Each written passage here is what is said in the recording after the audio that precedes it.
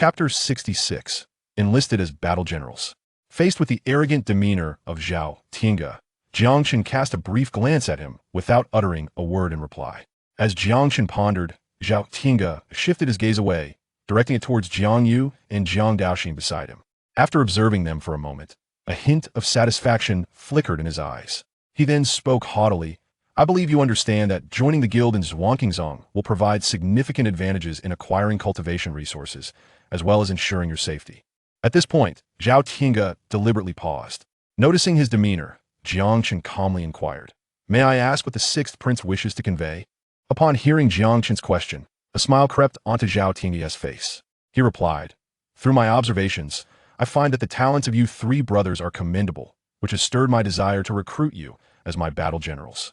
As soon as these words left his lips, the entourage behind him displayed expressions of envy. Whispers filled the air. Heavens, the sixth prince intends to recruit them as battle generals. This is an immense honor, truly a stroke of luck. Indeed, previously a powerful figure on the verge of transcending offered to become a battle general, yet the sixth prince declined. These three have truly ascended in status. With the sixth prince as their backing, they can navigate the inner sect with ease. Listening to the surrounding discussions, Xianxia's smile deepened, and the pride in his gaze intensified. In truth, not long ago, he had heard from others that Jiang Chen shared a close relationship with Xiao, which irked him greatly.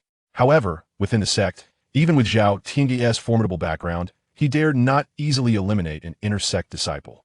The sect might turn a blind eye in other matters, but if fellow disciples harmed one another, the repercussions would be severe. Having painstakingly built his current influence, he would not let the efforts of his years be in vain for the sake of an inner disciple, especially since this foundation was crucial for his bid for the throne.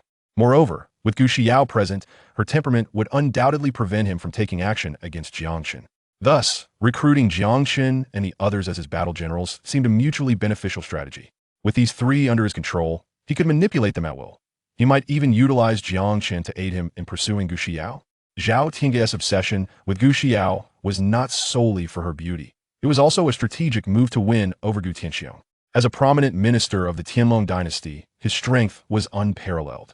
If he could bring such a heavyweight figure into his camp, the odds of successfully claiming the throne would rise to at least 70%, especially with the preparations he had made over the years. Thus, Xianxia was determined to win Xiao. Meanwhile, as Xianxia finished speaking, the smile on Jiang Chen's face faded instantly, and Jiang Yu slowly raised his head to look at Xianxia, his eyes glimmering with a peculiar light. Although Jiang Daoxin felt displeased, he chose not to engage with Xianxia, seeing that his elder brothers remained silent. Beside them, Xiao furrowed her brows and said sternly, "Sixth prince, what do you mean by this?" Xianxia replied, "Xiao, my proposal is for their benefit. As long as they become my battle generals, Liu Biao would certainly not dare to trouble Jiang Chen and his brothers. Isn't that sufficient?" Upon finishing, he donned a gentle smile, though a cold glint flickered deep within his eyes. Xianxia then turned his gaze toward Jiang Chen and the others. The others, observing this scene, also directed their attention toward them. They believed that as long as the Jiang brothers were sensible, they would not refuse this proposal, for the benefits of becoming battle generals outweighed the drawbacks. However, amidst the expectant gazes, Jiang Chen responded calmly, "We appreciate the sixth prince's goodwill, but we three brothers have grown accustomed to our freedom and do not wish to be subjugated." Upon hearing this, the group behind Xianxia was taken aback, their faces displaying incredulity. He turned it down. He actually rejected it. Truly ungrateful.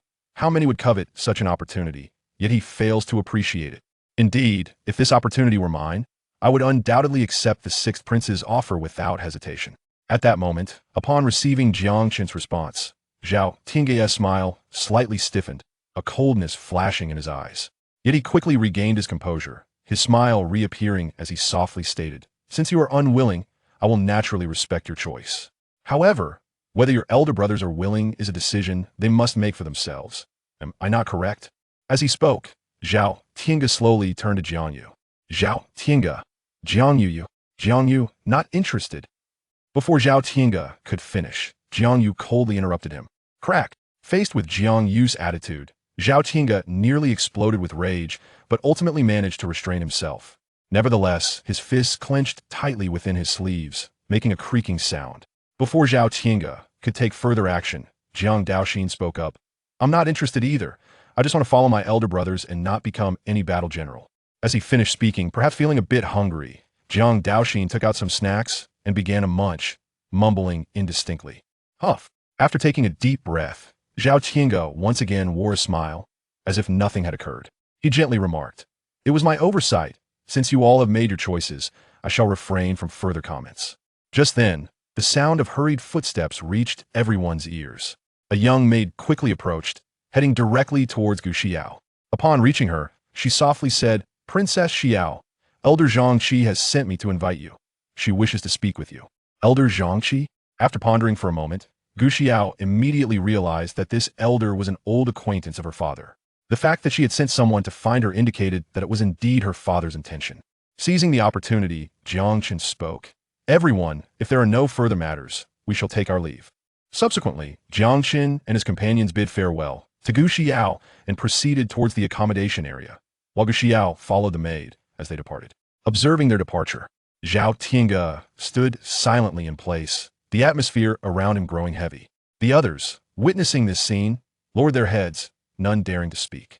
Chapter 67. The Movements of the Star Sea Society. With a long sigh of relief, Zhao Tiange spoke solemnly. "Let us proceed."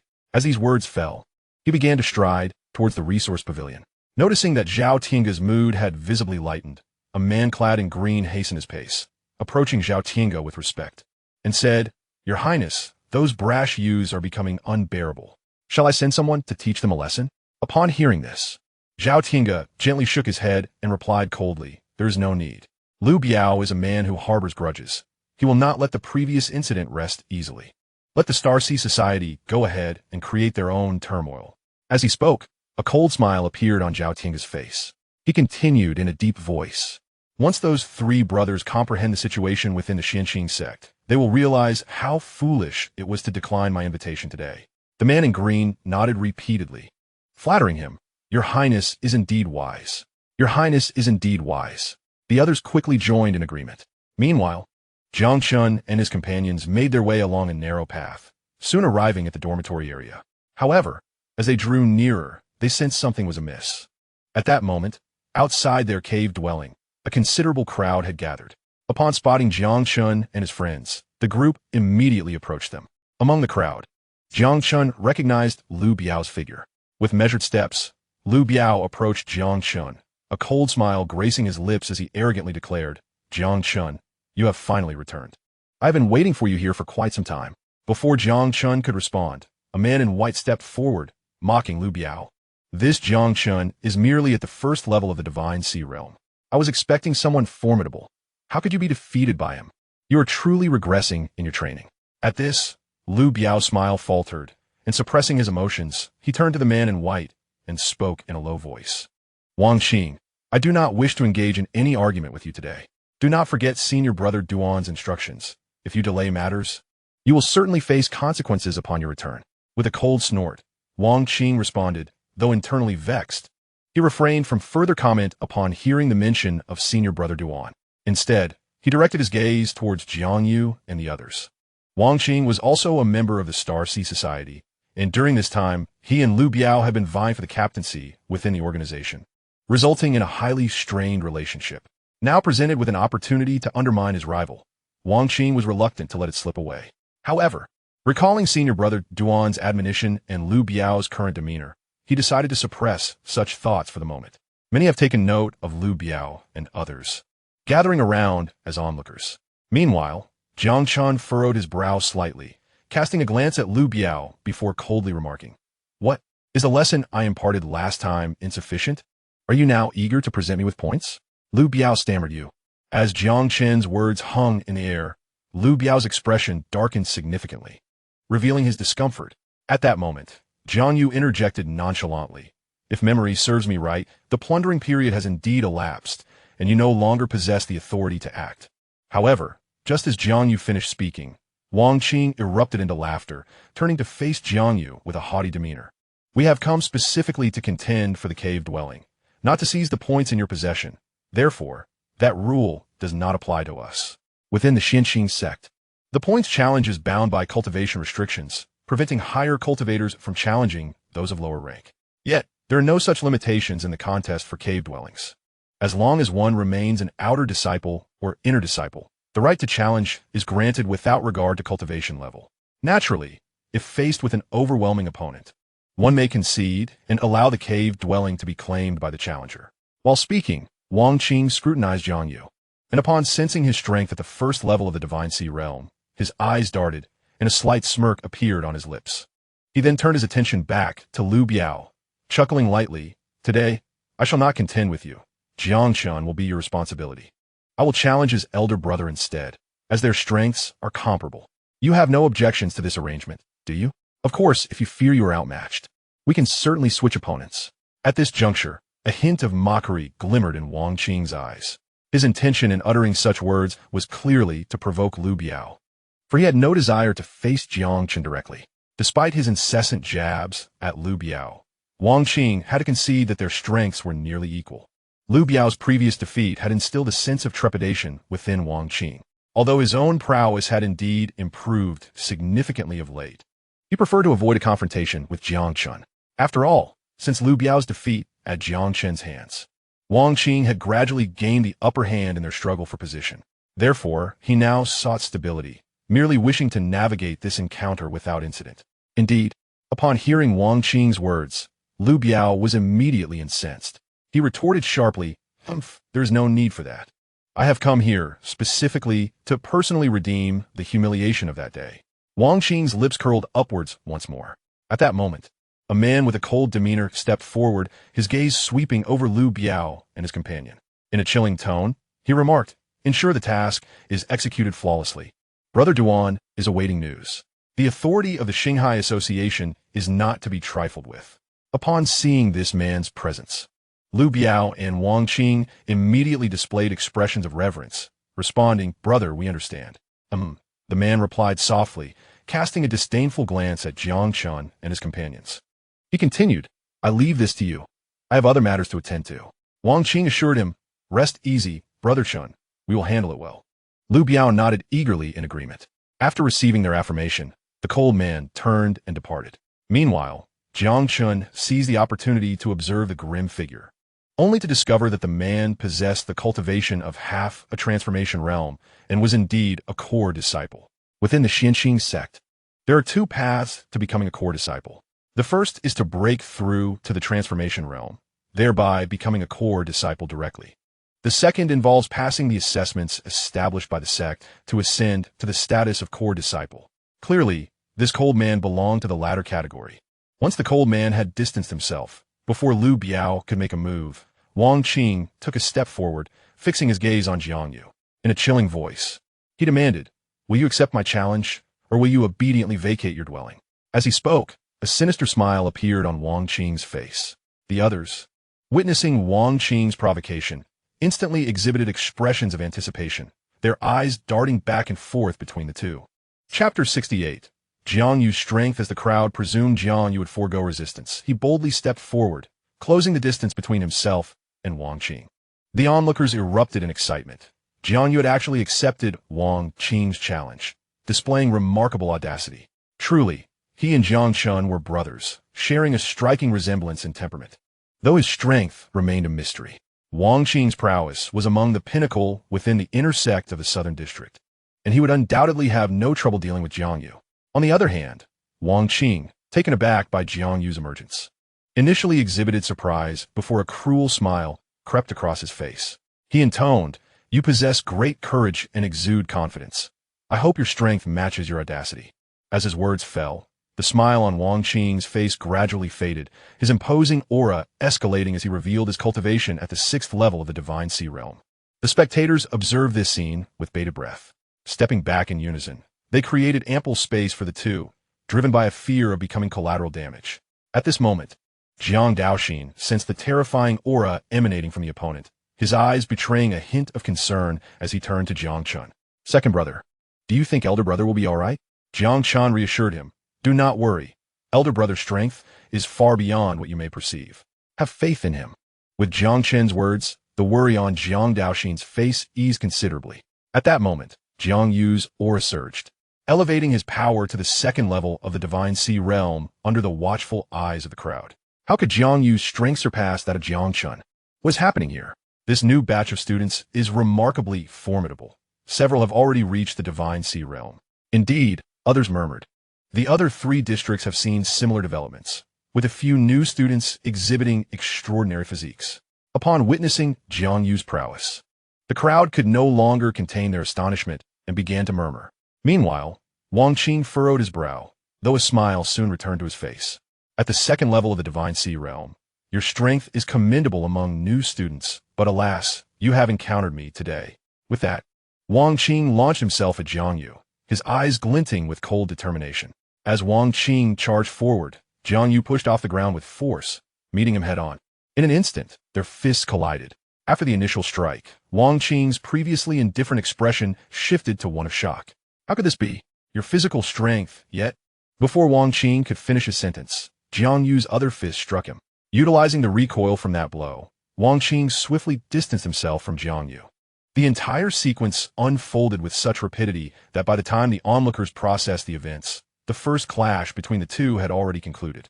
The crowd erupted in astonishment, their eyes wide with disbelief. Although Wang Qing may have merely been testing the waters, Jiang Yu not only held his ground but seemed to gain an advantage, completely defying expectations. On the sidelines, Li Biao furrowed his brow. He had assumed that only Jiang Chen from the Jiang family possessed exceptional strength.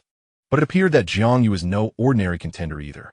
Although Jiang Yu's strength surprised Liu Biao, he quickly regained his composure, his expression remarkably serene. Having worked alongside Wang Qing for an extended period, Liu Biao was acutely aware of his opponent's capabilities. The earlier exchange was merely a cursory test and held no significant weight. Indeed, as Liu Biao's thoughts settled, Wang Qing moved once more. He charged towards Jiang Yu with remarkable speed, enveloped in a pale yellow aura, while a fierce wind stirred around him. Wang Qing raised his palm, aiming directly at Jiang Yu, and, as he swung his hand, the surrounding wind intensified. This was the yellow-tier advanced martial technique, Gentle Breeze Palm, and it was truly unexpected that Wang Qing had cultivated it to the minor completion stage. Jiang Yu was now in a predicament. With Wang Qing's 6th level of the Divine Sea realm, and combined with the minor completion of Gentle Breeze Palm, he would pose a formidable challenge even to a 7th level practitioner of the Divine Sea realm. On the other side, witnessing Wang Qing employ Gentle Breeze Palm, Liu Biao could not suppress a flicker of astonishment in his eyes. As Wang Qing closed in, Jiang Yu's vital energy surged rapidly, enveloping his body. His fists began to gather energy incessantly. Jiang Yu shouted, "Heavenly Gang Fist." With a resounding crash, he propelled himself forward at an astonishing speed towards Wang Qing, his fists emanating violet energy. At this moment, he unleashed a technique known as Yin Yang Fist, a martial skill of the low-grade Xian tier. Though its rank was not particularly high, the power it unleashed was impressive, especially when combined with Jiang Yu's Azure Dragon physique, achieving a remarkable effect of overwhelming force. The wind howled, and a continuous wailing sound resonated around them. Under the watchful eyes of the spectators, the two collided once more. Upon impact, Wang Qing immediately felt an immense force surge towards him, causing his pupils to constrict and a muffled groan to escape his lips. However, Wang Qing reacted swiftly, channeling his vital energy to quell the turbulent force, and then he swung his palm again, targeting Jiang Yu's chest. "Cloud-dispelling palm," he declared. As these words left his lips, the raging winds around them coalesced, accompanying Wang Qing's palm as it struck towards Jiang Yu. In response, Jiang Yu countered with Earthly Fiend Fist. As he executed the second form of his martial technique, a faint aura of malice emanated from him. At this juncture, Wang Qing was in closest proximity to Jiang Yu and could distinctly sense the shift in his opponent's energy. The surge of malice made him momentarily gasp for breath. Damn it, what manner of monster is this? Not only is his physical strength terrifyingly formidable, but the martial techniques he employs are equally enigmatic. Can such prowess truly belong to a mere minor family? Though his heart was filled with perplexity, Wang Qing showed no signs of hesitation. He fervently channeled the vital energy within him, amplifying its potency further. With a thunderous clash, the two attacks collided once more. In that fleeting moment, a terrifying wave of energy surged forth, causing many of the less skilled onlookers to pale and retreat hastily. However, what transpired next left the crowd in utter astonishment. Chapter 69. Let you all come at once with hurried steps. Wang Qing retreated, a flush creeping onto his face, and a trickle of blood escaped the corner of his mouth. His eyes were wide with shock, and his aura was in disarray. Cough, cough, he uttered, Jiang Yu. You. Before he could finish his sentence, the injuries within him surged uncontrollably, and he spat out a mouthful of blood. What? How is this possible? The spectators gasped in disbelief, while Lu Biao's face reflected incredulity as he instinctively took 2 steps back. He was acutely aware of Wang Qing's capabilities. Even with his 6th level of the Divine Sea Realm, defeating Wang Qing would be exceedingly challenging, if not outright impossible. Despite their antagonism, Lu Biao had to concede the impressive strength of his opponent. Among the inner disciples of the Southern District, few could claim victory over him. This was largely because many of the talented inner disciples had ascended to the creation realm, becoming core disciples, while others had directly engaged in challenges. Those who aspired to be the top among the chickens naturally preferred to remain within the inner sect, thus staying behind. At this moment, an eerie silence enveloped the surroundings, as the crowd gazed in astonishment at the Jiang brothers, no longer daring to mock. With Wang Qing's defeat, Lu Biao's involvement seemed futile. After all, he had suffered a thorough defeat previously, and even with recent improvements, his chances of victory were slim.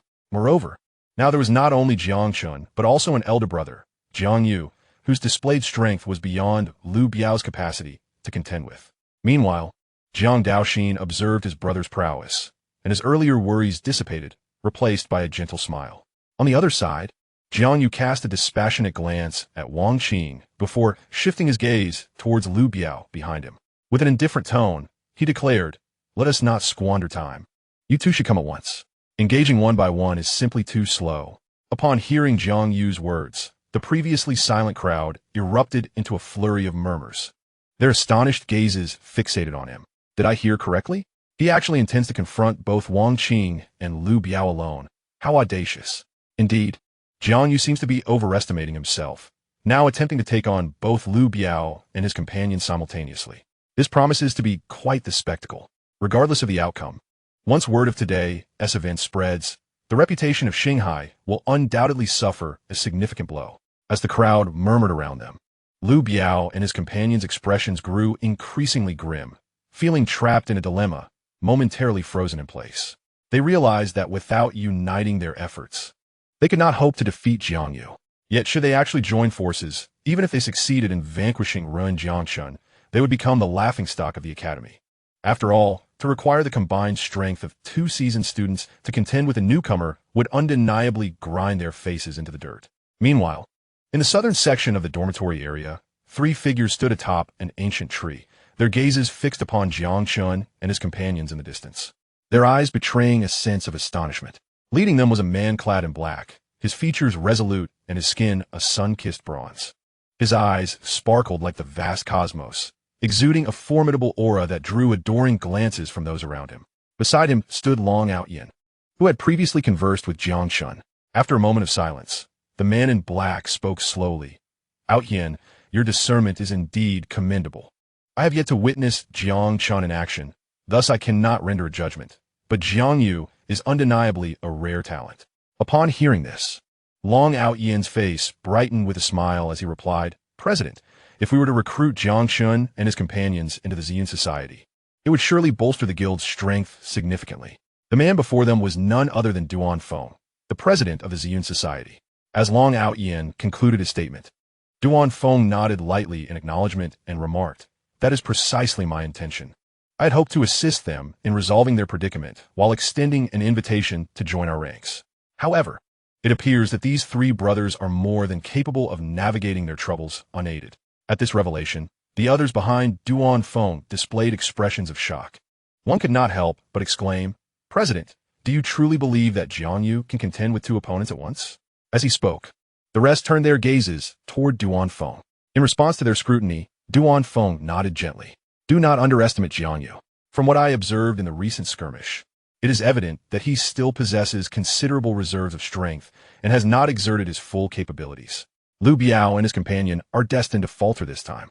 Yet, upon hearing the enigmatic conclusion of Duan Feng's statement, the previously astonished crowd wore expressions of confusion. Long Outyin inquired softly, "President, what do you find regrettable?" Duan Feng withdrew his gaze, leaving the question lingering in the air. In a soft voice, It was lamented that geniuses endowed with such talents typically do not favor a subordinate position, rendering the likelihood of their recruitment virtually non-existent, especially considering that they had previously extended invitations to them. As Duan Feng's words hung in the air, Long Aoyan's face reflected a contemplative expression. He nodded slightly and then spoke. President, regardless of the circumstances, we must at least make an attempt. Furthermore, joining the Xian Association imposes no restrictions on them. And I believe Jiang Chen and the others would likely agree. Duan Feng replied, Very well, I shall entrust this matter to you. Should you encounter any insurmountable issues, simply inform me. The rest is entirely in your hands. Long Aoyan affirmed, Understood, President. Meanwhile, observing the silent Wang Qing and his companions, Jiang Yu furrowed his brow and spoke in a deep tone. What is the matter? Did you fail to hear my words? If you are unwilling to take action, kindly step aside. Upon witnessing Jiang Yu's indifferent demeanor, Wang Qing was instantly incensed, feeling insulted as his aura surged violently once more. Jiang Yu, do not let your arrogance cloud your judgment. The Shanghai Association will certainly teach you a lesson today. With that, Wang Qing turned to Lu Biao and said, Since he has spoken so boldly, we shall have no reservations. Let us subdue him first. Lu Biao immediately understood and stepped forward to stand alongside Wang Qing. Their gazes fixed intently on Jiang Yu. As they prepared to strike in unison, the others fell silent, refraining from further discussion. Jiang Daoxin, witnessing this scene, felt a surge of anger. Second brother, they are pushing us too far. We must assist eldest brother and teach these two a proper lesson. Observing Jiang Daoxin's furious expression, Jiang Chen gently patted his shoulder and said softly, Do not rush. Trust in eldest brother's strength and simply watch closely. Although Jiang Daoxin remained somewhat anxious upon seeing Jiang Chen's calm demeanor, he managed to rein his emotions. In another part of the scene, Wang Qing and Lu Biao exchanged glances and simultaneously charged towards Jiang Yu. The onlookers became intensely focused on the unfolding confrontation. With a thunderous roar, before Wang Qing and Lu Biao could close the distance, Jiang Yu propelled himself forward at an astonishing speed, creating a sonic boom in the air. Lu Biao shouted, Thunder Fist. As his voice echoed, a series of crackling sounds emanated from his arm, with purple arcs of electricity flickering and a piercing noise reverberating in the atmosphere. Wang Qing, despite enduring pain, swung his fist towards Jiang Yu. Both were consumed by fury, unleashing their full power without restraint, generating a terrifying pressure. The sight left the onlookers with a shiver down their spines, confronted with the terrifying full-force assaults of the two adversaries. Jiang Yu found himself enveloped in a pale yellow gas. Subsequently, he unleashed a flurry of punches with astonishing speed, engaging in a fierce battle with Wang Qing and his companion. The air reverberated with thunderous sounds as the three clashed, prompting many spectators to gasp in disbelief. At that moment, Jiang Yu not only held his ground against their simultaneous attacks, but subtly began to dominate the two. The sheer velocity of his strikes left the crowd in awe. What martial art was Jiang Yu employing? Its speed was unparalleled, and the power it wielded was utterly formidable. Indeed, judging by the current circumstances, the technique he was utilizing was undoubtedly at least of the mysterious tier. Meanwhile, Jiang Daoxin observed Jiang Yu's relentless offensive and murmured, Brother, could it be that the technique you are using is the Shadow Fist? Is its power truly so immense? In response to Jiang Daoxin's inquiry, Jiang Chen slowly replied, Did not elder brother give you this martial art long ago? Have you not practiced it? Hearing this, Jiang Daoxin sheepishly scratched his head and replied, I found this technique too light, not to my liking, so I haven't practiced it much. Too light? Jiang Chen was momentarily at a loss for words in light of Jiang Daoxin's response. After pondering for a moment, a glimmer of insight illuminated Jiang Chen's eyes.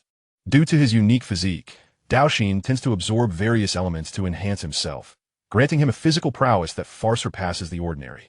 If paired with the dragon elephant suppressing Heaven Fist, it would surely yield remarkable results. With this thought, a smile crept upon Jiang Chen's lips. Second brother, what is it? Jiang Daoxin's voice broke through, prompting Jiang Chen to lift his gaze towards him. He gently shook his head and responded, I have just recalled something. I will share it with you once elder brother's fight concludes. For now, keep your focus. Understood, second brother. With that, Jiang Daoxin redirected his attention back to Jiang Yu and the others. In an instant, the three had exchanged blows multiple times, and the spectators held their breath, fixated on the unfolding confrontation. As time progressed, the conditions of Wang Qing and his companion deteriorated. They began to retreat under Jiang Yu's relentless barrage. Damn it! Wang Qing seethed, feeling cornered by Jiang Yu's persistent strikes. While Biao's situation was no better. Just then, a surge of true energy coursed through Jiang Yu, and a cold glint flickered in his eyes as he shouted, "Heavenly Dragon Fist!" Jiang Yu, with remarkable swiftness, swung his fist towards Wang Qing's chest. "Jiang Yu, how dare you!" Wang Qing exclaimed. However, before he could finish his words, Jiang Yu's fist struck his chest with tremendous force, causing blood to spurt forth. With a resounding thud, Wang Qing's body was propelled backward, crashing heavily onto the ground. "Damn it!" Lu Biao exclaimed, his expression shifting dramatically as he beheld Wang Qing's flight. The two had failed to subdue Jiang Yu together, and now, with Wang Qing severely injured, Lu Biao realized he was no match for his opponent. Yet, before Lu Biao could brace himself, Jiang Yu had already turned and charged towards him. The terrifying aura enveloped him even before Jiang Yu arrived. Realizing that escape was futile, Lu Biao frantically channeled his internal energy, positioning his hands defensively in front of him. Thud! Ah! The sound of shattering bones echoed as Jiang Yu's fist descended. Overwhelmed by excruciating pain, Lu Biao could not help but let out a wretched scream. He felt an agonizing sensation in his internal organs, blood continuously spilling from his mouth, rendering him a pitiful sight. At that moment, Lu Biao's confidence dissipated, replaced by a glimmer of fear as he retreated frantically. Yet, his current pace was no match for Jiang Yu's speed. In no time, Jiang Yu caught up with Lu Biao, launching another rapid assault towards his chest. Just then, a chilling voice rang out. Upon hearing it, Lu Biao's eyes sparkled with excitement, his fear vanishing entirely. "Senior brother, save me," he cried out. Just as Jiang Yu was about to make contact with Lu Biao, a man in a black robe suddenly appeared before him. The black-robed figure cast a disdainful glance at Jiang Yu before raising his fist to meet the attack. Boom! With a resounding impact, the black-robed man stood firm, while Jiang Yu was forced to retreat several steps before regaining his footing. Although his breath was somewhat ragged, Jiang Yu emerged unscathed. The black-robed figure, the same cold man who had departed not long ago, was now before him. Is it possible he sustained no injury? The black-robed man exhibited a look of astonishment at the sight. Upon seeing the black-robed figure, Lu Biao hastily spoke. "Senior brother Yang Yi, this fellow's strength is truly bizarre. You must silence." Lu Biao's words were abruptly cut short. The black-robed man admonished him sharply. Indeed, Yang Yi was the name of the man in black. Upon witnessing Yang Yi's piercing gaze, Lu Biao promptly sealed his lips. Meanwhile, Jiang Chen, noticing the sudden appearance of Yang Yi, hastened towards Jiang Yu, closely followed by Jiang Daoxin. In no time, the three brothers of the Jiang family gathered, standing in opposition to Yang Yi. Observing the scene, the surrounding crowd was filled with astonishment. It was utterly beyond their expectations that even a core disciple would intervene. Cough, cough. Although Jiang Yu had not sustained severe injuries, the backlash still compelled him to cough a few times, his complexion paling slightly. Chapter 71. No longer concealed, the three dragons of the Jiang family. Yang Yi's gaze fell upon Jiang Yu and his brothers, a glimmer of coldness flickering in his eyes. In a deep voice, he remarked, "To withstand my attack head-on is quite remarkable. No wonder Wang Qing and the others were defeated by you." As his words lingered, a cruel smile crept upon Yang Yi's lips, his aura gradually intensifying. Witnessing this, Jiang Daoxin erupted in anger, exclaiming, "What, do you intend to attack us? Are you not afraid of retribution from the sect's elders? Or is it that your Starry Sea society relishes in bullying others?" From the murmurs of the crowd, Jiang Yu discerned the identity of the core disciple. Thus he invoked the sect's rules. In response to Jiang Yu's challenge, Yang Yi's expression grew even colder. He replied gravely, "Whether the sect punishes or not is not your concern. Perhaps you should worry about yourself instead. Initially, I only intended for Wang Qing and his companion to teach you a lesson, but my mind has changed. If I do not receive a satisfactory explanation today, I would not hesitate to take matters into my own hands." With that said, Yang Yi took a deliberate step forward, his aura pressing heavily upon Jiang Chen. Sensing the overwhelming pressure, both Jiang Chen and Jiang Yu stepped forward, shielding Jiang Daoxin behind them, their gazes unwaveringly fixed on Yang Yi, devoid of any fear. Observing the actions of Jiang Yu and Jiang Chen, Jiang Daoxin felt a surge of gratitude. He understood that his current strength was insufficient, and his elder brother's actions were to protect him from the oppressive aura. Having realized this, Jiang Daoxin felt an intense yearning to grow stronger for the first time. HM? Watching the two brothers, Yang Yi's eyes glinted with murderous intent, his aura turning chillingly cold. He coldly inquired, "Do you intend to confront me?" Boom. Jiang Chen and Jiang Yu did not respond verbally, yet their auras surged dramatically. Under the gaze of the crowd, Jiang Yu instantly ascended to the third level of the divine sea realm. How could this be possible? Did he not exert his full strength during the battle with Wang Qing and the others? Good heavens, what manner of monster is this? No, look quickly. Jiang Chen's prowess is also suspect. He is at the third level of the divine sea realm, not the fourth. Jiang Chen has indeed concealed his strength. Are the new students nowadays so formidable? Yang Yi, witnessing this scene, couldn't help but furrow his brow. He never anticipated that Jiang Yu possessed such terrifying talent, triumphing even while hiding his capabilities. Jiang Chen astonished him as well. Not long ago, Liu Biao had claimed that Jiang Chen's strength was only at the first level of the divine sea realm. Yet now, he had directly ascended to the fourth level. Had he known of the opponent's talent, he would never have allowed Liu Biao and the others to provoke him. After all, had they recruited them into the Star Sea Association, the minimum would be two formidable beings of the transformation realm, significantly enhancing the overall strength of the association. Moreover, given their displayed combat prowess, once they broke through to the transformation realm, they would undoubtedly be among the stronger individuals. However, now the Star Sea Association had thoroughly offended Jiang Chen and his companions. It was impossible to recruit them again. Contemplating this, Yang Yi felt an unnameable fury rising within him as he cast a cold glance at Liu Biao behind him. Were it not for Liu Biao's erroneous report, the situation would not have escalated to this point. Sensing Yang Yi's gaze, Liu Biao's expression turned exceedingly grim, but he dared not show any disrespect, hastily lowering his head. At that moment, Jiang Daoxin took 2 steps forward, standing alongside Jiang Yu. Faced with Yang Yi's pressure, which was a half step into the transformation realm, beads of sweat began to form on Jiang Daoxin's forehead, yet his gaze remained unwavering. Before Jiang Chen and the others could inquire, Jiang Daoxin spoke first. "Eldest brother, second brother, though my strength pales in comparison to yours, the Jiang family does not harbor cowards. Today, the 3 of us shall fight side by side."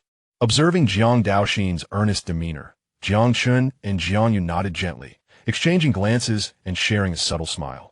Simultaneously, beneath this immense pressure, the energy that Jiang Daoxin had accumulated began to surge wildly. As this energy was continuously refined, Jiang Daoxin's form grew noticeably leaner. Yet, the surrounding crowd wore expressions of shock, for Jiang Daoxin's strength was evidently on the rise, now merely a step away from the divine sea realm, showing no signs of halting. With a powerful wave of energy radiating outward, Jiang Daoxin's prowess surged, breaking through to the divine sea realm. When it had become so effortless to attain the divine sea realm? Observing the trio standing side by side, the onlookers were filled with astonishment. The series of unexpected events left them somewhat bewildered. Meanwhile, Yang Yi's expression was equally grim. He had never anticipated that Jiang Daoxin would exploit his own pressure to break through. Furthermore, noticing the eager glances of Jiang Chen and his companions, Yang Yi's fists tightened, and he slowly stepped forward. Good, good, good, he exclaimed. Such profound brotherhood. It seems you have chosen to resist until the end. Let us witness your capabilities. With that declaration, a thunderous roar erupted as Yang Yi unleashed a surge of power from his legs, causing numerous cracks to form in the ground. He charged toward Jiang Chen and his companions, a tremendous wave of energy following in his wake, creating a fierce wind that rapidly expanded outward. Confronted by this terrifying force, the disciples gathered around instinctively retreated, their faces paling as their breaths quickened. As Yang Yi advanced, Jiang Chen exchanged a glance with Jiang Yu before launching himself forward. With a powerful roar resonating within him, akin to the sound of a dragon or elephant, Jiang Chen accelerated, swinging his fist toward Yang Yi, the air filled with his battle cry. At that moment, he was employing the first stance of the dragon-elephant shockwave fist. The divine elephant shatters the heavens. Sensing the formidable aura emanating from Jiang Chen, Yang Yi's eyes narrowed slightly, revealing a hint of surprise. Meanwhile, Jiang Yu's long hair billowed in the wind as he quickened his pace, his gaze sharp and resolute. Jiang Daoxin followed closely behind. Just as Yang Yi was about to collide with Jiang Chen, an elderly man suddenly appeared between them, extending his arms toward both Jiang Chen and Jiang Yu. A series of booming sounds ensued as the elder firmly neutralized their attacks. The unexpected appearance of this elder plunged the scene into silence. Yang Yi's expression shifted slightly, and he instinctively took 2 steps back after withdrawing his hand. Once he regained his composure, Yang Yi spoke softly, "Greetings, Elder Chen." Indeed, the elder who had materialized was none other than Chen Hongquan. Upon hearing Yang Yi's greeting, Chen Hongquan cast a calm glance in his direction, his demeanor betraying no emotion. Turning to look at Jiang Chen, he inquired, "Young man, are you unharmed?" In response to Chen Hongquan's concerned question, Jiang Chen replied, "Thank you for your concern, Elder Chen. I have not sustained any injuries." Chen Hongquan regarded Jiang Chen with a profound gaze. In a soft voice, he murmured, "Well, as long as everything is fine." After responding, Chen Hongquan slowly placed his hand behind his back and directed his gaze towards Yang Yi. However, what went unnoticed by the others was that the hand with which Chen Hongquan had received Jiang Chen's attack was slightly trembling, and the palm was flushed bright red. Meanwhile, Jiang Yu, upon the sudden appearance of Chen Hongquan, also restrained his aura and stepped closer to Jiang Chen. Before long, Jiang Daoxin rushed over as well. After a moment of contemplation, Chen Hongquan spoke coldly. "Yang Yi, as a core disciple of our sect, you have disregarded the regulations and taken action against an inner disciple, thus violating the sect's laws. If you do not provide this elder with a satisfactory explanation, you shall face 3 days of solitary reflection at the Cliff of Remorse, and you will forfeit your opportunity to enter the divine abyss secret realm." Upon hearing these words, Yang Yi's expression changed immediately. The divine abyss secret realm presented a valuable opportunity to enhance his own strength. Missing this chance would undoubtedly set him back in his cultivation.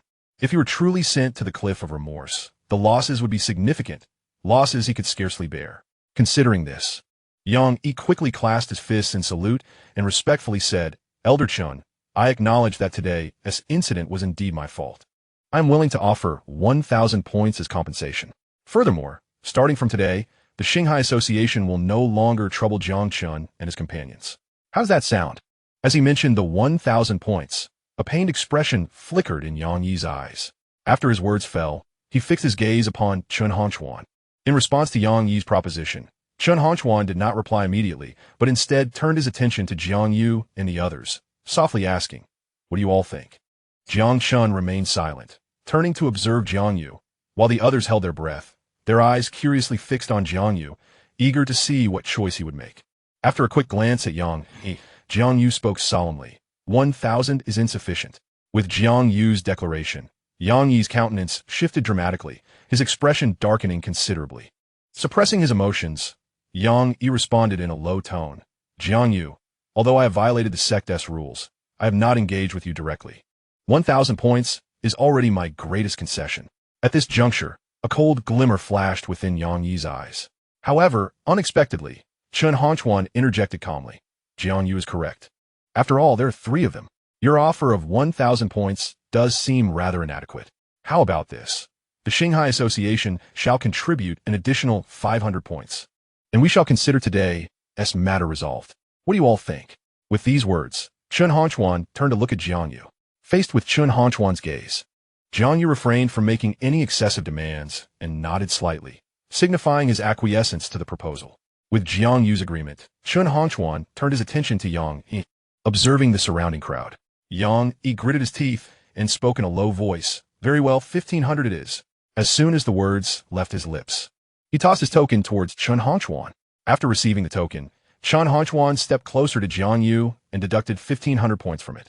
Subsequently, he returned the token to Yang Yi and stated solemnly, "Given that no grave error has been committed today, I shall grant you an opportunity for redemption. Should there be a next time, do not blame me for being unyielding. Do you understand?" Although Yang Yi felt considerable dissatisfaction within, he suppressed his emotions and replied, "Disciple understands." Upon witnessing Yang Yi's response, Lu Biao and the others immediately echoed, "We understand." Meanwhile, Jiang Chen observed the scene with a hint of surprise in his eyes. He had not anticipated that Chen Hongquan, as an outer sect elder, possessed such authority that compelled Yang Yi and the others to submit. Logically, as a core disciple, Yang Yi should not be subject to the oversight of an outer sect elder, even if he had breached certain sect regulations. Yet, the crowd around them displayed no astonishment. Rather, They remained remarkably composed, as if the entire affair was entirely expected. It appears that Elder Chen's status is far more significant than merely that of an outer sect elder, Jiang Chen mused to himself.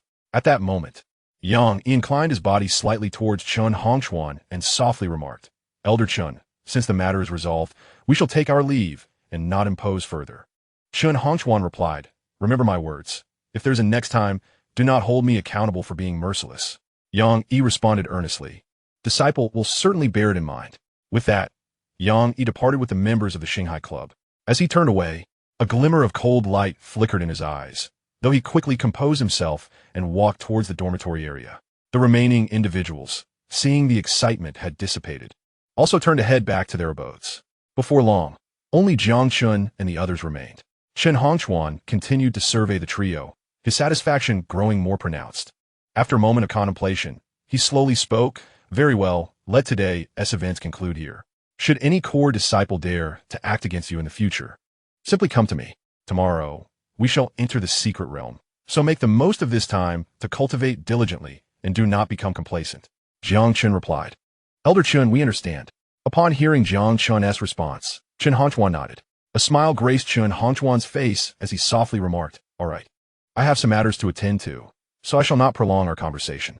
After exchanging a few words, he turned and departed. Once he reached a secluded area, he raised his slightly numb palm, observing the faint crimson mark upon it. A look of astonishment crossed his features. "These young ones from the Jiang family have truly surprised me. I wonder what kind of cultivation technique they practice to wield such formidable power. It is indeed beyond comprehension." The thought of Jiang Chen and his companion's prowess brought an involuntary smile to Chen Hongchuan's lips as he continued on his way. Chapter 73. Heart to Heart Among Brothers. The secret gathering in the back mountain. Meanwhile, as Chen Hongchuan left, Jiang Chen withdrew his gaze and turned to Jiang Yu and the others beside him. He spoke softly, "Elder brother, let us visit my place for a moment. I have some items I wish to share with you." Upon hearing this, Jiang Yu was slightly taken aback, yet he was not overly surprised. Throughout their time together, he had sensed that his younger brother was far from ordinary. However, Jiang Yu refrained from probing further, as everyone harbored their own secrets. As long as Jiang Chen was his brother, that was sufficient. The rest mattered little to him. After a moment of contemplation, Jiang Yu turned to Jiang Daoxin and quietly said, "Daoxin, you go with Chen to his place first. I will return to my cave to fetch some items for you." "All right, brother," Jiang Daoxin replied. With Jiang Yu's words, Jiang Chen quickly realized that his brother had recently taken quite a few spiritual herbs and was likely returning to retrieve some elixirs. Nodding in acknowledgement, Jiang Chen led Jiang Daoxin toward his cave. Before long, Jiang Yu arrived at Jiang Chen's dwelling, and as anticipated, he bore several elixirs in hand. These are 4th-rank Tanyuan pills. Not only do they provide a substantial amount of energy, but they also enhance the speed of spiritual energy absorption. With their aid, your cultivation speed can increase by at least 30%. As he spoke, Jiang Yu extended a porcelain vial towards Jiang Chen and Daoxin. Receiving the vial without hesitation, the two brothers accepted it graciously. After completing this exchange, the trio gathered around the table. Jiang Chen, without delay, produced several handwritten notes from his robes and passed them to Jiang Daoxin and Jiang Yu. Upon taking a glance at the notes, Jiang Yu's eyes revealed a glimmer of surprise. The Hunyuan Ju, the Dragon Elephant Shockwave Fist. The names inscribed upon the notes piqued Jiang Yu's curiosity. While Jiang Daoxin too took hold of the notes, his gaze fixating on the Dragon Elephant Shockwave Fist. With just a fleeting glance, Jiang Daoxin was immediately enraptured, his eyes brimming with excitement. At that moment, Jiang Yu was scrutinizing the Hunyuan Ju. As he observed further, the astonishment in his gaze intensified. "Chen, my dear brother, this technique of yours is truly remarkable. Initially, I intended to provide you with a body tempering technique, but it seems that will no longer be necessary. This is sufficient. However, it appears that this technique is incomplete, which presents a bit of a dilemma. Rest assured, brother, grant me a little time, and I shall resolve this issue." Jiang Chen replied.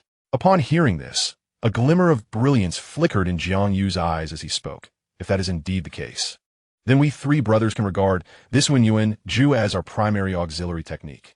Seeing Jiang Yu's admiration for this auxiliary technique piqued Jiang Daoxin's interest as well. After a brief exchange among the three, Jiang Chen looked toward Jiang Yu and softly inquired, "Brother, I heard from Daoxin that you selected a flawed technique from a second level?" "Indeed," Jiang Yu affirmed with a gentle nod, producing a book from his robe. This technique holds no intrinsic value, yet it conceals something extraordinary. As he spoke, Jiang Yu retrieved a piece of animal hide from within his garments. Upon examining the hide, a look of surprise crossed Jiang Chen's face as he instinctively picked it up. Observing the peculiar patterns etched upon it, he murmured, "Brother, this animal hide seems to be incomplete." "You are correct in your assumption. There are a total of 3 pieces of this hide. If we can gather them all, we shall possess a complete map. If my conjecture is accurate, the inscriptions on this hide pertain to the Devoured realm practitioners." As Jiang Yu's words echoed in the air, both Jiang Chen and Jiang Daoxin exchanged expressions of shock. The Devoured realm is synonymous with the emperors of humankind, often referred to as the imperial realm. The fact that this animal hide is connected to such emperors would undoubtedly send countless cultivators into a frenzy if the news were spread. Yet, Jiang Yu displayed no hesitation in revealing it, demonstrating the profound trust he placed in Jiang Chen and Jiang Daoxin. The trio did not linger for long. After a brief conversation, Jiang Yu and Jiang Chen rose to depart. With the secret realm expedition on the morrow, they sought to utilize this time to augment their strength and practice the martial skills Jiang Chen had provided. Unbeknownst to them, however, the news of Wang Qing's defeat had already stirred a commotion within the Xianxia sect, prompting numerous guilds to commence their inquiries into the matter. In the back mountains of the Xianxia sect, Chen Hongchuan sat upon a stone bench, facing an elderly man with graying hair. After a moment of contemplation, the elder spoke softly, "Old Chen, you have truly surprised me this time, attracting such remarkable young talents." Chen Hongchuan's face revealed an awkward smile as he responded, "Old Hong. To be honest, I too am utterly astonished. Not long ago, the 3 of them were merely in the body refinement stage. Yet they have now ascended to the divine sea stage. I must admit, I misjudged them this time."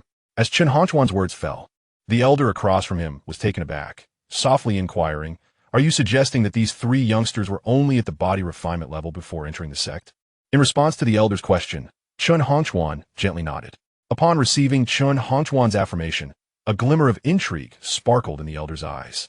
He murmured, "In just a few days, their cultivation has surged so dramatically. If they were not concealing their true abilities, they must possess some unique constitution." After a moment of contemplation, Elder Hong raised his gaze to Chen Hongchuan and asked, "Old Chen, what do you think is the situation with these 3 young ones from the Jiang family?" This time, Chen Hongchuan hesitated. After a brief silence, he replied softly, "It is challenging to provide a clear answer. I cannot discern their true nature. They exhibit no distinct characteristics of any constitution, yet their combat prowess is extraordinarily formidable." Jiang Yu, despite being merely at the 2nd level of the Divine Sea, managed to triumph over Wang Qing and Lu Biao's combined efforts. Moreover, his younger brother Jiang Chen is equally impressive. Their level of combat strength is likely beyond that of even those with special constitutions. It is truly unfathomable. Upon hearing Chen Hongchuan's words, the elder fell into silence, his eyes shimmering with astonishment and a hint of joy. Observing the elder's quiet contemplation, Chen Hongchuan spoke again, "Old Hong, would you like me to summon these 3 youngsters for a thorough examination?" However, upon hearing Chen Hongchuan's suggestion, the elder gently shook his head. He replied softly, "There is no need. Currently, too many forces are fixated on the Xianxia sect. If we keep a close watch, it may inadvertently place them in peril. For now, let everything proceed as usual. You should protect them from the shadows. Perhaps these 3 youngsters from the Jiang family can alter the dire circumstances faced by the Xianxia sect." Seeing the elder's profound concern for Jiang Chen and the others, Chen Hongchuan's eyes widened in surprise. Regaining his composure, he solemnly responded, "Understood." After conversing for a while, Chen Hongchuan rose and departed from the back mountain. Chapter 74, North District, Guchangfeng. Time passed swiftly, and soon it was the following day. Today, without a summons from the sect, everyone gathered voluntarily at the mission hall. Jiang Chen and his companions were among the crowd. However, they distinctly sensed a hint of reverence in the gazes of the inner and outer disciples directed towards them. After a moment of contemplation, Jiang Chen immediately understood the reason behind this regard. It is undoubtedly due to the rumors of yesterday that the demeanor of these individuals has shifted so dramatically. At that moment, Jiang Chen spotted Su Tian amidst the crowd. Typically, when this fellow encounters him, he seizes every opportunity to mock him. However, today he deliberately kept his distance. Upon sensing Jiang Chen's gaze, Su Tian's expression momentarily stiffened, betraying a hint of discomfort. Casting a reluctant glance at Jiang Chen, he hastened his steps and soon vanished into the throng. As he moved forward, Su Tian found himself clenching his fists. He had once held Jiang Chen in disdain.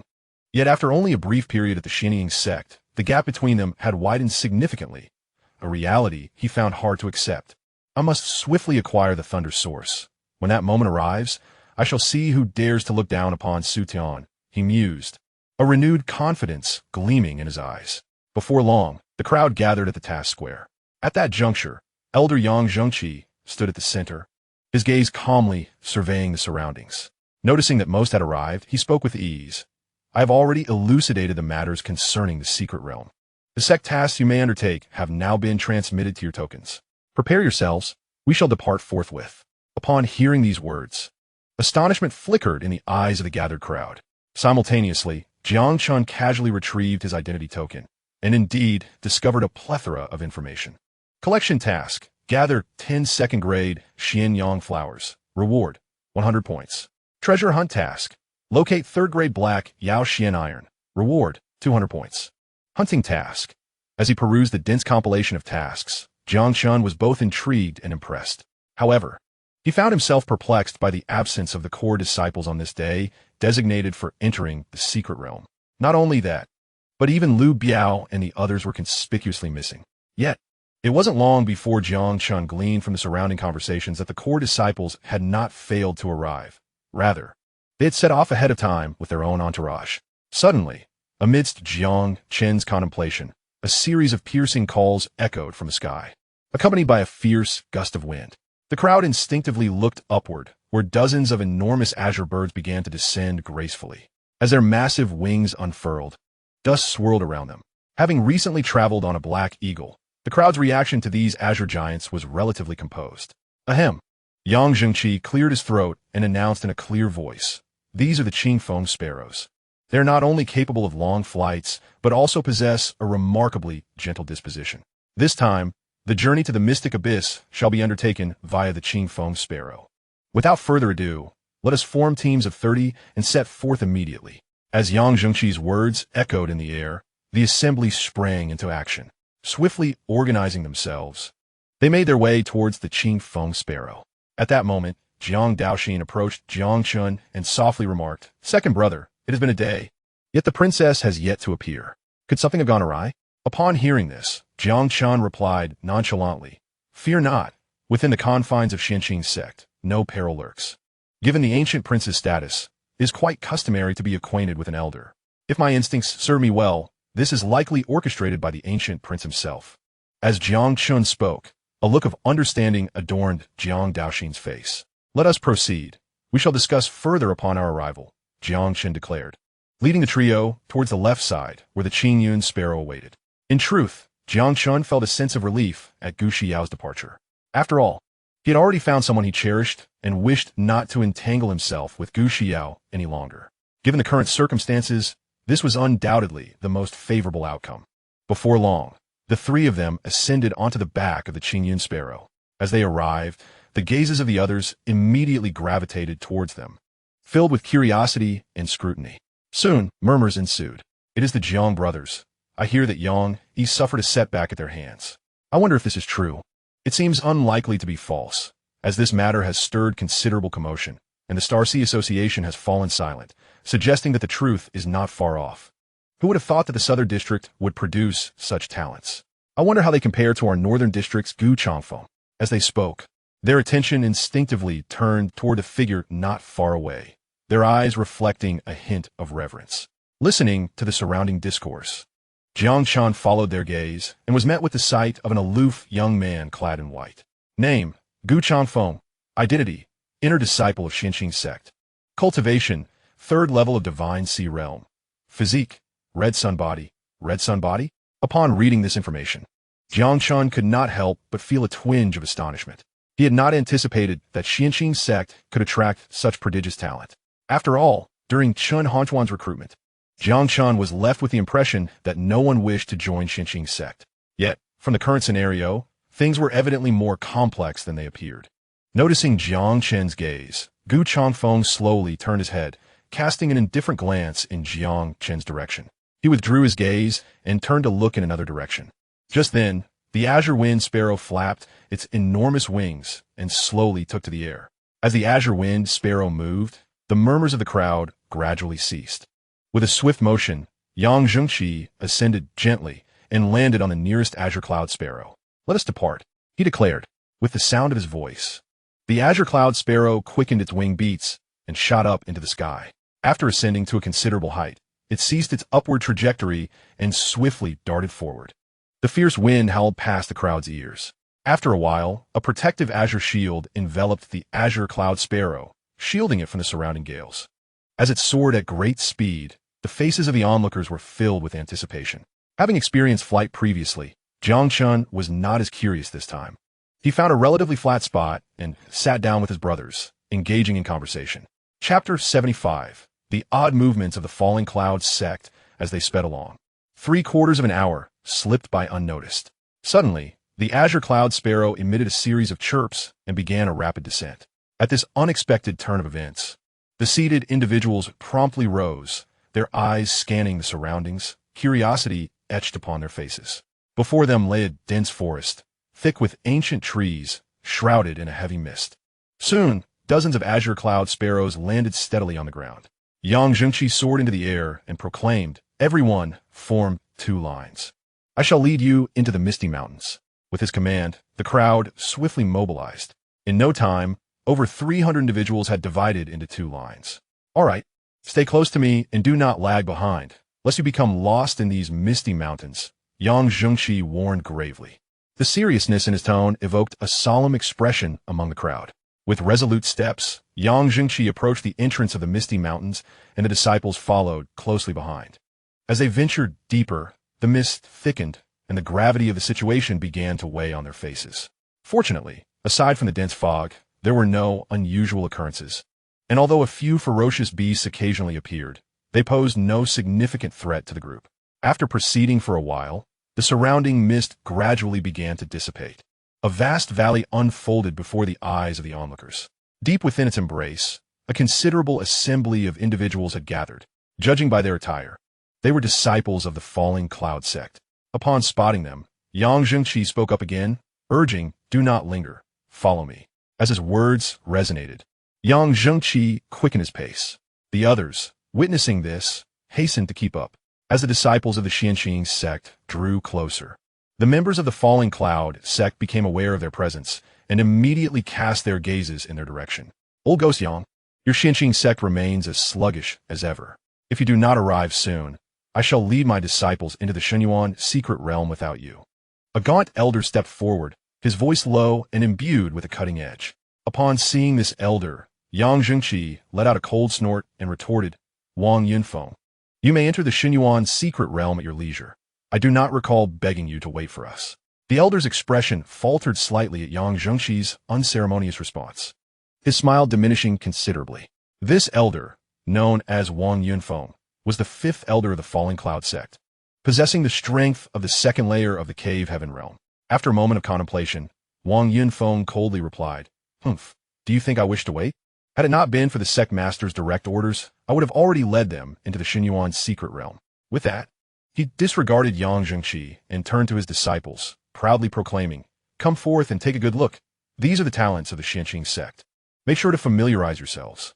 He emphasized the word talents with deliberate weight, his eyes gleaming with derision. The group behind him stepped forward, their gazes scanning Jiang Chen and the others with unmistakable disdain. Observing this scene, Xianxia furrowed his brow slightly. The falling cloud sect's leader awaiting them here was certainly not merely to mock the Xianxia sect. Upon further reflection, Xianxia could distinctly sense the chilling murderous intent emanating from the falling cloud sect disciples as they gazed upon their Xianxia counterparts. Realizing this, he understood that their deliberate wait was designed to identify the more gifted disciples of the Xianxia sect, facilitating their lethal intentions within the Xianxia secret realm. After all, within the confines of the secret realm, life and death were of no concern. Over the years, both sects had engaged in a covert struggle, and this entry into the Xianxia secret realm presented a prime opportunity for ambush. Therefore, the falling cloud sect would undoubtedly seize this moment. With this understanding, Xianxia's countenance immediately darkened. Seizing this opportunity, he scrutinized the disciples of the Falling Cloud sect, noting that they were considerably stronger than those of the Xianxia sect. If a confrontation were to ensue, the situation would be exceedingly unfavorable for his side. Meanwhile, Jiang Chen was also observing the members of the Falling Cloud sect. Just then, he caught sight of Xianxia, who stood proudly at the back of the Falling Rain sect, her face adorned with an air of haughty disdain. After a moment of contemplation, Jiang Chen narrowed his eyes. In the short time since their last encounter, not only had Xianxia's demeanor grown more imperious, but her strength had also ascended to the first level of the Divine Sea Realm. This rapid progression took Jiang Chen by surprise. At the same time, numerous male disciples from the Falling Cloud sect occasionally cast admiring glances at Xianxia, their eyes brimming with infatuation. However, upon noticing the man by her side, their expressions swiftly shifted to one of deep reverence. The man beside Xianxia was none other than Wang Ning. Upon seeing the two, Jiang Chen turned to his brother Jiang Yu, expecting him to exhibit some emotional response upon encountering his former fiancée. To his astonishment, Jiang Yu's expression remained utterly indifferent, as if he did not recognize her at all, with no sign of emotional fluctuation. Meanwhile, Xianxia had also noticed Jiang Yu, her gaze instantly turning cold. Sensing the change in her demeanor, Wang Ning followed her line of sight and quickly spotted the Jiang brothers. After a brief moment of surprise, a cruel smile crept across his lips as he turned to Xianxia and whispered, "Xianxia, it seems the three little brats from the Jiang family have also arrived. This presents a perfect opportunity during our expedition to eliminate them all." With these words, a fierce glint of murderous intent flickered in Wang Ning's eyes. Hearing Wang Ning's remark, Xianxia nodded lightly in agreement, her voice icy as she replied, "That was precisely my intention. I had planned to act during the exchange meeting of the two sects, but it seems they are rather eager to meet their demise, and I shall not be blamed for it." At this juncture, her aura turned noticeably frigid once more. Subsequently, the two shifted their focus from Jiang Yu and the others to assess the remaining disciples of the Xianxia sect. The Jiang brothers were merely an afterthought. Their primary objective was still to hunt down the other talented disciples of the Xianxia sect. On the other side, Yang Jingqi remained silent for a moment before speaking in a grave tone. "Wang Yinfeng, I care not for the intentions of the Falling Cloud sect. I have no time to waste with you." Yang Jingqi turned to his disciples and proclaimed in a clear voice, "Everyone, follow me." He then took a step forward, heading into the valley. As Yang Jingqi moved, the members of Xianxia sect promptly followed suit. Observing the scene, Wang Yinfeng did not attempt to stop Yang Jingqi and his group. Instead, a slight smile graced his lips. After all, their objective for the day had already been achieved, and now it was merely a matter of executing their plan. Chapter 76. The system's treasure hunting function. Once Yang Jingqi and his entourage had ventured far, Wang Yinfeng turned to the remaining individuals, speaking in a grave tone. "You have all witnessed the situation of Xianxia sect. There is no need for me to elaborate on what must be done next." As he spoke, a chill emanated from him, and upon finishing, the crowd nodded in agreement. Responding in unison, "Elder Wang, rest assured, we comprehend."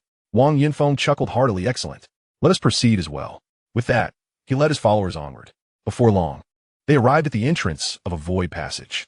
Yang Jingqi gazed at the passage and quietly remarked, "This is the entrance to the Xinyuan secret realm. Upon entering the passage, you will be randomly transported to various locations on the first layer. Though opportunities may abound within the secret realm, they are accompanied by perilous dangers. So you must exercise utmost caution. You witnessed the attitude of Luoyun's sect earlier. This time, you will face not only the dangers within the realm, but also the potential treachery from Luoyun's sect. Do you all understand?" Seeing the seriousness etched on Yang Jingqi's face, the crowd responded in unison, "Understood." "Good." Yang Jingqi nodded in satisfaction. Just then, Wang Yinfeng approached with the members of Luoyun's sect. After casting a glance at Wang Yinfeng, Yang Jingqi continued, "All right, remember my earlier instructions. You may now enter the Xinyuan secret realm in turn." Upon receiving Yang Jingqi's directive, the group sprang into action, with Su Tian leading the way, his eyes brimming with anticipation. Wang Yinfeng, witnessing this, turned to Xianxia and the others, softly urging, "You should go as well." After a nod of acknowledgement, the members of Luoyun's sect proceeded toward the entrance. As for Yang Jingqi and Wang Yinfeng, they remained stationed at the periphery of the secret realm, accompanied by several elders responsible for guarding the passage. However, the expressions of these elders were quite relaxed. For this secret realm was jointly controlled by the two major sects, and any minor forces possessing a modicum of sense would refrain from seeking trouble here. Furthermore, the outskirts of the mountains were shrouded in mist, making it exceedingly difficult to navigate without a familiar guide. As the ominous hum echoed persistently, the number of individuals near the passage dwindled. Jiang Yu cast a glance at Jiang Chen beside him and whispered, "Let us proceed. We must exercise caution once we enter the secret realm." Jiang Chen nodded in silent agreement. Jiang Daoxin replied, "Very well, elder brother." With those words, the trio stepped towards the entrance of the secret realm. As they approached, a tremendous force suddenly surged forth, drawing them into the passage. Upon entering, darkness enveloped them, and Jiang Chen felt as though he were plummeting, unable to discern his surroundings. After a brief descent, a glimmer of light appeared in his sight. With a thunderous crash, he felt his legs make contact with the ground, but the sheer force of the descent caused him to become embedded in the earth. Under the immense pressure, cracks began to form in the surrounding rock walls, sending dust swirling into the air. With a powerful exertion, Jiang Chen sprang forth from the ground. He then began to survey his surroundings. Before him lay a marshland, dotted with sparse ancient trees that bore a striking resemblance to the outside world. Notably, the concentration of spiritual energy within this secret realm was considerably higher than that found beyond its borders. As Jiang Chen explored, a notification echoed in his mind. Ding! The host has entered the Divine Abyss secret realm. Would you like to activate the Opportunity Exploration function? What does the Opportunity Exploration function entail? Once activated, this system will search for opportunities within a radius of 20 miles, which will expand as the host's strength increases. Upon hearing this explanation, a smile spread across Jiang Chen's face. Without a moment's hesitation, he responded to the system. Activate Opportunity Exploration. Ding! Opportunity Exploration initiated. As the system began its search, Jiang Chen did not linger. After a moment's contemplation, he set off in a southwestern direction. He had not walked far when another notification sounded in his mind. Ding! Opportunity Exploration complete. A third-grade Xianlei fruit has been discovered 10 miles to the north. Spiritual herbs range from 1st to 9th grade, including demigod, god, and immortality elixirs. Upon hearing this notification, Jiang Chen immediately halted in his tracks, astonishment etched upon his face. He had not anticipated this discovery. In less than 30 breaths of time, the system's quest unexpectedly yielded results. Without a moment's hesitation, Jiang Chen promptly altered his course, moving toward the location indicated by the system. As he advanced, he found himself ever closer to the site of opportunity. Suddenly, a cacophony of battle sounds reached his ears. Upon hearing the commotion, Jiang Chen quickened his pace. As he burst forth from the dense thicket, he beheld 4 figures. Judging by their attire, one among them was a disciple of the Xianxia sect, while the other 3 belonged to the Luoyun sect. At that moment, the disciple of the Xianxia sect was besieged by 2 adversaries, while the remaining Luoyun disciple stood with arms crossed, observing the skirmish with an air of indifference. Upon recognizing the besieged comrade, a look of surprise crossed Jiang Chen's face. It was none other than Xia Lu, whom he had encountered in the Hall of Techniques. Not far off, on a rocky outcrop, a purple vine coiled, its apex adorned with a dark purple fruit. This fruit shimmered with a violet glow, continuously absorbing the surrounding spiritual energy, and a faint, fragrant aroma wafted through the air. As Jiang Chen made his appearance, he quickly attracted the attention of the others. The unmoving man immediately turned his gaze, locking his eyes on Jiang Chen. The 3 combatants also halted their actions. Upon seeing Jiang Chen's figure, Xia Lu's face registered surprise, and he exclaimed, "Brother Jiang, we meet again." In response, a smile graced Jiang Chen's lips as he nodded slightly. Meanwhile, the 3 disciples of the Luoyun sect exchanged glances, seizing the opportunity presented by the conversation to encircle them. Witnessing their maneuver, Xia Lu's expression shifted dramatically. He quickly cast a glance at Jiang Chen and urged, "Brother Jiang, they are here to deal with me. You must leave at once. Do not let yourself be implicated." As his words fell, Xia Lu turned to confront the 3 adversaries, his aura beginning to surge. None of you will escape today. I shall not relinquish the points I have earned. Submit obediently." With those words, the leading man, known as Li Shao, a disciple of the inner sect of the Luoyun sect, led the others in hastening their pace, effectively cutting off Jiang Chen's retreat. On the other side, Xia Lu's countenance darkened considerably upon witnessing this turn of events. Xia Lu turned to Jiang Chen beside him and whispered, "Brother Jiang, you should not be here. The Falling Clouds sect is hunting disciples of the Xianxia sect. It is akin to walking into a trap. Observing the worry etched on Xia Lu's face, Jiang Chen smiled gently and replied, "Brother Xia, the situation is not as dire as you perceive. There is no need for such a furrowed brow." Jiang Chen held a favorable impression of Xia Lu. Though somewhat eccentric, his earlier insistence that Jiang Chen leave first, alongside the concern now apparent on his face, indicated a fundamentally good heart. At least, he had not chosen to drag Jiang Chen down with him. Of course, Jiang Chen's decision to reveal himself was driven by a more pressing reason. After all, Xia Lu was the only disciple of the Xianxia sect present. To trigger a critical strike with the Thunderfruit, a recipient was necessary, making Xia Lu the sole candidate. At this moment, upon hearing Jiang Chen's words, Xia Lu's expression did not lighten. Rather, it grew even more grim. "Brother Jiang, although there are restrictions on our cultivation levels here, one of them is at the pinnacle of the body refinement realm, and the other two are at the 9th level of the body refinement realm. In our current situation of 3 against 2, we stand little chance." As soon as Xia Lu spoke, Li Zhao's face lit up with a smile, and he replied coldly, "Kid, at least you possess some self-awareness. Although my cultivation in the Divine Sea realm is suppressed, I am not someone of the body refinement realm that can be easily imitated." As he spoke, a cruel smile spread across Li Zhao's face, while the other two displayed expressions of mockery. However, what puzzled Li Zhao was that despite his lengthy monologue, the man named Jiang Chen remained utterly unfazed, his expression unchanged.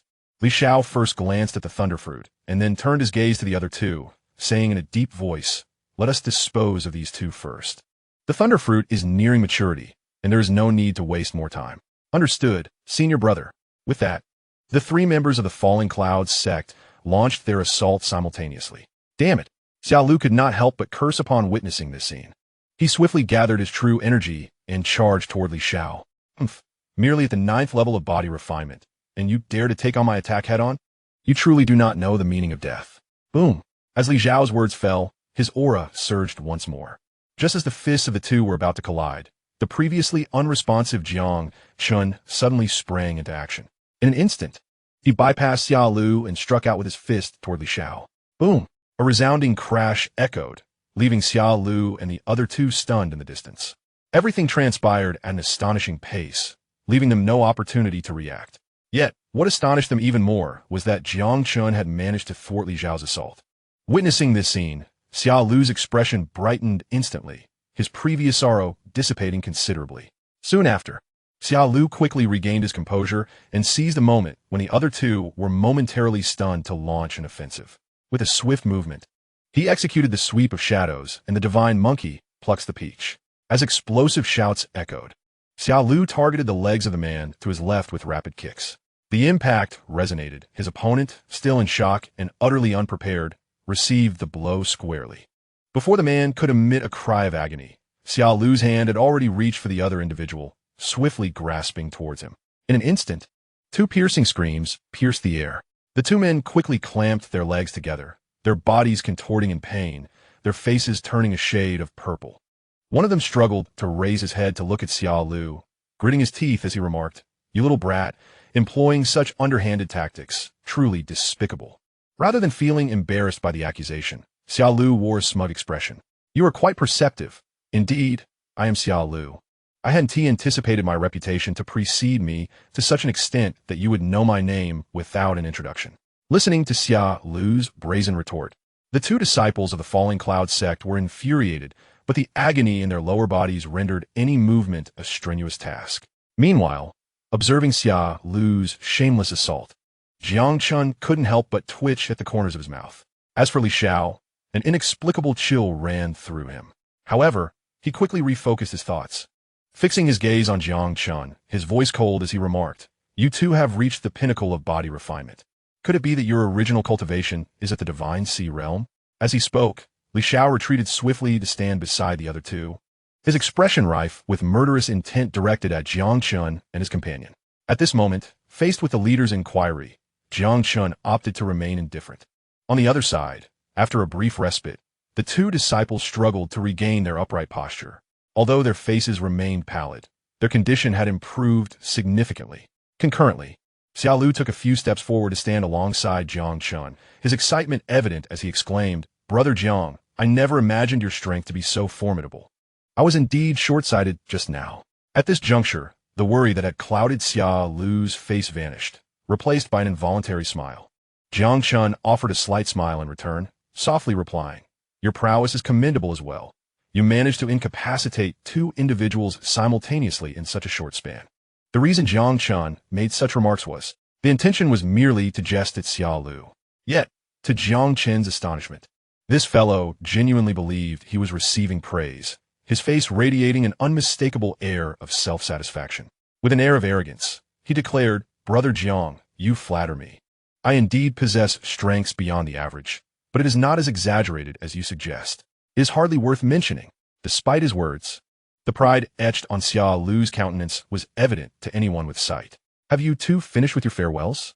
At that moment, Li Zhao's icy voice cut through the air once more. He then turned his gaze upon Jiang Chen, coldly stating, "If I am not mistaken, you must be a new recruit from the Xianxia sect, correct?" Jiang Chen cast a fleeting glance at him and replied nonchalantly, "And what of it?" Receiving this response from Jiang Chen, a glimmer of astonishment flickered in Li Zhao's eyes. A new recruit with the cultivation of the Divine Sea realm is indeed a rare talent within the Xianxia sect. If I can eliminate you here today, I am certain a substantial reward will be mine. At this juncture, a fervent light ignited in Li Zhao's gaze. He then turned his attention to the two individuals beside him, solemnly instructing, "Give it your all. Once we've vanquished these two, I will grant each of you an additional 200 points. As soon as Li Zhao's words fell, the other two immediately wore expressions of excitement. They had merely suffered a sneak attack from Xiaolu. In a direct confrontation, they possessed absolute confidence in their victory. Consequently, in their view, those 200 points were almost akin to a gift. Observing the gradually intensifying energy emanating from the three, Xiaolu's expression grew significantly grave. "Kill!"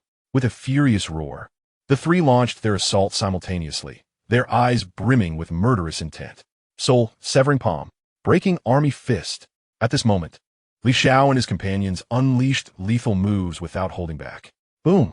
As the three approached menacingly, Jiang Chen felt the blood within him surge, a torrent of vitality coursing rapidly into his arms.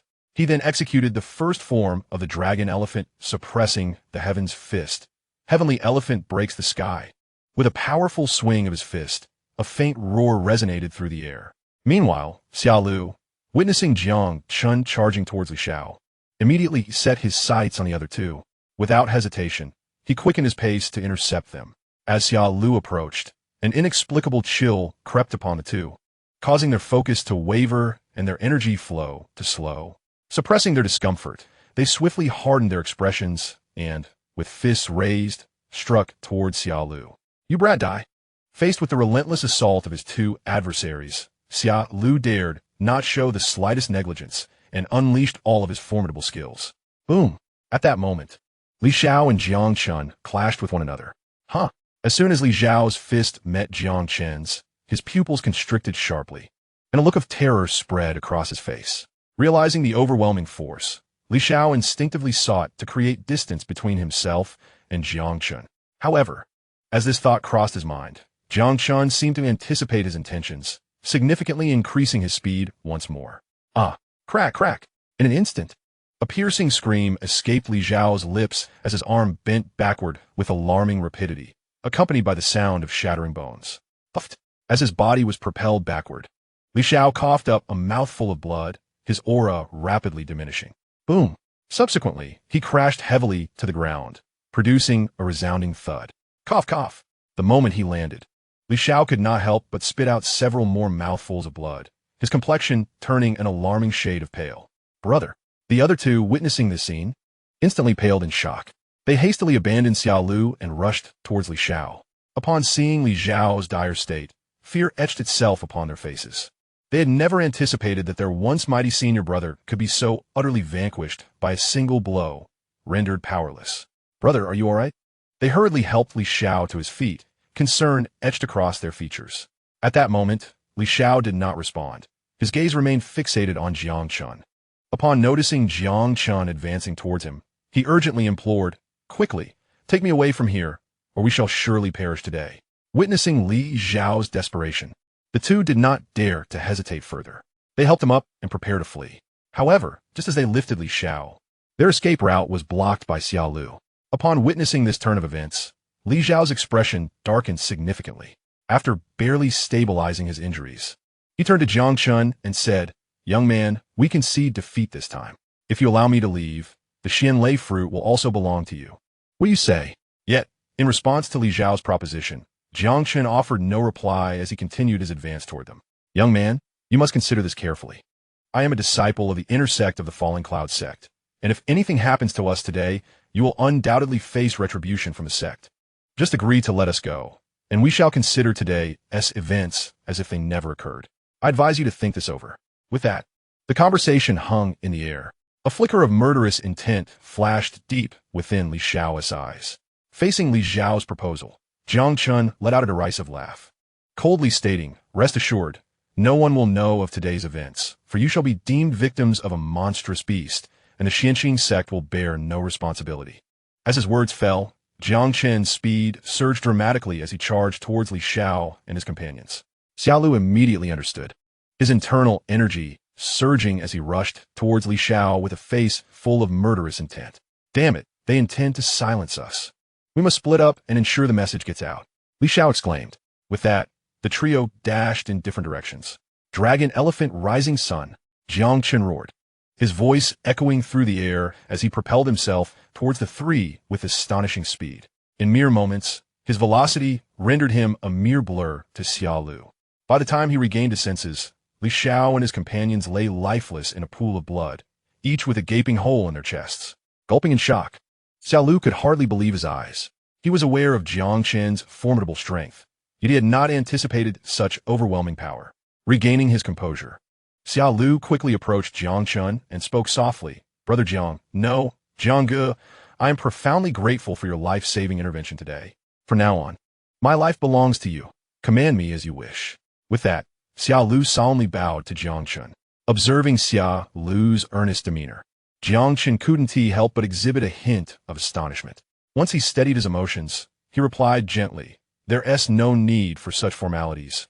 We are fellow disciples, and helping each other is only natural. Jiang Gu, I understand your sentiments, yet my resolve remains unchanged," Xia Lu insisted, unwavering in his stance. Seeing Xia Lu's stubbornness, Jiang Chen chose not to engage in further debate. He directly approached the Xianlei fruit, which had now ripened, exuding a rich fragrance. With a powerful leap, Jiang Chen soared into the air and seized the Xianlei fruit in his grasp. As he plucked it, the vine visibly withered at an alarming rate. Gazing at the pulsating purple light of the Xianlei fruit, Jiang Chen's eyes shimmered with anticipation. Turning to Xia Lu, he extended the Xianlei fruit towards him. Xia Lu's face was filled with astonishment at the sight of the offered fruit. "Take it," Jiang Chen urged. Xia Lu shook his head vigorously and spoke. "This is what you deserve, big brother." "I cannot accept it," Jiang Chen replied. "Take it. Why all the unnecessary chatter?" Xia Lu insisted. "No, I absolutely cannot accept this." Despite Jiang Chen's persistent persuasion, Xia Lu remained resolute, causing him considerable vexation. After a long sigh, Jiang Chen spoke in a lowered tone. "If you still acknowledge me as your elder brother, then take the Xianlei fruit. Otherwise, let us not mention this matter again." Upon hearing Jiang Chen's words, Xia Lu hesitated for a moment before accepting the Xianlei fruit from his hand. "Thank you, big brother." Seeing this scene, Jiang Chen's previously troubled expression eased considerably. Truly, giving a gift of fortune can be so troublesome. Chapter 79.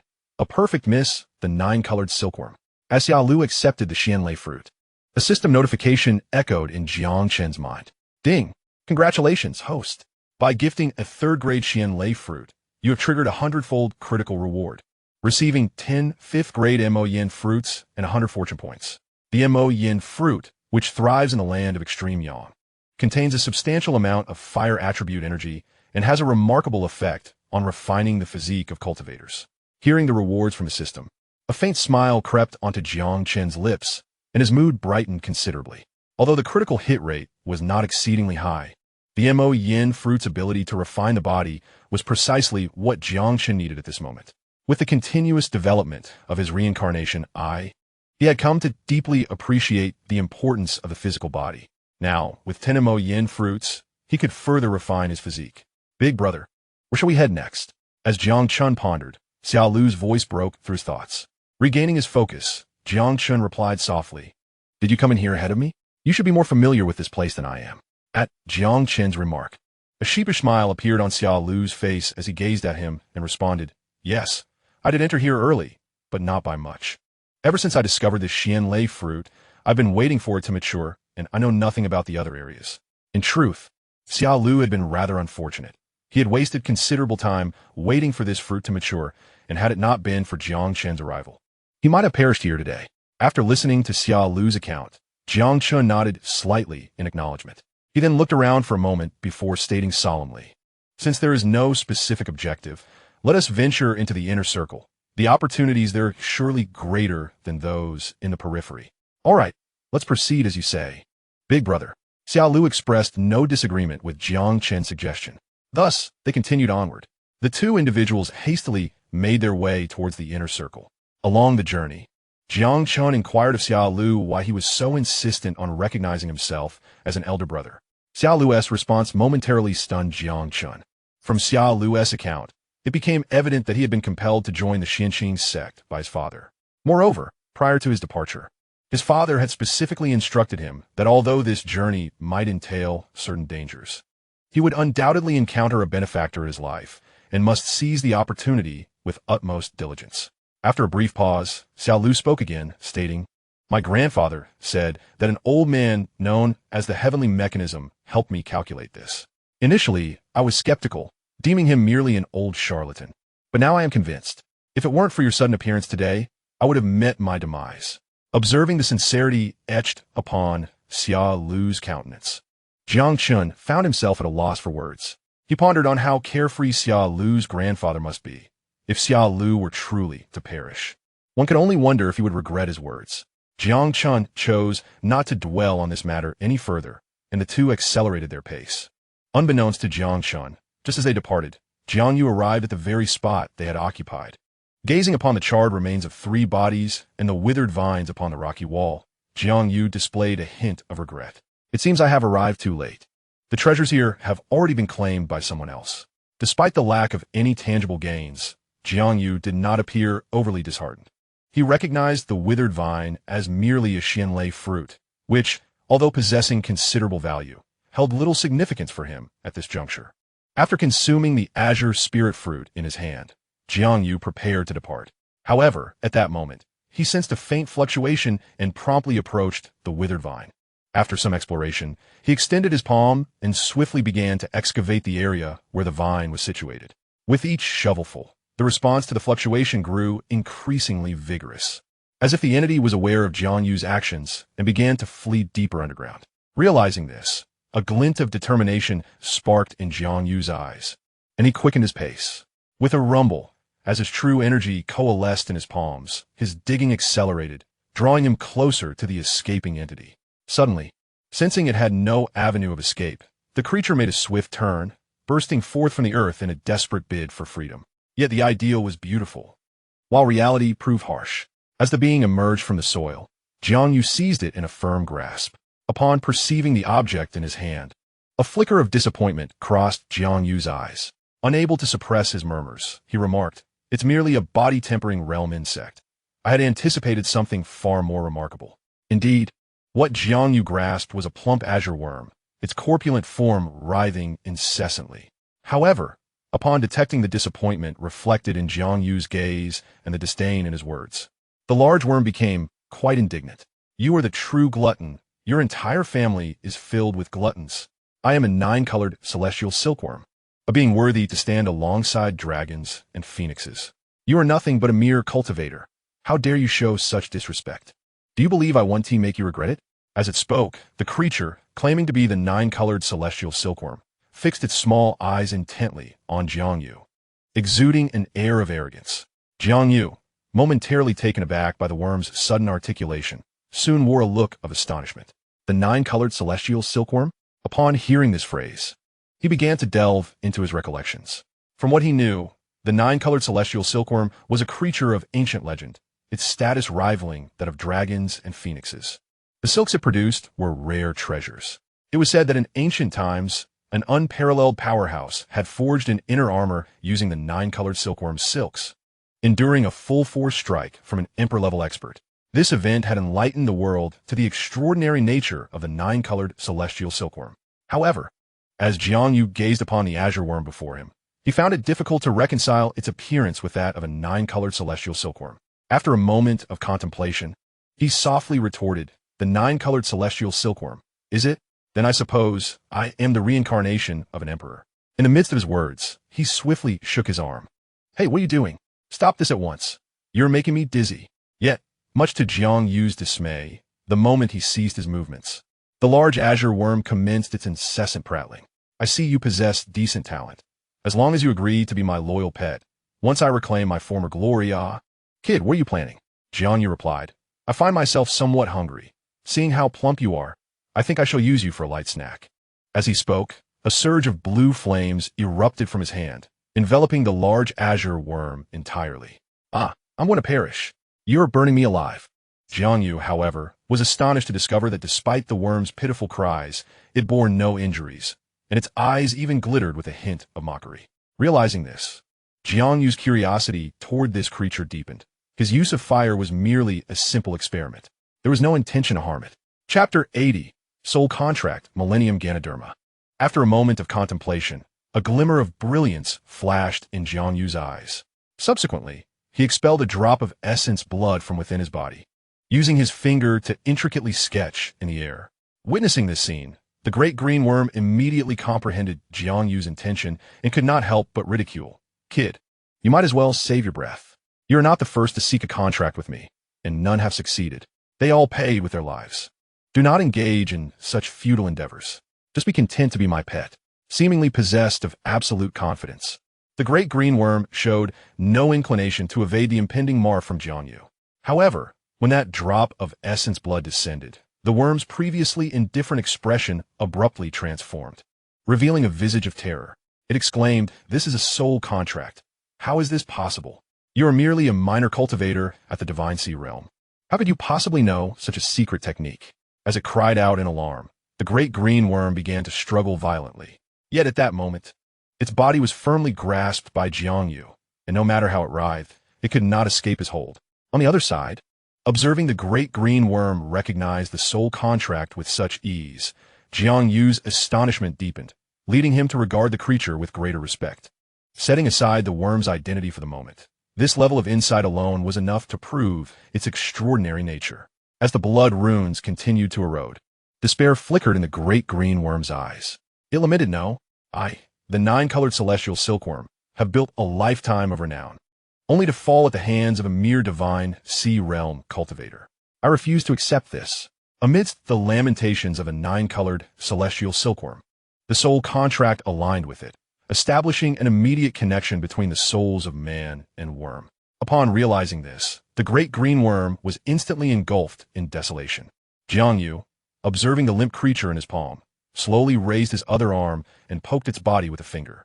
Calmly, he declared, "All right, from now on, you shall be my soul beast, and your name shall be Qing." As soon as Jiang Yu's words left his lips, the great green worm's eyes widened in disbelief. Its limp body sprang up swiftly, shrieking, "What? I am the divine beast, the 9-colored celestial silkworm. You dare to give me such a mundane name? One may kill me, but I shall not suffer indignity." Before the great green worm could finish its protest, Jiang Yu interjected, "Very well, since you have said so, I shall grant your request." With that, Jiang Yu slowly began to channel the soul energy within him. After the signing of the soul contract, the death of the contracted party lay within the will of the signer. Upon sensing a sharp pain in its mind, the great green worm's expression shifted dramatically, revealing a look of terror. "Wait a moment," he exclaimed. "I believe the name Qing is quite splendid. I was merely jesting earlier, so do not take it to heart." Jiang Yu responded, "Is that so?"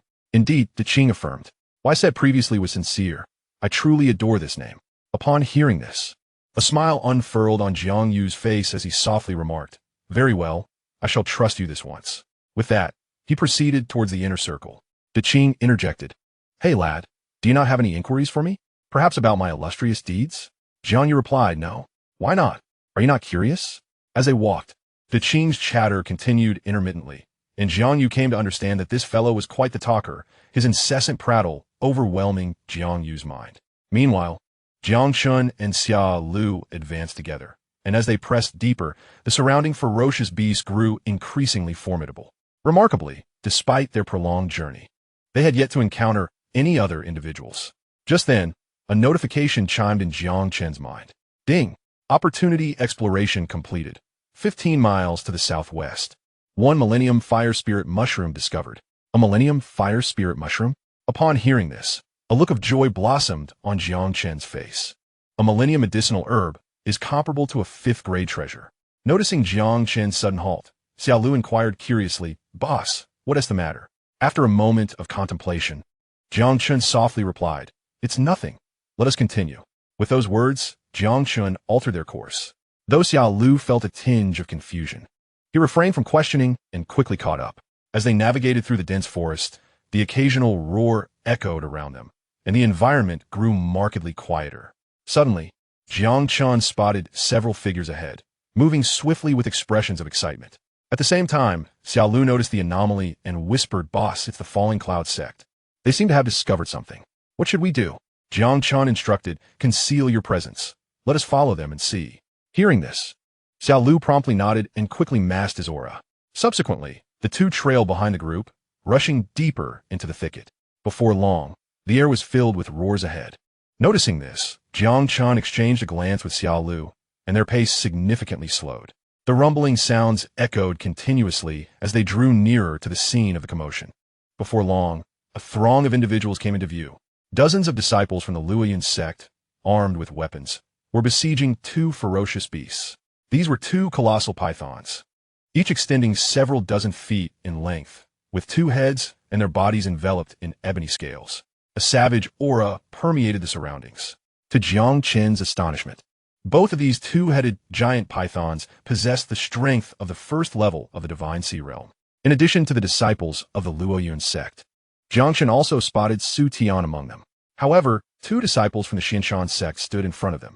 At this moment, Su Tian and his companions appeared to be in a dire state, each bearing various injuries, and their expressions were grim. Clearly, the 2 sides were in a standoff. After scanning the scene, Jiang Chen again focused his gaze on the giant pythons. There, on the hillside behind the pythons, grew a crimson spiritual mushroom, appearing as though it had been soaked in blood, exuding an alluring and sinister aura. Furthermore, as the red mushroom swayed, it seemed to draw in the surrounding spiritual energy. On the other side, upon catching sight of the mushroom, Xia Lu's eyes sparkled with excitement as he whispered, "Boss, that mushroom looks extraordinary. Should we make a move?" If it were before, Xia Lu would never have dared to entertain such thoughts in the presence of so many Luoyun sect disciples. However, after witnessing Jiang Chen's formidable strength, his courage had significantly grown. With the giant pythons temporarily held up by the Luoyun sect, it was indeed a prime opportunity to take advantage of the chaos. In response to Xia Lu's suggestion, Jiang Chen quietly replied, "There's no rush. The Luoyun sect appears overconfident. They surely have hidden cards up their sleeves. With 2 divine sea realm beasts before us, yet the Luoyun sect still has a few individuals merely observing, their demeanor remarkably calm. Thus, now is not the opportune moment to strike. Moreover, from the current situation, it seems that the realm suppression within this divine abyss secret realm does not affect the local beasts significantly." The fierce battle continued. Despite the assault from the dozens of Luoyun sect disciples, even with the python's divine sea realm cultivation, they were unable to gain any advantage. Just then, a figure clad in black robes shot in from a distance. Upon his arrival, the Luoyun sect disciples confronting Su Tian immediately stepped forward to greet him, wearing faint smiles. One of them exclaimed, "Brotherly, you have finally arrived. Where are Brother Wang and the others?" The man, named Li Quan, is a disciple of the inner sect of the Falling Cloud sect, originally possessing a strength at the 5th level of the Divine Sea Realm. He serves under Wang Ning. However, within the confines of the 1st layer, Li Quan's capabilities are now limited to the pinnacle of the body refinement realm. In response to an inquiry from this disciple, Li Quan replied nonchalantly, "Senior Brother Wang has some matters to attend to, so he sent me in his stead." As his words fell, Li Shan turned his gaze toward a nearby spiritual herb, a smile unconsciously gracing his lips as he softly remarked, "You all have done remarkably well to discover such a treasure.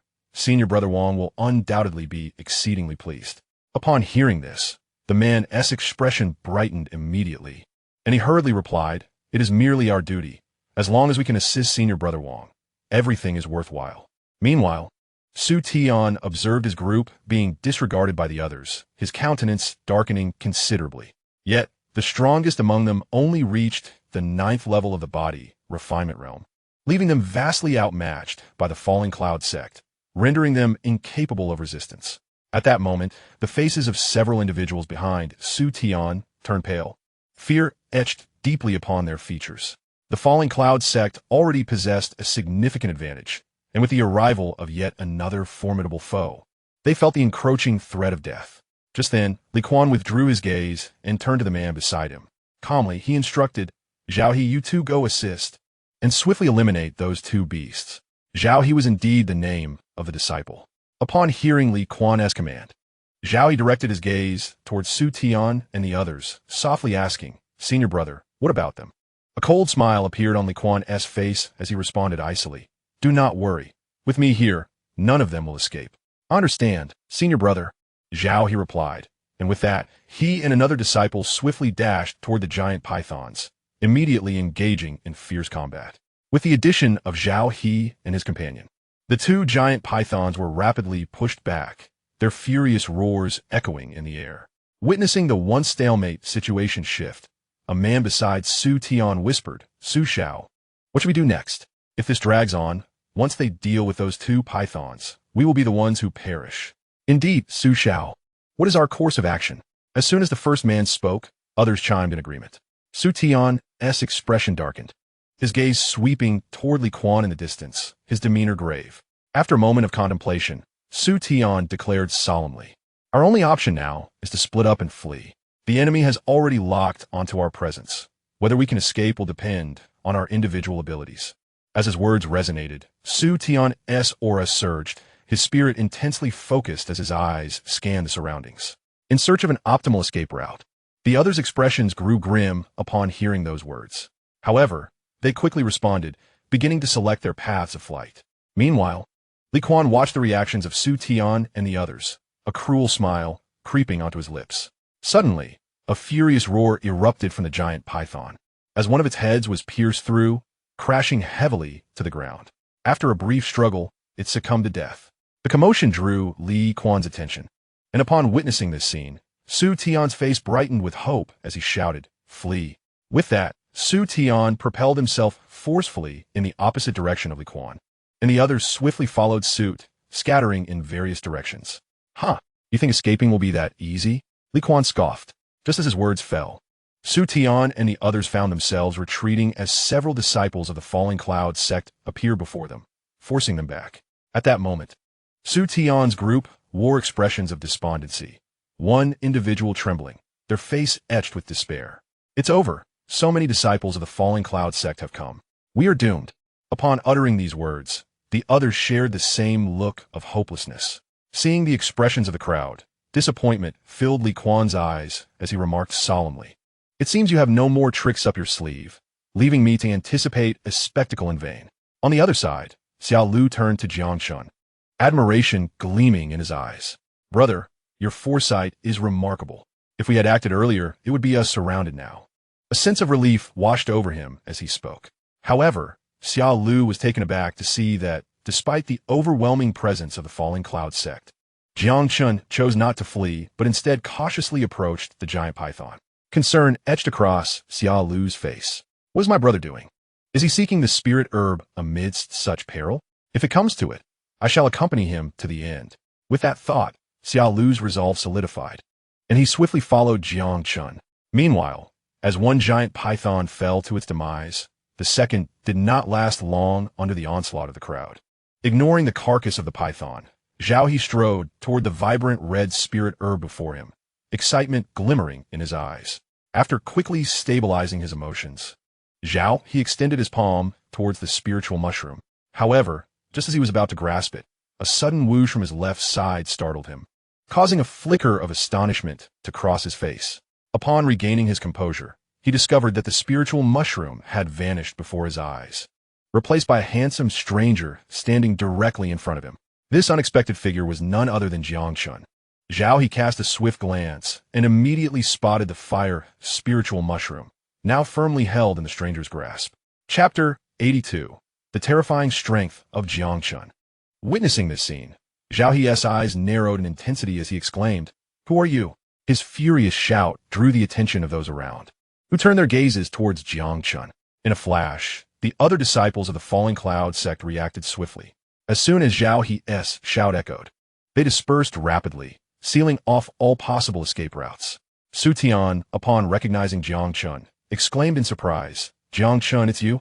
As Su Tian spoke, Li Kuan's eyes lit up with excitement as he turned his gaze towards Jiang Chen, his expression revealing his eagerness. "So you are Jiang Chen. How fortuitous that my path has crossed with yours," he declared, abandoning Su Tian and striding towards Jiang Chen, an aura of murderous intent radiating from him. At that moment, Xia Lu rushed to Jiang Chen's side, his face etched with concern as he warily surveyed the encroaching disciples of the Falling Cloud sect. Meanwhile, Zhao He's eyes glinted with realization. He had not anticipated that the man who had suddenly appeared was one of the three brothers of the Jiang family. Wang Ning had made it clear that killing any one of the Jiang brothers would yield a fourth-grade breakthrough pill, essential for transcending into the transformation realm. This pill significantly enhanced the chances of success, making it an irresistible temptation for countless individuals within the Falling Cloud sect, especially given the rarity and high value of its components. As he surveyed the bloodthirsty crowd, beads of cold sweat began to form on Xia Lu's forehead. Moments later, Li Kuan approached Zhao He, speaking in a low voice, "Eliminate him." Zhao He replied, "Understood, senior brother." With that, he signaled to those surrounding him. In a low voice, he commanded, "Get to work." With that utterance from Zhao He, the group that had been besieging the giant python sprang into action, charging towards Jiang Chen and his companion. Xia Lu exclaimed, "You lack martial ethics." Witnessing the sudden onslaught, he let out a strange cry. Boom! However, as the crowd closed in, Jiang Chen did not retreat. Instead, he advanced, stowing away the spiritual mushroom and swinging his fists toward Zhao He. At that moment, the blood surged within Jiang Chen, gathering a terrifying force in his fists, producing a sound akin to an explosive shockwave in the air. Realizing that Jiang Chen had made his move, Xia Lu gritted his teeth and mobilized his true energy to follow suit. Zhao He, observing the approaching Jiang Chen, revealed a hint of mockery in his eyes. "You dare to strike back? Truly seeking death."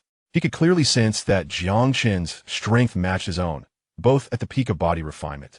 Yet Zhao He felt no fear. Rather, he was filled with anticipation.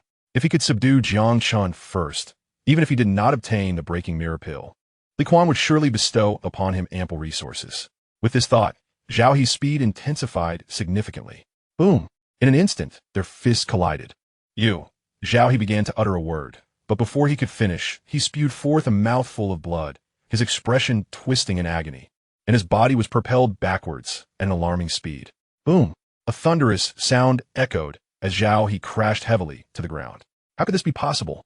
Witnessing this scene, the expressions on the faces of those present changed dramatically. Their forward momentum halted, fear evident in their eyes.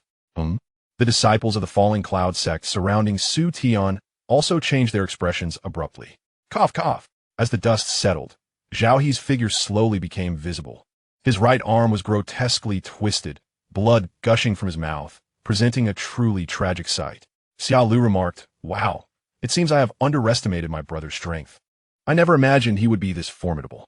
Meanwhile, Li Kuan halted his steps momentarily, a serious expression crossing his face.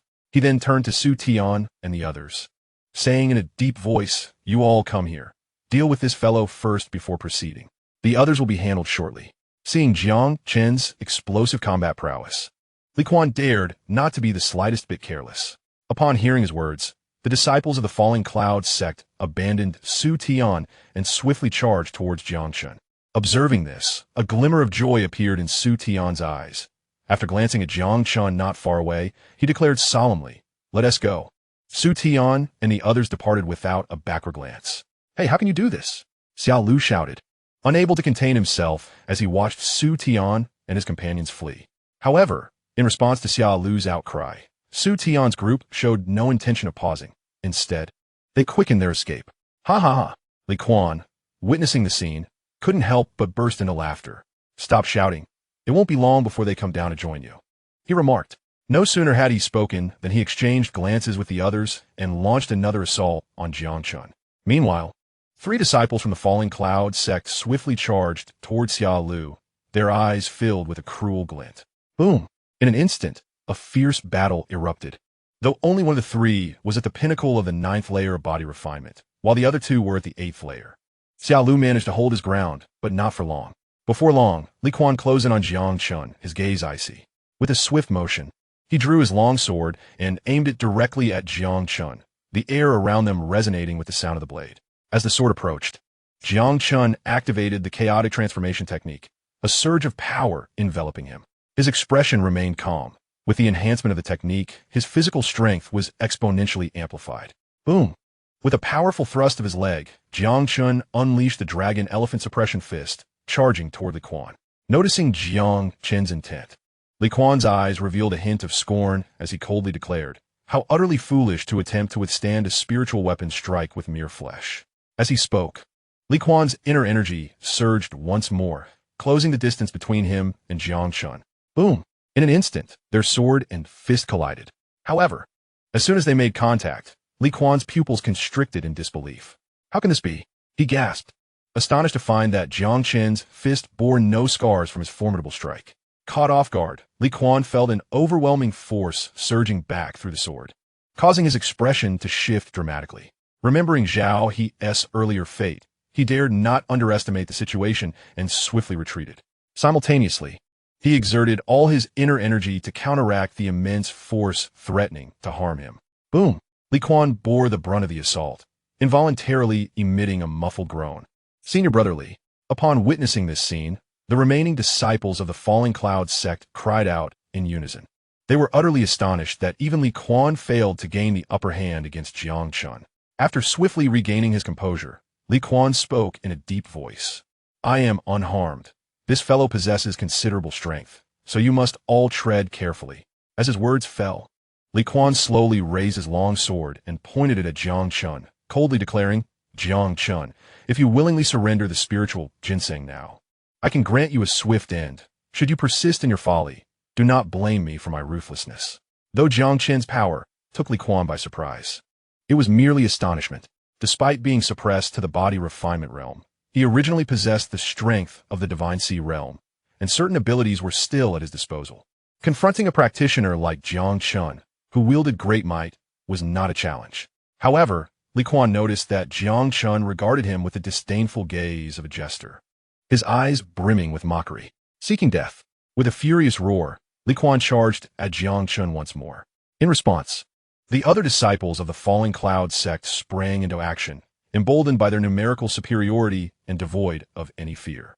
Meanwhile, Xiaolu continued to be entangled with 3 adversaries, and as time wore on, his battle grew increasingly arduous. Boom! Boom! Boom! Simultaneously, Li Quan and his companions engaged in a fierce clash with Jiang Chen. Initially, everyone assumed Jiang Chen was merely strong, with Li Quan at the forefront. They believed they could easily subdue him due to their numerical advantage. Yet, after a brief skirmish, they realized their grave miscalculation. Jiang Chen surged forth like a human tyrannosaurus, rampaging through the crowd. In an instant, anguished cries echoed around as each of Jiang Chen's strikes rendered one of them grievously wounded. The combat had barely commenced when numerous bodies lay strewn across the ground, their mournful wails filling the air. What was even more difficult for them to accept was that amidst such intense combat, Jiang Chen showed no signs of fatigue. Rather, he appeared increasingly invigorated. As he observed his fallen comrades, the calm demeanor on Li Quan's face had vanished, replaced by an expression of grave concern. "No, my cultivation." In the blink of an eye, 2 more individuals were sent flying by Jiang Chen, blood streaming from their bodies. Witnessing this, Li Quan trembled with rage, exclaiming, "Jiang Chen, you dare to cripple my junior brother's cultivation. You are courting death." Indeed, every individual struck by Jiang Chen was left severely injured. His cultivation was utterly obliterated by him. At this moment, the group of people on the ground bore expressions filled with despair. In this world where martial prowess reigned supreme, the absence of cultivation was akin to a death sentence. Moreover, trapped within this secret realm, surrounded by various ferocious beasts, Jiang Chen's actions were tantamount to a heartless execution. buzzing. As Li Quan roared in fury, his true energy surged violently into his longsword, and an echoing resonance of sword cries filled the air. Subsequently, the longsword began to levitate slowly in the void, and after a frenzied tremor, it astonishingly split into four. Go! Whoosh, whoosh, whoosh. With Li Quan's command, the four longswords raced towards Jiang Chen. At this moment, Li Quan employed a sword technique known as the Phantom Sword Art, a low-grade mystic martial skill. Upon mastering this technique, one could divide the longsword into 9, enabling a comprehensive onslaught against the enemy. During the cultivation process, each additional sword created would augment its power by 50%. Although Li Quan could currently only summon 4 swords, he could unleash a force equivalent to double his own strength, representing his most formidable attack. Facing the oncoming 4 longswords, Jiang Chen swiftly struck down the 2 individuals in front of him and retreated a short distance. Boom! Subsequently, Jiang Chen's arm swelled dramatically, and he swung his fist towards the approaching longswords. At this moment, Jiang Chen employed the 3rd form of the dragon elephant suppressing heaven fist, known as breaking the elephant, capturing the dragon. This technique rapidly condenses blood and energy into a singular point before delivering a decisive blow to the enemy. Crash! As Jiang Chen continued to unleash his fists, 2 of the 4 long swords were instantly shattered, causing Li Quan's complexion to pale significantly. Utilizing a mystic martial skill at this realm was already a formidable challenge. Now, with the backlash, Li Quan's situation grew increasingly perilous. Damn it! Didn't T Senior Brother Wang say his talent was quite ordinary? Why does he exhibit such terrifying combat power? Just then, the other 2 long swords were also struck by Jiang Chen, one of which shattered completely, while the sword's body was sent flying. Li Quan could no longer suppress his internal injuries and immediately spat out a mouthful of fresh blood. On the other side, the disciples of the Falling Cloud sect intended to launch an attack on Jiang Chen, while Li Quan executed his sword technique. However, before they could approach Jiang Chen, Li Quan's martial skill was neutralized, and he suffered a severe backlash. Witnessing this scene, the group halted their advance and quickly retreated, distancing themselves from Jiang Chen. Subsequently, they gathered towards Li Quan's position. The 3 individuals engaged in combat with Xiao Lu, upon witnessing this scene, dared not linger any longer and swiftly distanced themselves. However, their expressions were far from favorable. The 2 with lesser cultivation levels clutched their groins, glaring at Xiao Lu with gritted teeth. In response to their predatory gazes, Xiao Lu cast a defiant glance their way, a smug smile gracing his lips. "Brother, I have finally found you." Just as the standoff reached its peak, a shout echoed from behind Li Quan and the others. Upon hearing the call, Jiang Yu turned to look, immediately spotting Jiang Daoxin rushing towards them. His eyes filled with excitement. Upon seeing Jiang Daoxin's figure, a burly man's expression brightened instantly. He turned to Li Quan beside him, speaking with enthusiasm. "Brother Li, this fellow is Jiang Chen's brother. If we can capture him, Jiang Chen will be at our mercy." Upon hearing this, Li Quan's eyes sparkled with interest. Coldly, he responded, "What a twist of fate. It seems fortune favors us. Remain vigilant against Jiang Chen while I seize this lad." As Li Quan's words fell, the others responded in unison, "Understood, brother." However, at that moment, a heart-wrenching scream suddenly pierced the air, causing Li Quan to halt his steps. His gaze swiftly darted towards the source of the scream. Chapter 84. The Other Side of Jiang Daoxin. Upon looking, the corners of everyone's mouths twitched involuntarily. Jiang Daoxin stood with one foot planted on a man, the agonizing scream emanating from his lips. The man beneath Jiang Daoxin was Zhao He, who had been grievously injured by Jiang Chen not long ago. At this moment, Zhao He's face was turning purple, contorted in pain, with beads of cold sweat dripping from his brow. After struggling in vain, he managed to utter, "You're stepping on my kidney." Before he could finish his words, a mouthful of blood erupted from him. Hearing a voice, Jiang Daoxin immediately looked down at his foot. Upon recognizing the attire of the individual beneath him, he softly remarked, "A member of the Falling Cloud sect." Rather than lifting his foot, Jiang Daoxin intensified the pressure. Crack! Zhao He gasped, "No, you dare." Before he could complete his sentence, blood spewed from his mouth, his aura rapidly diminishing. Jiang Daoxin's previous step had shattered Zhao He's dantian.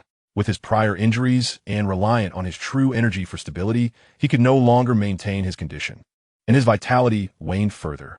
On the other side, Li Quan, regaining his composure, felt his gaze turn icy. Coldly, he declared, "You seek death." Boom! Li Quan suddenly exerted force with his legs, dashing toward Jiang Daoxin at an astonishing speed. Despite his injuries, confidence radiated from his eyes. He had already assessed the situation. Jiang Daoxin was merely at the 9th level of body refinement, and overcoming him posed no challenge at all. With this thought, a cruel smile crept onto Li Quan's lips. On the other side, as Li Quan charged at Jiang Daoxin, Jiang Chen did not attempt to intervene. Instead, a peculiar expression emerged on his face. It is worth noting that Jiang Daoxin's true strength resided in the Divine Sea realm. Even with the suppression of the first layer of the Divine Abyss secret realm, he could still unleash the peak capabilities of the body refinement stage. Yet now, Jiang Daoxin was intentionally concealing his true level, and the purpose was all too clear. I always thought this kid was honest, but it seems he is quite cunning, undoubtedly influenced by the older students. Indeed, that must be the case, came the agreement. Li Quan moved with remarkable speed, closing the distance between himself and Jiang Daoxin. In a flash, Li Quan's face contorted into a savage grin as he extended his hand toward Jiang Daoxin, ready to strike. However, to Li Quan's astonishment, the boy responded by swinging his own hand forward to meet the attack. It appeared as though he intended to slap himself. Indeed, Jiang Daoxin's actions were reminiscent of someone preparing to deliver a self-inflicted blow. Witnessing this, Li Quan was instantly enraged, intensifying the force of his strike. Yet, as they drew closer together, an unsettling realization dawned on Li Quan. Although Jiang Daoxin's arm moved slowly, he felt an unshakable sense of inevitability that he could not evade. Realizing this, Li Quan swung his sword, intending to eliminate Jiang Daoxin outright. He had abandoned any notion of capturing his opponent alive. If that slap landed, his reputation would be irrevocably tarnished. With a resounding crack, just as Li Quan's sword was midway through its arc, a sharp slap echoed through the air. At the sound, Li Quan felt a bone-deep pain radiate through his cheek, the tremendous force contorting his face. Ah! A piercing scream followed, and Li Quan's body was sent hurtling backward. Blood gushing from his mouth, his teeth scattered across the ground. Boom! He crashed heavily to the ground, stirring up a cloud of dust. The sheer power of Jiang Daoxin's strike was evident. How could this be possible? The remaining disciples of the Falling Cloud sect were left in a state of shock, their expressions filled with disbelief. Xiao Lu, too, stood with his mouth agape. As he stepped closer to Jiang Chen, he exclaimed in astonishment, "Brother, your younger sibling possesses remarkable strength. Even Li Quan could not withstand a single strike." It is worth noting that, although Li Quan was injured at that moment, his prowess was formidable enough that most individuals were no match for him. Just as the crowd was enveloped in shock, Jiang Daoxin unexpectedly began to stride toward Li Quan. Struggling to lift his head, Li Quan stammered, "What do you intend to do?" Before he could finish his words, Jiang Daoxin's fist descended swiftly, striking him squarely in the abdomen. Senior Brother Li. The remaining members of the Luoyun sect were taken aback by this scene, their faces paling as they instinctively cried out. Yet, Jiang Daoxin's speed was astonishing. Li Quan had not even the slightest chance to retaliate before his dantian was shattered. Not only the others, but even Jiang Chen displayed a glimmer of surprise in his eyes. His third brother, often perceived as simple-minded, was unexpectedly so decisive in combat, denying his opponent any opportunity for a counterattack. With a resounding clap, Jiang Daoxin brushed his hands together after incapacitating Li Quan, disregarding him as if he were a discarded dog. Turning his attention to Jiang Chen, a hearty smile reappeared on his face upon making eye contact.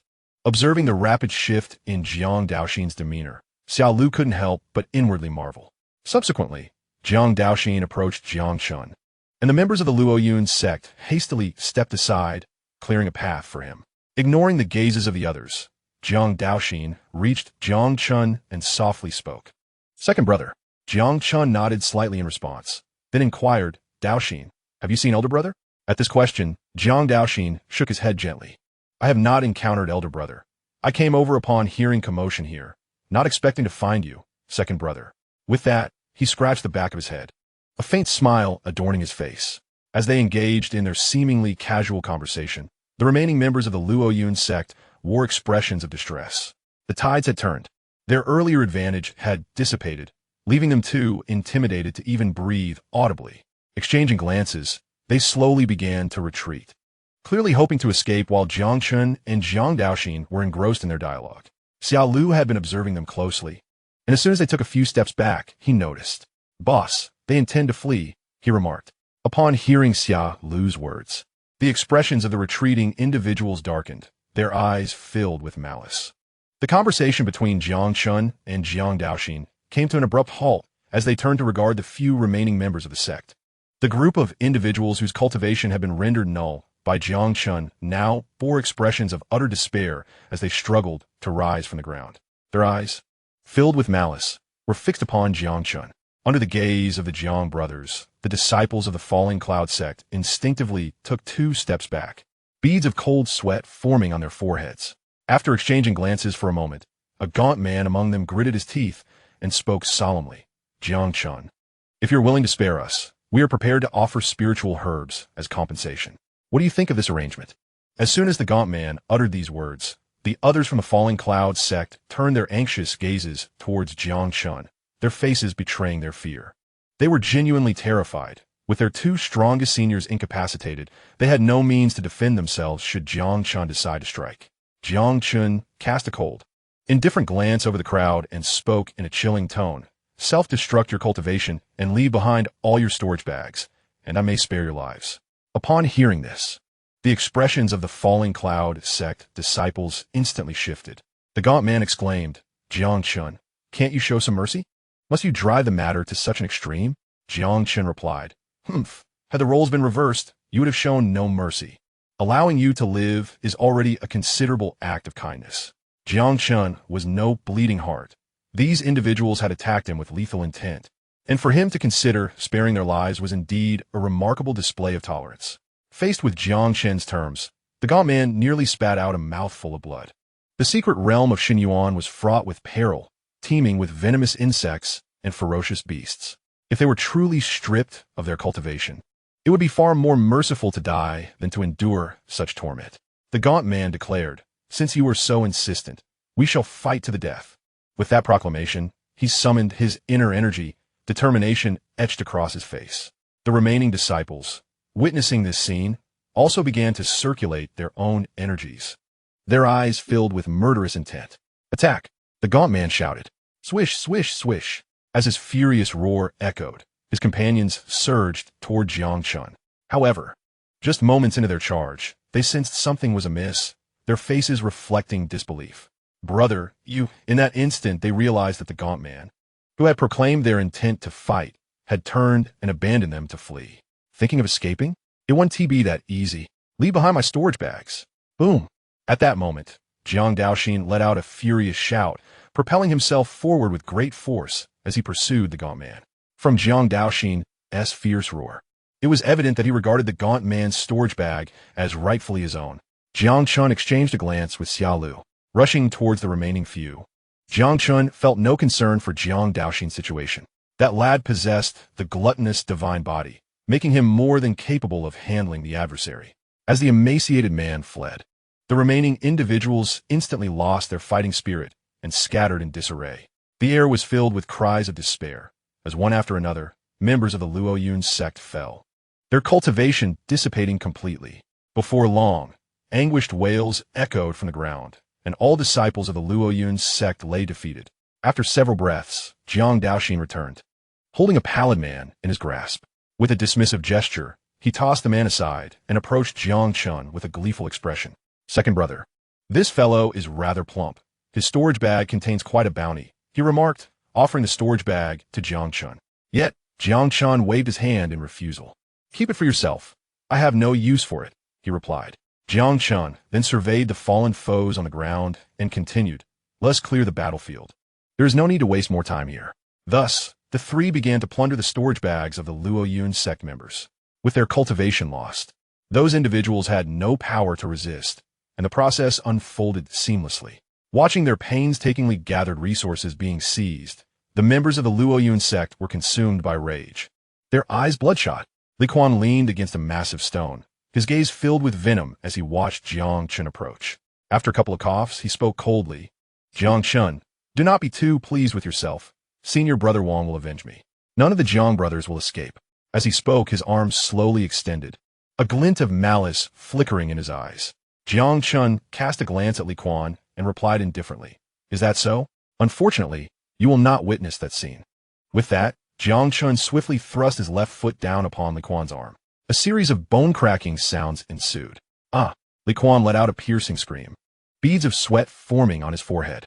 Jiang Chen, even if I die, I will not let you off easily.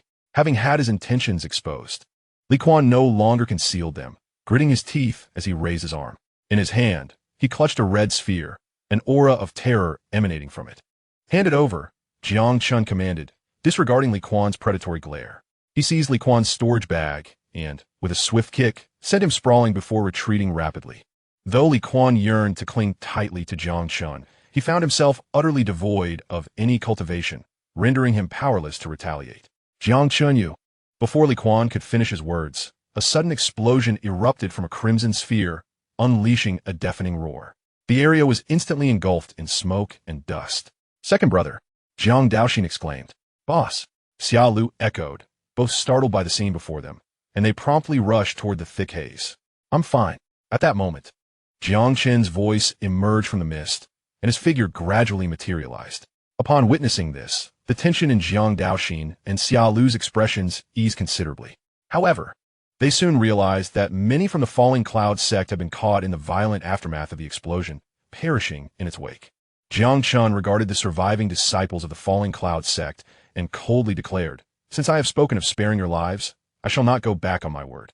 You may leave. Upon hearing Jiang Chen's words, the group helped one another to their feet, casting a lingering glance at him before staggering toward the periphery.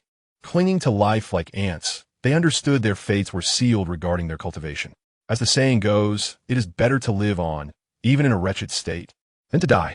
Their only desire now was to swiftly exit the secret realm and ensure their safety. Yet, mere moments after they ventured into the dense forest, the sounds of roaring beasts and anguished cries echoed around them. Noticing this, a faint smile crept across Jiang Chen's lips. These individuals, stripped of their cultivation, stood no chance of escaping the divine abyss secret realm.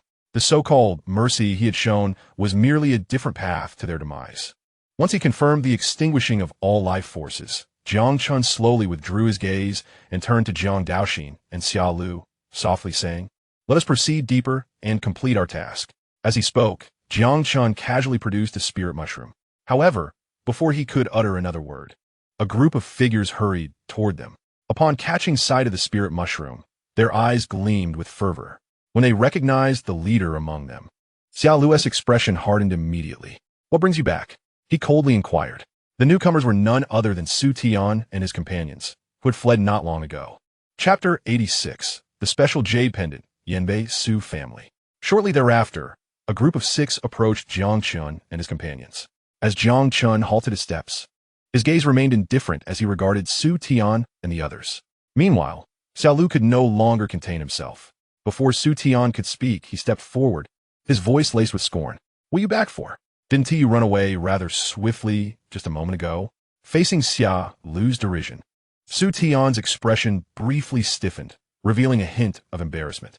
However, he quickly reined in his emotions, allowing a faint smile to grace his face as he spoke in a solemn tone. The situation earlier was dire. Our departure was compelled by necessity. We merely sought to find our fellow disciples to assist us. Upon hearing this, Xia Lu was momentarily amused, unable to fathom the audacity of such shamelessness. And where are the allies you sought? Why have you returned with only your small group? Faced with Xia Lu's inquiry, Su Tian adopted a calm demeanor, his expression serene as he replied, We searched for a while, but found no other companions. Concerned for your safety, we return alone to aid you. As he spoke, Su Tian's gaze occasionally flickered towards Lingxi. Meanwhile, Xia Lu did not believe a single word of Su Tian's statement. Just as he was about to speak again, Jiang Chen gently raised a hand to halt him. Then, fixing his eyes on Su Tian, he spoke coolly, Given the circumstances, we thank you. But the danger has now passed. You may return to wherever you wish. We shall take our leave. With that, Jiang Chen made as if to turn away. Wait. Seeing Jiang Chen's intent to depart, Su Tian immediately called out to him. Jiang Chen, do you have something to say? At this moment, Jiang Chen's tone grew noticeably colder, causing a flicker of fear to cross the faces of the others present. In truth, they had not left at all. They had been observing from a distance, fully aware of Jiang Chen's formidable prowess. Although Su Tian felt a twinge of trepidation, the allure of Lingxi was too great for him to overlook. suppressing his fear. He spoke again, "We can forego other demands, but you cannot take this Lingji.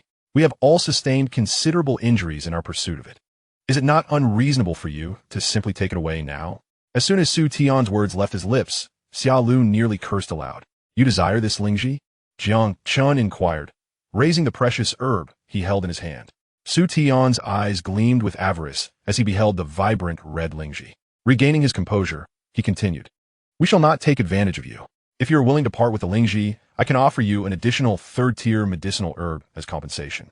As his words echoed, Su Tian's gaze remained fixed on Jiang Chen, while the others looked on with eager anticipation.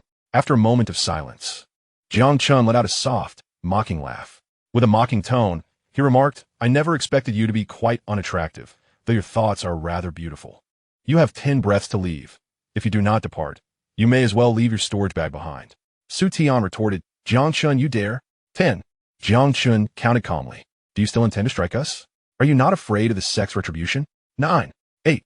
As Jiang Chen's increasingly potent aura enveloped the atmosphere, Su Tian's expression darkened considerably. Relinquishing the spirit mushroom was something he found deeply unsatisfactory. With this in mind, Su Tian attempted to speak again, "Jiang Chen." Before he could finish, Jiang Chen swiftly extended his arm and seized Su Tian by the throat, lifting him effortlessly. Crackling sounds erupted as Su Tian, despite having anticipated this move, found himself caught entirely off guard, unable to muster any resistance. At that moment, arcs of electricity surged around Su Tian as he sought to free himself from Jiang Chen's grasp. Yet his meager strength proved utterly ineffective against Jiang Chen. "What do you intend to do? Release Su Xiao at once." The remaining onlookers were momentarily stunned by Jiang Chen's abrupt attack, but quickly regained their composure and shouted in unison, rushing towards him. Boom!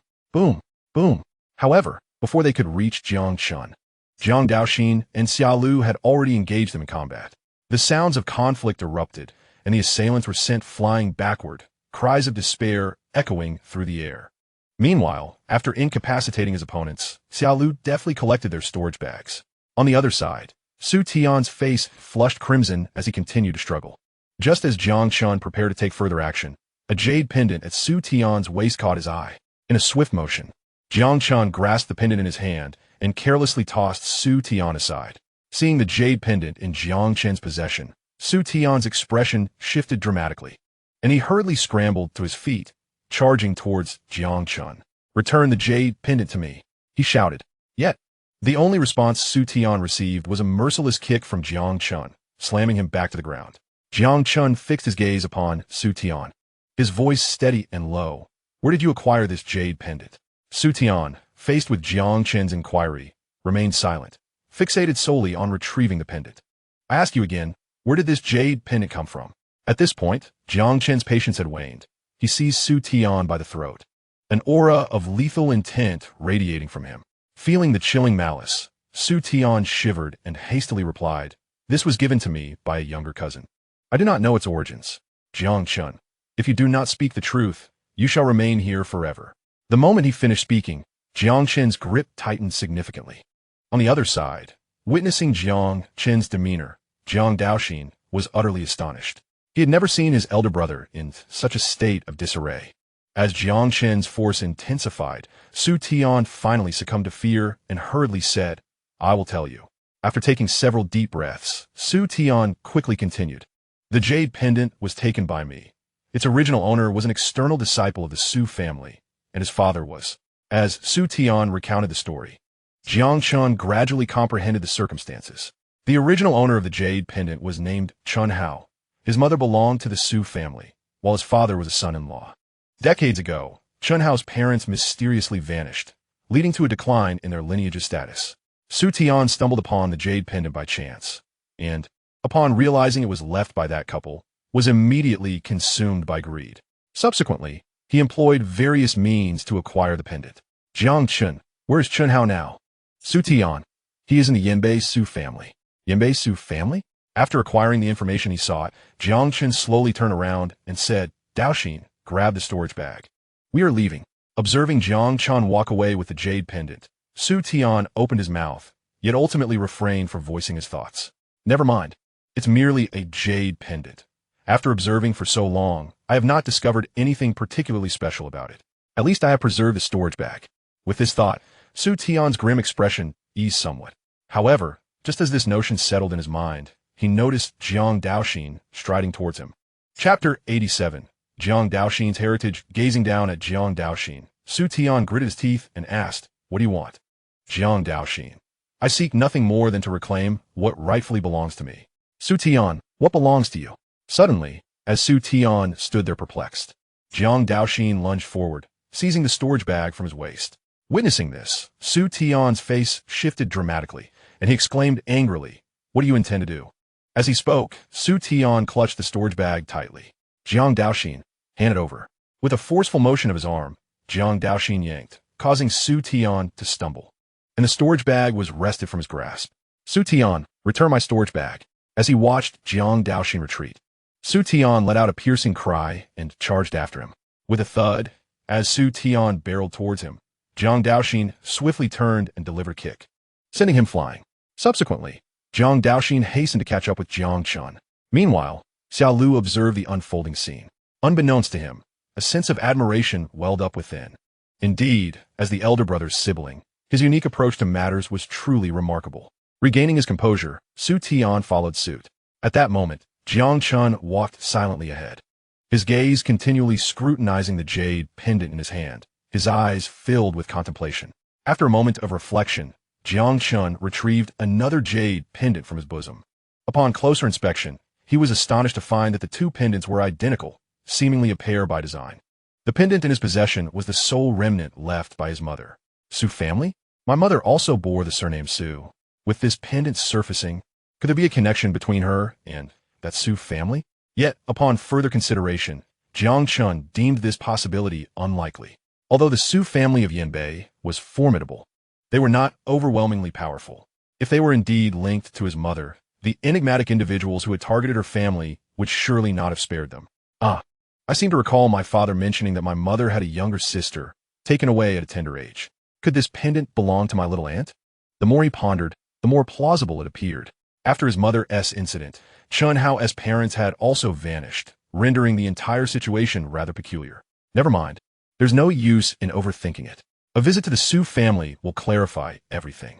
With that thought, Jiang Chen casually stowed the pendant away. Just then, Jiang Daoxin caught up with him, a look of curiosity on his face. "Second brother, does this pendant relate to our second aunt? I recall you also possess one." Although Jiang Daoxin appeared carefree, he possessed a keen sense of observation.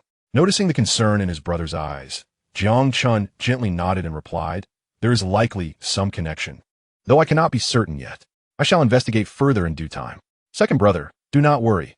Our second aunt will surely be fine. Truth be told, I long to see our mother as well, but father refuses to divulge anything, insisting that I am too weak." At this point, Jiang Daoxin's eyes glistened with unshed tears. Jiang Chen placed a reassuring hand on his shoulder, comforting him. "In that case, you must strive to grow stronger. In time, Uncle Sam will reveal everything to you." "Yes, I understand, second brother." Jiang Daoxin nodded emphatically, his eyes filled with determination. In truth, if one were to assess the situation, Jiang Daoxin's plight was even more dire than Jiang Chen's. Not only had he never met his mother, but apart from Jiang Wenyuan, no one else from the Jiang family had ever seen her. Years ago, Jiang Wenyuan's cultivation talent had been considered the most formidable among the three brothers of the Jiang family. However, he was not interested in power and often wandered alone, making him the most unrestrained among the three brothers. One day, Jiang Wenyuan returned to the Jiang family gravely injured, his cultivation nearly shattered, and Jiang Daoxin was brought back with him. Since then, Jiang Wenyuan had not left Shenfeng City, spending his days in the company of wine. Jiang Wenkong and others had inquired about Jiang Wenyuan, but he remained tight-lipped regarding the matter of Jiang Daoxin's mother. Over time, no one dared to ask again. Jiang Chen understood that Jiang Daoxin's possession of the devouring divine body must have a significant connection to his enigmatic third aunt. At this moment, Xiao Lu quietly followed behind, refraining from interrupting the conversation between Jiang Chen and Jiang Daoxin. After walking for a while, Jiang Chen took out a spirit mushroom from his storage pouch and handed it to Jiang Daoxin. "Second brother," Jiang Daoxin exclaimed, astonished at the sight of the spirit mushroom. He quickly shook his head and said, "You should keep this spirit mushroom for yourself. I've gathered enough during this time. It will suffice for a while." Take it as I say. Must I beat you to accept it? Don't you wish to know about the third ant? Upon seeing Jiang Chen's resolute expression, Jiang Daoxin hesitated for a moment before reaching out to accept the spirit mushroom. Thank you, second brother. Over the time they had spent together, Jiang Daoxin had become increasingly familiar with the temperaments of his two elder brothers. Therefore, he did not refuse further. After all, it was a gift from his own brother. As Jiang Daoxin accepted the spirit mushroom, a satisfied smile appeared on Jiang Chen's face. Ding! Congratulations, the host has gifted a Millennium Fiery Spirit Mushroom, triggering a 10,000-fold critical reward, obtaining a 10,000-year Ice Heart Lotus of purple hue with an original value of 10,000. 10,000-year Ice Heart Lotus grows in extremely frigid regions, containing a substantial amount of ice power, possessing a special effect that enhances soul strength. Purple reward. Upon seeing the reward provided by the system, Jiang Chen's heart leaped with joy. He had not anticipated such fortuitous luck, directly triggering a 10,000-fold reward. The trio continued their journey, undertaking numerous tasks along the way. And with the system's treasure hunting function, Jiang Chen guided the two to gather a considerable amount of spiritual herbs. However, due to core disciples entering first, most of the opportunities had already been plundered, resulting in a rather disappointing harvest. The spiritual herbs they obtained along the way were distributed to Jiang Daoxin and the others. Despite receiving some critical rewards, the multipliers were not particularly high. As the three of them gradually approached the inner circle, the number of encounters increased. However, from the current situation, it seemed that Xianxia sect was at a disadvantage, having encountered several fellow disciples who were already injured. In the course of their journey, they stumbled upon numerous corpses of their fellow disciples. The sight of such tragedy among their comrades caused Jiang Chen and his companions to feel a chill descend upon them. As they ventured deeper, several groups of disciples from the Falling Cloud sect launched attacks against them, all of which ended in ruthless annihilation. Meanwhile, a considerable number of disciples from the Xianxia sect had followed Jiang Chen and his companions, having been rescued along the way. Their gazes towards Jiang Chen were filled with profound admiration. As more Xianxia disciples gathered, the Falling Cloud sect sensed an impending crisis and chose to conceal themselves. After all, it was only a short time since Jiang Chen and his companions had arrived, and numerous disciples from the Falling Cloud sect had already perished. If they did not hide soon, they risked being entirely wiped out by Jiang Chen and his group. Chapter 88. Proceeding to the second layer, the fourth grade spiritual fruit. Observing the fellow disciples trailing behind him, Jiang Chen decided to lead them in a sweep of the first layer. Upon realizing this, the group felt an overwhelming surge of excitement. It was well known that the Falling Cloud sect had previously held absolute dominance, but with Jiang Chen's intervention, their situation had become utterly unbearable. Moreover, Jiang Chen and his companions behaved like bandits, mercilessly eliminating any Falling Cloud sect disciples they encountered and plundering their possessions. Ultimately, the remaining disciples of the Falling Cloud sect, in a bid for their own safety, were compelled to venture into the second layer in search of aid. In a secluded forest, Jiang Chen addressed the group of disciples before him, saying, "The first layer is now relatively secure. You may explore as you wish. I must proceed to the second layer." As his words echoed, the group responded in unison. "Understood, Brother Jiang." After exchanging a few more words, Jiang Chen and Jiang Daoxin made their way towards the entrance of the second layer. As for Xia Lu, he opted to remain in the first layer, recognizing that his own strength did not suffice for the challenges that lay ahead in the second layer. Thus, he resolved to stay behind and utilize the available resources to bolster his abilities. As the two continued onward, the environment around them began to shift dramatically. Gradually, they found themselves enveloped in mist, and a crimson light curtain emerged before them, from what they had gathered from others. Crossing this light curtain would grant them entry into the second layer of the abyssal secret realm. Without a moment's hesitation, Jiang Chen and Jiang Daoxin quickened their pace, rushing towards the shimmering barrier. Soon, they arrived at the light curtain, passing through effortlessly, unhindered in the slightest. Upon entering the second layer, Jiang Chen's expression transformed into one of astonishment. He noted that the concentration of spiritual energy here was approximately 30% greater than that of the first layer. Jiang Daoxin turned to gaze at Jiang Chen. In a hushed tone, he said, "Second brother, what shall we do next?" His gaze swept across the surroundings.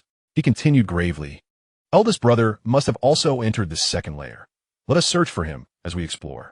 Jiang Daoxin replied, "All right, I will follow your lead." Subsequently, Jiang Chen chose a direction and led Jiang Daoxin deeper into the unknown. Along the way, Jiang Daoxin occasionally produced some spiritual herbs, swiftly consuming them. Observing the speed at which Jiang Daoxin ingested the herbs, even Jiang Chen could not help but be taken aback. Typically, cultivators would refrain from consuming herbs directly, as this method not only limited the absorption of their potency, but also proved to be quite time-consuming. However, Jiang Chen noted that such constraints held little sway over his younger brother. Jiang Daoxin not only absorbed the herbs rapidly, but also wasted very little of their efficacy. Moreover, Jiang Daoxin's Devouring physique had awakened to an impressive 30. As the two pressed onward, the surrounding trees began to thin out. System. I have been in the second layer for a while now. Why have I not received any hints regarding opportunities? Ding. With the current strength of the host, opportunities can only be sought 5 times in a day. You have exhausted this limit in the first layer. Why didn't you mention this earlier? You did not inquire. Host. Faced with the system's response, Jiang Chen fell silent. Never mind. I can't be bothered to argue with you. Second brother, look over there. At that moment, Jiang Daoxin exclaimed in surprise. Upon hearing this, Jiang Chen immediately turned to the direction Jiang Daoxin indicated. Before them lay a vast expanse of lava, at the center of which extended a dark, serpentine vine.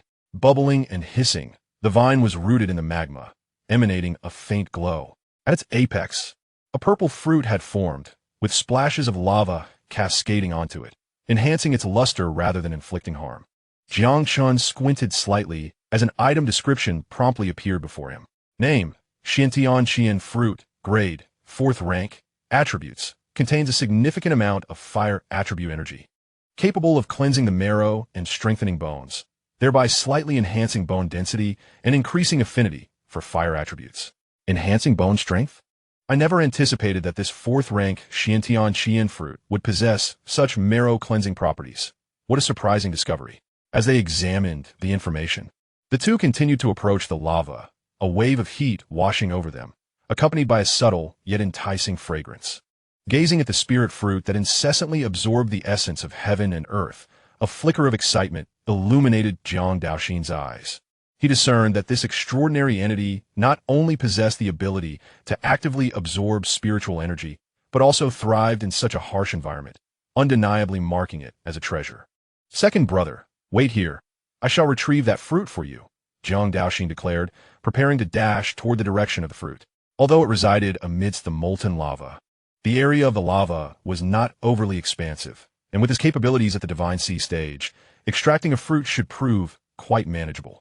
However, just as Jiang Daoxin was about to act, Jiang Chen unexpectedly seized him by the arm. Confusion adorned Jiang Daoxin's face as he turned to Jiang Chen. With a slight furrow of his brow, Jiang Chen spoke softly, "Do not act rashly. It seems there is something within the lava. Let's observe for a moment." As Jiang Chen's words settled in, Jiang Daoxin immediately extended his divine sense, and, upon detecting a faint fluctuation, a look of trepidation washed over his features. The fruit before him was strikingly conspicuous, yet had persisted until now, clearly guarded by a fearsome beast. Had he charged in recklessly? Even if he could withstand the beast's assault, being dragged into the lava would undoubtedly be detrimental to his well-being. While the Divine Sea stage allowed for the protection of his vital energy, enduring in such molten conditions would be unsustainable for long. Moreover, the presence of an unknown ferocious beast within the lava would only accelerate the consumption of his energy. Having grasped this realization, Jiang Daoxin instinctively retreated a few steps. Yet, the allure of the fruit lingered, and he felt a twinge of reluctance. After all, one does not easily relinquish a prize that is nearly within grasp. Second brother, what should we do now? Faced with the current predicament, Jiang Daoxin struggled to devise a viable plan, habitually scratching his head in contemplation. Jiang Chen surveyed the surroundings, and upon noticing the array of colossal stones, his eyes brightened slightly. The optimal strategy now is to force whatever resides within the lava to emerge. Once it is dealt with, the fruit will be ours for the taking, he suggested. Following Jiang Chen's gaze, Jiang Daoxin swiftly comprehended the course of action. Without waiting for Jiang Chen to elaborate further, he strode toward the massive stones. Lift! With a resounding crash, Jiang Daoxin hoisted a boulder and moved toward the molten expanse. With a sudden surge of strength, he hurled the boulder into the lava. Boom! The stone plunged into the molten depths, sending a torrent of lava spewing outward. A thunderous roar reverberated through the air. Gurgle, gurgle. The tumultuous lava settled once again, as if nothing had transpired. Instead, the spirit fruit grew even more resplendent. With a swift motion, Jiang Daoxin lifted a colossal stone and hurled it into the molten depths. Observing for a moment, Jiang Chen followed suit, raising a massive boulder and casting it into the magma ahead. In an instant, the surface of the lava erupted with a cacophony of roars. Seemingly provoked by their actions, a fierce aura enveloping the atmosphere. Boom! Just as the boulder was about to plunge into the lava, a gigantic tail emerged, sending it soaring away. Subsequently, a fearsome head materialized from the molten flow, its crimson eyes fixated intently on Jiang Chen and Jiang Daoxin. Upon witnessing the creature's head, a flicker of astonishment crossed Jiang Daoxin's gaze as he exclaimed, "What a colossal lizard!"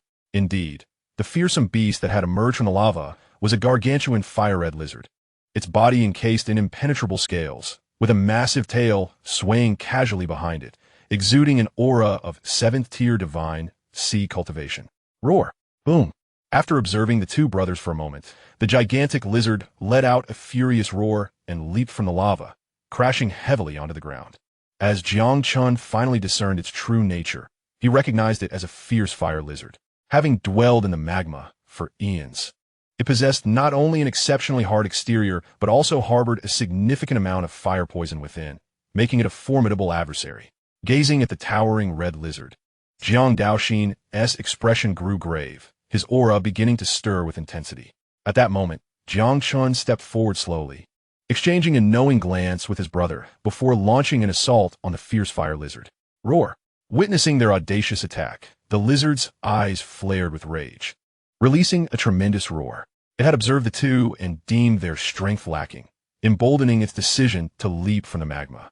Swish! As the two brothers approached, the lizard's massive tail swung violently toward them. Boom! Struck by the mighty tail, Jiang Chen and Jiang Daoxin were forced to retreat rapidly, their breaths quickening, feeling as though they were utterly outmatched. Seeing this unfold, the fierce fire lizard became increasingly confident, its gaze toward the brothers filled with avarice. During this time, it had already devoured several human cultivators, significantly boosting its own power. Now, the Xianxia fruit is but a step away from ripeness. Now, by devouring Jiang Chen and his companion, and subsequently consuming the Xianxia fruit, the fire lizard possesses absolute confidence that its strength will experience a significant enhancement. Boom! With mighty strides, the fire lizard charged towards Jiang Chen and his companion, kicking up clouds of dust in its wake. At this moment, the fire lizard was oblivious to the fact that as it moved further away from the lava, Jiang Chen and Jiang Daoxin exchanged a knowing glance, their lips curving slightly upward. However, they chose not to exert their full strength, opting instead to retreat while feigning vulnerability, appearing on the verge of defeat. Yet, as the battle progressed, the fire lizard began to sense something amiss. These two humans had displayed signs of impending defeat from the very beginning. Yet after such an extended confrontation, they remained in this state. The troubling realization dawned upon it that it gained nothing. With the Xianxia fruit nearing maturity, the fire lizard halted in its tracks, preparing to turn back towards the lava, deciding to let the two humans go. However, just as it was about to depart, Jiang Chen and his companion suddenly unleashed their strength. Having drawn the beast out so far, they could not simply allow it to return. Roar! Seeing these mere ants daring to initiate an attack, the massive lizard emitted a furious roar, swinging its colossal claws in retaliation. Yet, when its claw collided with Jiang Chen's fist, the fire lizard's enormous pupils constricted in shock as a series of roars erupted from its throat. Jiang Daoxin swiftly maneuvered behind the giant lizard, effectively blocking its escape route. At this moment, the giant lizard realized it had been outsmarted by these two adversaries, its expression shifting to one of rage as it launched a frenzied offensive. However, despite its formidable physique, the giant lizard found no advantage against the two brothers. Roar! After a fruitless assault, the giant lizard opened its cavernous maw, unleashing a torrent of crimson flames that quickly enveloped Jiang Chen and his companion. Witnessing this, Jiang Chen furrowed his brow.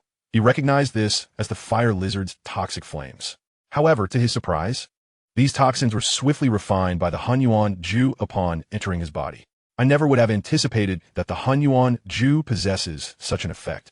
capable of refining even toxins. Hmm?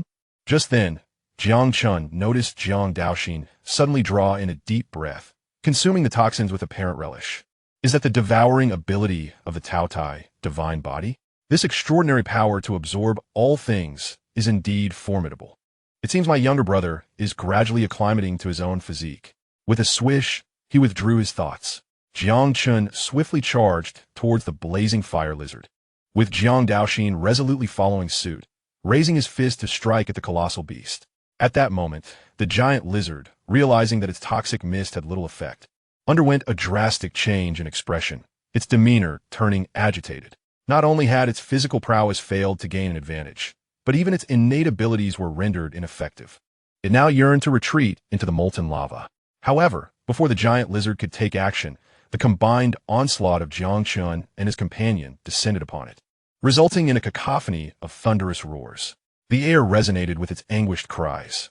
Under the assault of Jiang Chen and his ally, the fire lizard's defenses crumbled in a matter of moments, gouts of blood erupting forth. With a final, defiant roar, the fire lizard crashed heavily to the ground, struggling for a brief moment before succumbing to silence. Jiang Chen swiftly retracted his hand, cradling a beast core within his palm. Just then, a series of applause echoed from behind them, followed by the sound of approaching footsteps. Before long, a trio of individuals approached Jiang Chen and his companion, with the leading figure observing them with a mocking glint in his eyes. Chapter 90. The shock of the nine-colored celestial silkworm as Jiang Chen beheld the approaching man. His brow furrowed slightly. The visitor was none other than Yang Yu of the Star Sea Society. Once at the threshold of the transformation realm, he was now constrained at the pinnacle of the Divine Sea realm due to the suppression of the second layer of rule power. Beside him stood two members of the Star Sea Society, both at the sixth level of the Divine Sea realm. Jiang Chen's expression quickly returned to calm as he asked nonchalantly, "What brings you here?" In response to Jiang Chen's inquiry, Yang Yi's lips curled into a faint smile as he retorted, "Am I not your senior brother? Is it so strange for me to seek you out without reason?" As he spoke, a glimmer of cold light flashed in Yang Yi's eyes. "Senior brother, look over there." At that moment, one of the men spotted the nearby crimson flame fruit and called out excitedly, "Oh!" Upon hearing the shout, Yang Yi turned to follow the sound and, upon catching sight of the dazzling dark purple fruit, a hint of joy illuminated his gaze. "I never expected to find a mysterious heaven crimson flame fruit here. It will be perfect for my breakthrough to the transformation realm." With that, Yang Yi prepared to collect the crimson flame fruit. "Hurry up. I can smell the essence of the spiritual herb. If we're late, it won't be ours." At that moment, an urging voice reached their ears. Yang Yi withdrew his raised foot and turned to look in the direction of the sound. Approaching him was a handsome man clad in white, with a large green caterpillar perched upon his shoulder. To everyone's astonishment, it was not the man who spoke, but rather the caterpillar on his shoulder. Observing the incredulous gazes of those around, the caterpillar gazed back with an air of haughty disdain, exclaiming, "What are you staring at? Have you never seen a charming caterpillar before? A bunch of uncultured fellows." With that, the caterpillar's eyes gleamed with contempt, its expression exuding a whimsical arrogance. After suppressing his surprise, Yang Yi spoke in a low voice, "Jiang Yu, I didn't expect you to be here." Indeed, the figure that had appeared was none other than Jiang Yu. "Big brother." Upon seeing Jiang Yu, Jiang Daoxin's face broke into a smile as he called out excitedly. Jiang Yu smiled faintly, nodding lightly at Jiang Chen and the others, then quickened his pace toward them. Before long, Jiang Yu stood before the two, completely disregarding Yang Yi, and began conversing with his brothers. The caterpillar, observing this scene, swiftly scanned Jiang Chen and Jiang Daoxin with its eyes, then arrogantly declared, "Since you are little Yuzi's brothers, you might as well stick with me. With my assistance, your achievements will be unparalleled." However, before it could finish its boastful statement, the caterpillar's pupils abruptly narrowed. Its gaze fixated on Jiang Daoxin, and the once arrogant expression vanished entirely. This kid is actually a Tao Tai divine body. Why would such a rarity appear in the small realm of Hongwu? What could possibly explain this?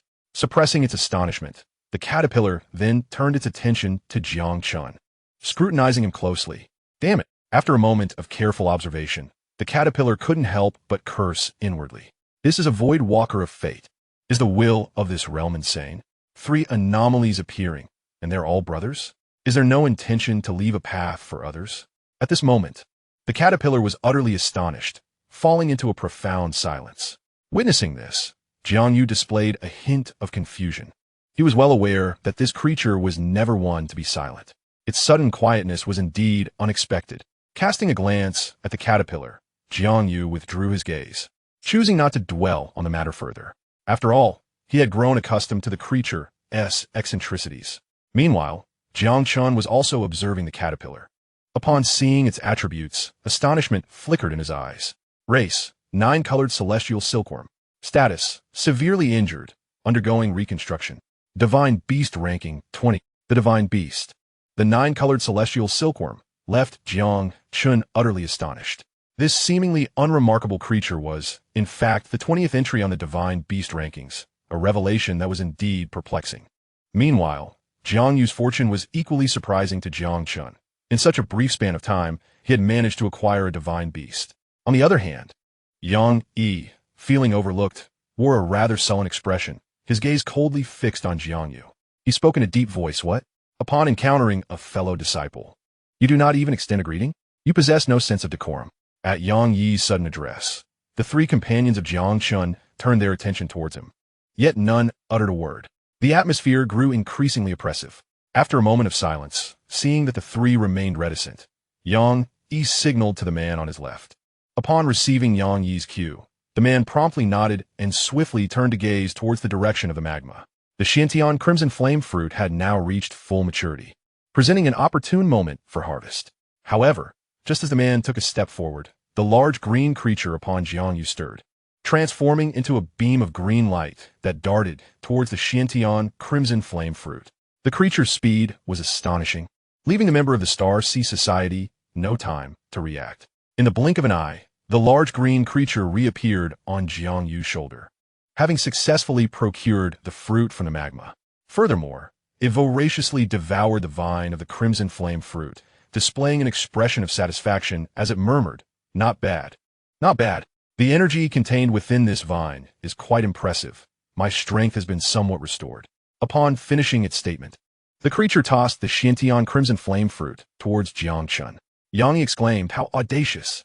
Do you truly believe I am inconsequential?" Witnessing this spectacle, Yang Yi could no longer contain his fury, unleashing a furious roar as his peak strength in the divine sea realm surged forth, enveloping the area with a terrifying aura. The other two individuals soon joined him, their icy gazes fixed upon Jiang Chen and his companions, signaling that a fierce confrontation was imminent. In the face of Yang Yi's oppressive presence, the three brothers of Jiang Chen showed no signs of fear. Their gazes locked onto Yang Yi, their true energy swiftly surging around them. Suddenly, at that critical moment, a tremendous roar erupted from the southeast, causing the ground to tremble slightly, with fissures beginning to appear in the surroundings. In response to this unexpected turn of events, the crowd instinctively reined in their formidable energies, swiftly turning to observe the source of the thunderous sound. From the southeast mountains, thick plumes of smoke began to rise, accompanied by a cacophony of roars, soon igniting into a raging inferno. Beneath the immense inferno, countless ferocious beasts began to flee in a frenzy, swiftly transforming into a tide of creatures. Subsequently, the ground reverberated with ominous tremors. Crack! Boom! At that moment, dark clouds suddenly gathered in the sky, and rain began to pour down, intensifying with each passing moment. The surrounding flames were quickly brought under control. Just then, Yang Yi seemed to sense something, swiftly retrieving a jade talisman from his bosom. Upon absorbing the information contained within, his expression darkened with uncertainty. Yang Yi cast a reluctant glance at Jiang Chen and the others, his voice cold as he declared, "Consider yourselves fortunate today. I shall grant you a reprieve. Such luck will not accompany you next time. We depart." With that, Yang Yi turned and strode away. Chapter 91, A Minor Affliction of the System. As Yang Yi made his exit, the other two hastily followed. The direction they took led them to the site where a violent explosion had recently occurred. Observing the abrupt departure of the trio, Jiang Yu displayed a contemplative expression. After a moment of silence, Jiang Daoxin turned to Jiang Yu and inquired, "Elder brother, second brother, should we not follow them? It seems treasures have appeared over there." However, before Jiang Chen could respond, the Qing interjected, "It would be pointless to go now. The restrictions will not be lifted for at least 2 days. They are merely wasting their time." "Oh." Upon hearing the Qing's words, Jiang Yu immediately turned to regard him. While Jiang Yu held a degree of skepticism towards Qing's strength, he found his insights to be rather profound. Meanwhile, Jiang Chen, aware of Qing's true identity, also regarded his words with a degree of trust. After a moment's contemplation, Jiang Chen spoke softly. In that case, let's take this time to enhance our own strength. Jiang Yu responded, indeed, that seems prudent. Once a decision was reached, the three brothers swiftly dashed into the thicket. After vanquishing a ferocious beast, they claimed its lair as their own. Glancing at the Xianxia fruit in his hand, Jiang Chen tossed it towards Jiang Yu. Jiang Yu exclaimed, second brother, what is this? Jiang Chen replied, elder brother, consuming this directly would be a tremendous waste. Please stow it away for now. Later, when we gather more spiritual herbs, its efficacy in refining pills will be greatly enhanced. Upon hearing this, Jiang Yu contemplated for a moment before nodding gently. He remarked, that makes sense. With this Xianxia fruit, we can indeed concoct a batch of ironbone pills. With that, Jiang Yu retrieved several spiritual herbs from his storage pouch and gazed at Jiang Chen and the others, softly stating, take a look and see if any of these herbs suit your needs. Feel free to take what you require. Jiang Daoxin, elder brother, I still have quite a few left. Earlier, second brother gifted me a millennium spiritual herb. Would you care to try a bit? Jiang Yu gently shook his head, replying, you may consume it yourself. It is best to take the entire herb at once, lest its efficacy diminish significantly. Meanwhile, Qing gazed at the spiritual mushroom in Jiang Daoxin's hand, his eyes sparkling with excitement. He quickly exclaimed, he doesn't want it. I do. Youngster, if you give me that mushroom, I shall ensure your protection. No one will dare to bully you. Observing Qing's enthusiastic countenance, Jiang Daoxin revealed a faint smile, softly responding, I cannot part with this mushroom, but I can offer you some other spiritual herbs. How does that sound? As he spoke, Jiang Daoxin retrieved the herbs from his storage pouch. Although Qing felt a tinge of disappointment upon seeing the herbs, he nonetheless replied, all right then, herbs it is. It's rare for you to be so accommodating. Once my strength is restored, I shall impart to you a great technique. No sooner had he finished speaking than Qing leapt down from Jiang Yu's shoulder and began to munch on a nearby spiritual herb. On another front, Jiang Chen once again heard the system's notification chime. Ding! Congratulations, host, for offering a 4th grade Qian fruit, triggering a 1,000-fold critical reward, 1 6th grade Xianjin fruit, and a fortune value of 1,000. Xianjin fruit contains a substantial amount of metallic energy, effectively purifying bone marrow impurities. With remarkable efficacy, however, it may cause slight discomfort upon consumption. Slight discomfort? Upon reading those words, Jiang Chen felt an inexplicable chill within. Recalling the last time the system had described slight discomfort, after a moment of silence, Jiang Chen took out 3 yin fruits from his storage pouch. The moment the fruits appeared, Qing's eyes lit up with astonishment. 5th grade yin fruit. Where did you find this? Without waiting for an answer, Qing leaped towards Jiang Chen, eagerly proposing, Little Chen, how about we make a deal? If you give me one of those yin fruits, I will grant you a great opportunity once my strength is restored. After all, the first one is the only one that yields any effect. Consuming more would only be a waste. Seeing Qing's earnest demeanor, Jiang Chen smiled slightly and inquired, what kind of great opportunity? Could you perhaps divulge a hint of information? At the sight of Jiang Chen's smile, Qing's expression soured. He retorted, do you think I would deceive you? I am the divine beast, the 9-colored celestial silkworm. In my prime, Jiang Chen interjected, stop. Hold on. I'll give you one fruit, but do not forget your promise of that great opportunity. Thereafter, Jiang Chen handed one of the yin fruits to Qing. Upon witnessing Jiang Chen's readiness to offer himself so readily, Qing was momentarily taken aback, but soon a look of joy illuminated her face. Without hesitation, she took a bite and mumbled, Little Chen, rest assured, what this master promises will undoubtedly meet your expectations. Seizing the moment, Jiang Chen distributed the other 2 demon flame fruits, and now the 3 brothers had formed a tacit understanding. They took what their brother offered without question or delay. However, a slight drawback was that, as the demon flame fruit was a reward for critical hits, it would not trigger any critical effects. Jiang Yu, upon receiving the demon flame fruit, retrieved several elixirs from his storage bag and distributed them among Jiang Chen and the others. Once all was prepared, the 3 found their respective stone caves and embarked on their seclusion journey. Taking a deep breath, Jiang Chen intended not to consume the demon flame fruit just yet. Instead, he opted to first take out the Xianjin fruit. System, are you certain you're not deceiving me? Consuming this first will significantly lessen the pain when I later take the demon flame fruit. Be assured, the system assures you, I would never mislead you. If you consume the demon flame fruit first, the enhancements to your physique will make it increasingly difficult to cleanse the impurities from your bones. At that point, should you then consume the Xianxia fruit, not only will its efficacy be severely diminished, but the pain will multiply, rendering it a futile endeavor. After absorbing the system's explanation, Jiang Chen fell into contemplation. He could not deny that, while the system was occasionally unreliable, the information it provided was indeed sound. Having come to this realization, he promptly brought the Xianxia fruit to his mouth. It's merely a slight discomfort. I can endure this much. However, before Jiang Chen could complete his bravado, a muffled groan escaped his lips, and his body began to tremble. As the Xianxia fruit settled within him, a surge of potent energy erupted, akin to a wild stallion galloping freely within Jiang Chen's body. After a tumultuous surge, the energy permeated his limbs and bones, producing a series of cracking sounds. As time passed, Jiang Chen's countenance grew increasingly grave, beads of sweat dripping from his forehead, his expression a portrait of agony. Chapter 92, Double Pain. At that moment, aside from the intense pain, it felt as if countless ants were frantically crawling within his bones. A maddening itch that drove him to distraction. Before long, a sensation akin to being gnawed upon spread throughout his body. Jiang Chen felt as though he were being devoured by a legion of ants. Fortunately, having endured similar experiences in the past, although this pain was extraordinary, it remained within the bounds of his tolerance.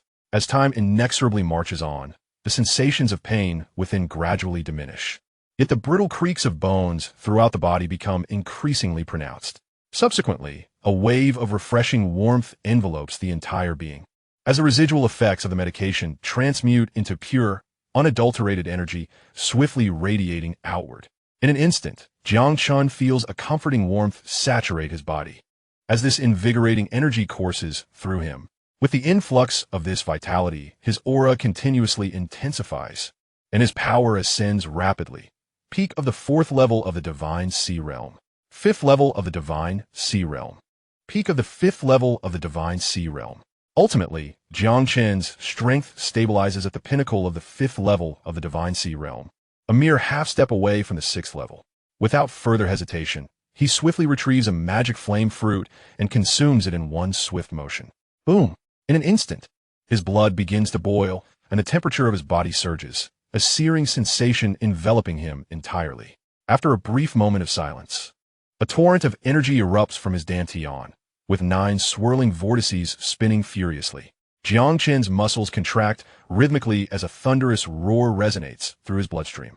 Soon after, a surge of vibrant vitality emanates outward, causing his long hair to dance as if stirred by an unseen wind. Sensing the fortification of his physical form, Jiang Chen once again retrieves several spiritual herbs from his storage pouch, feeding them into his mouth.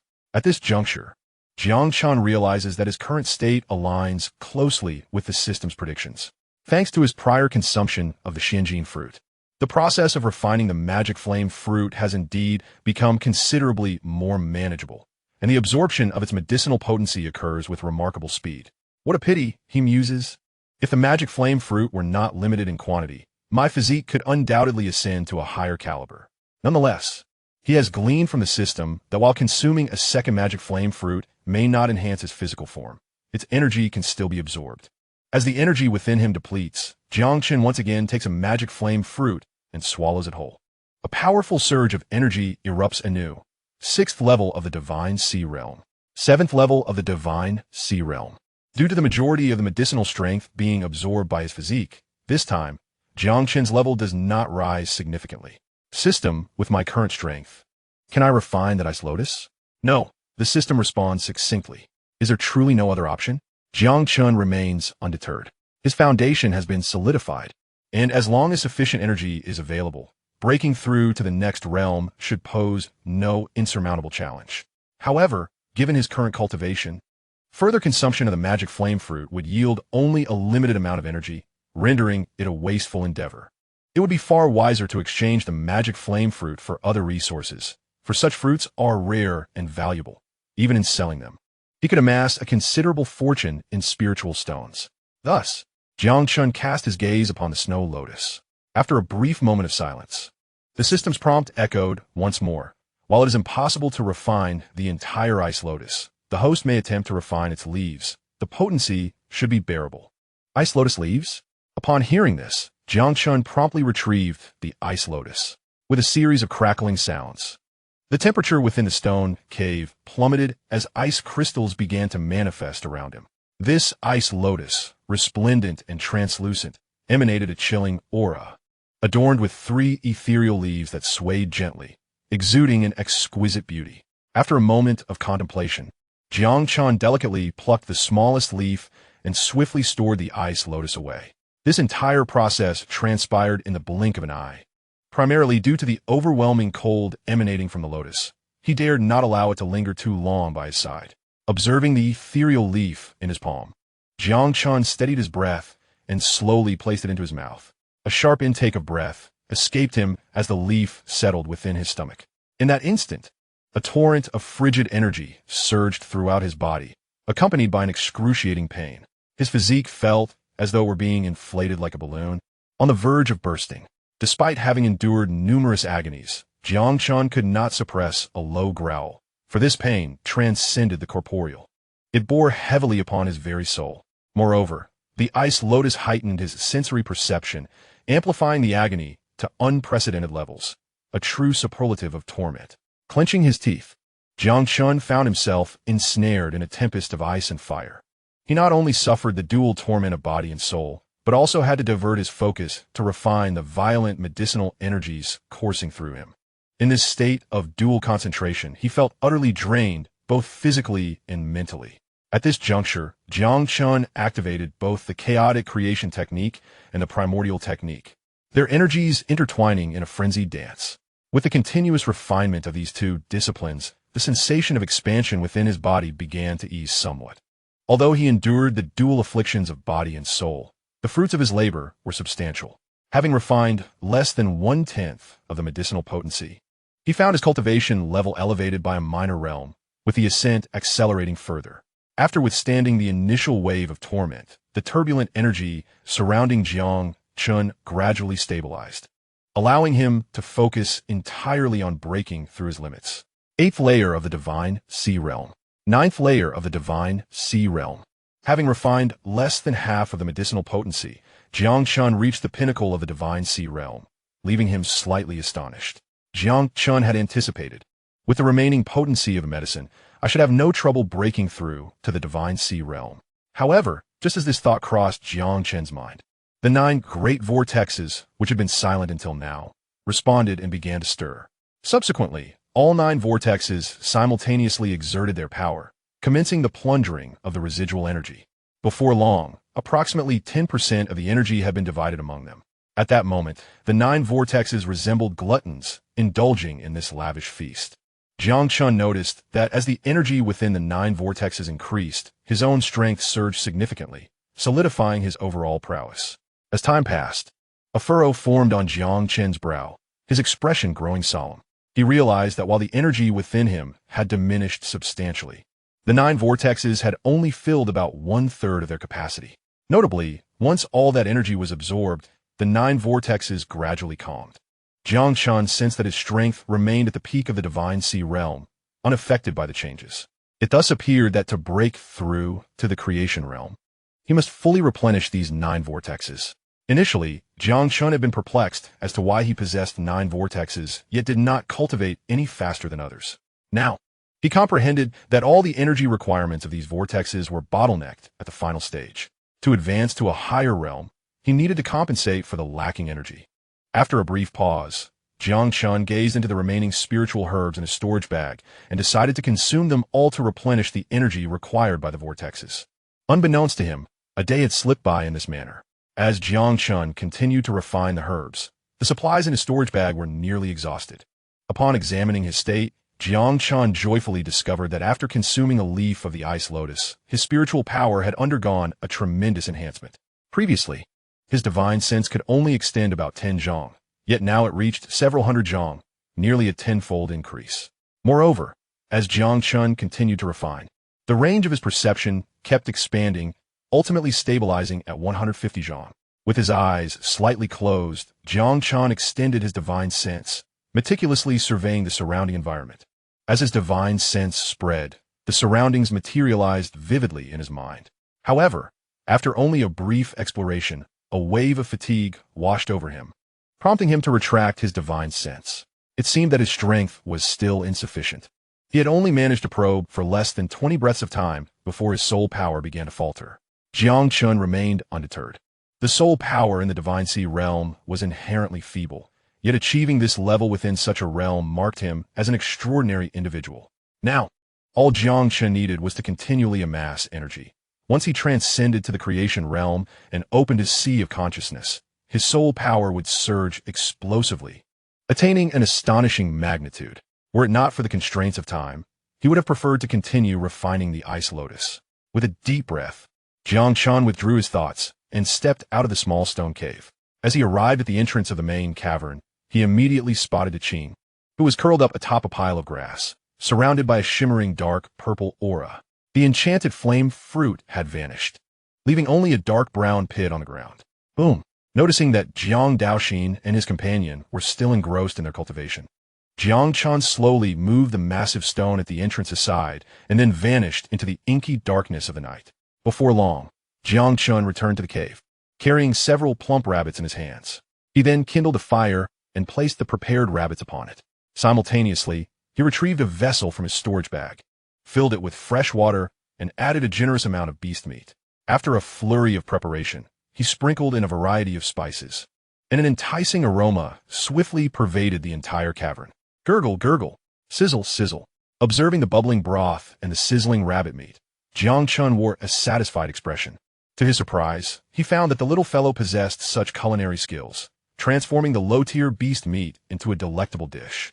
At that moment, Qing's voice came from behind Jiang Chen. Whoosh! With a swift movement, Qing leaped onto Jiang Chen's shoulder, eyes fixed intently on the pot of broth, his face brimming with anticipation. Noticing Qing's eagerness, a peculiar expression crossed Jiang Chen's face, prompting him to inquire with curiosity, "Aren't insects herbivores? Why you look so ravenous?" Qing retorted, "You are the insect. I've told you countless times that I am a divine beast. Do you understand what that means? Do not judge me through mundane perspectives. I have traversed various realms, indulging in countless delicacies, and have devoured many rare and extraordinary creatures." As he spoke, pride shone in Qing's eyes. Jiang Chen replied, "Before you boast further, could you wipe the drool from the corner of your mouth? It's about to land on my clothes." Qing protested, "Who is boasting? Everything I just said is true. Let me tell you." Quickly masking his embarrassment, Qing launched into tales of his illustrious exploits, his demeanor fervent and impassioned. However, while speaking, his gaze frequently darted towards a fire, which made Jiang Chen want to chuckle. Clatter, clatter. Just then, a series of footsteps echoed from behind as Jiang Daoxin and Jiang Yu emerged from the small stone cave. Upon noticing the items by the fire, Jiang Yu's eyes widened in surprise. He whispered, "Chen, it seems you have been out for quite some time, preparing all these provisions." Jiang Chen smiled gently and replied, "Not much longer than you. Come, take a seat. It will be ready shortly." The two did not hesitate, quickly settling around the fire. In this brief interlude, Jiang Chen utilized the system to assess the duo. After 2 days of seclusion and cultivation, Jiang Daoxin had advanced to the 6th level of the Divine Sea realm, with his Taotai divine body awakening significantly enhanced. As he narrowed his eyes, Jiang Chen observed that even without channeling any techniques, the spiritual energy of the world naturally gravitated towards Jiang Daoxin. His physical form seemed to possess an autonomous will, effortlessly absorbing and refining this energy. In simpler terms, as long as he found a location abundant in spiritual energy, Jiang Daoxin could lie idle and still experience constant growth in strength. When his gaze shifted to Jiang Yu, Jiang Chen was taken aback. His elder brother, who had previously been at the 2nd level of the Divine Sea realm, had now directly ascended to the pinnacle of the 8th level. The swiftness of this enhancement nearly rivaled his own. However, upon reading another piece of information, Jiang Chen immediately grasped the situation. His elder brother had completely refined the remnant soul of the emperor. No wonder his power has surged so rapidly. It turns out he has absorbed the emperor's soul, Jiang Chen mused. "Almost ready, eat up." As soon as Jiang Chen spoke, Jiang Daoxin eagerly began to partake in the meal. I want some too, I want some too. At that moment, the Qing, who had been observing, leaped onto Jiang Yu's shoulder, incessantly urging him. Jiang Yu retrieved a container and filled a bowl for the creature. Subsequently, to the astonishment of the three, the Qing devoured the food ravenously, as if it had never eaten before. Delicious, truly exquisite. Your culinary skills rival even those of the so-called food gods, the Qing exclaimed. Meanwhile, Jiang Daoxin, witnessing the Qing's exaggerated consumption, raised his gaze to Jiang Yu, bewildered, and asked, Brother, how long have you let it go hungry? It behaves like a starving wretch. At that moment, Jiang Yu's lips twitched, and a sweat bead formed on his forehead. He replied, During this time, it has been eating more than I have. This is not merely a matter of hunger. It seems this is its true nature. Utterly disregarding the dignity of a divine beast. Ha ha ha! Jiang Chen and the others erupted into hearty laughter. Chapter 94, An Enviable Opportunity. Without wasting much time, the food Jiang Chen had prepared was quickly devoured. After a brief pause, the Qing, having finished, wore a satisfied expression, completely unperturbed by the curious gazes of Jiang Chen and the others, pretending not to notice them. After pondering for a moment, Jiang Yu turned to the Qing, perched on his shoulder, and gently inquired, How much longer will the restriction you mentioned last? The Qing replied, At the latest, it will be lifted tonight, but given the current circumstances, it should happen a bit sooner. Observing the Qing's familiarity with the area piqued Jiang Chen's interest, prompting him to ask, What exactly lies within that restriction? Do you have any knowledge of it? As soon as Jiang Chen spoke, Jiang Daoxin and the others also directed their attention towards the Qing. The Qing responded, It seems to be an ancient tomb. I have only observed the periphery for a while. As for what lies within, I cannot say for certain. However, I can assure you of one thing. A confident expression spread across the Qing's face as he spoke the last sentence. Oh, Jiang Daoxin was immediately intrigued. He quickly asked, What can you be sure of? After casting a triumphant glance at the three, the Qing leisurely stated, I can guarantee that there are treasures within that ancient tomb. Upon hearing this, the corners of Jiang Chen's mouth twitched slightly, while Jiang Daoxin's face darkened, and he turned to Jiang Yu, whispering, Brother, may I strike him? The Qing's response was as vague as it was infuriating, yet he wore an air of smugness that made him all the more deserving of a reprimand. On the other side, upon hearing Jiang Daoxin's intent to strike him, the Qing immediately became wary, his eyes darting nervously. He quickly exclaimed, Don't act recklessly. For the sake of being Xiao Yu's younger brother, I have no desire to cause you harm. Hey, let go of me. Just as he finished speaking, the Qing was abruptly lifted by Jiang Yu, and under the profound gazes of Jiang Chen and the others, the Qing ceased his arrogance. He hurriedly declared, Don't be hasty. Once we enter the ancient tomb, regardless of the treasures within, I will ensure you find them. Just follow my lead. Seeing the skeptical expressions of Jiang Chen and the others, Jiang Yu nodded slightly and responded, What the Qing says holds some truth. His nose is indeed quite remarkable when it comes to locating treasures. Nose? The Qing, sensing the peculiar looks from Jiang Chen and the others, seemed to anticipate their thoughts. Much like a cat whose tail had been stepped on, he exclaimed, What kind of look is that? I am a divine beast. Do you understand what that means? The Qing's reaction only served to amuse Jiang Chen and the others further. Jiang Yu, enough of the antics. Let us proceed and take a look. If we delay, we may miss our opportunity. Jiang Daoxin agreed. Shortly thereafter, the three brothers swiftly exited the cave, heading towards the source of the thunderous roar they had recently heard. The flames had been contained in time, yet numerous trees bore the scars of the fire, charred and blackened. As they approached their destination, the number of scorched trees increased substantially. Upon closer inspection, the ground was littered with burnt branches, each step producing a series of crackling sounds. Suddenly, the trio stumbled upon several carcasses of ferocious beasts, their dried blood indicating they had been slain not long ago. After observing for a moment, the three brothers halted, their gazes fixated on a withered tree ahead, and a profound silence enveloped the area. After a tense few moments, a chilling voice emanated from behind the tree. Why not come over and accept your fate? At that instant, a figure emerged into view. Just then, sounds of movement echoed around them, as figures appeared from the surrounding withered trees, swiftly encircling their position. The leader, a man with a cruel smile, scanned Jiang Chen and his companions. Ah, we have indeed stumbled upon some disciples of the Xianxia sect. Brother Wang's tactics have proven effective. Waiting in ambush has certainly simplified matters. During this exchange, the other members quickly spread out, forming an encirclement around Jiang Chen and his brothers. At that moment, a man in a green robe, his demeanor brightening, rushed to the leader's side. Brotherly, these three are none other than the Jiang brothers. Brother Wang has been searching for them. The leader, named Li Feng, exuded a formidable aura, revealing his peak cultivation at the Divine Sea realm, suggesting his true strength was undoubtedly at the transformation realm. Upon hearing the green-robed man's words, Li Feng's lips curled into a sinister smile. What fortune! It seems this will be an easy endeavor. We can focus our attention on the core disciples of the Xianxia sect thereafter. With that, Li Feng turned to the green-robed man and said, Zhao Chong, these three have a maximum cultivation of merely the second level of the Divine Sea realm. It is your turn to take action. Upon hearing this, Zhao Chong's expression brightened. Thank you, brotherly. He understood that with his strength at the 8th level of the Divine Sea realm, Li Feng's directive was an opportunity.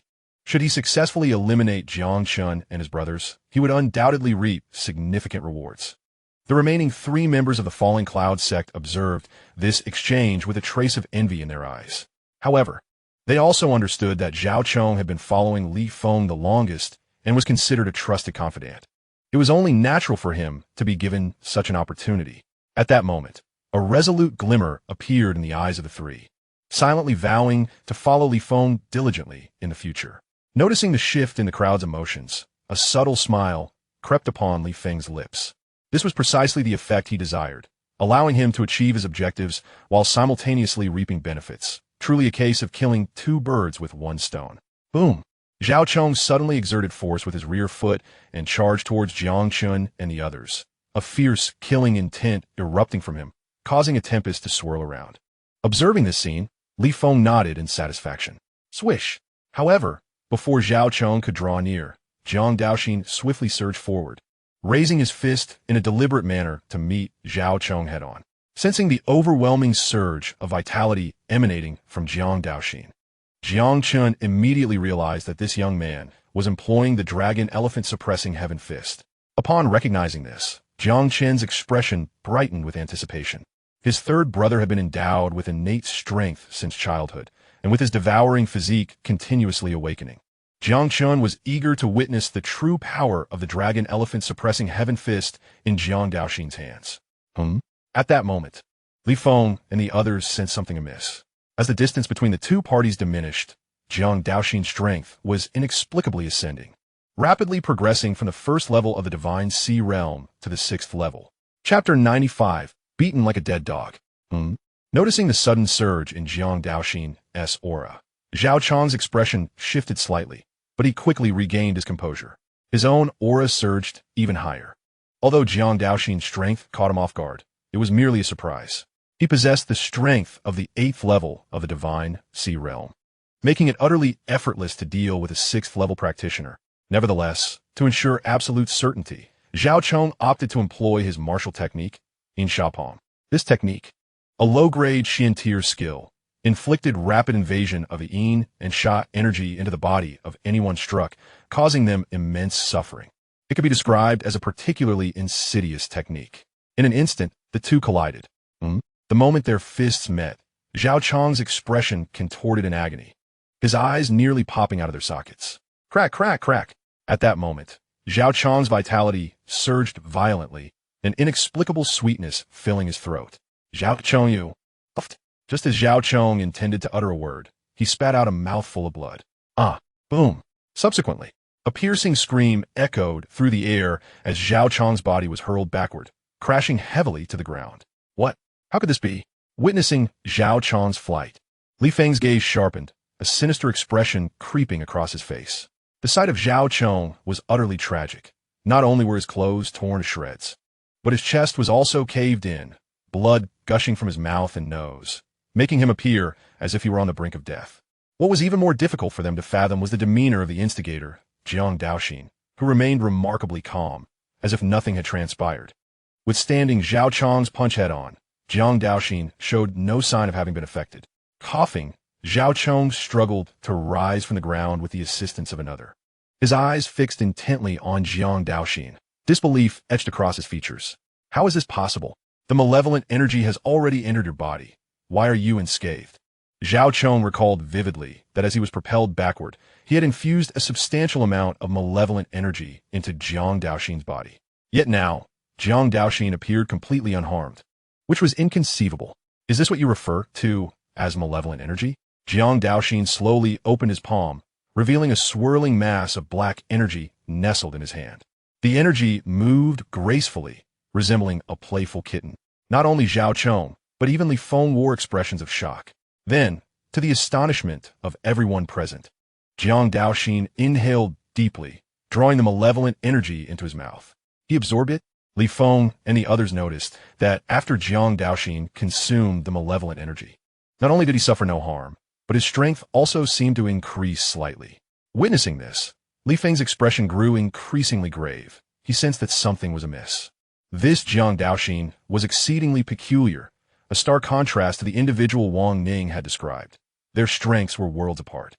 Contemplating this, he turned to glance at Jiang Chen and his companion in the distance, the disdain in his eyes diminishing considerably, replaced by a hint of seriousness.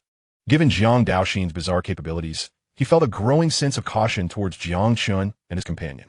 At that moment, the other three members of the Falling Clouds sect regarded Zhao Chen with sympathetic glances, their earlier envy evaporating, replaced by relief. It was fortunate that Li Feng had not summoned them earlier. Otherwise, they would have found themselves in the same dire predicament. Zhao Chen hastily consumed several medicinal pills. Although his injuries stabilized, his complexion remained ghastly pale, and his breath was erratic, occasionally interrupted by violent coughs of blood. Just then, Li Feng stepped forward, his gaze shifting to the other three disciples. In a cold tone, he commanded, "You three, join me in striking swiftly to eliminate them, so we can rendezvous with Brother Wang." Upon hearing this, the other three nodded in agreement. Their strengths hovered around the 7th level of the Divine Sea Realm. Although they were taken aback by Jiang Daoxin's prowess, they felt no fear with Li Feng leading the charge. Attack! With that command, Li Feng charged directly at Jiang Daoxin. After a moment's hesitation, the other three set their sights on Jiang Chen and his companion. Swish, swish, swish. The trio swiftly darted toward Jiang Yu and his companion. Jiang Chen, observing the three approaching, turned to Jiang Yu and softly said, "Elder brother, leave these three to me. You should assist our third brother." Very well. Jiang Yu held a measure of trust in Jiang Chen's abilities. Despite his own considerable strength, he sensed a formidable threat emanating from Jiang Chen. Realizing that Jiang Chen intended to face them alone, the three exchanged glances, their expressions brightening with mockery. What a fool! They taunted before swiftly surrounding Jiang Chen. They then launched a simultaneous assault. In response to their attack, Jiang Chen was enveloped in a protective aura, a powerful force erupting from him. Damn it! He has been concealing his strength. We must flee. As they sensed Jiang Chen's terrifying power, the three let out frantic cries and retreated hastily. Though their reaction was swift, Jiang Chen was swifter still. In the blink of an eye, he closed the distance. Hut, hut, hut. With each punch Jiang Chen unleashed, the three were sent hurtling backward, their cries echoing in the air. Dust and debris erupted from the ground, leaving Zhao Chen, who stood nearby, utterly astonished, his mouth agape in shock, his face a portrait of terror. Meanwhile, Jiang Yu initially intended to assist Jiang Daoxin. However, as he engaged with Li Feng, he realized that Jiang Daoxin was holding his own remarkably well. Acknowledging this, Jiang Yu chose to observe rather than intervene, recognizing the opportunity for Jiang Daoxin to gain valuable combat experience. Though Jiang Daoxin had struggled at first, he gradually became more adept, while Li Feng found himself increasingly constrained, his demeanor reflecting frustration. Before long, the commotion from Jiang Chen's side captured Jiang Yu's attention. Boom! After clashing with Jiang Daoxin, Li Feng used the force of the impact to create distance, turning his gaze toward Jiang Chen and the others. As he beheld the scene, Li Feng's pupils constricted immediately. As the smoke and dust dissipated, he spotted three individuals on the ground. In merely a few fleeting moments, they were drenched in blood, their bodies weak and frail, as if on the verge of death. Chapter 96. The bandit duo. Witnessing this scene, a chill coursed through Li Feng's heart. He realized that he had encountered an insurmountable challenge. The information provided by Wang Ning had been utterly misleading. The Jiang brothers were each more formidable than the last. Just Jiang Daoxin alone was a source of great concern. Yet Jiang Chen was evidently even more powerful. With both younger brothers exhibiting such strength, it was reasonable to assume that the elder brother, Jiang Yu, was even more terrifying. Upon grasping this reality, Li Feng felt a sense of dread wash over him. His fighting spirit extinguished in an instant. A singular thought occupied his mind. He must escape this perilous situation. Given the current circumstances, the only feasible way to contend with Jiang Chen and his companions was to ally with other core disciples. Having made this decision, Li Feng swiftly surveyed his surroundings. Searching for the optimal escape route, he realized he had but one chance. He understood that if Jiang Daoxin were to restrain him while Jiang Chen joined the fray, his fate would be decidedly grim. However, as he cast a furtive glance around, the large green insect perched on Jiang Yu's shoulder suddenly lifted its head and spoke. "Kid, that shifty-eyed fellow is trying to flee. You must be vigilant and ensure he does not abscond with our storage bags." Upon hearing this, Jiang Daoxin's gaze immediately fixated on Li Feng. He replied, "Rest assured, he will not take our storage bags. I have been keeping a close watch on him." Li Feng was momentarily taken aback by the sight of an insect articulating human words, but he quickly composed himself. It was not uncommon for fierce beasts to speak. Once they broke through to the transformation realm and established their sea of consciousness, they could generally communicate. Alternatively, some possessed special abilities that allowed them to speak earlier, even if their strength was not particularly impressive. To Li Feng, this large green insect seemed to belong to the latter category, as its prowess was merely at the first level of the divine sea realm. Realizing that Jiang Daoxin's aura was now directed at him, Li Feng's expression darkened considerably. His gaze towards the green insect filled with murderous intent. Nevertheless, he could not suppress his curiosity and spoke in a deep voice. "Jiang Daoxin, do not slander me. When have I ever taken your storage bags? Today marks our first meeting, and we have had no prior interactions, correct?" As he observed Li Feng's face, flushed with fury, Jiang Daoxin's expression turned serious. He pointed at the storage bag at Li Feng's waist and stated, "That is my storage bag." Li Feng glanced down and nearly spat out a mouthful of blood. The audacity of this fellow to claim that the storage bag belongs to him, all while wearing a serious expression, is simply shameless. Li Feng exclaimed, "This is undoubtedly my storage bag. When did it become yours?" At that moment, Li Feng's voice nearly erupted in a roar. Jiang Daoxin retorted, "True, it once belonged to you, but it is mine now. There is no need for you to waste time. No one will come to your rescue today, and I shall not grant you that opportunity." With those words, Jiang Daoxin swiftly charged towards Li Feng. Observing Jiang Daoxin's advance, Li Feng's countenance darkened, leaving him no choice but to brace for the impending attack. He had not anticipated that this seemingly simple-minded individual would discern his intention to stall for time, which left him somewhat taken aback. As the battle raged on, Li Feng's expression grew increasingly anxious. He noticed Jiang Chen and his companion approaching from a distance. Should he be besieged by all three, he would have no chance of escape. However, a flicker of hope ignited in Li Feng's eyes as he observed that Jiang Chen and his companion had halted nearby, showing no inclination to intervene. This revelation filled Li Feng with a renewed sense of optimism. If I can capture Jiang Daoxin, not only will I successfully flee, but I can also use him as leverage against them. With this thought in mind, Li Feng's gaze hardened, and his aura began to surge uncontrollably, a terrifying gale emanating from him. The area surrounding the two was soon engulfed in a cloud of dust. As his genuine energy circulated, two flames ignited in the palms of his hands, steadily growing larger. With the rising flames, the temperature in the vicinity began to escalate. Jiang Daoxin felt a wave of heat wash over him. On the other side, Zhao Chong gazed upon the lifeless forms of his three companions, despair evident in his eyes. Yet, upon witnessing the flames in Li Feng's hands, a glimmer of hope pierced through his despondency. Zhao Chong was acutely aware that the technique Li Feng was employing was known as the Fire of Fury, a mid-tier mystic martial skill. Li Feng had cultivated this technique to a minor success. He had previously utilized it at the half-step transformation level to injure a genuine transformation realm expert. Although it had only caused a minor wound, it was sufficient to demonstrate the power of this technique. After all, the chasm between the half-step transformation and the true transformation realms is no trivial matter, and it is generally challenging to transcend such levels. Zhao Chong realized that, given his current physical state, the odds of escaping were exceedingly slim, rendering his situation seemingly hopeless. However, being Li Feng's trusted confidant, he quickly grasped Li Feng's intentions, and his heart surged with excitement, hoping for the success of Li Feng's cunning plan. Today's seemingly inevitable demise can indeed be averted. It can be said that the hope for survival now rests entirely in the hands of Li Feng. Meanwhile, as two orbs of flame surged in his grasp, Li Feng swiftly extended his arms, allowing the flames to spread rapidly from his palms. Blazing fire of the heavens, he proclaimed. With that utterance, the two flames erupted forth, swiftly encircling Jiang Daoxin and forming a miniature inferno. Success! A gleam of joy flickered in Li Feng's eyes as he beheld Jiang Daoxin ensnared by his flames. Gather! A fierce roar echoed.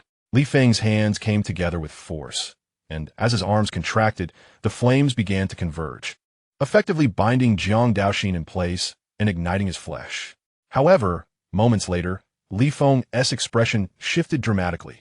To his astonishment, Jiang Daoxin seemed utterly unaffected by the searing flames. What kind of monster is this? Why does my blazing fire technique have no effect on him? What transpired next shattered Li Feng's defenses entirely. Jiang Daoxin opened his mouth and inhaled deeply, drawing in the flames directly into his being. As the flames surged into him, his abdomen slightly swelled but quickly returned to its normal state. In no time, all the flames were absorbed by Jiang Daoxin, who now radiated an even greater power. Li Feng, filled with dread, involuntarily took 2 steps back. On the other side, Zhao Chong trembled at the sight. The strongest strike from Li Feng had been effortlessly neutralized, leaving Zhao Chong devoid of any hope for a reversal. Chapter 97. The Tomb Awakens. After suppressing his shock, Li Feng turned and fled without a moment's hesitation. However, he had scarcely taken a few steps when Jiang Chen suddenly appeared before him, launching a punch directly at his face. Witnessing this, Li Feng's expression changed drastically. Damn it, he cursed, hastily raising his fist in defense. With a thunderous roar, Li Feng was propelled backward. His complexion flushed, his arm trembled uncontrollably, and blood trickled from the corner of his mouth. How is this possible? How can you be so strong? In response to Li Feng's bewilderment, Jiang Chen remained silent, charging at him once more. The two clashed again in a fierce combat. Meanwhile, upon seeing Jiang Chen engage Li Feng, Jiang Daoxin turned and approached Zhao Chong.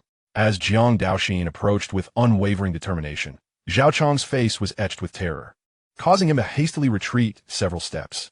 Do not come any closer, Zhao Chong stammered. In that moment, as he continued to back away, a startled cry escaped his lips. However, his injuries rendered him incapable of matching Jiang Daoxin's speed. As Jiang Daoxin drew nearer, a fierce glint appeared in Zhao Chong's eyes. Even if I must perish today, I shall take you down with me. With a resounding roar, the aura surrounding Zhao Chong surged violently, and his body began to swell ominously. Observing this, Jiang Yu's gaze sharpened. Third brother, be cautious. Before Jiang Yu could react, Jiang Daoxin surged forward, showing no intention of retreating, but rather accelerating toward Zhao Chong. You!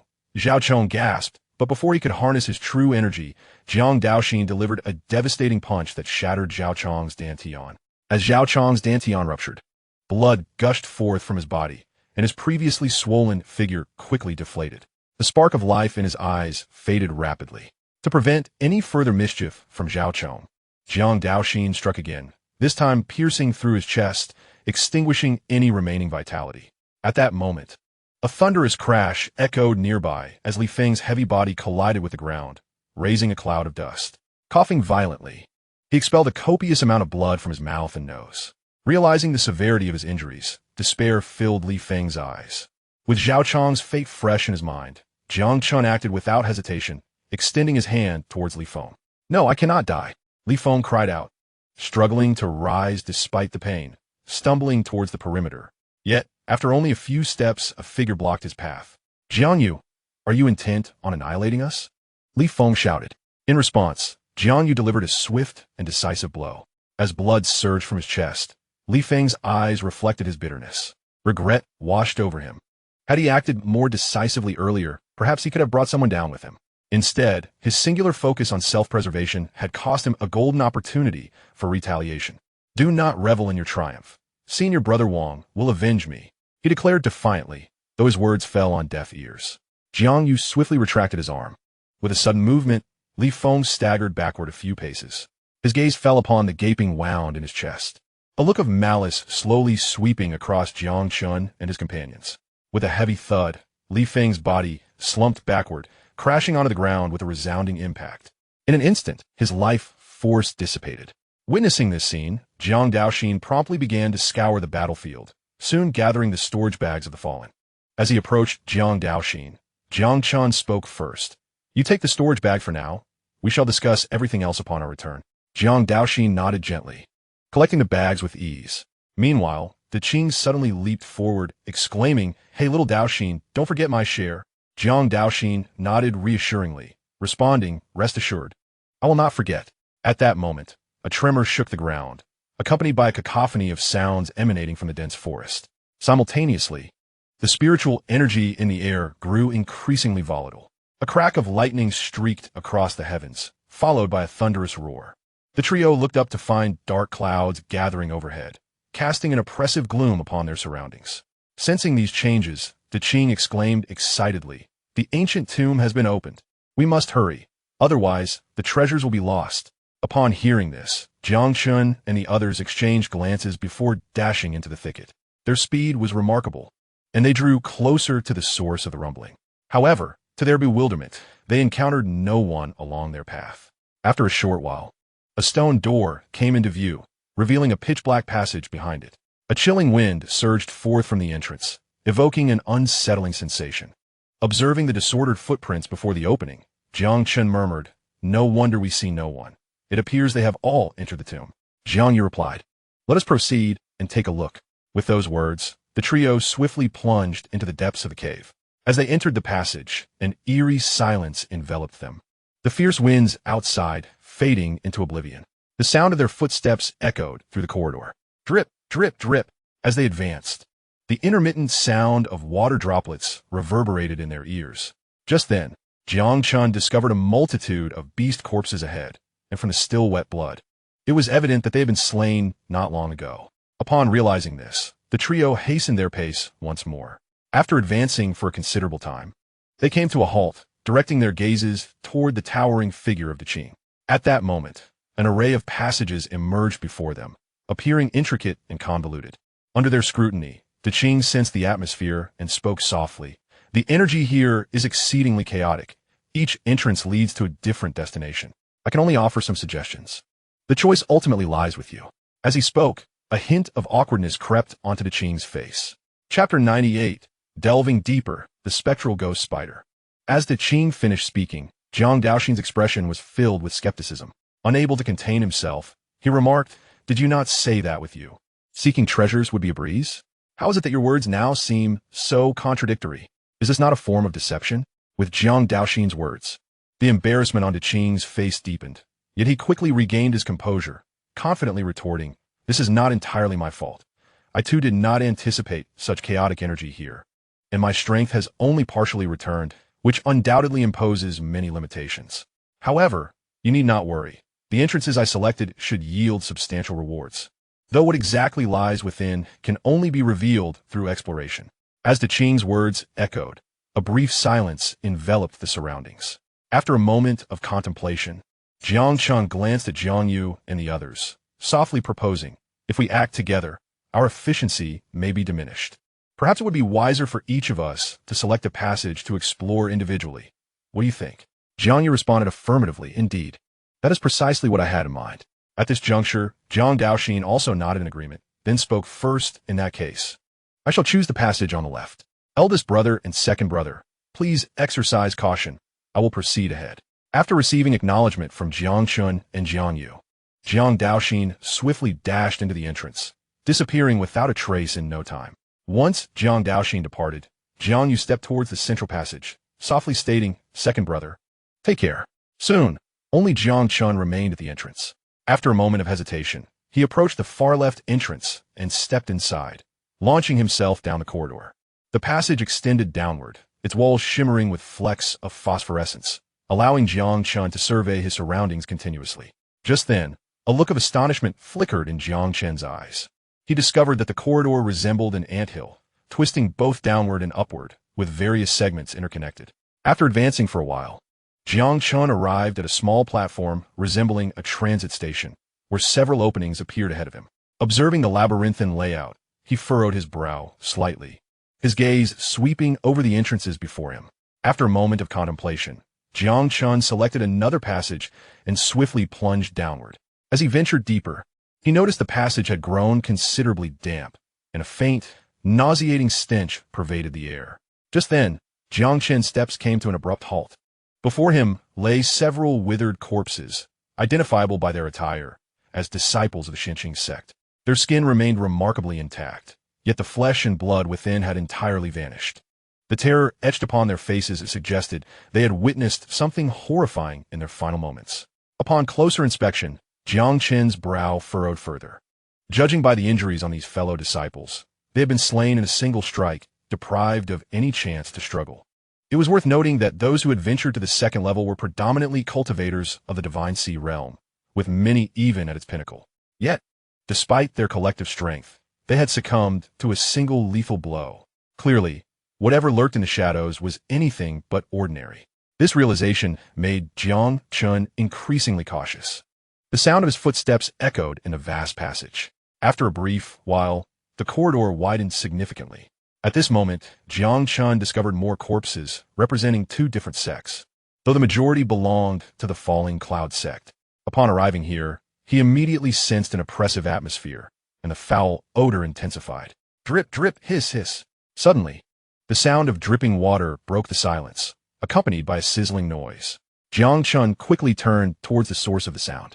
Before him lay a pool of dark green liquid, steadily corroding the ground beneath it. As he followed the dripping liquid upward, his gaze sharpened. Without hesitation, Jiang Chen swiftly retreated. Boom! Just after he had moved back, a colossal foot descended upon the spot he had just vacated, crashing into the ground with a thunderous roar. Hiss, hiss! Upon realizing its attack had missed, the gigantic creature let out a continuous roar, its crimson eyes fixated intently on Jiang Chen. Utilizing the dim light within the passage, Jiang Chen finally discerned the form of this enigmatic being. The entity that attacked was a colossal spider, spanning several tens of feet in size. Its body cloaked in an obsidian hue. On its forehead, 8 pairs of crimson eyes glimmered ominously. The viscous green liquid dripped incessantly from its maw. As the system's probing function activated, a piece of information swiftly emerged. Name: Netherworld Demon Spider. Realm: first level of creation, racial traits. Body: as hard as iron. Containing vast amounts of venom, possessing a fierce territorial instinct, and a bloodthirsty nature. With a series of unsettling clicks, the demon spider gradually withdrew its massive leg from the ground, causing a cacophony of crumbling stones to resonate through the passage. Subsequently, it descended swiftly onto the ground, its gaze filled with avarice as it locked onto Jiang Chen. No wonder those individuals fell victim to a single strike. It is indeed a beast of the creation realm.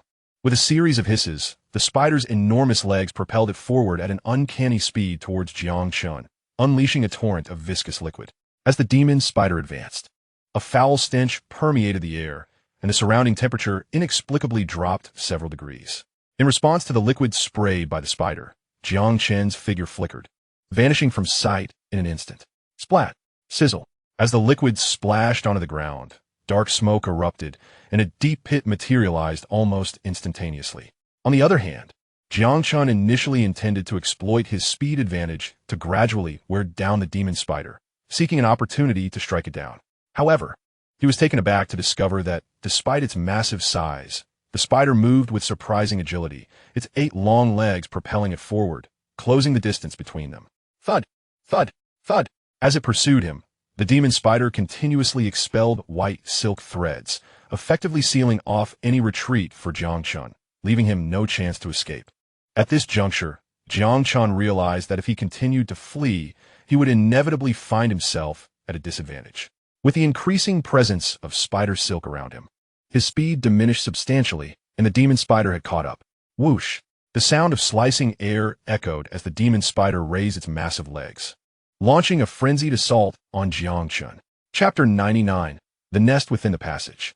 Seeing his retreat blocked, Jiang Chen ceased his backward motion, channeling the chaos creation technique within him as he charged towards the demon spider. As he approached, the spider swiftly lifted its 2 foremost legs, striking at him with ferocity. Buzz! The massive legs sliced through the air like blades, producing a resounding sonic boom. Boom! Crack! Crack! Crack! In an instant, a tremendous sound reverberated through the passage.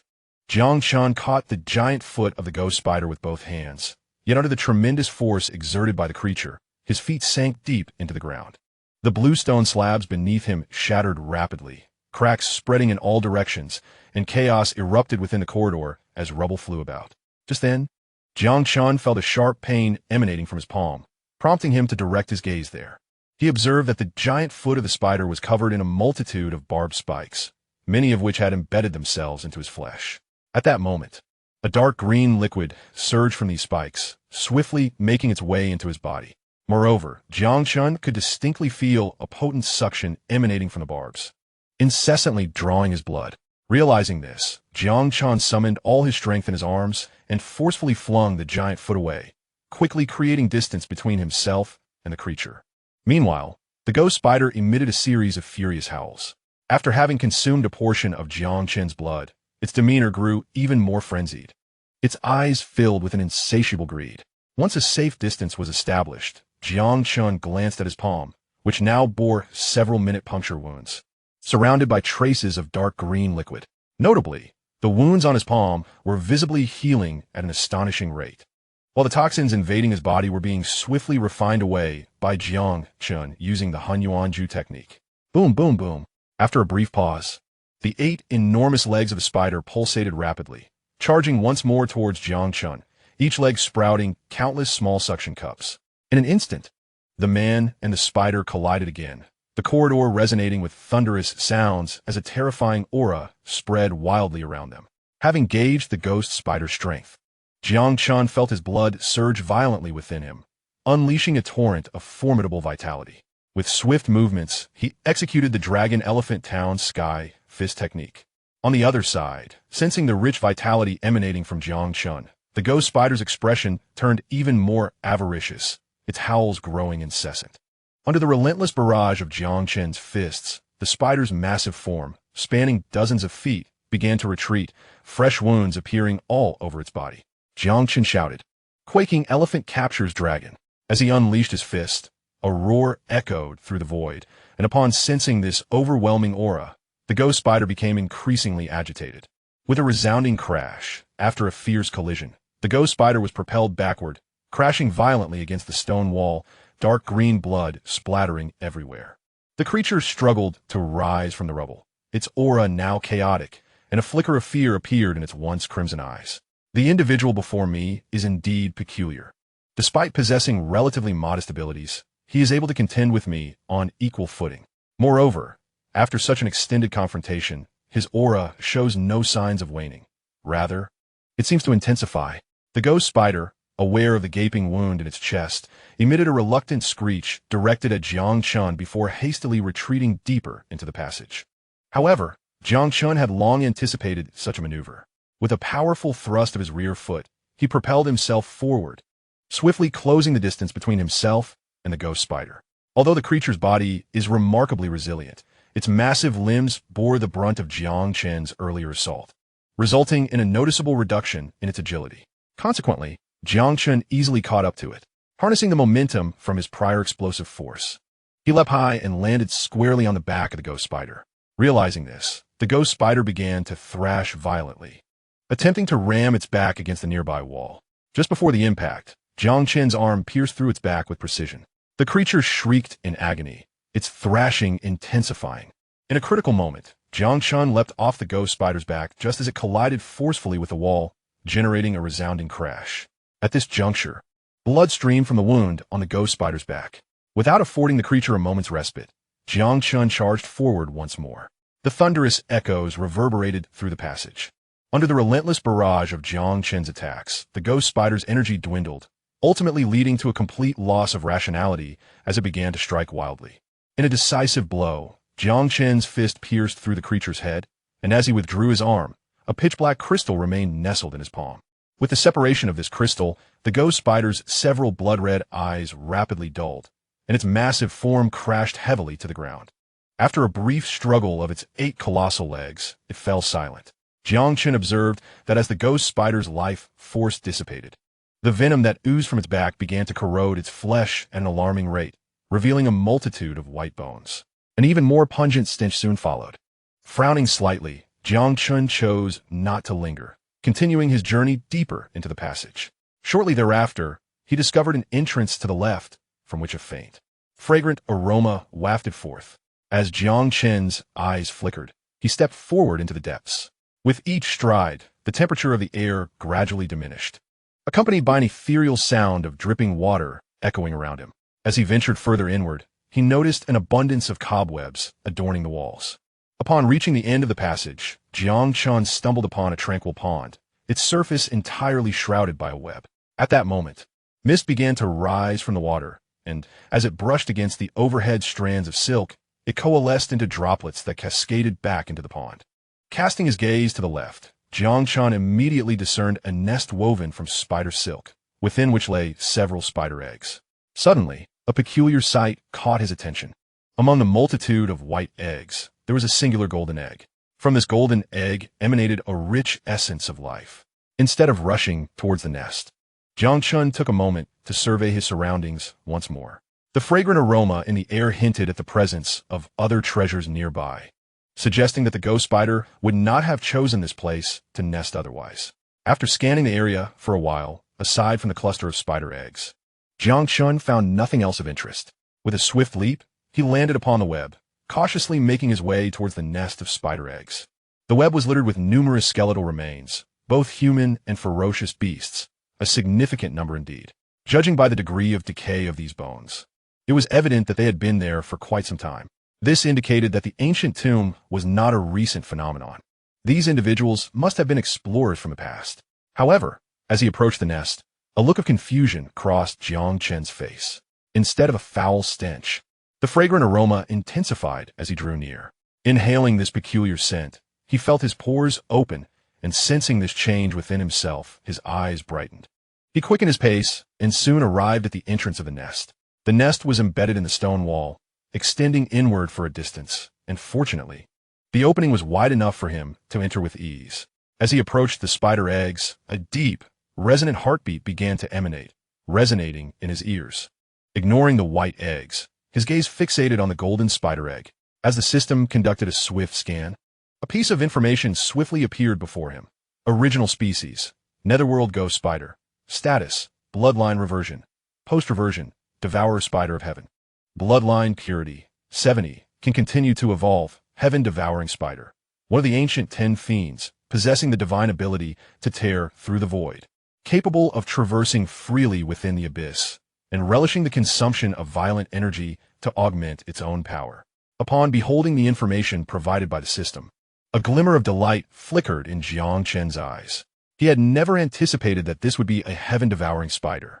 It is well known that an adult heaven-devouring spider not only boasts formidable strength, but also possesses an enviable ability to escape, with its capacity to rend the void. Unless there is a significant disparity in strength, ordinary individuals find it nearly impossible to contend with it. Furthermore, due to its long-term navigation through the chaotic void, the physical form of the heaven-devouring spider grows increasingly robust, even rivaling that of the dragon clan. This alone illustrates the terrifying nature of the heaven-devouring spider lineage. In addition to its physical prowess, the innate abilities of the heaven-devouring spider are equally formidable. Having consumed violent energy for ages, it can infinitely amplify the inner demons of its adversaries during combat. Coupled with its own nightmarish abilities, few can vanquish the heaven-devouring spider within the same realm. Naturally, Jiang Chen would not overlook such a treasure. Not to mention, given the quality of the heaven-devouring spider, even if he were to gift it away, the critical rewards would undoubtedly be substantial. With a slight exertion of his hand, Jiang Chen effortlessly cradled the golden egg. As he grasped the golden egg, the heartbeat sound surrounding him became increasingly pronounced. Just then, a look of suspicion crossed Jiang Chen's face. Upon lifting the golden egg, he discovered a small stone trough at the bottom of the nest, no larger than a bowl. Within this trough resided a dark purple liquid. As the golden egg was moved aside, the fragrance in the air surged exponentially, imparting a refreshing sensation. Name: Celestial Spirit Milk. Attributes: possesses the ability to enhance one's constitution and strengthen one's innate roots, classified as a unique celestial spirit entity. Celestial Spirit Milk? At this moment, Jiang Chen finally comprehended why the egg had undergone mutation, undoubtedly linked to this celestial spirit milk.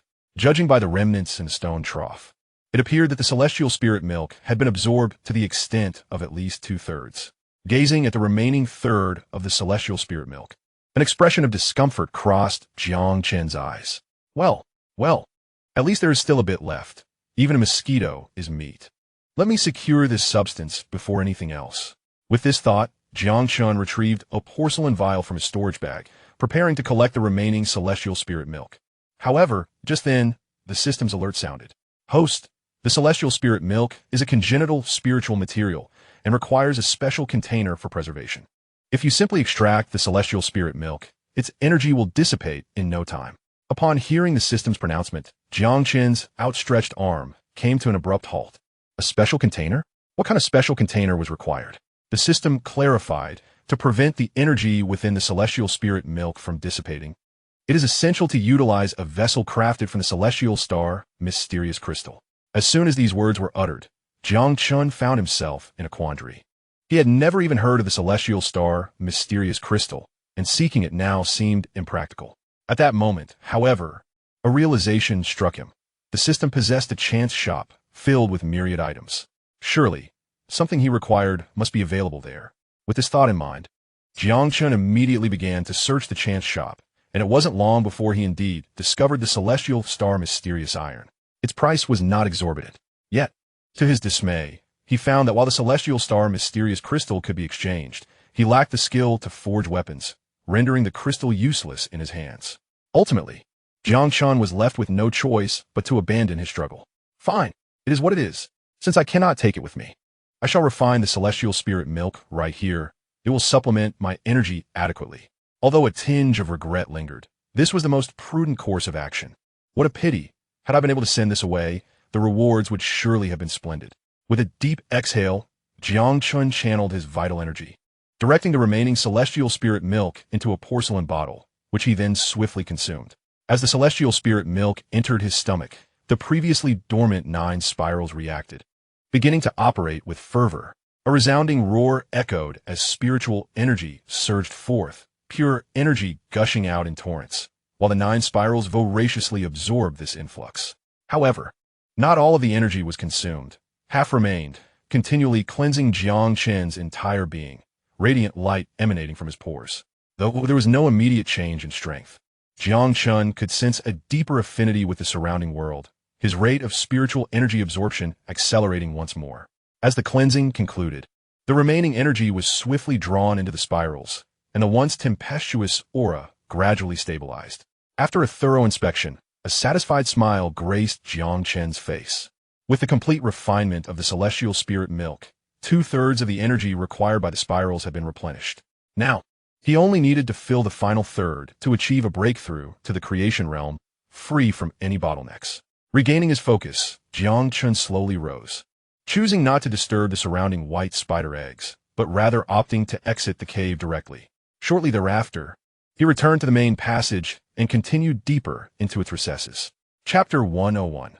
The bronze giant door in the depths of the passage.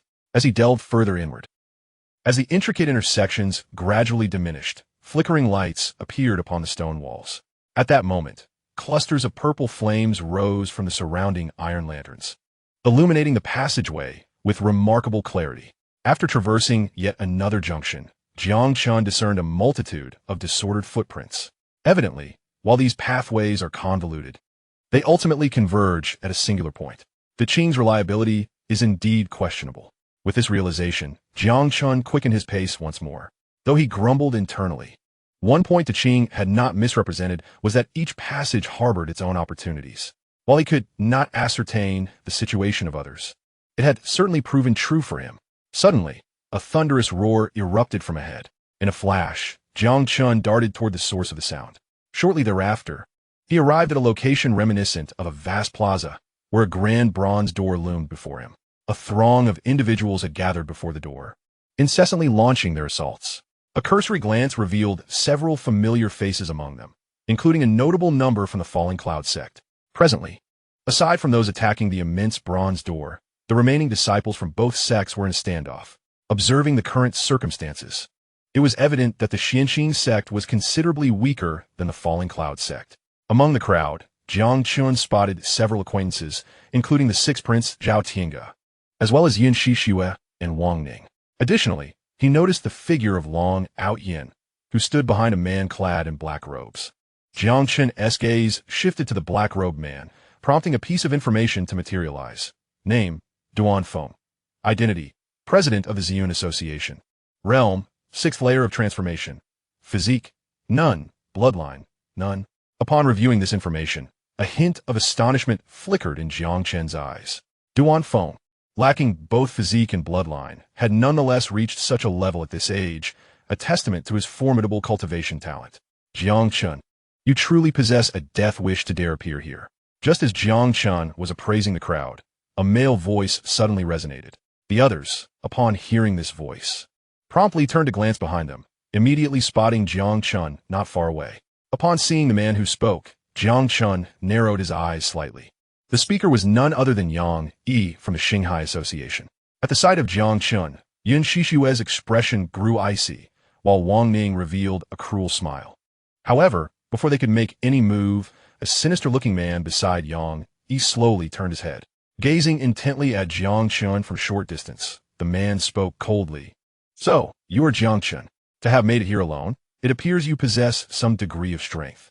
No wonder Lu Biao fell at your hands. Sensing the hostility emanating from the man, Jiang Chen cast a dispassionate glance in his direction. Observing that Jiang Chen was being targeted by his peers, Wang Ning and others refrained from interjecting, instead watching with keen interest from the sidelines. Meanwhile, as Jiang Chen swept his gaze across the room, the man's information immediately materialized before him. Name, Chen Hong. Strength, 7th level of the transformation realm. Position, President of the Star Sea Association.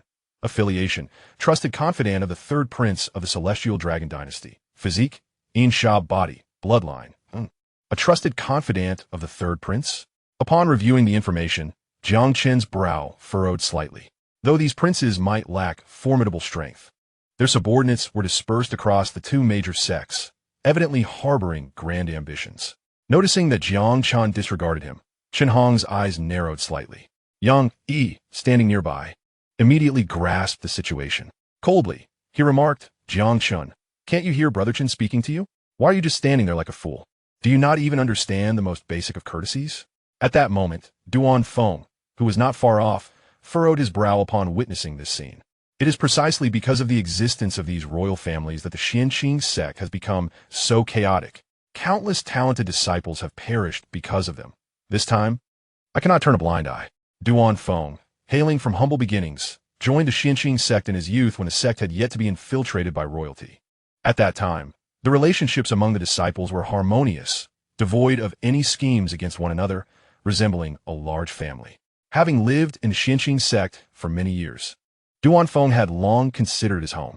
However, as time passed and the sect's strength gradually weakened, coupled with the relentless oppression from the Lanyan sect, the Xianxia sect was compelled to make certain compromises.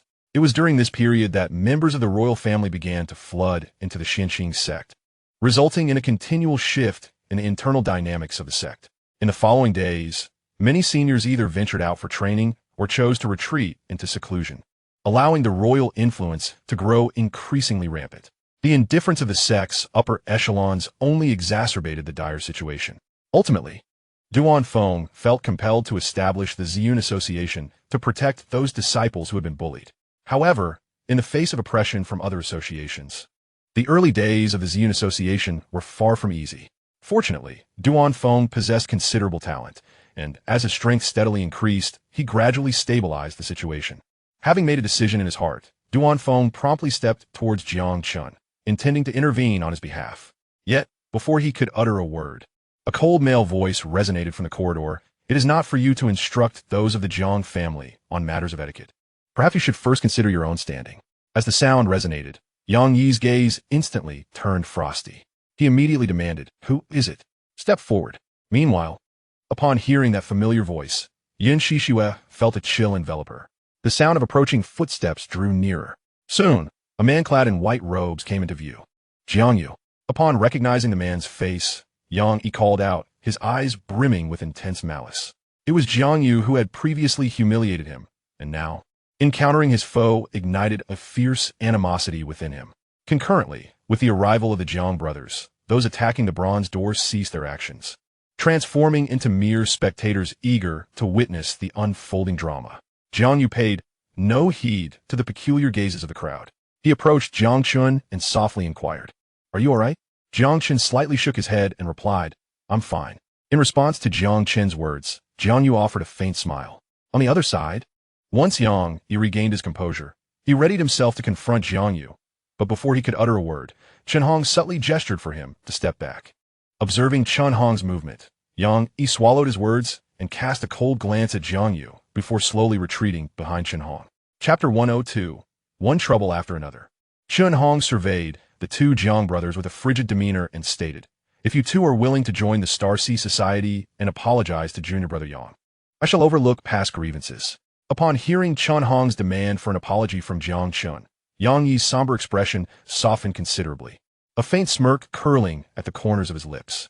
In the face of the imposing group, Jiang Chen cast a detached glance at Chen Hong and replied, "What if we refuse?" Boom. As soon as Jiang Chen's words fell, Chen Hong's aura surged dramatically, his gaze turning icy. In a chilling tone, he declared, "If you refuse, then you shall remain here forever." Following Chen Hong's proclamation, a palpable aura of menace permeated the air. The remaining members of the Star Sea Society swiftly dispersed, encircling Jiang Chen and his brother. Unperturbed by the actions of the Star Sea Society, the Jiang brothers displayed no signs of fear. In this place, all their powers were suppressed. Should Chen Hong and his companions continue their reckless behavior, Jiang Chen would not hesitate to send them on their way. On the other hand, hearing Chen Hong's blatant threat, Jiang Yu calmly responded, "What is this? Just a few days ago, you promised Elder Chen not to trouble us again. Have you forgotten so soon?" As soon as Jiang Yu uttered these words, a chuckle escaped Yang Yi's lips, laced with mockery as he remarked, "Indeed. You come from a minor clan. Your naivety is almost endearing. This is no longer the confines of the sect. Even if I were to slay you now, there would be no witnesses, and the sect would be powerless to intervene." As these words left his mouth, a cruel smile crept across Yang Yi's face. However, to his astonishment, despite the blatant threat, Jiang Chen and Jiang Yu exhibited no signs of fear. Instead, a glimmer of excitement danced at the corners of their mouths. Yang Yu was certain he was not mistaken. The expressions on Jiang Chen and Jiang Yu's faces revealed not terror, but exhilaration. After a moment of contemplation, Jiang Chen replied nonchalantly, "Is that so? You may try." Chen Hong interjected, "Very well. Since you are so oblivious to your own peril, don't blame me." With that, he prepared to strike. "Enough, Chen Hong." Just then, Duan Feng, accompanied by Long Ao Tian and others, approached and positioned himself directly in front of Chen Hong. Chen Hong furrowed his brow, his countenance darkening at the unexpected arrival of Duan Feng and his companions. He spoke in a low voice, "Duan Feng, are you opposing me?" Duan Feng replied firmly, "Chen Hong, regardless of your intentions today, I cannot allow you to harm them." His demeanor was resolute, showing no sign of yielding. Faced with Duan Feng's unwavering stance, Chen Hong found himself at a loss. Although his strength surpassed Duan Feng's in the outside world, his own cultivation was currently suppressed, making it difficult to determine a victor in a confrontation. Moreover, with members of the Falling Cloud sect nearby, should he sustain any injuries during a fight, they might take advantage of the situation. Meanwhile, Jiang Chen and Jiang Yu exchanged surprised glances at Duan Feng's willingness to offend Chen Hong on their behalf. Long Ao Tian stepped forward to Jiang Chen's side and spoke softly, "Junior brother Jiang, it is a pleasure to see you again." "Greetings, senior brother Long," Jiang Chen replied. Long Ao Tian smiled slightly and continued, "Rest assured, with senior brother Duan here, you shall be safe." On the other side, Chen Hong's gaze remained fixed on Duan Feng. After a moment of inner turmoil, he ultimately chose not to strike. The situation was uncertain, and many onlookers were watching closely. Forcing a confrontation would be detrimental to him. With a cold huff, Chen Hong stated, "Duan Feng, I will remember this incident. We shall see what unfolds. You can protect them for a moment, but not for eternity." With that, he turned his gaze towards Jiang Chen and Jiang Yu, coldly declaring, "Consider yourselves fortunate. I shall spare you today." Before Jiang Chen and the others could respond, the tension in the air remained palpable. Chen Hong turned and walked towards the bronze door, while Yang Yi cast a reluctant glance at Jiang Yu before stepping forward to follow Chen Hong. Watching Chen Hong and the others depart, Duan Feng couldn't help but breathe a sigh of relief. Long Ao Yin, witnessing their exit, wore a faint smile, but before he could indulge in his joy for long, a group of individuals approached once more. As the approaching figures drew nearer, Duan Feng's expression grew increasingly grave. "Chen Hong, who had retreated to the side, also sensed the anomaly, his eyes gleaming with a hint of mischief. The oncoming crowd was none other than Xianxia and her companions. After a moment of hesitation, Duan Feng chose to confront them. "Step aside, Duan Feng," Wang Ning said coldly, eyeing him with disdain. "I have no interest in you. If you know what's good for you, clear the way. Otherwise, I shall deal with you as well." Before Duan Feng could respond, Jiang Chen and his companion stepped forward to confront Wang Ning and his group. Jiang Chen flashed a slight smile at Duan Feng and softly remarked, "Thank you for your assistance, senior brother Duan. This is our matter to resolve." Nodding in understanding, Duan Feng replied quietly, "All right, be careful." With that, he slowly retreated a few steps, but did not leave the scene entirely. Observing this, Wang Ning's lips curled into a scornful smile. "At least you know your place." He then turned his gaze toward Jiang Yu and his companion, mocking, "Who would have thought the two mice of the Jiang family would make it here? I should have dealt with you back at the Jiang residence. By the way, what happened to Jiang Daoxin? Did he meet his end along the way?" As he spoke, mockery danced across his features. "Rest assured, even if you die, I will continue to thrive." However, before Wang Ning could finish, a retort rang out. "Oh!" At the sound of that voice, Wang Ning's smile froze. He turned to see a somewhat gaunt figure slowly emerging from the dark passage. The man wore a tattered white robe, revealing taut muscles beneath, exuding an air of ferocity. It was none other than Jiang Daoxin. Yet, his displayed strength was merely at the third level of the Divine Sea realm, comparable to that of Jiang Chen and his companion. The three brothers exchanged glances, a faint smile tugging at their lips. Meanwhile, Xianxia remained aloof, her expression indifferent, her eyes filled with pride. Throughout the encounter, she had not uttered a single word, observing as if she were an outsider. However, with the emergence of Jiang Daoxin, a cold smile crept upon Xianxia's lips, and the temperature around her noticeably dropped. On the other side, Wang Ning's countenance darkened profoundly after being met with Jiang Daoxin's rebuttal. The murderous intent in his gaze intensified. Chapter 103, Innate Coldness. Just as Wang Ning prepared to speak, the previously silent Xianxia stepped forward, locking her gaze onto Jiang Yu. In a frigid tone, she remarked, "Jiang Yu, it is indeed surprising. In such a short span, your cultivation has advanced remarkably." After a moment of contemplation, she added, "If I am not mistaken, your innate talent for cultivation has been restored, hasn't it?" Upon her words, Xianxia's gaze remained fixed on Jiang Yu. Jiang Yu retorted, "What does this have to do with you?" At this, Xianxia's expression hardened, and an overwhelming chill swiftly enveloped the air, causing ice crystals to manifest upon the ground. The atmosphere grew palpably tense. Slowly, Xianxia shifted her gaze away from Jiang Yu, assessing Jiang Chen and Jiang Daoxin beside him. Witnessing the trio's ascension to the Divine Sea realm instilled a sense of urgency within her. It was crucial to note that even with her awakened ice body, and with the aid of Wang Ning and the sect, she had only reached the fourth level of the Divine Sea realm. Now, all three brothers of the Jiang family had broken through to the Divine Sea realm, with the highest even reaching the pinnacle of the second level. Xianxia resolved not to afford them further opportunities for growth, as the two families had irreparably severed ties, if they were not dealt with. The Yin family stood a grave risk of annihilation. However, what Xianxia was oblivious to was that the information she perceived was merely a facade that Jiang Chen and the others were deliberately projecting. Yang Yi and his companions observed Xianxia with a mix of intrigue and amusement. The members of the Falling Cloud sect were unaware of Jiang Chen's true strength. Yet Yang Yi and the others were acutely aware. It was worth noting that when Liu Biao and Wang Qing had previously joined forces, they were no match for Jiang Yu. Although Xianxia possessed a unique physique, her cultivation was merely at the fourth level of the Divine Sea realm. Should she unleash her full potential, her strength would only approximate that of an average 7th level Divine Sea cultivator. Against Jiang Yu, she stood little chance of victory. Nevertheless, Yang Yi and the others chose not to offer any warnings. After all, the Falling Cloud sect and the Xianxia sect were currently adversarial forces and would not consider aiding them. Moreover, if they were to intervene, the Falling Cloud sect might become overly cautious, eliminating any opportunity for them to capitalize on the situation. Yang Yi and the others were eager for a confrontation to erupt, as it would leave both sides weakened, allowing them to seize the moment. On the other side, before Xianxia could speak again, the cold voice of Jiang Yu slowly resonated. "Xianxia, I have stated my intention to reclaim what is rightfully mine. The dragon pattern jade pendant you took from me must be returned now. As his words fell, Jiang Yu's sharp gaze fixated on Xianxia. Upon hearing Jiang Yu mention the pendant again, Xianxia's eyes narrowed, and a chill enveloped her. I have made it abundantly clear before that I lost the pendant, and have compensated your Jiang family accordingly. Why are you so insatiable? She retorted. Junior sister, such individuals do not deserve leniency. It would be better to eliminate him outright to spare ourselves the vexation. Wang Ning interjected, stepping forward to align himself beside Xianxia. Jiang Yu paid no heed to Wang Ning, his eyes still locked onto Xianxia, a cold smile gracing his lips. He spoke in a deep tone. Lost, you say? Then what is that in the hidden compartment at your waist? Do you think I cannot recognize it?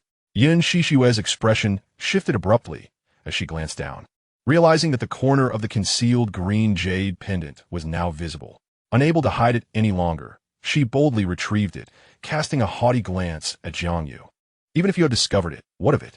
We are even since the annulment of our engagement. This pendant is mine now. Wang Ning, with a sinister grin, chimed in. I have heard from my junior sister that this pendant was left by your mother. If you are willing to kneel and plead with us, perhaps we might be in a generous mood and return it to you. His laughter echoed, joined by the chuckles of several disciples behind him. However, upon noticing Jiang Yu's indifferent demeanor, Xianxia's irritation surged, and memories of her being cast aside ignited a flame of indignation within her. After a moment's contemplation, she resolved to use the pendant to her advantage.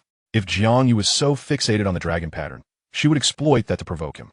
She envisioned a scenario where she could humiliate Jiang Yu before ultimately bringing about his demise, a thought that thrilled her. With this determination, a cold smile crept onto Xianxia's face as she raised the arm clutching the pendant, her gaze unwaveringly fixed on Jiang Yu. Jiang Yu, let me tell you yet. Before she could finish her sentence, her expression changed abruptly, and Wang Ning's mirth faltered, astonishment flooding his eyes. They both beheld the other end of the dragon pattern jade pendant being gripped by a fair hand, the hand of Jiang Daoxin. Since his arrival, Jiang Daoxin had refrained from speaking after greeting Jiang Chen, causing many to overlook him. Xianxia was utterly astonished at this moment, for she had failed to perceive Jiang Daoxin's actions at all. Wang Ning exclaimed, how is it possible? This brat actually evaded my senses. How did he accomplish that? Regaining her composure, Xianxia clutched tightly to the other corner of her jade pendant, a chilling aura surging around her as she lunged towards Jiang Daoxin. With a cold voice, she commanded, release me. Observing the menacing aura emanating from Xianxia, Wang Ning, who was poised to strike, immediately halted. He scoffed, truly reckless. How dare you disregard junior sister Yun's chilling energy? Let us see how you handle this. At that moment, Wang Ning's pupils constricted in disbelief. The crowd around them was equally astonished.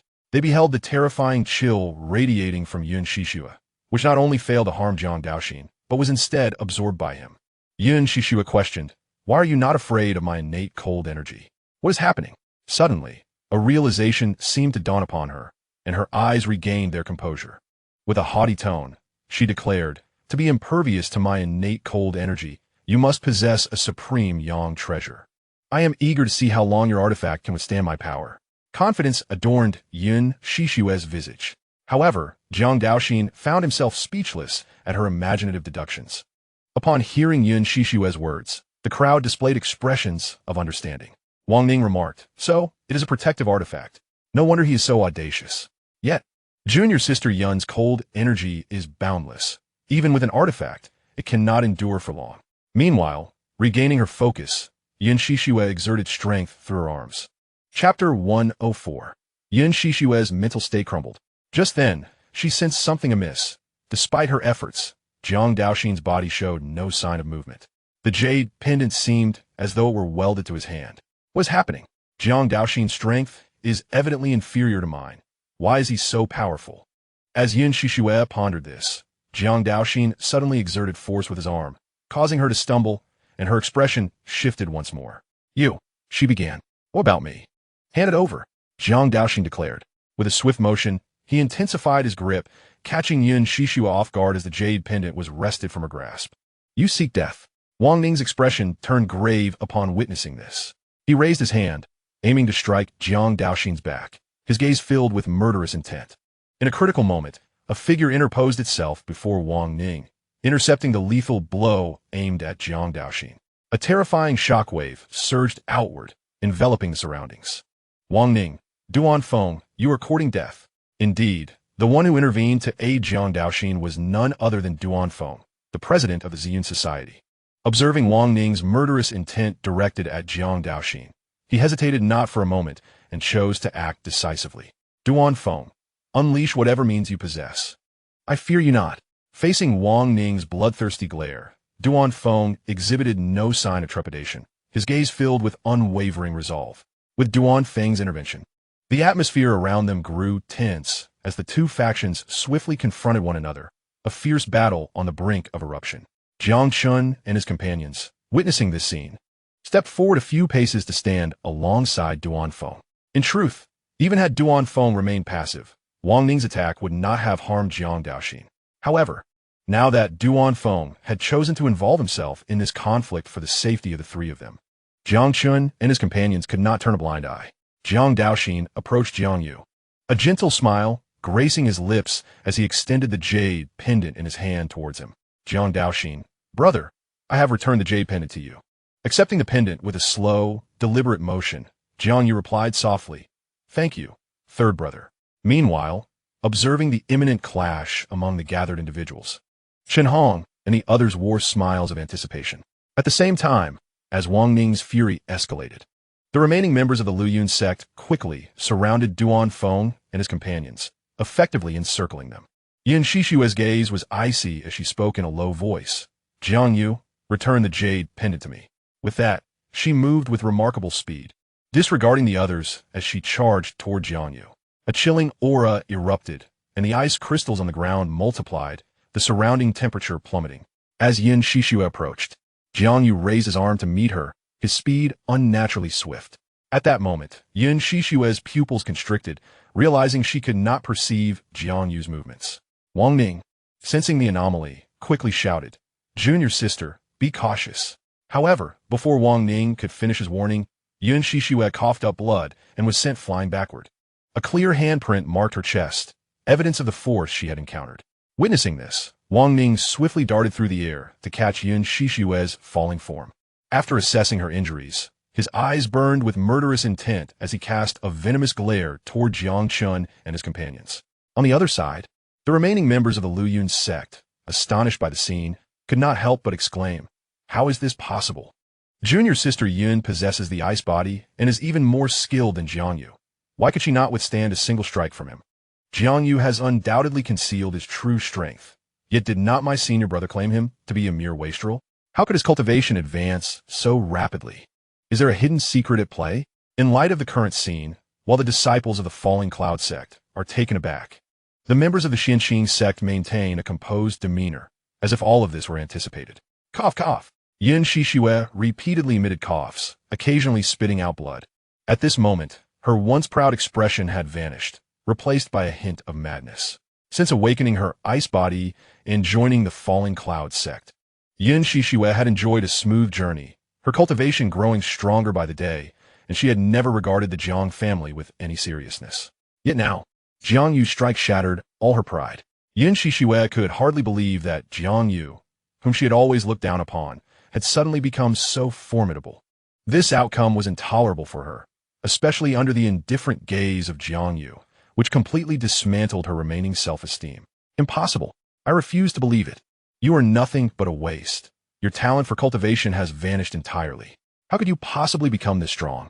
This is not real, she yelled, attempting to rise once more. However, Jiang Yu's blow had gravely injured her, and as the pain tugged at her wounds, she coughed up more blood. Observing Yin Shishue's frenzied state, Jiang Yu spoke coolly. Yin Shishue, I shall not allow you to perish so easily. You must pay the price for all that you have done. This is merely the beginning. As he spoke, a chilling glint flickered in his eyes. At that moment, a dark energy appeared within Yin Shishue, coursing through her meridians and devouring her true energy. Wang Ning, filled with ire, exclaimed, You dare threaten Junior Sister Yin? Do you take us for mere decorations? His words prompted several core disciples of the Falling Cloud sect to encircle them, their eyes gleaming with cold intensity. Just then, Yin Shishue seemed to recall something and raised her voice. Senior brother Wang, half a month ago, the Jiang family's 3 brothers had barely reached the 5th level of body refinement. It has been but a short time. and they have all simultaneously broken through to the divine sea realm. They must possess some secret. Even Jiang Yu, a once talentless waste, has become so powerful. That treasure must be extraordinarily extraordinary. Her words were not subtle, and both sects heard her clearly. Following her revelation, a glimmer of insight sparkled in Chen Hong's eyes. Wang Ning, too, realized the implication. He had visited the Jiang family and was well aware of how each brother had been more inept than the last. Yet now, their strength had surged dramatically, indicating a significant issue. There was a high probability that they possessed a remarkable treasure. Understanding this, they began to ponder further. Wang Ning's eyes were filled with a covetous glint. He was not alone in this sentiment. Xianxia, who had been observing from a distance, also revealed a flicker of excitement, the corners of his mouth curving upwards slightly. During this period, he had conducted an investigation into the Jiang family, and the information he gathered aligned closely with what Xianxia had just divulged. With this revelation, Xianxia immediately grasped the situation. He then exchanged a knowing glance with those beside him and strode toward Jiang Yu and the others. Chen Hong, refusing to be outdone, gathered his people and followed suit. Chapter 105.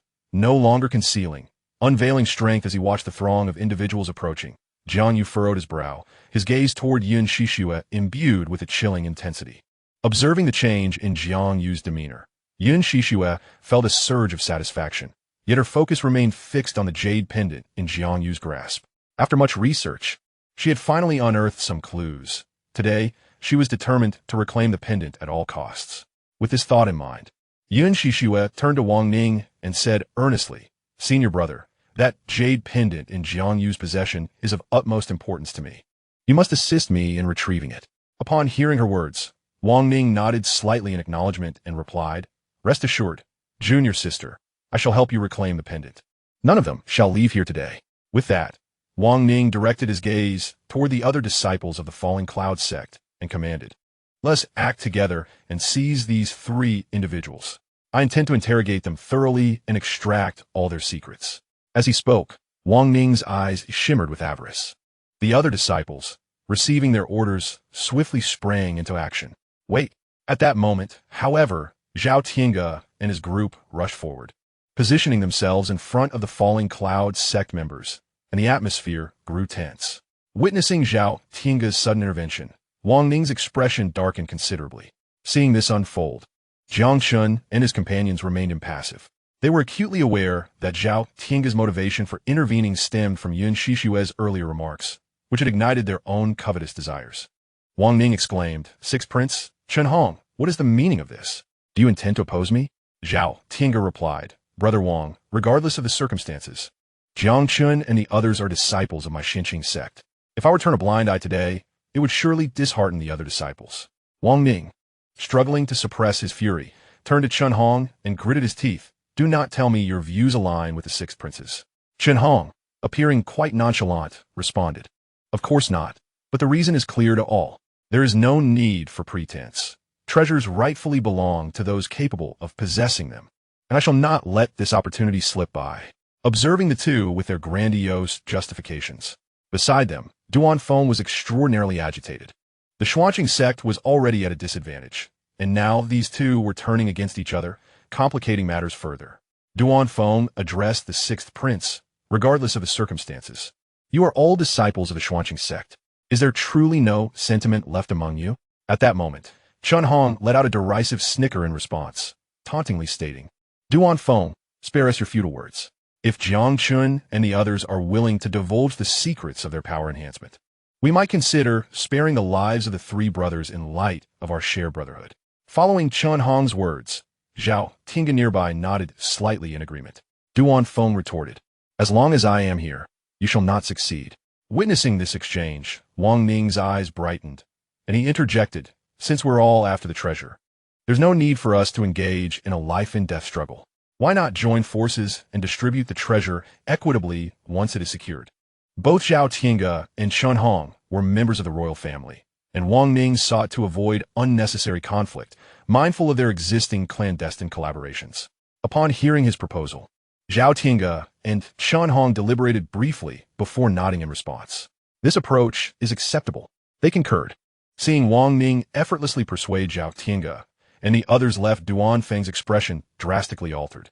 Once the discussion concluded, Chen Hong turned to Jiang Chen and his brothers, coldly asserting, "Be wise and hand over what you possess. If you willingly forfeit your cultivation, I can guarantee your survival." However, Jiang Chen paid no heed to Chen Hong's words. He surveyed the Xianxia sect disciples observing from a distance and spoke, "What about you? How will you choose?" Initially taken aback by Jiang Chen's sudden address, the disciples pondered for a moment before one of them replied, "Junior brother Jiang, we shall not intervene in this matter. Please forgive us." Acknowledging this response with a slight nod, Jiang Chen chose not to elaborate further. Meanwhile, with Wang Ning's assistance, Xianxia gradually stood upright. She furrowed her brow, sensing something amiss. The expressions of the Jiang brothers were unnaturally calm. Surrounded by so many formidable opponents, they exhibited no signs of anxiety. Their demeanor remarkably composed. Returning her gaze, Jiang Chen turned to Duan Feng with a smile, saying, "Senior brother Duan, we are grateful for your chivalrous intervention today. This kindness will not be forgotten by the three of us. Now, we will handle this matter ourselves." Duan Feng intended to voice his concerns. After all, it was rare for the sect to have 3 such prodigies, and he was reluctant to see them come a harm. Yet before he could speak, the next scene left him utterly stunned. The Jiang brothers exchanged a knowing glance. A formidable aura surged relentlessly, with 3 terrifying waves of energy erupting instantaneously, transforming the atmosphere into an exceedingly frigid and menacing one. Upon witnessing the spectacle, Xianxia and his companions instinctively narrowed their pupils, struck with astonishment as they perceived Jiang Chen's pinnacle strength at the Divine Sea Realm. Many were left agape in shock. Meanwhile, Jiang Yu appeared to have ascended to the 9th level of the Divine Sea Realm. Although Jiang Daoxin was somewhat weaker, he still possessed formidable prowess at the 6th level of the Divine Sea Realm. Duan Feng and Long Outyin were utterly bewildered. They had witnessed Jiang Yu's capabilities, and now with his 9th level cultivation, coupled with his overwhelming combat prowess, he was undoubtedly an invincible force in this realm. Furthermore, with the presence of Jiang Chen at the apex of the Divine Sea Realm, the outcome was self-evident. Suppressing the astonishment within, Duan Feng felt a surge of joy. On another front, Yang Yi's gaze was fixated on Jiang Yu, his expression one of disbelief as he muttered, "This is absolutely impossible. Just days ago, you were clearly only at the 2nd level of the Divine Sea Realm. How have you suddenly ascended to the 9th level?" As he spoke, Yang Yi instinctively took a few steps back, a flicker of terror crossing his eyes, his complexion paling significantly. Meanwhile, Xianxia, upon sensing Jiang Yu's strength, was filled with venomous resentment. She bellowed, "Jiang Yu, you must die today." As she beheld the trio standing side by side, a flicker of fear surged within her. On the other hand, Wang Ning wore an expression of avarice, exclaiming excitedly, "It seems my junior sister's conjecture was correct. You indeed possess treasures of great value." Then, Wang Ning spoke out loudly, "Everyone, do not panic. The Jiang brothers are merely 3 individuals. We have several peak experts in the Divine Sea Realm. Capturing them will be a piece of cake." With Wang Ning's declaration, the crowd snapped back to reality. Their cultivation levels were indeed considerable, but they had even more formidable experts among them, boasting 7 or 8 at the pinnacle of the Divine Sea Realm, thus possessing the initiative. However, in stark contrast to Wang Ning's ease, the expressions of Zhao Tinga and others were somewhat grave. After a moment of contemplation, a ruthless glint appeared on Wang Ning's face as he coldly commanded, "Attack." With his words, the members of the Falling Cloud sect immediately surged forward, their eyes gleaming with greed. After hesitating for a moment, Zhao Tinga turned to the individuals behind him and urged, "You should join in to assist. Leave no survivors." Though his tone was calm, it carried an unmistakable chill. "Understood," they replied in unison before charging towards Jiang Chen and the others. Beside them, Chen Hong was rather forthright, charging ahead alone while the remaining members of Xinghai followed closely behind. Although Yang Yi felt a twinge of unease. The sight of nearly 20 peak Divine Sea Realm practitioners joining forces alleviated much of his tension, bolstering his courage. Leading the charge were the members of the Falling Cloud sect, seemingly fearful that the Xianxia sect would snatch away their opportunities. They were exerting their full strength. In an instant, they closed in on Jiang Chen and his companions. Boom! Without remaining passive, Jiang Chen surged forward with Jiang Yu right behind him, positioning themselves protectively in front of Jiang Daoxin to confront the majority of their adversaries. In that fleeting moment, Jiang Chen collided with the foremost opponent. While those who had chosen a neutral stance exchanged anxious glances, holding their breath in trepidation. To be fair, they were rooting for Jiang Chen and his brothers.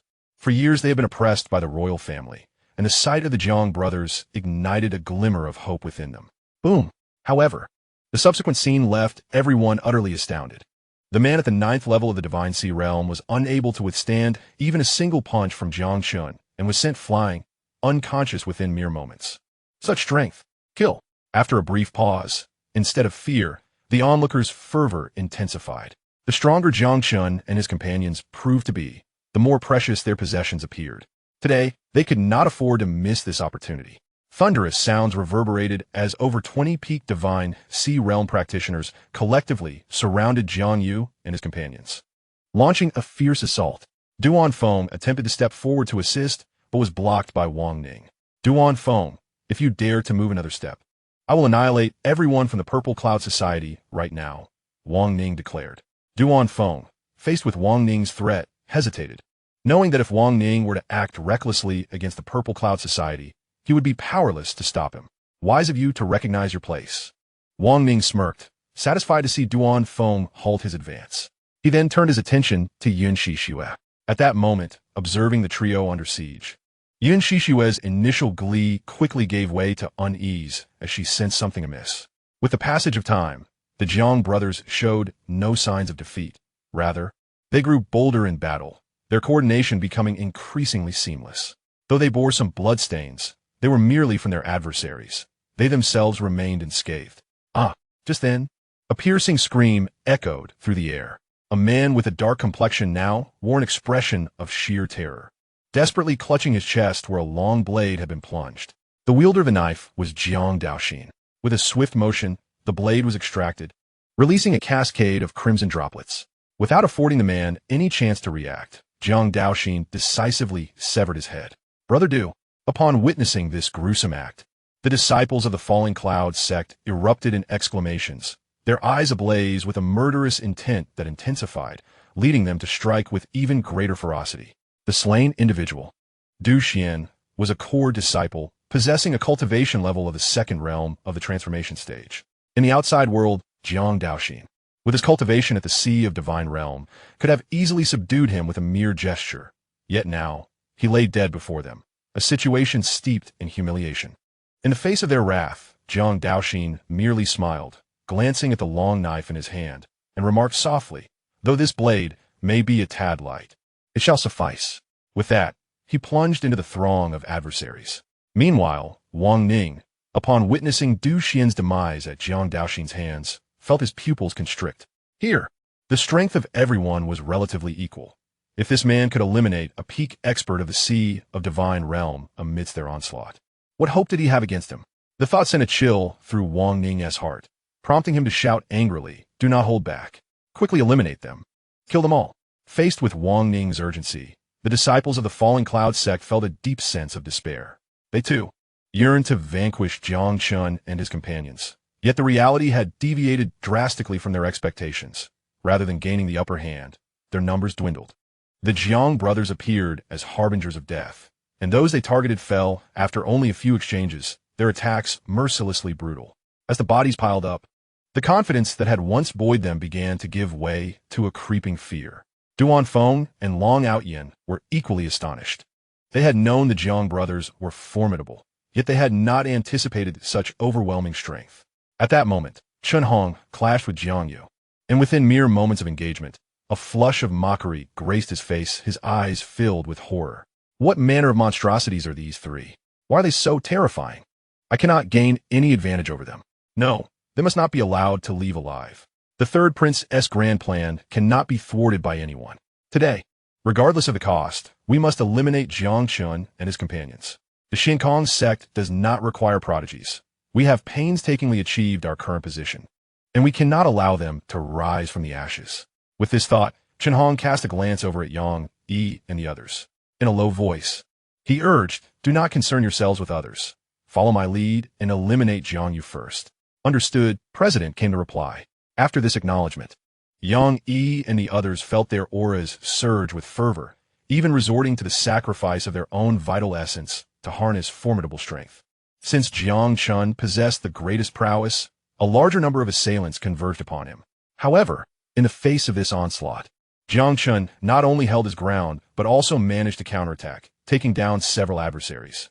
Remarkably, amidst such intense combat, his vital energy showed no signs of waning, and his breathing remained remarkably steady, exuding vitality. The most fearsome aspect was Jiang Chen's uncanny ability to anticipate their moves, deftly evading their assaults at crucial moments. When confronted with his cold, piercing gaze, an icy shiver ran down the spines of his assailants. Chapter 107. The heart of the kill, the cacophony of battle echoed continuously. However, Xianxia and her companion were horrified to witness an increasing number of casualties inflicted by Jiang Chen as time progressed. Many had ceased their attacks, retreating hastily. Wang Ning's expression darkened as he gravely stated, "Junior sister, we must leave this place at once. These three young men are exceedingly strange." Though reluctant to admit it, Wang Ning was indeed alarmed. The appearances of those felled by the Jiang brothers were increasingly grim. Not long ago, he had nearly slain Jiang Yu, and an irreconcilable enmity had already formed between them. Should Jiang Yu be freed to retaliate, Wang Ning knew his fate would be dire. Thus, his sole desire now was to flee. Upon hearing Wang Ning's words, Xianxia's countenance paled. After casting a deep glance at the distant Jiang Yu, she nodded lightly. Suddenly, a thunderous noise caught their attention. "What's that?" they queried, turning towards the sound, their eyes lighting up with hope. The previously unresponsive bronze gate was now slowly rising. Witnessing this, Wang Ning and Xianxia exchanged glances and rushed towards the entrance. As they approached the door, an ancient aura washed over them. Gazing into the darkened entryway, they exchanged a knowing look before stepping inside. Simultaneously, the remaining members of the Falling Cloud sect noticed the commotion at the stone door. Upon seeing Wang Ning and Xianxia plunge into the entrance, their fighting spirit dissipated, and they began to flee in a frenzy, all heading towards the cave's opening. Observing this, the Qing shouted, "Hurry, follow them, or the treasure will be lost." As he spoke, the Qing darted about energetically, continuously collecting the storage bags from the group on the ground. Those who had been defeated by Jiang Chen were barely clinging to life, making it remarkable that they had survived thus far. Consequently, the Qing's gathering of items progressed smoothly. With a thunderous crash, after exchanging a punch with Jiang Yu, Chen Hong spat out a mouthful of blood and swiftly retreated. At this moment, terror filled Chen Hong's eyes, and Yang Yu beside him was also spewing blood. Were it not for their numerical advantage, they would have perished at Jiang Yu's hands long ago. "We must leave," Chen Hong urged, and once they had distanced themselves, he dared not hesitate any longer, leading the remaining members of the Shanghai Association towards the entrance. It was then that Chen Hong noticed the sixth prince, who had remained inactive until now, had entered the cave. Continual cries of anguish echoed as Jiang Chen and his companions dispatched numerous foes once more. In merely the span of a joss stick's burning time, dozens of peak divine sea realm experts fell, including several disciples from the Xianxia sect. Aside from those from the Luoyan sect, these individuals were all of royal lineage, and, at this moment, Jiang Chen and his companions bore no psychological burden in rendering them powerless. Naturally, those fleeing were now all significantly injured. With a crunch, Jiang Yu crushed the neck of the one in his grasp and coldly declared, "Since we have already struck, we cannot leave any survivors." Hearing this, Jiang Chen and the others nodded in agreement.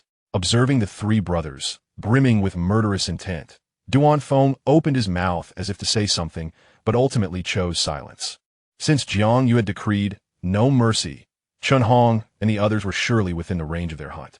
Initially, Duan Feng had hoped that Jiang Chen would show compassion for their shared sect and spare Chen Hong and his group, but recalling their deeds, he opted to remain silent. Meanwhile, the Qing had gathered all the storage bags together and swiftly leaped onto Jiang Yu's shoulder, urging, "Quick, we must hurry and catch up." Jiang Chen turned to Duan Feng and spoke softly, "Senior brother Duan, let us also enter." Duan Feng nodded in response, and shortly thereafter, the three of them hastily followed suit. However, just moments after entering the passage, a wave of bloodiness assaulted their senses, revealing several corpses strewn across the ground. Witnessing this scene made the group considerably more cautious. Yet, what puzzled them was that those individuals had only just entered, and apart from the few bodies on the ground, the rest had vanished without a trace. Suppressing their doubts, The group quickly advanced deeper into the passage. Suddenly, a series of cracking sounds erupted from the left side. And in an instant, Long Ao Yin and his companions disappeared within the tunnel. As Jiang Chen and his companions regained their composure, the fissure in the ground seamlessly closed once more. Witnessing this spectacle, they finally comprehended why some individuals had abruptly vanished upon entering the passage. At this moment, only Jiang Chen and his two companions remained within the passage, gazing ahead into the boundless, dark corridor. They exchanged glances and resolutely stepped forward. Crack! Shortly after their advance, a fissure unexpectedly materialized on the left side of the passage, emanating a tremendous gravitational pull. Despite Jiang Dao's prior caution, he was swiftly drawn into it. Jiang Chen and the other quickly reacted, rushing towards the fissure. However, to their astonishment, as they approached, a barrier of light rebuffed them. Whoosh! In the blink of an eye, the fissure vanished without a trace. What is happening? Why can't we enter? Jiang Chen inquired. Just then, the large azure creature resting on Jiang Yu's shoulder spoke. Do not worry. That lad will be fine. This is the masterpiece of the tomb's master, presumably designed to select an heir. Reassured by the creature's words, the solemn expressions on Jiang Chen and his companions' faces softened considerably. After exchanging another glance, they continued deeper into the passage. Not long after, Jiang Yu's figure also disappeared. Having experienced the previous occurrences, Jiang Chen was now unfazed. Without hesitation, he pressed onward into the depths of the corridor. Along the way, he triggered several traps, yet due to his formidable strength, he effortlessly evaded the attacks.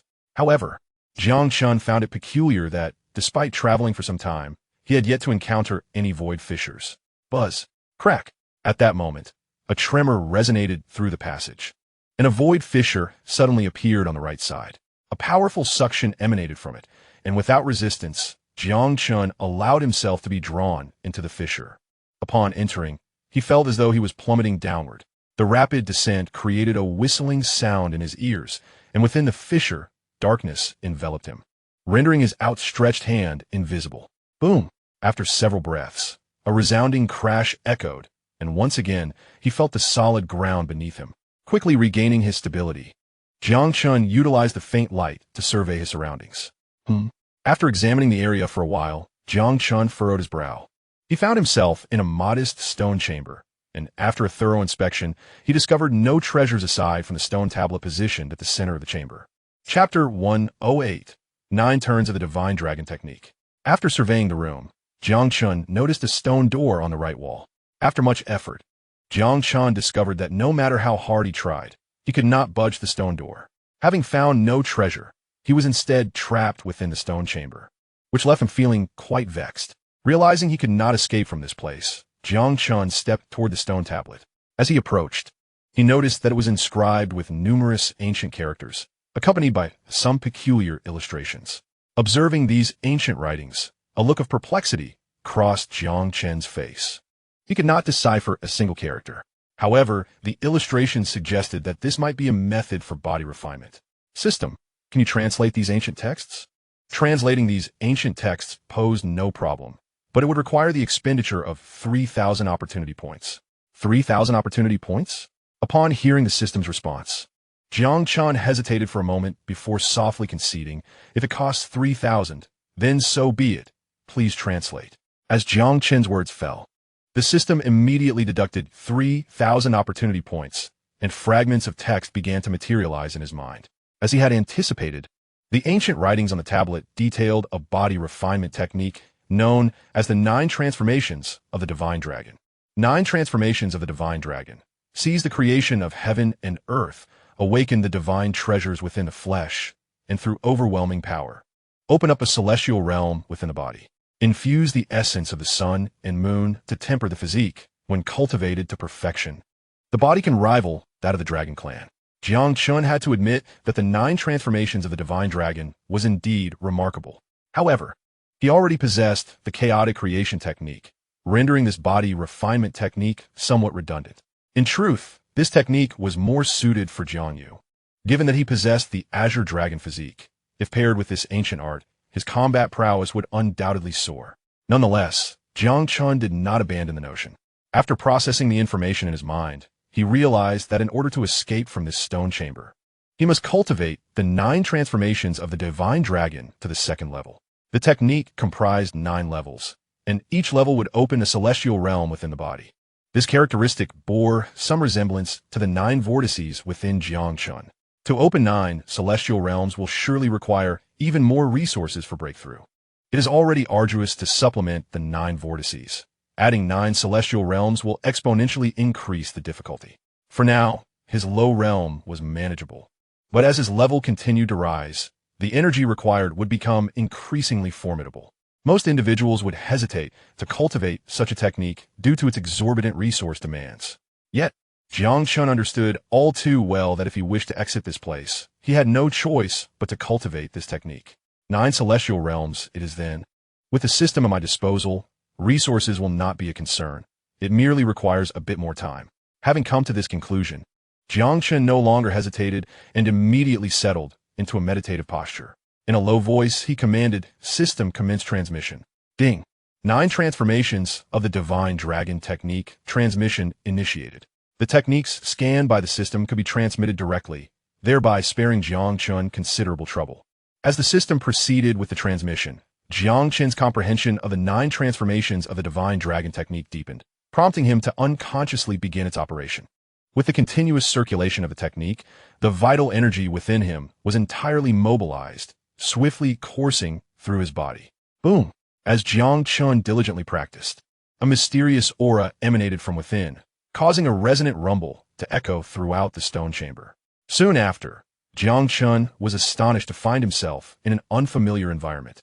Surrounded by swirling stars, countless beams of starlight converging towards him. However, upon noticing a stone tablet directly ahead, he realized he remained within the stone chamber. The peculiar transformation was undoubtedly the handiwork of the tomb's master. Without dwelling on this matter further, Jiang Chen fervently absorbed the stellar energy surrounding him, guiding this power toward his chest. Thump, thump, thump. In response to the interplay of his blood vitality and the stellar energy, a powerful heartbeat resonated steadily. Boom! A torrent of blood surged towards his heart. With the influx of this blood, an increasing amount of stellar energy condensed within him. In a brief moment, the stellar energy within reached a state of saturation. Nevertheless, Jiang Chen did not cease his efforts. Instead, he directed the energy toward the cyclone in his abdomen. The 9 cyclones welcomed this influx of stellar energy, swiftly consuming it entirely. Thus, Jiang Chen continued his fervent absorption, while the 9 cyclones frantically refined the energy, drawing ever closer to saturation. Buzz! It seemed that the unusual actions of Jiang Chen had attracted attention, causing ripples in the void as the surrounding stars began to vanish. Observing this restoration, Jiang Chen could not help but murmur, "How stingy. Is it really necessary to target me just for absorbing a little extra?" After muttering this, he slowly closed his eyes. Boom! As Jiang Chen continued his practice, the blood vitality and stellar energy gradually fused, and 2 purple black holes began to emerge. At that moment, the 2 black holes were highly unstable, appearing as if they might shatter at any moment. As these purple voids expanded, a severe pain coursed through his body, akin to his heart being torn asunder. Fortunately, Jiang Chen was experienced. Although the pain was intense, it remained within his capacity to endure. Quickly stabilizing his mind, he continued to operate the 9 transformations of the divine dragon technique, causing the 2 purple voids to expand further. Boom, boom, boom. As the 2 violet portals stabilized, an immense suction force suddenly surged forth, drawing the vital energy within towards the 2 purple openings at his heart. In a mere span of several breaths, Jiang Chen found that 20% of his vital energy had been extracted. Furthermore, the rate of extraction was continuously increasing. With the incessant influx of energy, the 2 violet portals grew increasingly solid. After the duration of a fragrant stick, all of Jiang Chen's vital energy was completely drained, and to his astonishment, 2 gigantic black holes appeared behind him, spinning ceaselessly.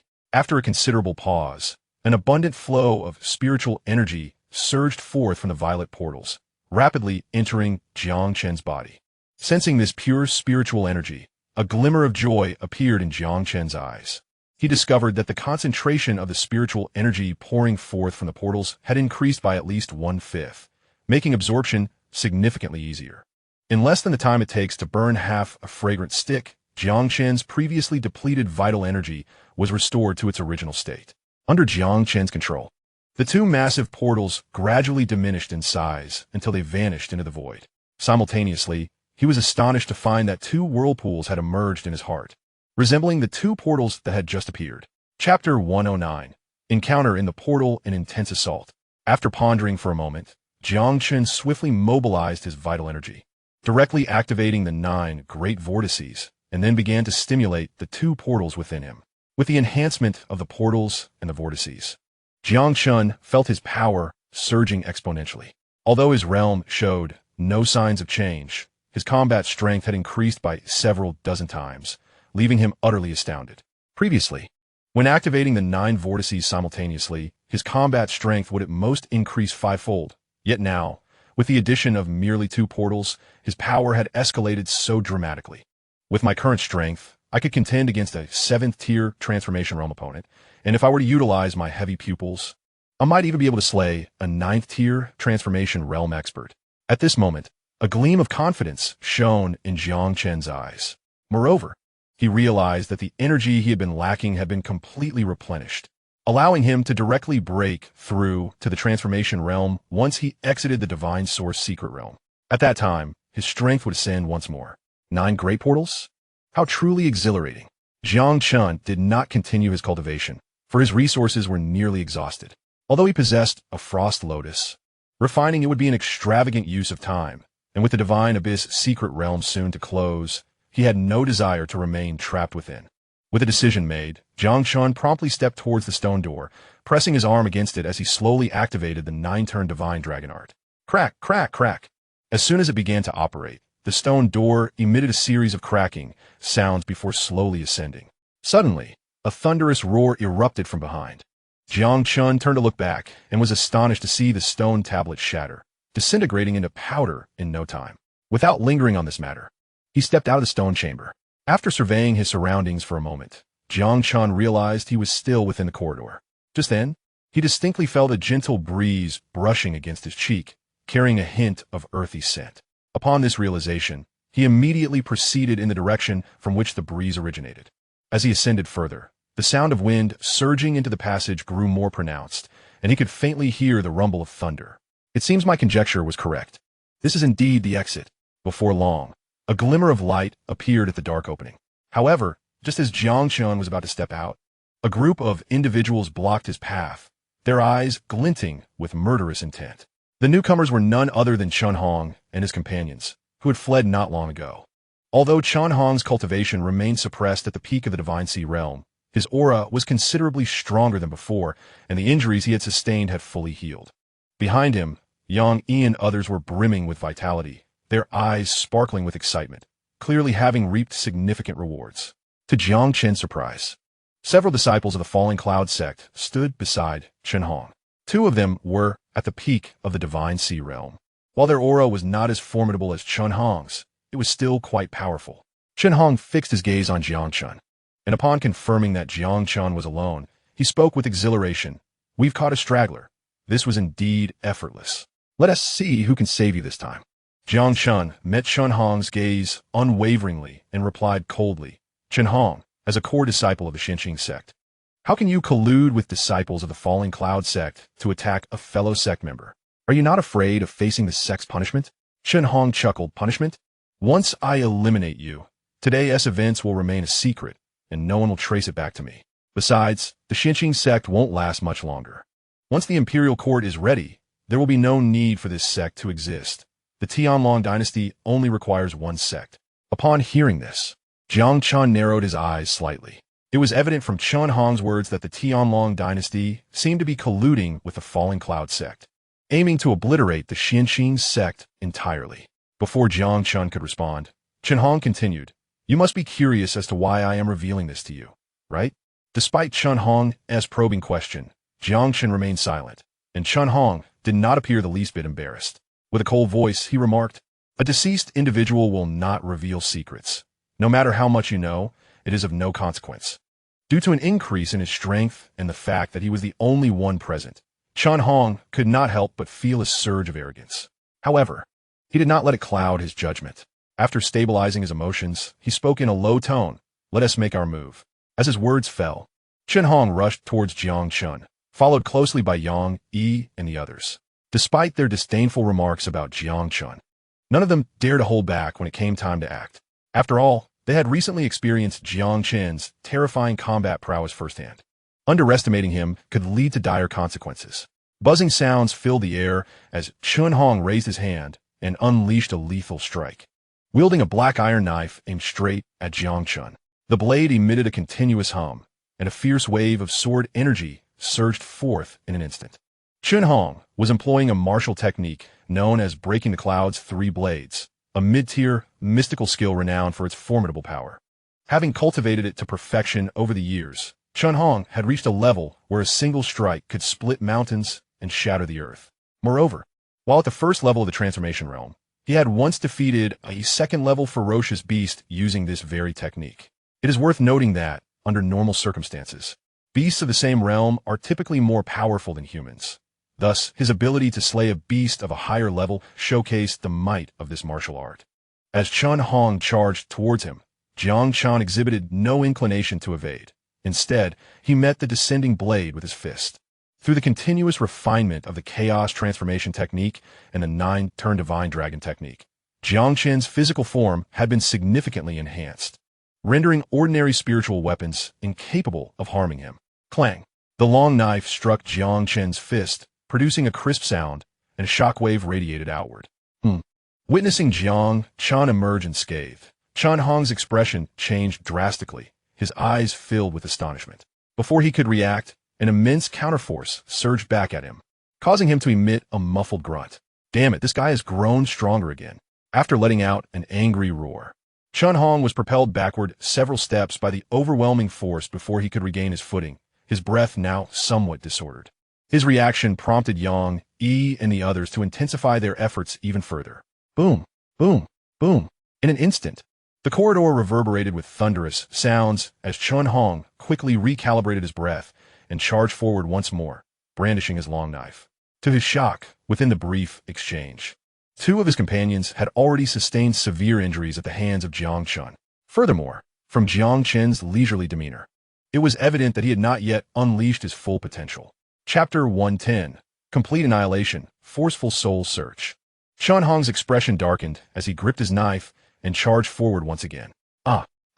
Before Chen Hong could draw near, a series of anguished cries echoed through the air as two disciples of the falling cloud sect were hurled away by Jiang Chen's overwhelming force.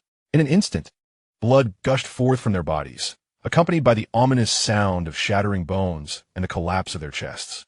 The ground trembled with a resounding crash. The two figures slammed against the stone wall, sending debris flying in all directions, their blood staining the surrounding stones.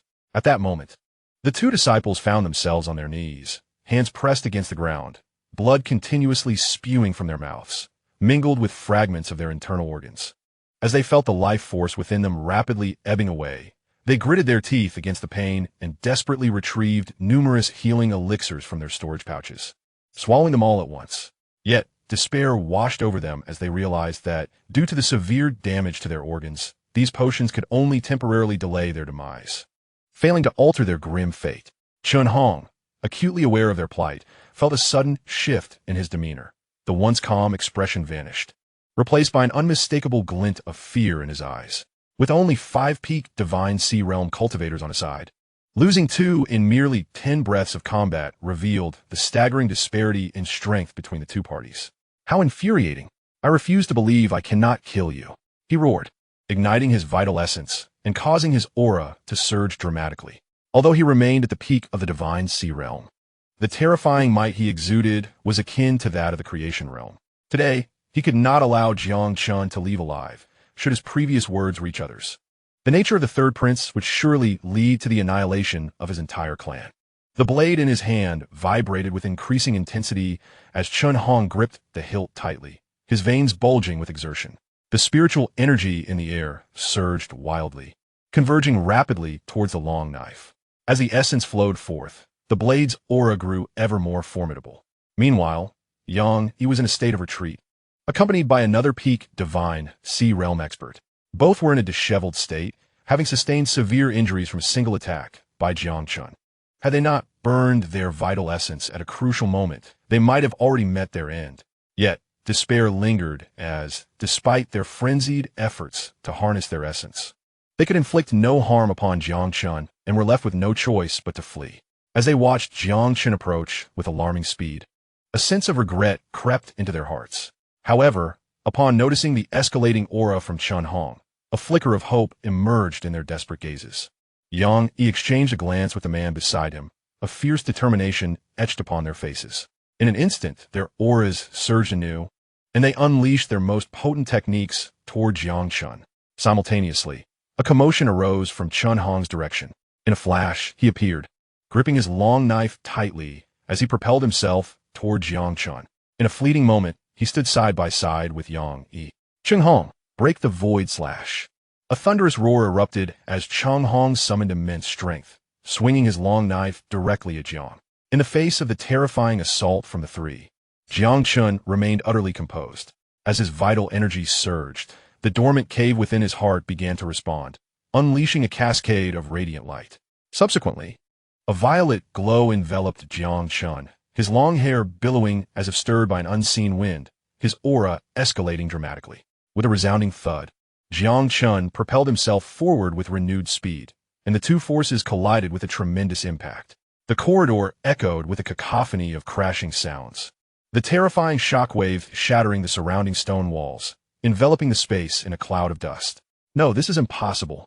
Senior brother, save me. Yang Yi and another figure shot out from the haze, crashing heavily onto the ground. At that moment, their eyes widened in horror and disbelief, blood holes marred their chests, and their life essence dissipated. As the dust settled, two silhouettes gradually emerged. Chen Hong was drenched in blood, looking utterly wretched, with Jiang Chen's hand firmly gripping his throat. In stark contrast to Chen Hong's pitiable state, Jiang Chen appeared immaculate, his aura remarkably stable, as if nothing had transpired. Chen Hong coughed violently, his face reddening under Jiang Chen's relentless grip.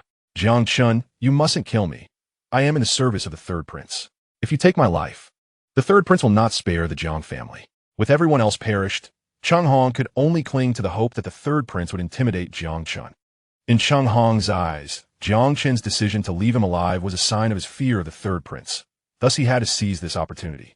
Hearing Chen Hong's threats, Jiang Chen merely smiled faintly and coldly replied, "Do you truly believe I have spared you out of fear of the third prince?" Upon noticing the smirk at the corner of Jiang Chen's mouth, an ominous premonition seized Chen Hong. Cough, cough. What you intend to do? Before he could finish, a piercing scream escaped his lips, his face contorting in agony. Realizing that Jiang Chen was delving into his soul, Chen Hong began to thrash wildly. However, under Jiang Chen's immense strength, his struggles appeared feeble and futile, and soon he fell still, his eyes devoid of life. With a thunderous thud, Jiang Chen discarded Chen Hong's lifeless body aside, diligently sifting through the information flooding his mind. The situation unfolded as he had surmised. It appears that the royal family and the Cloudfall sect have reached some form of agreement, conspiring together to annihilate the Xianxia sect. Once the Xianxia sect falls, a plethora of resources will become available. Moreover, the profound techniques and martial arts treasured by the Xianxia sect are coveted by the royal family. Should they manage to claim these legacies as their own, the strength of the royal lineage will be significantly augmented. Regrettably for Jiang Chen, due to his status, Chen Hong possesses limited insider knowledge, and his recollections yield no significant information. After meticulously reviewing Chen Hong's memories and confirming the absence of valuable insights, Jiang Chen swiftly surveyed the battlefield before proceeding towards the exit of the passage. As soon as he stepped out of the passage, a thunderous roar echoed from the heavens, and torrential rain began to pour. To Jiang Chen's astonishment, the location of this exit was not far from the original entrance of the ancient tomb. However, the original entrance has since vanished. What perplexed Jiang Chen was that, despite waiting for some time, no one else emerged from the passage. Ultimately, he learned from the system that there was more than one exit, prompting him to depart from the area. Chapter 111. His brothers have gone berserk. Having made his decision, Jiang Chen headed towards the exit. This area held no remaining resources, and with the secret realm on the verge of closing, lingering here bore no significance. Yet, after only a brief walk, he stumbled upon several corpses on the ground. Judging by their faces, They were indeed those who had fled not long ago. Recognizing the lingering aura on the bodies, Jiang Chen instantly deduced who was responsible and quickened his pace. As he continued onward, he discovered more bodies, including several from a Xianxia sect alongside those of the Cloudfall sect. Unquestionably, these individuals had participated in the recent siege. Pressing on, Jiang Chen traversed the boundary and re-entered the first layer of the Xinyuan secret realm. Just then, a cacophony of shouts captured his attention. Upon hearing the cries, he turned towards the sound.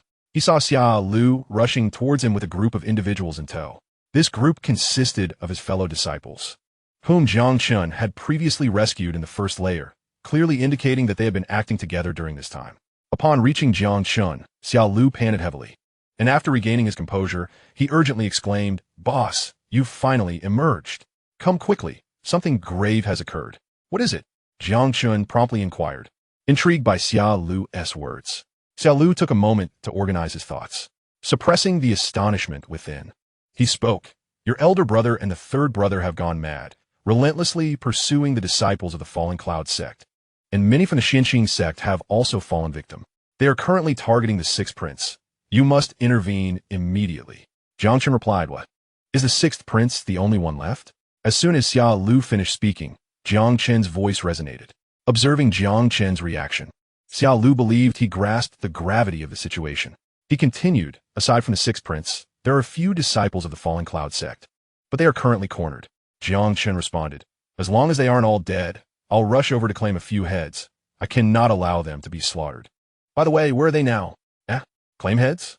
Jiang Chen's response left Xia Lu and the others momentarily stupefied. His tone hardly suggested he was going to mediate. Xia Lu asked, "Boss, are you serious? The consequences of this matter are quite severe." Jiang Chen retorted, "Enough with the nonsense. Where are they?" Seeing the earnestness in Jiang Chen's expression, Xia Lu hesitated briefly before indicating a direction. Boom! Upon learning the location of Jiang Yu and the others, Jiang Chen suddenly exerted force, propelling himself forward.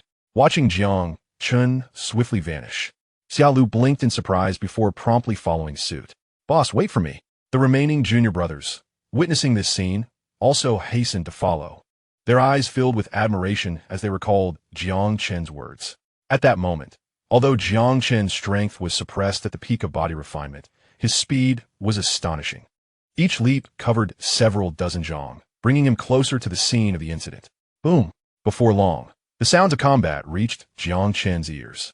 A group had surrounded Jiang Yu and Jiang Daoxin, while Wang Ning and the sixth prince, Zhao Tiange, were fleeing toward the exit. Jiang Chen found it perplexing that he did not see Xianxia among them. Boom! Although those surrounding them were at the peak of body refinement, they were no match for Jiang Yu and Jiang Daoxin, who dispatched them with ease. Naturally, Wang Ning and Zhao Tiange were fully aware of this, merely stalling for time. As long as they escaped the Divine Abyss secret realm, their cultivation restrictions would be lifted, and they could seek refuge with their sect, regaining control of the situation. However, after running for a short distance, they abruptly halted, their expressions darkening. Wang Ning glared at the figure that appeared before them, gritting his teeth. "Jiang Chen, do you truly intend to make this a fight to the death? My father is an elder of the Fallen Cloud sect. Killing me brings no benefit to the Jiang family. This news cannot be suppressed. Many from the Fallen Cloud sect are already rushing to the exit. The moment I encounter any trouble, they will undoubtedly know who struck." In the face of Wang Ning's words, Jiang Chen nodded in agreement and replied, "You speak truthfully. Indeed, many are aware of this matter, and it would not be difficult for your father to find out." Upon hearing this, Wang Ning's expression brightened instantly, believing his threat had taken effect. However, before he could utter another word, Jiang Chen interjected, "But what of it? Even if I were to let you go today, would you truly spare the Jiang family?" As his words echoed in the air, Jiang Chen's aura surged dramatically. Wang Ning stammered, "You." Without granting him an opportunity to respond, Jiang Chen charged toward the two of them. Witnessing Jiang Chen's decisive action, Zhao Tiange and Wang Ning's faces paled in alarm. Simultaneously, anguished cries emerged from behind, as the group besieging Jiang Yu was swiftly annihilated. With a single punch, Jiang Chen sent Wang Ning reeling, blood spewing from his mouth. Noticing Jiang Yu approaching, Jiang Chen paid no further heed to Wang Ning, instead shifting his focus to Zhao Tiange. After all, his elder brother had a vendetta against Wang Ning. Some matters required his personal resolution. Under Jiang Chen's piercing gaze, Xianxia instinctively took 2 steps back, regaining his composure. He hastily spoke, "Junior brother Jiang, you have heard Wang Ning's words.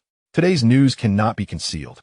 To slay a prince in the Tianlong dynasty brings calamity upon one's entire clan. Even if you disregard your own safety, consider your family. There is no need to escalate matters to such a degree. I am, after all, your senior brother. If you allow me to depart today, we can erase our grievances. And I shall refrain from interfering in your affairs with Princess Xiao. How's that sound?" In response to Zhao Tianga's propositions, Jiang Chen merely chuckled, his tone icy as he retorted, "Do I appear to you as a mere child? I have already offended the Luo Yun sect. I am not concerned with the Tianlong dynasty." Zhao Tianga seethed, "Despicable, this is sheer tyranny." The moment Jiang Chen uttered those words, Zhao Tianga's expression shifted dramatically. He understood that at this juncture, Jiang Chen's intent to kill was resolute, rendering any further words futile. With that, Zhao Tianga swiftly produced a talisman, affixing it to his chest before turning to dash toward the exit. Empowered by the talisman, his speed surged, creating a significant distance between him and Jiang Chen. However, Jiang Chen remained locked onto Zhao Tianga, and before he could escape too far, he was once again cornered. Chapter 112, The Signing of the Soul Contract. Blocked by Jiang Chen, Zhao Tianga's countenance darkened ominously as his aura began to swell. Seizing the opportunity while the talisman's effects still lingered, he opted not to engage Jiang Chen directly, but rather altered his course to flee once more. Yet, before he could escape far, Jiang Chen swiftly closed the gap, delivering a powerful punch directly at him. Zhao Tianga cursed under his breath as he sensed the terrifying aura emanating from Jiang Chen's fist. Without a moment's hesitation, he hastily crossed his arms over his chest. A series of bone-cracking sounds echoed in an instant, and a look of anguish crossed Zhao Tianga's face, blood oozing from the corners of his mouth. At that critical moment, the jade pendant around his neck emitted a faint azure glow, providing him some measure of protection. However, under Jiang Chen's overwhelming strength, this azure shield shattered almost immediately. Nevertheless, the brief respite afforded by the shield allowed Zhao Tianga to evade Jiang Chen's fatal blow. With a thunderous crash, Zhao Tianga was sent flying, crashing heavily into a nearby ancient tree, blood gushing forth in an instant. Jiang Chen did not pause for a moment. Charging toward Zhao Tianga once more, his fist aimed directly at the latter's skull. As he beheld the oncoming fist, Zhao Tianga's eyes widened with despair. The majority of his bones were shattered, rendering him incapable of movement, and he could not possibly evade this deadly strike. "Second brother, wait." At that moment, Jiang Yu's voice rang out from behind. Upon hearing Jiang Yu's call, Jiang Chen quickly retracted his strength, halting his fist mere inches from Zhao Tianga's head. Although he was spared impact, the force of the wind from the punch still stung Zhao Tianga's cheek. Filled with terror, Zhao Tianga understood all too well that had that punch connected, it would have been fatal. Retracting his fist, Jiang Chen turned to look behind him, where he saw Jiang Daoxin surveying the battlefield while Jiang Yu approached, carrying Wang Ning. From Wang Ning's feeble aura, it was evident that his time was limited. With a decisive motion, Jiang Yu tossed Wang Ning aside and spoke. "Let this fellow live for now. His existence holds more value alive than dead." "What are your intentions, elder brother?" Jiang Chen inquired.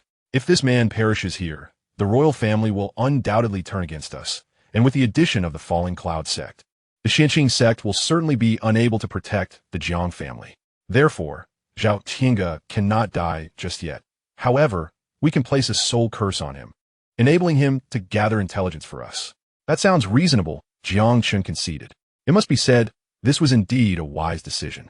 The soul curse functioned as a master-servant contract, as long as Jiang Yu implanted the contract within Zhao Tianga. The latter's life and death would rest solely in Jiang Yu's hands. Moreover, should Jiang Yu fall, Zhao Tianga would perish alongside him, while Zhao Tianga's demise would not affect Jiang Yu in any way. Furthermore, once the contract was established, Jiang Yu would have complete clarity regarding Zhao Tianga's innermost thoughts. It could be stated that the signatory would possess no secrets from the master of the soul contract. As Zhao Tianga listened to the conversation between Jiang Chen and his companion, a flash of indignation crossed his face. Despite being a prince of a dynasty, his fate now lay in the hands of others, a reality he found intolerable. "Jiang Chen, you are merely courting death," Zhao Tianga declared. Jiang Yu, however, disregarded Zhao Tianga's words and stepped closer, his voice icy as he stated, "You have two choices. release the soul sea for me to plant the soul contract, or face immediate death.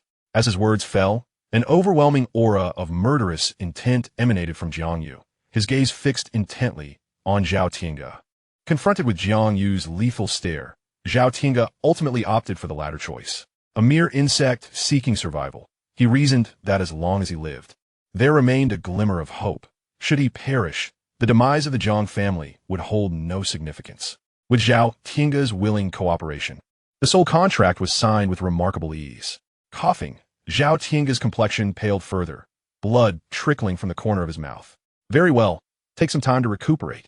I will have more questions for you shortly, Jiang Yu instructed before striding towards Wang Ning, who was gasping for breath. As he gazed up at Jiang Yu, his face twisted with bitterness, he managed to utter, Jiang Yu, my father will avenge me. The Jiang family will pay for this. None of you will escape.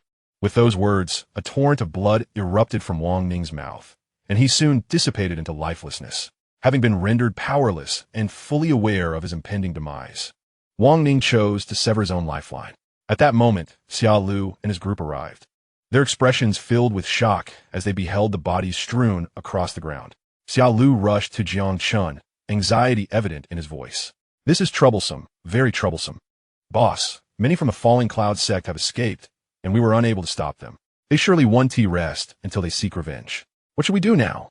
Observing Xia Lu's distress, Jiang Chen spoke calmly. Do not worry. This matter does not concern you. If the Falling Cloud sect seeks trouble, they will direct it towards us. Xia Lu replied, Boss, you misunderstand. We are not afraid of being implicated. Moreover, we have been taking action against the disciples of the Falling Cloud sect during this time, making us accomplices in this affair. We cannot simply stand aside now. As Xia Lu's words echoed, the others quickly voiced their agreement. Indeed, had it not been for our senior brother's timely intervention, we would have perished at the hands of the Falling Cloud sect. Regardless of the circumstances, we stand united with you. Unbeknownst to them, this group of newcomers began to refer to Jiang Chen as their senior brother, particularly as they glanced at Zhao Tiange, who had been reduced to a pitiful state. The admiration in their eyes grew more intense. At that moment, Jiang Chen caught a crucial keyword and could not help but ask, Darkhand, what treachery are you plotting? Upon hearing this inquiry, Xia Lu immediately became animated and excitedly began to recount the events. It turned out that during this period, they had been wandering in teams on the first level, showing no mercy to any disciples of the Falling Cloud sect they encountered.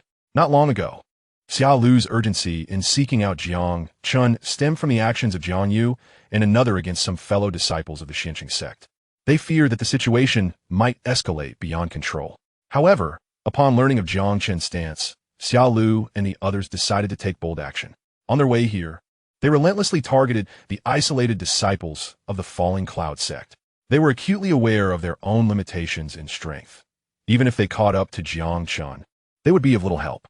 It was preferable to eliminate a few disciples from the Falling Cloud sect to prevent the news from spreading. Yet, they ultimately discovered that many had managed to escape, and they could not extinguish all of them, leading to a reluctant abandonment of their pursuit. As Xia Lu grew more excited in his recounting, Jiang Chen could not help but twitch the corners of his mouth. During this time, Zhao Tiange had also recovered somewhat from his injuries and slowly rose from the ground. Jiang Chen gently waved his hand, signaling Xia Lu to cease his narration. Given the fervor with which he spoke, Jiang Chen feared he might continue indefinitely without interruption. With Jiang Chen's indication, Xia Lu paused, though a lingering sense of eagerness remained on his face. It was evident from Xia Lu's rare behavior that they had chosen to align themselves with Jiang Chen and his group, effectively severing ties with the Falling Cloud sect, making them all akin to crickets on the same string. Jiang Chen approached Zhao Tiange as the necessary adversaries had been dealt with, and now they must confront the wrath of the Falling Cloud sect. It was imperative they gathered sufficient information. Standing before Zhao Tiange, Jiang Chen directly urged, speak of all that you know, particularly regarding the Xianxia sect. Despite feeling quite displeased by Jiang Chen's commanding tone, Zhao Tiange slowly began to narrate. Actually, the upper echelons of the Xianxia sect are aware of the alliance between the imperial family and the Falling Cloud sect. However, as long as the ancestral figure of the Xianxia sect remains, the Tianlong dynasty and the Falling Cloud sect would not dare to act against them. As Zhao Tiange continued his explanation, Jiang Chen and the others gradually began to comprehend the situation. Although the interactions between the Tianlong dynasty and the Falling Cloud sect seemed highly clandestine, they were riddled with flaws, making it easy to discern the underlying issues, which was precisely the intention of the Tianlong dynasty. Their goal was to provoke the Xianxia sect into tearing off the facade, thereby revealing all their hidden cards, facilitating the complete annihilation of the Xianxia sect.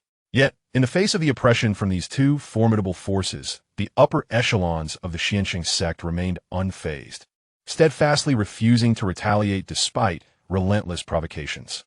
In the ensuing days, the Xianxia sect acquiesced to the entry of royal forces into their ranks, turning a blind eye to their misdeeds, a clear indication of their retreat. As Zhao Qiange continued his narration, Jiang Chen discerned a troubling issue. He spoke solemnly. Under such circumstances, how is it that you can restrain yourselves from taking action? Is there a hidden agenda at play?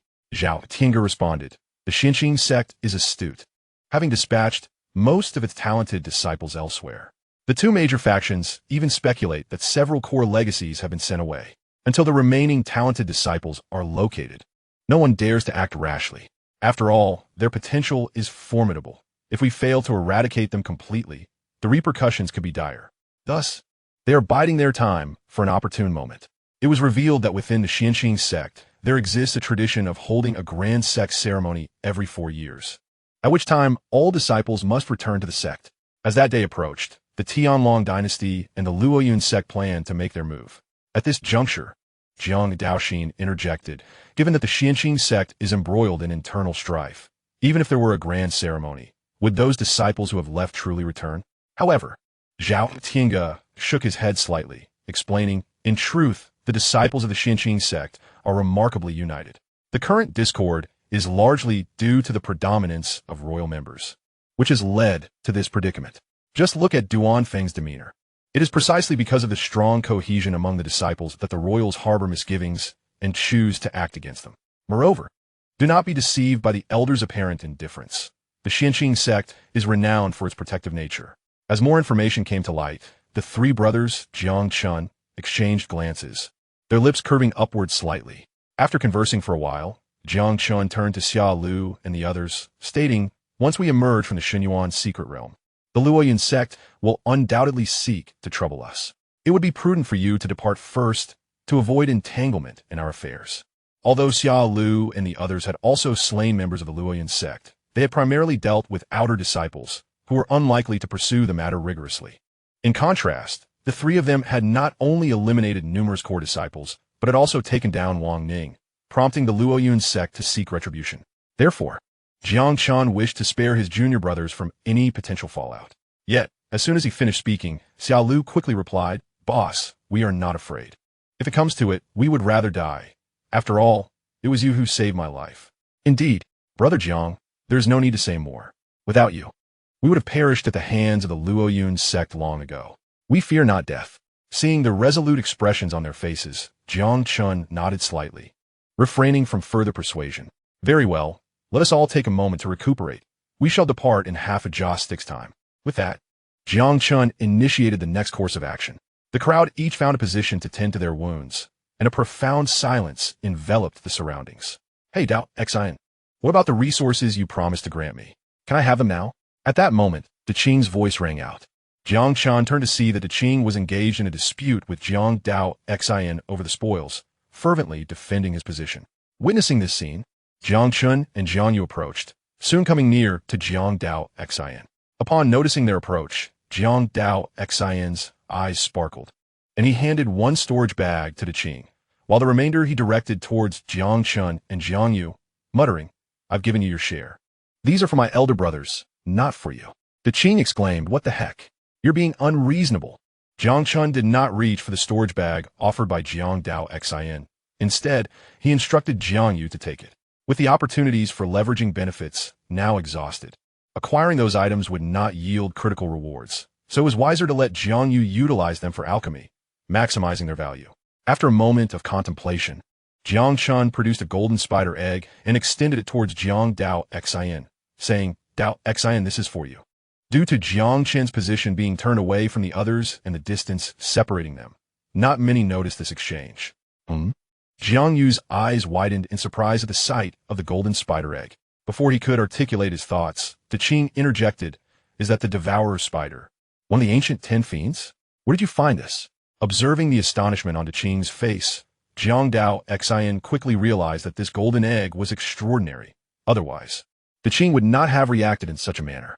The mere mention of being one of the 10 fiends sounded remarkably impressive. Jiang Xian replied, "Second brother, this item is far too precious. You should keep it for yourself." However, before he could finish, Qing spoke again, "Little Xian, the devourer spider is most suited for you. Only you can unleash its fullest potential. Do not squander your second brother's goodwill." Seeing Qing actively persuading him, Jiang Chen chimed in, "Accept it. Qing is right. It is most fitting to have this by your side." Jiang Yu added, "Xian, take it." Faced with the consensus of her 2 elder brothers, Jiang Xian hesitated for a moment before reaching out to accept the spider egg. Chapter 114, The Void King Beast. The Void Halberd. After receiving the spider egg, Jiang Xian's eyes brimmed with curiosity, as she felt the powerful heartbeat emanating from it. Her face displayed a mixture of astonishment and uncertainty. After a moment of reflection, she inquired, "Second brother, what should we do next? Should I simply carry it with me?" Jiang Yu and his companion turned their gaze towards Qing, who could instantly identify the devouring heaven demon spider, suggesting his vast knowledge. Unfazed by their scrutiny, Qing shifted his attention to Jiang Daoxin. He spoke, "The devouring heaven demon spider is on the verge of hatching. You simply need to extract 3 drops of your life essence and let them fall upon this spider egg. You will forge a connection in due time. Furthermore, with my soul spell, this spider will regard you as its closest companion." At this point, Qing paused. Jiang Daoxin inquired, "What is it?" Qing continued, "I possess 2 types of soul contracts. It is up to you to decide which one you prefer." Surprised, Jiang Daoxin's curiosity piqued. "What distinguishes these 2 soul contracts?" he asked. Qing elaborated, "The first is a contract soul pact, akin to a master-servant bond. Even if the devouring heaven demon spider is slain, you will remain unharmed. Yet its innate potential will be difficult to augment." Jiang Daoxin pressed, "And the second?" "The second is a symbiotic soul pact, binding your lives together. The spider's abilities will enhance in tandem with your own strength. Upon signing this contract, you and the spider will complement each other, growing together." Hasta aquí conclude. A flicker of uncertainty crossed Jiang Daoxin's face. After a moment's contemplation, his expression solidified with determination. "I choose the second option." Qing responded, "Have you made your decision? Once you sign this contract, although you will not perish if the spider dies, the backlash will be formidable. I am resolute. I shall opt for the second." Observing Jiang Daoxin's unwavering demeanor, Qing nodded slightly and imparted the secrets of the symbiotic soul pact to him. Subsequently, Jiang Daoxin summoned 3 drops of his vital blood, letting them fall upon the golden egg. The moment the essence made contact, it was immediately consumed, establishing a profound connection. The egg exuded an inexplicable warmth towards Jiang Daoxin. After absorbing the 3 drops of blood, the aura surrounding the golden egg intensified significantly. "Young man, it is time. You may now proceed to sign the symbiotic soul pact with it," Qing instructed. As he spoke, Jiang Daoxin drew forth another drop of blood, skillfully tracing it with his finger. Gradually, a peculiar rune emerged, inscribing itself upon the egg shell before swiftly merging within.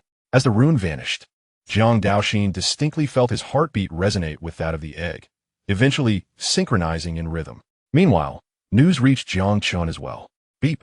Congratulations to the host for delivering the devouring sky spider egg, triggering a 10,000-fold critical reward and receiving a young Void King beast adorned in gold, along with a fortune value of 10,000, accompanied by the bound divine weapon, the Void Spear.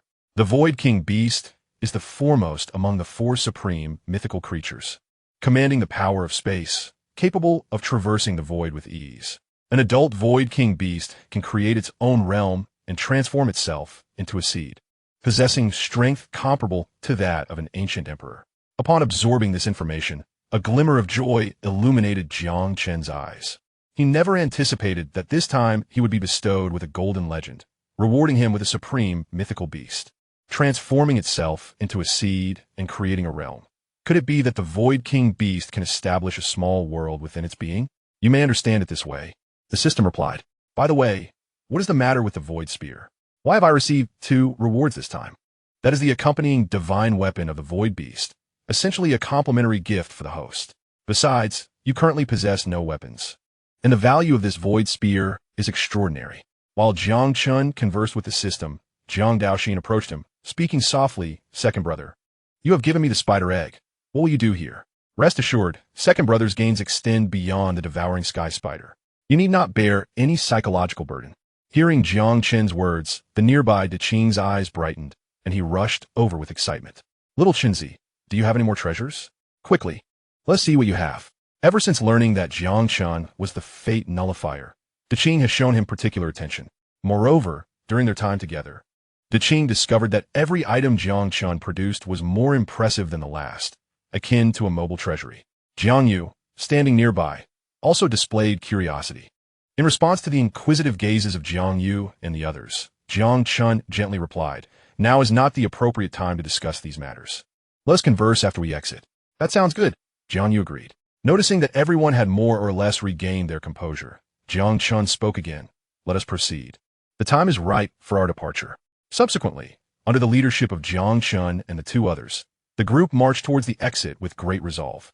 Meanwhile, at the entrance of the Divine Abyss secret realm, Wang Yunfeng gazed at the shimmering portal, a smile creeping across his lips as he turned to Yang Zhengqi beside him. With a hint of derision, he remarked, "Old Ghost Yang, I see no reason for you to wait here any longer.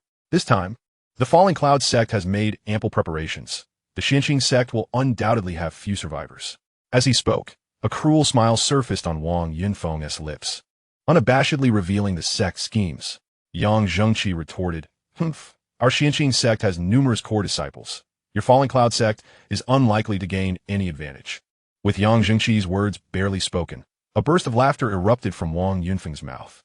In a low voice, he began, "You are more aware than I of the character of those core disciples. Moreover, we are targeting the newcomers. Do you truly believe they would assist us?" Yang Zhengqi's expression darkened as Wang Yunfeng continued to speak, his demeanor increasingly somber. The latter's words were undeniably accurate. Most of the core disciples dispatched by the Xianxia sect were members of the royal family, rendering their assistance highly improbable. At this moment, he could only hope that the newcomers possessed enough wit to evade the impending ambush from the Luoyan sect. How infuriating! If the original core disciples of our sect had not been away, you would not dare to act so brazenly. Contemplating this, Yang Zhengqi clenched his fists tightly. Yet, he understood that if those disciples were not sent away, the Tianlong dynasty and the Luoyun sect would have already taken action. What the Xianxia sect needed most now was time, and they had no choice but to act accordingly. Chapter 115, A Fitting Demise. Observing Yang Zhengqi's grim countenance, Wang Yunfeng's pride swelled further, his smile unabashedly triumphant.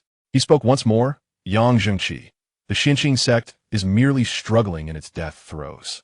Should you choose to depart from the Xianxia sect, I could arrange for you to serve as an outer sect steward in the Luoyan sect." "Ha ha!" At this juncture, Wang Yunfeng erupted into a fit of gleeful laughter, his words a blatant insult to Yang Zhengqi, a mere opportunity for derision. Yang Zhengqi retorted, "There is no need for your concern. The fate of the Xianxia sect is not for you to dictate. Perhaps you should worry about the Luoyun sect instead. Be cautious not to be outmaneuvered without realizing it." Upon hearing Yang Zhengqi's remarks, Wang Yunfeng's eyes narrowed, for it was evident that his opponent was privy to certain information. However, Wang Yunfeng remained unfazed, his smile still radiating arrogance. In truth, what Wang Yunfeng could deduce, the higher-ups of the Luoyun sect could also comprehend. Collaborating with the royal family was akin to inviting peril, a dangerous gamble where a misstep could lead to ruin. Wang Yunfeng was acutely aware that the protracted tension without open conflict was not merely a struggle against the Xianxia sect's leader. Other preparations were also underway. Once their plan was complete, should they annihilate the Xianxia sect, they could potentially engulf the Tianlong dynasty if it dared to harbor ulterior motives. Just as the Tianlong dynasty aspired to supremacy, so too did the Luoyun sect, with both sides engaged in mutual scheming, awaiting the emergence of the ultimate victor. Returning to the present, Wang Yunfeng turned his gaze back to Yang Zhengqi, a knowing smile gracing his lips. He taunted, "Is that so? We shall see who emerges as the ultimate victor." Faced with Wang Yunfeng's self-assured demeanor, Yang Zhengqi instantly sensed the gravity of the situation.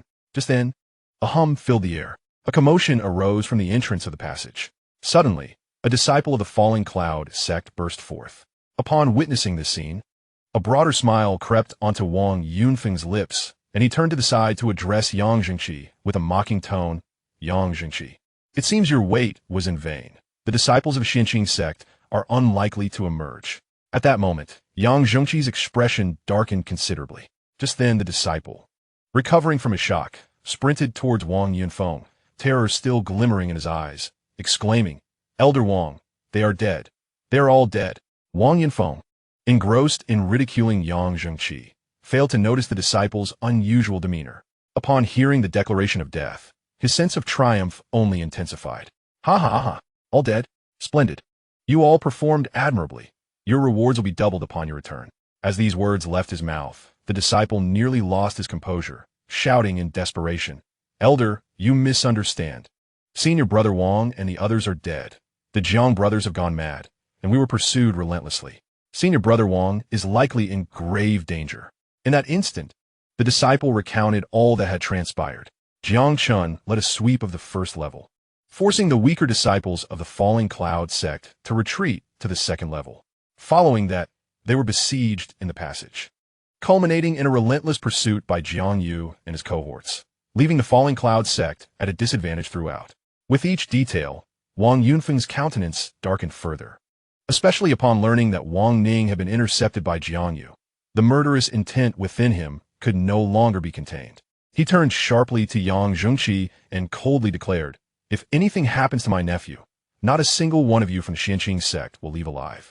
Yang Zhengqi retorted defiantly, "Humph. Do you think I am easily intimidated? In this secret realm, life and death are determined by fate. Not only can we not ascertain whether they have killed Wang Ning, but even if they did, what can you do about it?" At this moment, Yang Zhengqi stood his ground, his gaze sharp and unwavering. Wang Yunfeng replied, "Very well. Today, I shall witness the true capabilities of the Xianxia sect and how you intend to preserve their lives." With that, his words hung in the air. Wang Yunfeng turned his gaze toward the entrance of the passage, his fists clenched tightly, producing a chilling sound, his eyes filled with an air of malevolence. At that moment, a group emerged from the passage once more. The newcomers were none other than Su Tian, who had been deprived of his jade pendant by Jiang Chen. Since Jiang Chen ascended to the second layer, Su Tian had been scouring the first layer with his companions for opportunities, and during this time, he had made significant gains, enhancing his own strength considerably. As soon as he stepped out of the passage, Su Tian sensed that the atmosphere was somewhat amiss, yet he swiftly approached Yang Zhengqi. Upon arriving near Yang Zhengqi, Su Tian spoke in a grave tone, "Elder Yang, the Jiang brothers have gone mad. They have actually turned against their fellow disciples. And Brother Chen Hong and his group have been slain." Yang Zhengqi replied, "What? Chen Hong has also been killed? You cannot be serious. Even with the suppression of rules, it should be impossible for them to defeat Chen Hong and the others." Seeing Yang Zhengqi express concern for Jiang Chen and his brother's cultivation levels, Su Tian felt a sense of unease creeping in. Nevertheless, he gritted his teeth and continued, "I have heard that these three brothers have made astounding progress in their abilities, with Jiang Chen having reached the pinnacle of the Divine Sea realm, showcasing terrifying combat prowess, while Jiang Yu is merely at the 9th level of the Divine Sea realm. Even at his peak, he should not be a match for them. Their rapid increase in strength must be due to the practice of some sinister arts. Given that they have slain so many fellow disciples, Elder, you cannot let them go unpunished." However, as Su Tian spoke, he noticed Yang Zhengqi's reaction was peculiar. When he mentioned Jiang Chen's and his brother's levels of power, he observed a flicker of delight on Yang Zhengqi's face. Yes, Su Tian was certain he had not misperceived this. This revelation left him utterly bewildered.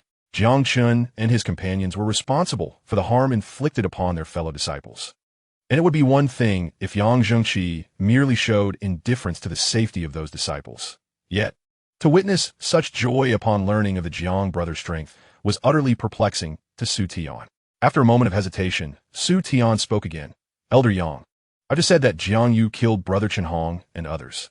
He is merely an inner disciple, yet he dares to slaughter core disciples." Yang Zhengqi responded, "I see. Perhaps Jiang Yu acted in haste, leading to their accidental deaths.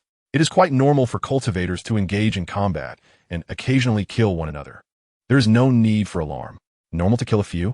The tone of Yang Zhengqi's words suggested that the lives lost were as inconsequential as those of mere cats or dogs. Upon hearing this, not only Su Tian, but even Wang Yunfeng, who stood nearby, wore expressions of utter astonishment. Yang Zhengqi was no longer feigning ignorance. He was openly shielding them, showing no effort to conceal it whatsoever. Su Tian was left speechless, his eyes brimming with resentment. "Why? Why must even the elder protect these individuals? I cannot accept this. On the other side, Wang Yunfeng's expression was also dark as he coldly spoke. Yang Jingxi, your Xianxia sect truly regresses with each passing day, openly sheltering disciples who harm their own brethren. Are the so-called sect rules merely ornamental? Yang Zhengxi retorted, I do as I please. What business is it of yours? Wang Yunfeng was incensed by Yang Zhengxi's words, his fists clenched tightly, a tempest of energy swirling around him. Suppressing the rage within, he swiftly produced a communication talisman, evidently to convey information. Setting aside the matter of Wang Ning, the prodigious talents of the Jiang brothers filled him with trepidation. Should they continue to flourish, all the efforts of the Luoyun sect over the years would be in vain. On the other side, Yang Jingxi was equally resolute, hastily retrieving a jade token from his storage pouch, channeling information into it. His concern for the Jiang brothers stemmed from a specific directive given by the sect leader prior to their arrival, no matter the circumstances. They were to ensure the safety of the Jiang brothers. Given their striking performance, Yang Jingxi was even more determined to avert any misfortune befalling them. As for Chun Hong, being of royal lineage, his demise would be inconsequential. The Jiang family members are indeed extraordinary. It is no wonder the moment they entered the sect, the ancestor summoned the sect leader, declaring them the future of Xianxia sect. With this thought, Yang Zhengqi moved closer to the exit, wary of Wang Yunfeng's potential wrath leading him to ambush Jiang Chen and the others. A low rumbling echoed through the passage as more individuals emerged from the Shenyuan secret realm. The newcomers were predominantly disciples of the Luoyun sect, yet they bore injuries and wore expressions of sheer terror, presenting a pitiful sight. Upon spotting Wang Yunfeng, these disciples flocked to him as though he were their anchor, clamoring to recount their experiences. Their accounts echoed that of the earlier disciple, with one notable difference. A Xianxia sect disciple named Xia Lu had been wreaking havoc, resulting in numerous deaths among their peers. Listening to their recounting, Wang Yunfeng trembled with fury, his fists cracking ominously. Regaining his composure, he turned to the few remaining core disciples and grit his teeth, inquiring, where are the others? Elder Wang, nearly all have perished. It is a miracle we managed to escape. Only a handful remain. With these words, Wang Yunfeng could no longer contain his emotions. A terrifying aura erupted from him. Nearly 300 disciples had ventured forth from the Luoyun sect, and though many had fallen to beasts, the current tally was shockingly less than 100, with the remaining cultivators lacking in strength. Approximately 2/3 of the core disciples had met their end. The losses were indeed catastrophic. Just then, once again, a disturbance echoed from the entrance. In a flash of light, Jiang Chen and his companions materialized, followed by a throng of disciples, many of whom they had encountered along the way. Elders, it is they. These three are responsible for the demise of Brother Wang.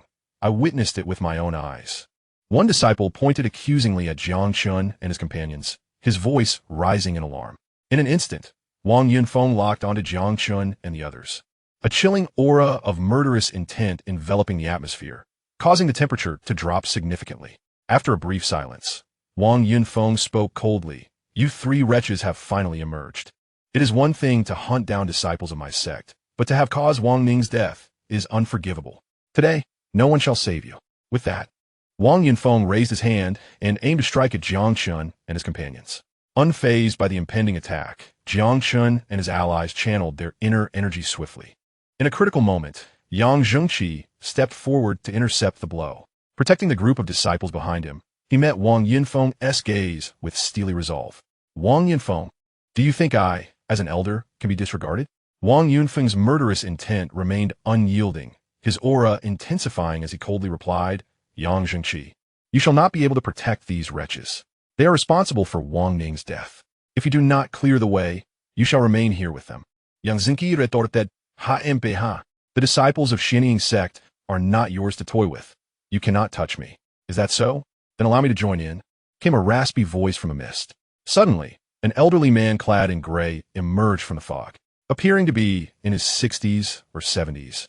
He bore a shocking scar on his left cheek, and his triangular eyes glinted with malice, exuding a potent aura of evil.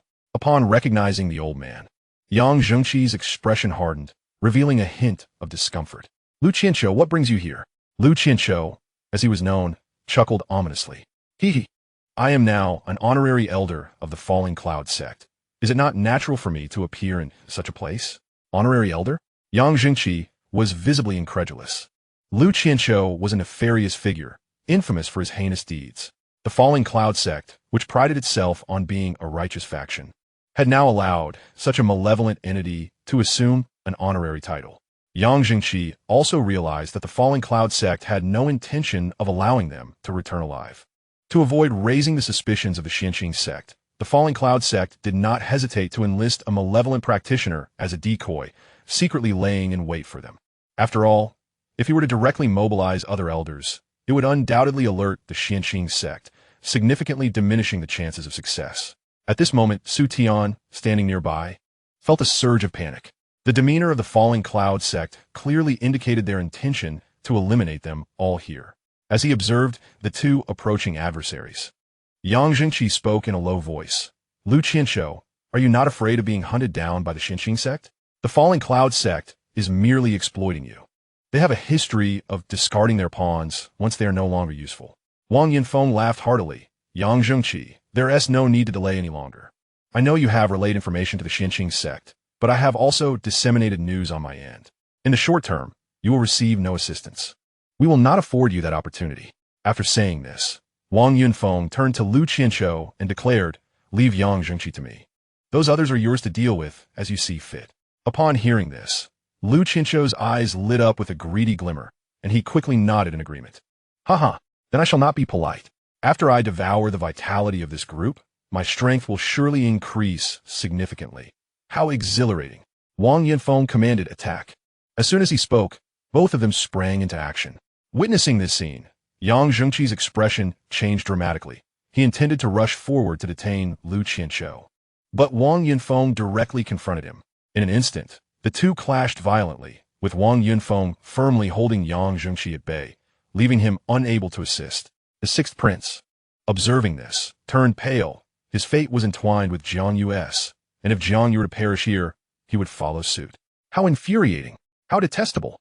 Due to the circumstances within the secret realm, although the Xianxia sect still had a number of members remaining, there were hardly any powerful figures at the creation realm. The only ones in reasonably good condition were Duan Feng and his entourage, with their strongest member only at the 7th level of the creation realm, which was insufficient to withstand Lu Qianqiu. The beings of the cave heaven realm could harness the power of the heavens, rendering them far beyond what the creation realm could contend with. Fortunately, although there were many disciples of the Falling Cloud sect behind Lu Qianqiu, few possessed strength at the creation realm. However, with a cave heaven realm expert leading them, the situation was dire, leaving them with no chance of survival. Yet, at that moment, Jiang Chen and Jiang Yu took a few steps forward, turning their backs to the crowd. Jiang Chen spoke in a deep voice. We shall handle this old fellow. The rest is up to you. The crowd was immediately taken aback. Jiang Chen, merely at the pinnacle of the Divine Sea realm, dared to confront someone of the cave heaven realm. Was this not akin to courting death? However, before anyone could voice their thoughts, Jiang Daoxin responded first. Rest assured, second brother, we shall handle the others. With a thunderous roar, Jiang Daoxin brandished his long blade and charged forward. This weapon, a recent acquisition from battle spoils, appeared unremarkable yet was significantly heavier than others, proving to be adequate in combat. Seeing Jiang Daoxin plunge into the fray, Xiao Lu was not one to lag behind. He immediately called out, brothers, let us slay. At his command, the disciples followed suit, driven by a blind trust in Jiang Chen and his companions. If they believed they could contend with Lu Qianqiu, then surely they could handle the lesser foes. Long Outhian led several core disciples into the fray, clashing against the remaining core disciples of the Falling Cloud sect. Meanwhile, Duan Feng swiftly approached Jiang Chen and his companion, clearly intending to fight alongside them. Although Jiang Chen and his partner possessed formidable strength, the disparity in their realms weighed heavily on Duan Feng's heart. Not far away, Su Tian observed the chaotic battle unfold. After a moment's hesitation, he stealthily withdrew with his own men. On the other side, upon noticing that two Divine Sea realm cultivators had resolved to confront him, Lu Qianqiu's expression darkened with fury, his demeanor chillingly grim. He spoke in a low voice, truly unaware of your impending doom. With that, Lu Qianqiu raised his hand and struck towards Jiang Chen. At that moment, Jiang Chen's pupils began to shift, as Lu Qianqiu's movements slowed considerably, revealing the flaws in his technique. Elder brother, strike at his left heart chamber. Brother Duan, target his waist, Jiang Chen instructed. As he spoke, a war spear manifested in his hand, and he swung it towards Lu Qianqiu's right shoulder. This spear, the void spear, exuded an ancient aura, as if it had been sealed away for ages. Yet, Jiang Chen found it puzzling. The system had declared it a divine weapon. But aside from its weight and somewhat imposing design, it bore little distinction from ordinary arms. Simultaneously, upon Jiang Chen's command, Jiang Yu wasted no time. His long sword erupted with a fierce sword aura, aiming directly at Lu Qianqiu's left heart chamber. Following Jiang Chen's orders, Duanfeng also launched an assault against Lu Qianqiu. Faced with the simultaneous onslaught of the three, Lu Qianqiu felt an unexpected sense of helplessness. Damn it, what is happening? With a resounding crash after the assault, the higher-ranked Lu Qianqiu was forced to retreat several steps. In the distance, Yang Zhengqi witnessed this scene, and a wave of relief washed over him, easing his previously anxious heart. His satisfaction with Jiang Chen and the others grew even stronger. Wang Yanfeng exclaimed, "Lu Qianqiu, what are you doing? Can't you handle a few small fry?" Upon hearing this, Lu Qianqiu felt a pang of embarrassment. With a solemn tone, he replied, "It was merely a moment's oversight. I shall deal with them immediately."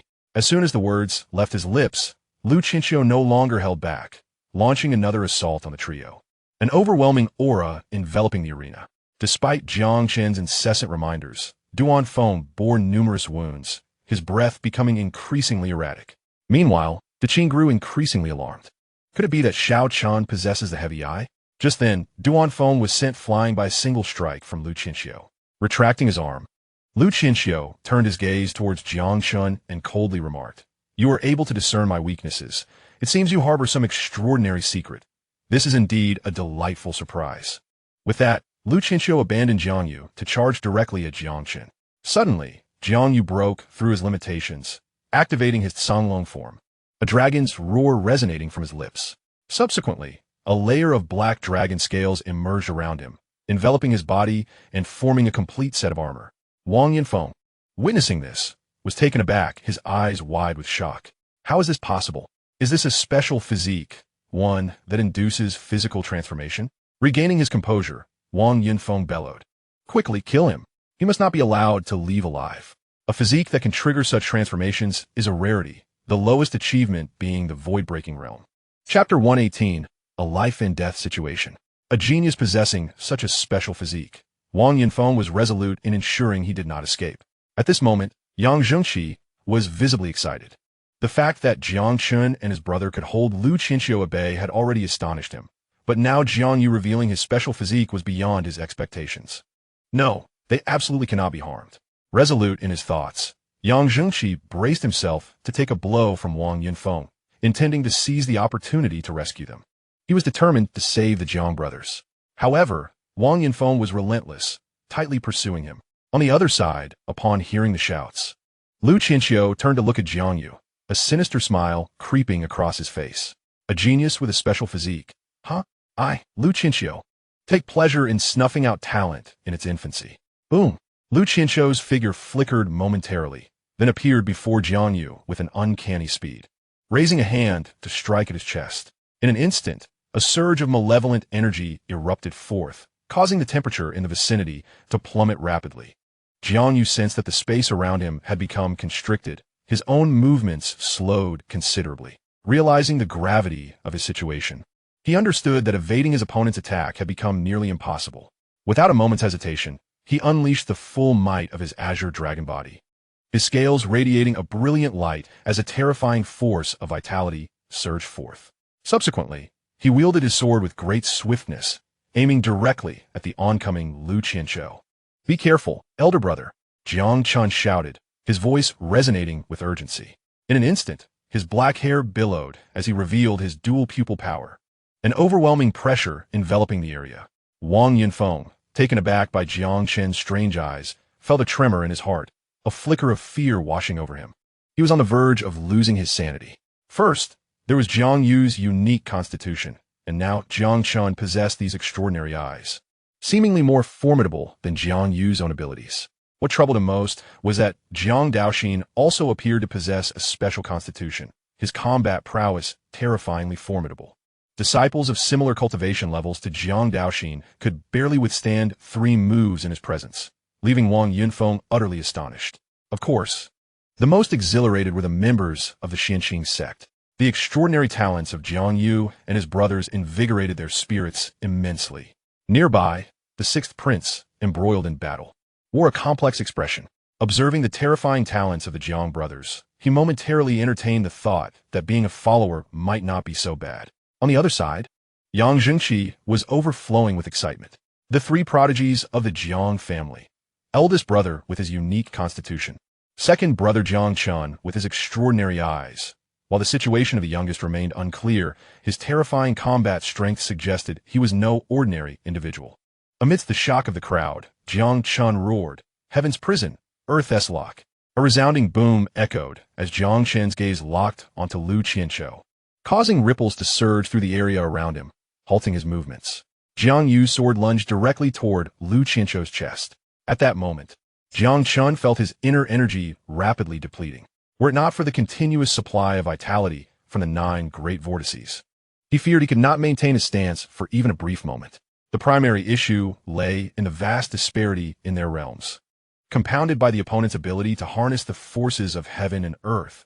Managing to momentarily restrain Lu Qianqiu was already quite impressive. However, as Lu Qianqiu relentlessly resisted, Jiang Chen emitted a muffled groan. The struggle continued for nearly 2 breaths of time before Lu Qianqiu finally broke free from Jiang Chen's constraints. In a fleeting moment of 2 breaths, Jiang Yu's long sword had already been positioned at his heart. Yet, rather than displaying any semblance of joy, his expression was one of grave concern. For, to his astonishment, his sword could not pierce the chest of his opponent. Lu Qianqiu uttered, "Die, boy." With a swift motion, he raised his palm and struck Jiang Yu squarely on the chest, sending him hurtling away. In an instant, the scales upon Jiang Yu's chest shattered, and he coughed forth a torrent of blood, crashing heavily to the ground. Brother, Jiang Daoxin, witnessing this scene from a distance, rushed over with an anxious demeanor. With a deep breath, Lu Qianqiu cast a lingering glance at Jiang Chen, his eyes betraying a hint of wariness. The ability displayed by his adversary had been exceedingly peculiar, managing to momentarily immobilize him. Though it lasted but 2 breaths, he was a cultivator of the cave heaven realm, while Jiang Yu was merely of the divine sea realm. Stealing his resolve, Lu Qianqiu swiftly turned, raising his hand to strike Jiang Yu on the ground, granting no opportunity for others to intervene. Absolute evil palm. In an instant, a chilling wail echoed around them, malevolent energy coalescing in the air to form a colossal hand. With a decisive sweep of his arm, Lu Qianqiu sent the shadowy palm crashing toward Jiang Yu. The martial technique employed by Lu Qianqiu was known as the evil chi breaking palm, approaching the level of earth-tier techniques. His current prowess was a result of a fortunate encounter with the lair of a dark cultivator, from whom he inherited a legacy. The evil chi breaking palm was one such inheritance. Anyone struck by this technique would find malevolent energy surging within them, relentlessly eroding their body, inflicting torment akin to a myriad of ants gnawing at their heart, an agony beyond the endurance of ordinary beings. At that moment, Lu Qianqiu's singular intention was to see Jiang Yu perish in suffering, after which he would relish the unique vitality within him. The thought of such a special bloodline sent a thrill through him. Meanwhile, Jiang Chen, witnessing the unfolding calamity, dashed toward Jiang Yu. Yet the exhaustion from earlier exertion hampered his speed, rendering him too slow to intervene in time. On another front, Yang Zhengqi's fury ignited as he beheld the scene, his eyes ablaze with rage. Despite his desperate efforts, Wang Yunfeng held him firmly in place, denying him any chance to provide aid. Ha ha ha! Yang Zhengqi, do you not feel a sense of despair? A talented disciple is on the verge of falling, and yet you stand powerless. Wang Yunfeng's face was alight with triumph as he taunted Yang Zhengqi, his laughter echoing with cruel delight. Seizing the opportunity when Yang Zhengqi was momentarily distracted, Wang Yunfeng inflicted numerous injuries upon him. However, at that very moment, disbelief washed over Wang Yunfeng's face as he exclaimed, "Have you lost your mind? To burn your essence for power is sheer madness." Ignoring Wang Yunfeng's outcry, Yang Zhengqi harnessed the potency of his burning essence and swiftly repelled him with a single strike. Yet this brief delay allowed the sinister hand to draw perilously close to Jiang Yu, now less than a meter away, rendering any hope of intervention futile. In this critical juncture, Jiang Daoxin approached Jiang Yu, and with a furious roar, he unleashed a formidable suction from his mouth. To the astonishment of onlookers, the malevolent energy rapidly dissipated, swirling frantically towards Jiang Daoxin, and within moments, a significant portion had vanished. Nevertheless, Jiang Daoxin's condition was far from favorable. His body was swelling. His complexion had paled considerably, and he bore an expression of evident agony. Yet, he showed no inclination to cease, continuing to absorb the sinister energy. In Chapter 119, all means employed, breaking through. Upon witnessing this spectacle, Lu Qianzhou's face betrayed shock as he gazed incredulously at Jiang Daoxin. He had noticed the boy's approach, yet dismissed him due to his mere 6th-level cultivation in the Divine Sea realm. However, now Jiang Daoxin was absorbing his malevolent energy, and despite the pain etched on his face, Lu Qianzhou could distinctly sense the boy's strength escalating. Is this some sort of jest? Since when can malevolent energy enhance one's power? Regaining his composure, Lu Qianzhou's eyes darkened with malice as he declared, "If you wish to absorb, then today I shall grant you an abundance. Let us see just how much you can take." With those words, Lu Qianzhou prepared to strike once more. Suddenly, he pivoted, launching a powerful palm strike behind him, unleashing a terrifying aura. A thunderous roar ensued, and Lu Qianzhou staggered back several steps, his expression grave as he fixed his gaze upon Yang Xianxia. In a somber tone, he remarked, "To burn one's essence for power, you truly are relentless.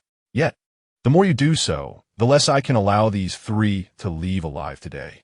As he spoke, Lu Qianzhou turned slightly to observe Jiang Daoxin, who was gasping heavily for breath. At that moment, Jiang Daoxin appeared exceedingly unwell, his face drained of color, and blood continuously oozed from his mouth. However, Lu Qianzhou could distinctly sense that his malevolent energy was being rapidly refined by this young man, whose swollen physique was gradually contracting. The notion of devouring malevolent energy to enhance one's cultivation was something Lu Qianzhou had never encountered before. Most importantly, he was at the celestial realm, while this young man, in his endeavor to shield Jiang Yu from harm, had absorbed an immense amount of malevolent energy without suffering any physical explosion. It was evident to the discerning that his constitution was extraordinary. After a moment of contemplation, a cruel smile appeared on Lu Qianzhou's face as he coldly remarked, "In such a small family, two unique constitutions have emerged, one with innate heterochromatic eyes. My curiosity about the Jiang family grows ever deeper. Once I deal with you, I shall personally visit the Jiang family. Perhaps by consuming their blood, I could ascend to an even higher realm." His laughter echoed ominously as he spoke.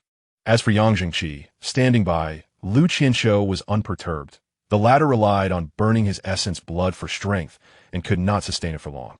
Lu Qianzhou merely needed to buy time. Unbeknownst to Lu Qianzhou, as he expressed his intent to confront the Jiang family, a murderous intent flickered in the eyes of Jiang Chen and his companions. Seizing the opportunity, Jiang Chen rushed to Jiang Yu's side, swiftly helping him to his feet. "Big brother, are you all right?" Jiang Chen inquired. "I'm fine," Jiang Yu replied.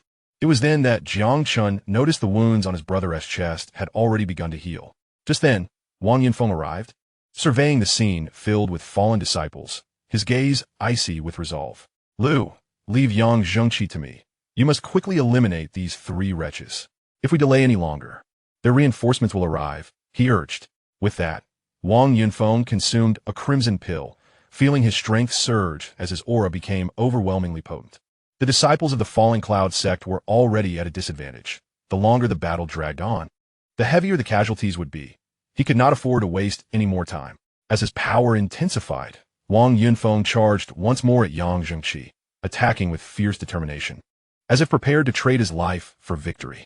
With this distraction, Yang Xianxia was once again held up. Boom!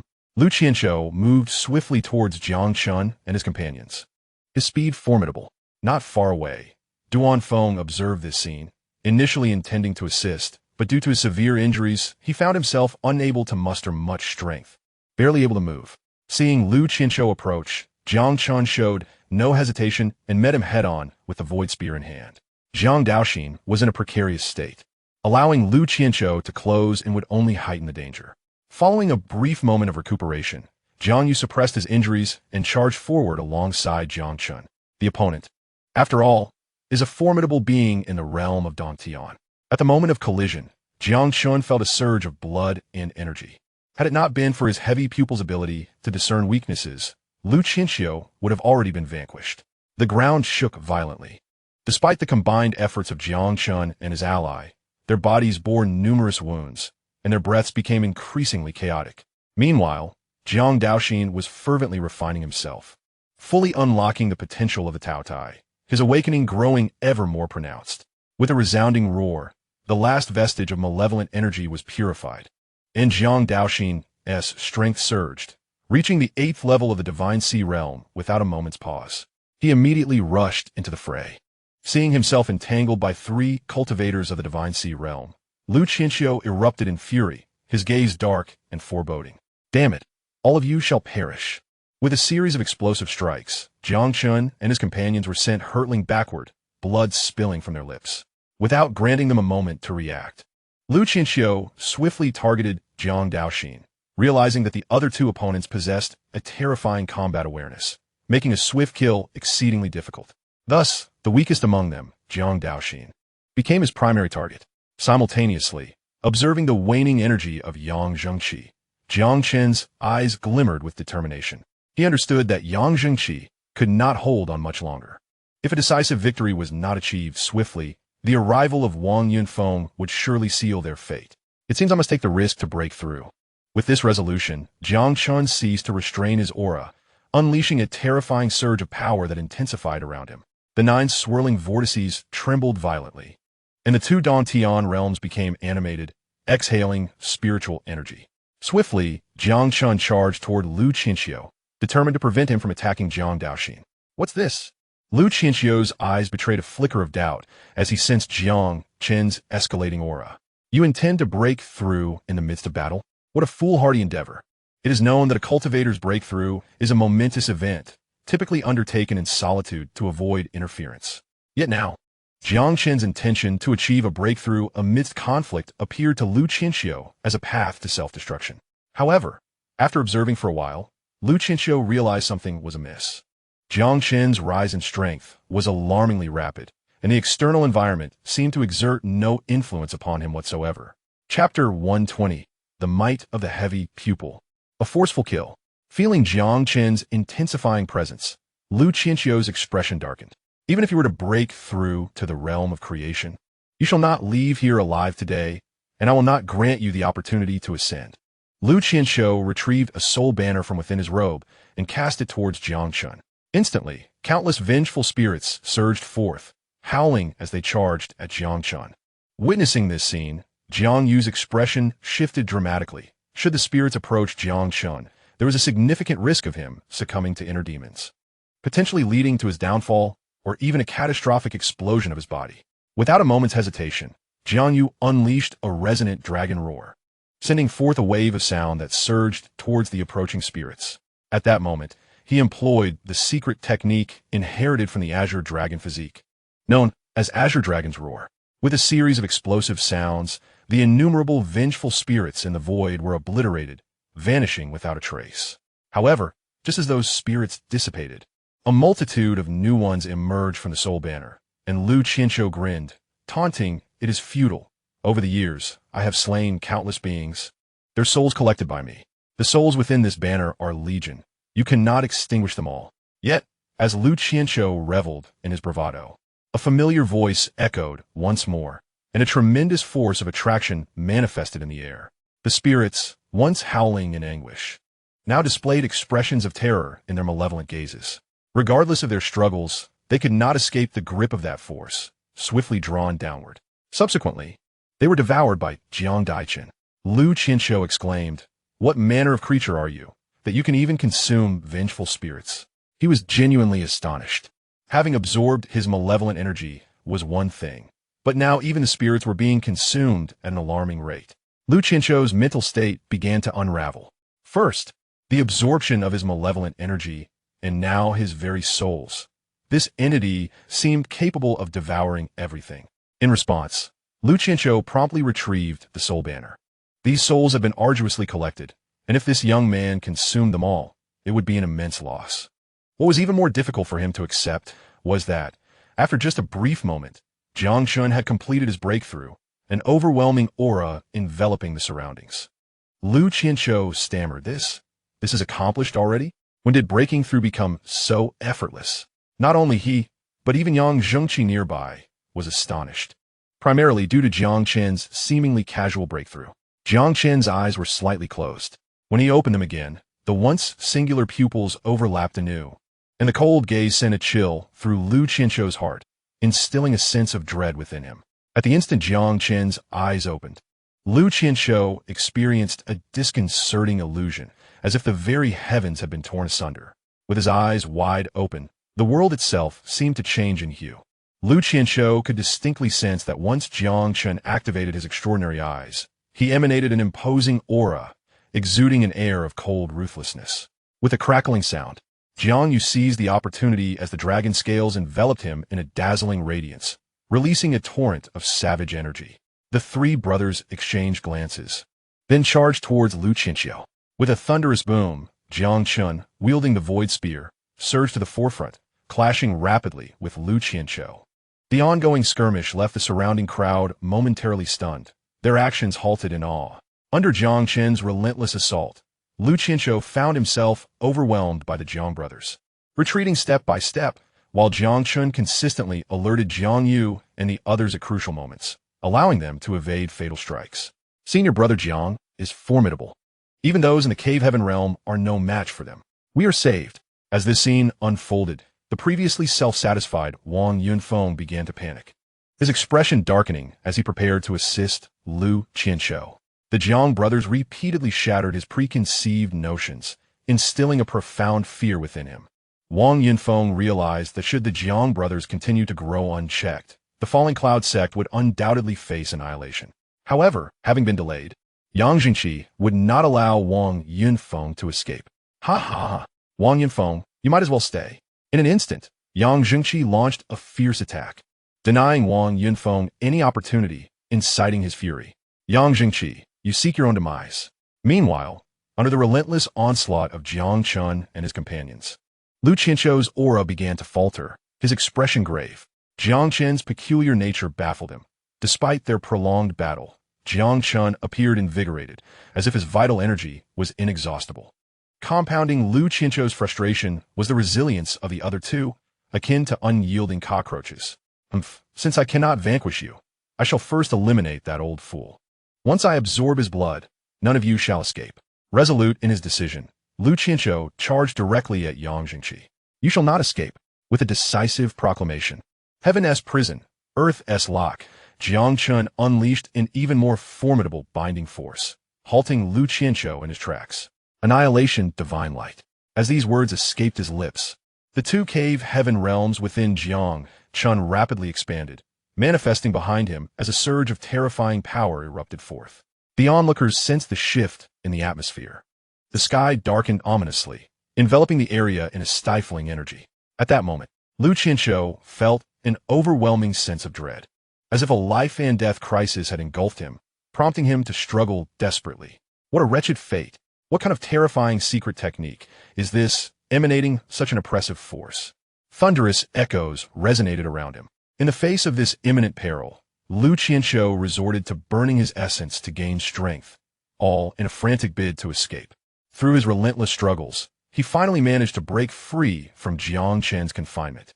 However, scarcely had he liberated himself when a horrific black light erupted from Jiang Chen's eyes, surging towards him at an inconceivable speed. In that fleeting moment, it felt as though heaven and earth had been torn asunder. Damn it! Upon witnessing this scene, Lu Qianzhou's countenance altered drastically, and he frantically channeled his true energy for protection. Yet, beneath that terrifying black light, his protective energy proved utterly ineffective, and his chest was pierced straight through.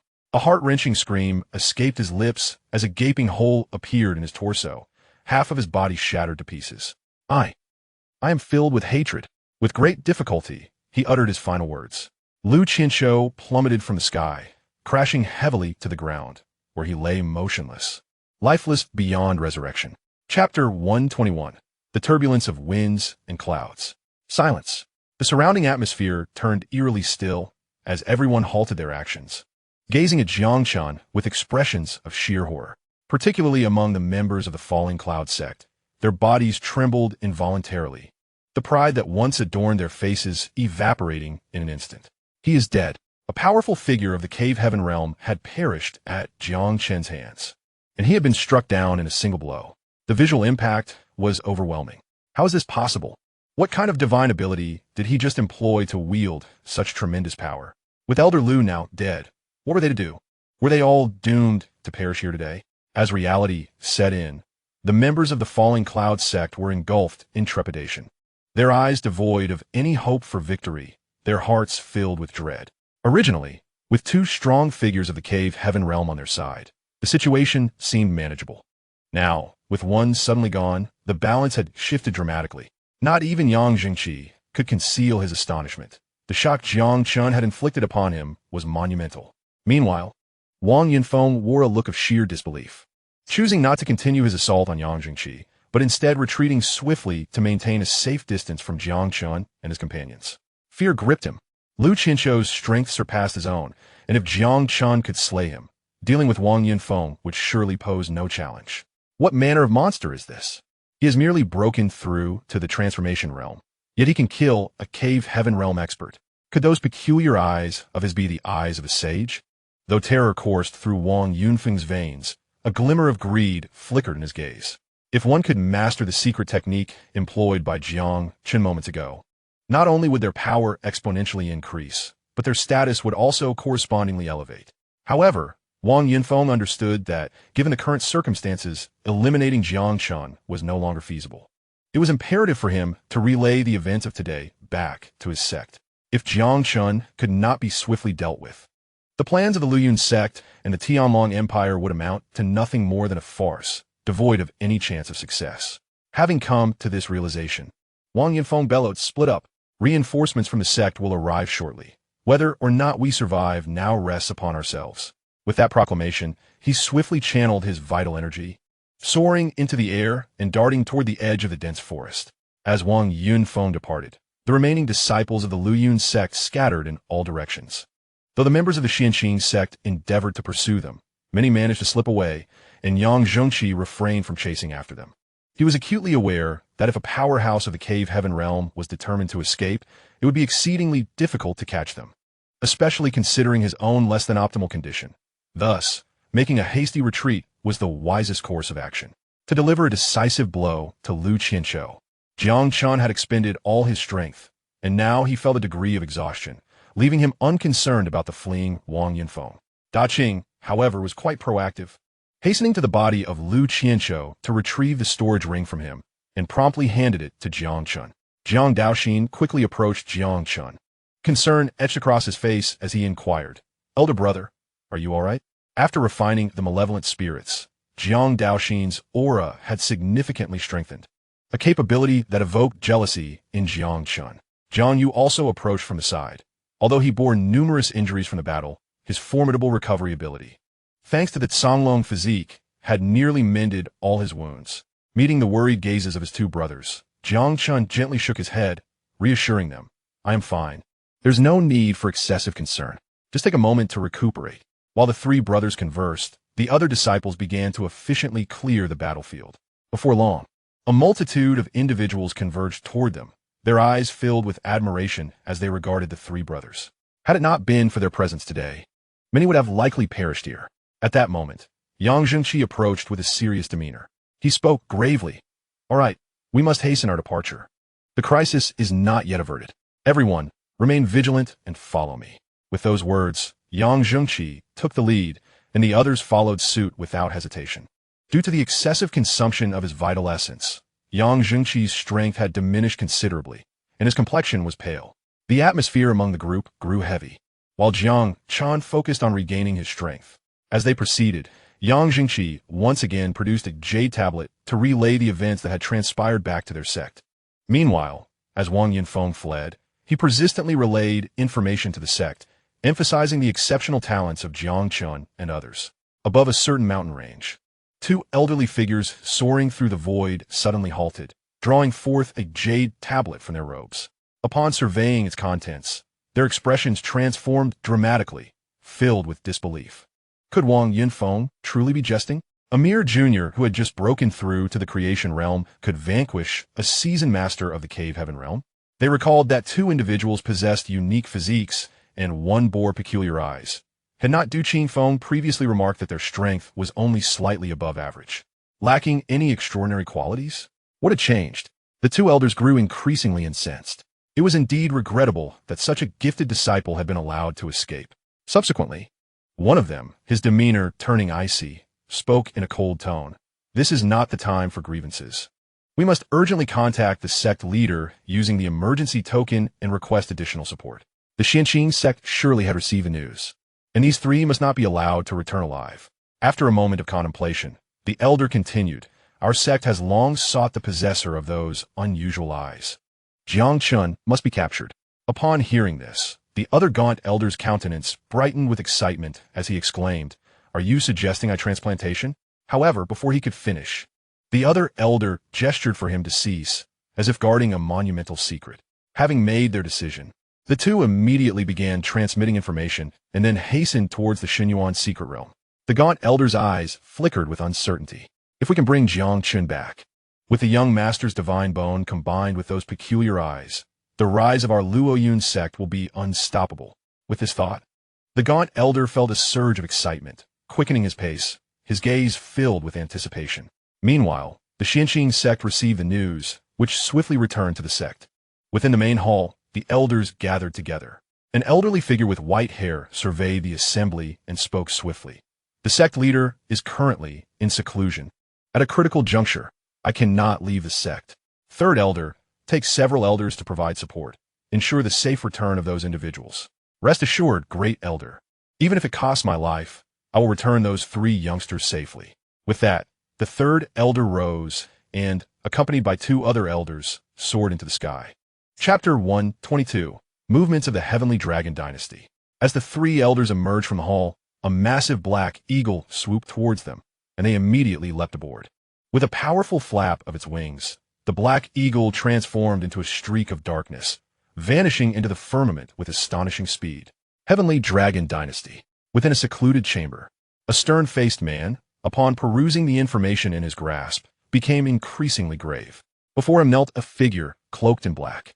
The man's expression was tumultuous, his fingers incessantly drumming upon the surface of the table, the muffled sound resonating throughout the chamber. After a moment of silence, he spoke in a hushed tone. Is the information reliable? Upon hearing the inquiry, the man in black hastily replied, Your Majesty, the news has been conveyed by the Falling Cloud sect. It should not be false. Indeed, the man within the chamber was none other than Zhao Jianan, the sovereign of the Heavenly Dragon Dynasty, possessing the formidable strength of the 9th level of the void-breaking realm. After a brief contemplation, Zhao Jianan solemnly commanded, Relay orders to the Flying Dragon Guard. Dispatch 3 captains to assist and ensure their identities remain concealed. Yes, Your Majesty, came the prompt response from the black-clad figure, who then prepared to withdraw. Wait. At the sound of Zhao Jianan's voice, the man in black halted his steps and turned to face him. Zhao Jianan continued, Additionally, send someone to Divine Wind City to monitor the Jiang family's every move. Understood, the subordinate acknowledged before swiftly retreating, leaving the chamber enveloped in silence. At this moment, Zhao Jianan's gaze flickered with uncertainty. The emergence of 3 prodigies from a mere minor clan stirred his suspicions. Had he not acted swiftly, allowing Jiang Chen and his companions to continue their growth, all his painstaking efforts over the years would have been in vain. However, with the Falling Cloud sect now involved and his own Flying Dragon Guard dispatched, their chances of survival were exceedingly slim. It is worth noting that the Flying Dragon Guard had risen from a sea of corpses. Each captain had endured countless battles, possessing cultivation levels that rivaled the elders of sects, if not exceeding them. Recollecting his thoughts, Zhao Jinan's mind raced with intrigue regarding the Jiang family. The simultaneous emergence of 3 prodigies indicates that the Jiang family harbor secrets. Perhaps they possess some treasured artifact. If I could obtain it, the Heavenly Dragon Dynasty would be unstoppable. As this notion crossed his mind, Zhao Jianan could not suppress a surge of excitement. Meanwhile, under the persistent guidance of Yang Jingxi, the group soon emerged from the mist, arriving at the entrance of the valley where their journey had begun. However, just as they stepped out of the haze, Yang Jingxi's expression abruptly shifted, his demeanor darkening. To their dismay, the Qingfeng sparrows they had been riding were all slain, their bodies strewn across the valley. Damn it! This must be the work of Lu Qianshou, Yang Jingxi exclaimed. with numerous disciples from the Xianxia sect still present, most of whom possessed only the strength of the body refinement and divine sea realms, lacking the ability to soar through the skies. The situation appeared exceedingly dire. Now, they find themselves with but one path ahead, to traverse the expansive and dense forest directly in front of them, making their way toward the sect. However, this course of action not only delays their escape, but also exposes them to numerous dangers within the forest. For the ferocious beasts that dwell there not few in number. After a moment of hesitation, Yang Zhengxi turned to Jiang Chen and the other two, speaking solemnly, "You three should depart first. The elders of the sect are already en route. As long as you reunite with them, you will be safe. Leave the rest to me." Upon hearing Yang Zhengxi's words, the others remained silent, clearly in agreement with his decision. After all, if Jiang Chen and his companions were to accompany the main group, it would significantly hinder their escape. Furthermore, the primary target of the Falling Cloud sect is indeed Jiang Chen and his companions, and no one wishes to burden them.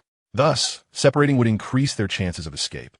After a moment of contemplation, Jiang Chen nodded slightly in acknowledgement. This was indeed the most prudent course of action. Should they all move together, they would easily fall into a trap. "Elder Yang, brothers, take care. We shall depart first," Jiang Chen declared. "Take care, brother Jiang. Take care, brother Jiang." Yang Zhengxi gazed solemnly at Jiang Chen and the others, expressing concern.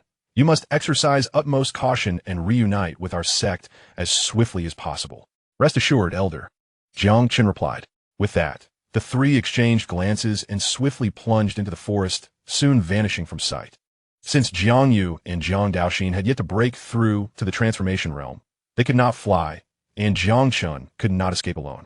Once Jiang Chen and the others departed, Yang Zhengxi spoke again. "From here on, you cannot act together. We must divide into smaller groups. Duan Feng, you lead a group of juniors."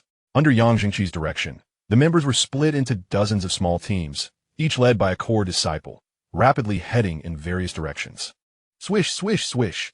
Jiang Chen and his companions navigated through the forest with remarkable speed, occasionally hearing distant roars, but fortunately, they concealed their presence and thus evaded attack. Swish, swish.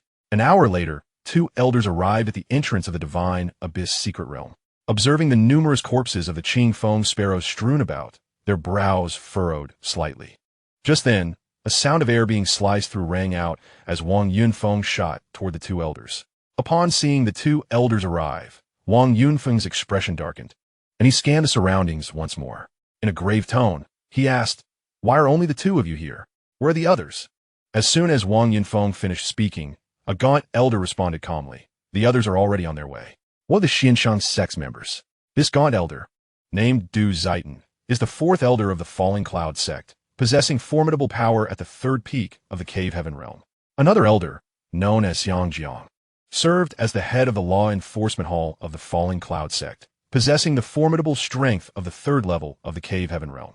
Wang Yunfeng remarked, "The Xianxia sect has fled, but fret not. They have lost the Qing Feng sparrow and are left with many disciples of low cultivation. They cannot escape too far." Upon hearing this, Du Zieten furrowed his brow slightly and solemnly replied, "The expanse of these mountains is vast. If the Xianxia sect disperses, how shall we locate Jiang Chen and the others? With the higher-ups of the Xianxia sect on the move, failing to find them swiftly may lead to considerable complications." In response to Du Ziten's words, Wang Yunfeng gently waved his hand, a faint smile gracing his lips, his countenance radiating confidence. He said, "Rest assured, locating those few will not be difficult. I am well prepared." As he spoke, a peculiar insect appeared in Wang Yunfeng's hand. He swiftly produced a bloodied fragment of cloth and placed it before the insect. As soon as the tattered fabric drew near, the strange insect began to consume the remaining blood. "This is a spirit-tracking insect," Wang Yunfeng explained. "The cloth bears Jiang Yu's blood. We shall follow it." Upon hearing this, Du Zieten and the others were instantly filled with joy. Although the spirit-tracking insect was not particularly strong, its tracking capabilities were formidable. And now that it had ingested Jiang Yu's blood, finding Jiang Chen would indeed not pose a challenge. The insect circled in the air for a moment before swiftly darting toward the dense forest on the left, its speed astonishingly rapid. The three of them exchanged delighted glances and promptly followed suit. Chapter 123, Within the Beast Mountain Range. Meanwhile, the trio navigated through the dense forest. But after a short while, Jiang Chen's brow furrowed slightly. At that moment, Jiang Yu spoke softly. "Brother, do you sense it as well?" In response to Jiang Yu's inquiry, Jiang Chen nodded gently and replied solemnly, "We are being targeted." As Jiang Chen's words fell, a contemplative expression crossed Jiang Yu's face as he pondered for a moment. He then quietly said, "Fleeing is not a solution.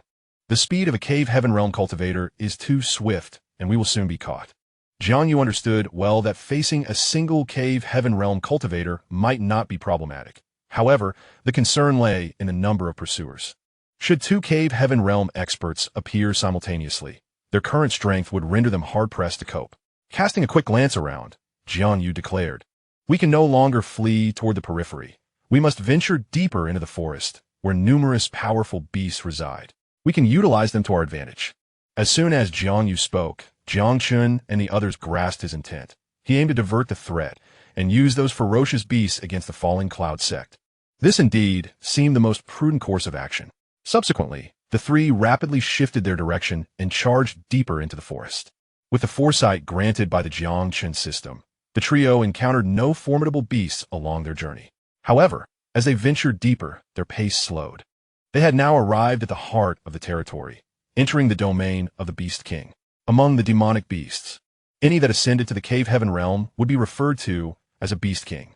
At this moment, the three concealed their auras, cautiously traversing the dense forest. It is well known that the territorial awareness of a Beast King is exceedingly strong. If they were to be entangled at this juncture, it would spell trouble. Nevertheless, during their advance, Jiang Chen and his companions had taken measures along the way. Should those pursuing them come too close, they would surely be in for a grand surprise. With the trap set, the three exchanged knowing glances, a smile gracing their lips. They did not halt their progression, but continued to delve deeper, even lingering near the Beast King's lair, where various barriers lay in wait. Meanwhile, on the other side, Wang Yinfeng and his companions pursued for a while before sensing something amiss, their expressions darkening. Wang Yinfeng exclaimed, "Damn it! That little wretch has actually entered the depths of the 10,000 Beast Mountain. This is troublesome." As soon as these words left his lips, Du Zitong retorted coldly, "What is there to fear? We have 3 cave heaven realm experts. Even if a Beast King resides within the 10,000 Beast Mountain, they cannot pose a threat to us. Moreover, considering the strength of the Jiang brothers, they would not dare venture too deeply. There is no need for excessive concern." Encouraged by Du Zitong's assertion, Wang Yinfeng's expression softened considerably, and he hastened their pace.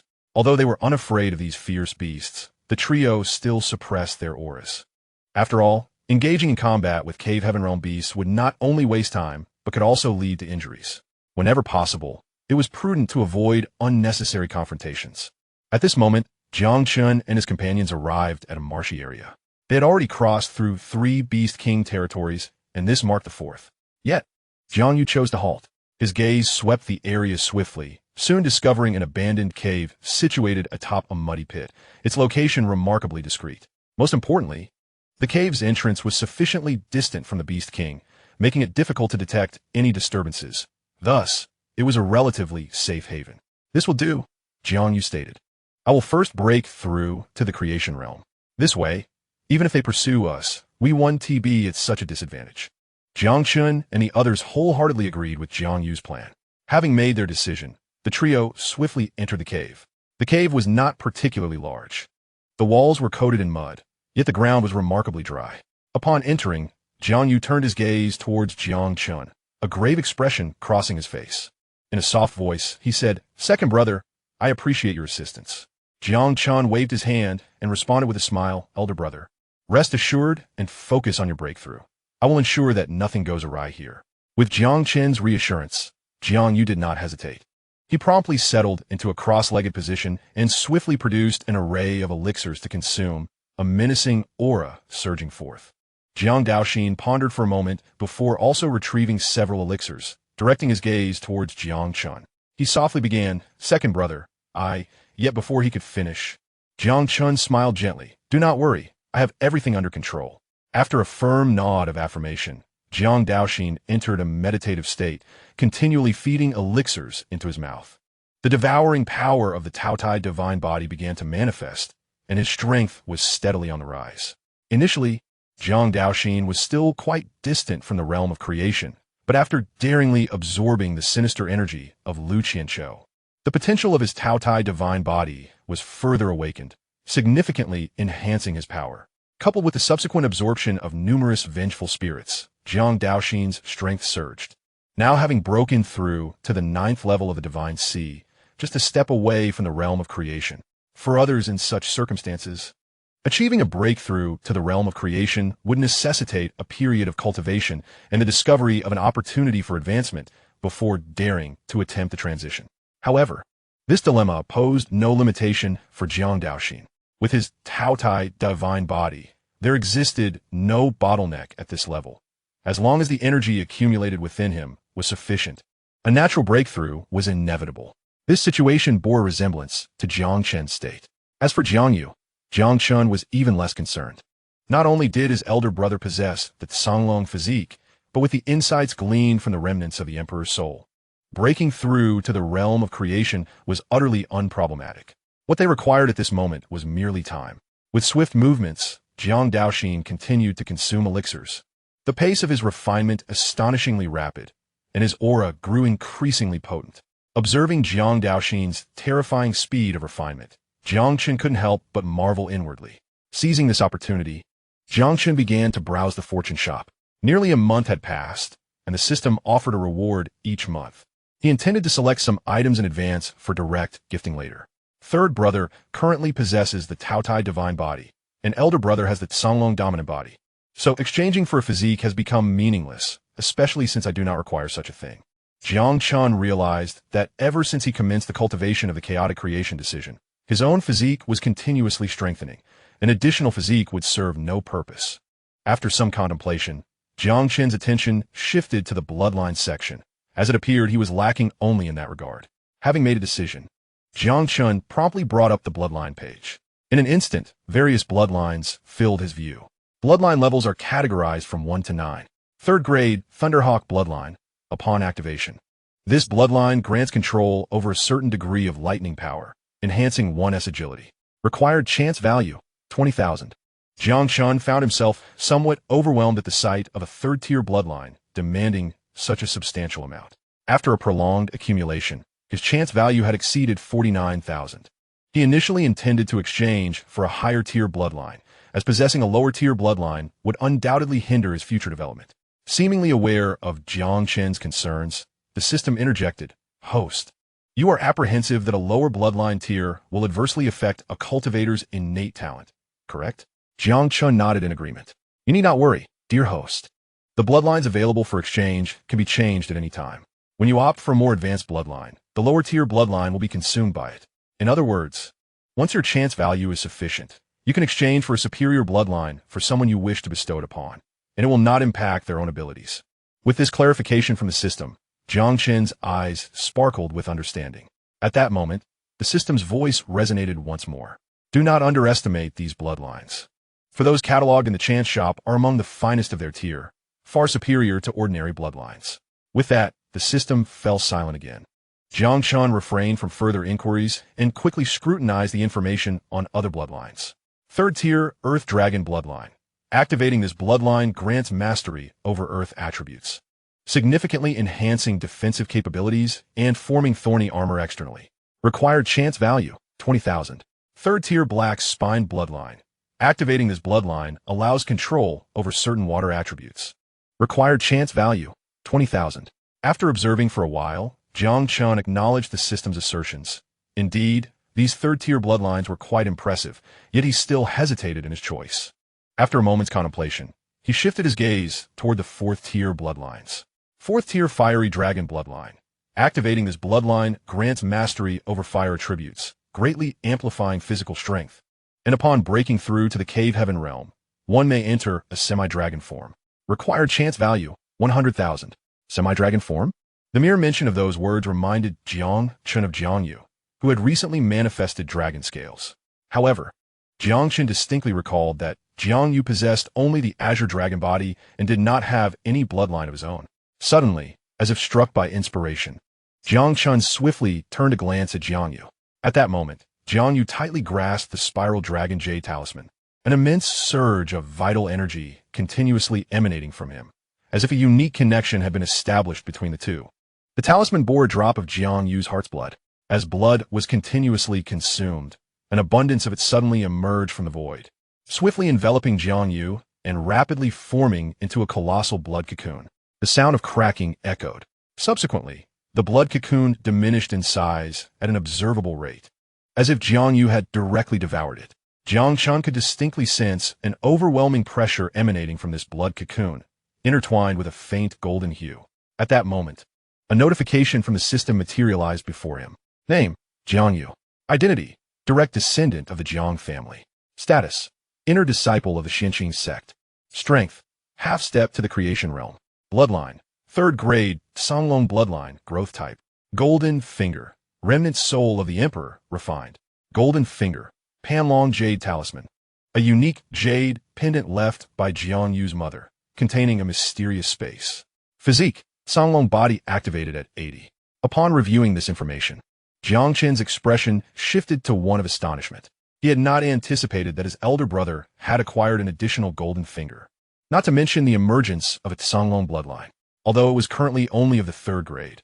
The information provided by the system indicated that his brother's bloodline was of a growth type, promising boundless potential for future achievements. With this revelation, Jiang Chen felt an intensified curiosity towards that enigmatic aunt, for this gift was evidently bequeathed to Jiang Yu, marking her as someone of extraordinary significance. Suppressing his surprise, Jiang Chen redirected his gaze towards the opportunity shop. His elder brother no longer required bloodline, yet his 3rd brother was still lacking one. It was imperative that he arrange this for him. However, given his current fortune value, he could only exchange for a 3rd grade bloodline, which posed a dilemma for him. At that moment, a particular window in the bloodline shop caught Jiang Chen's attention. Special items?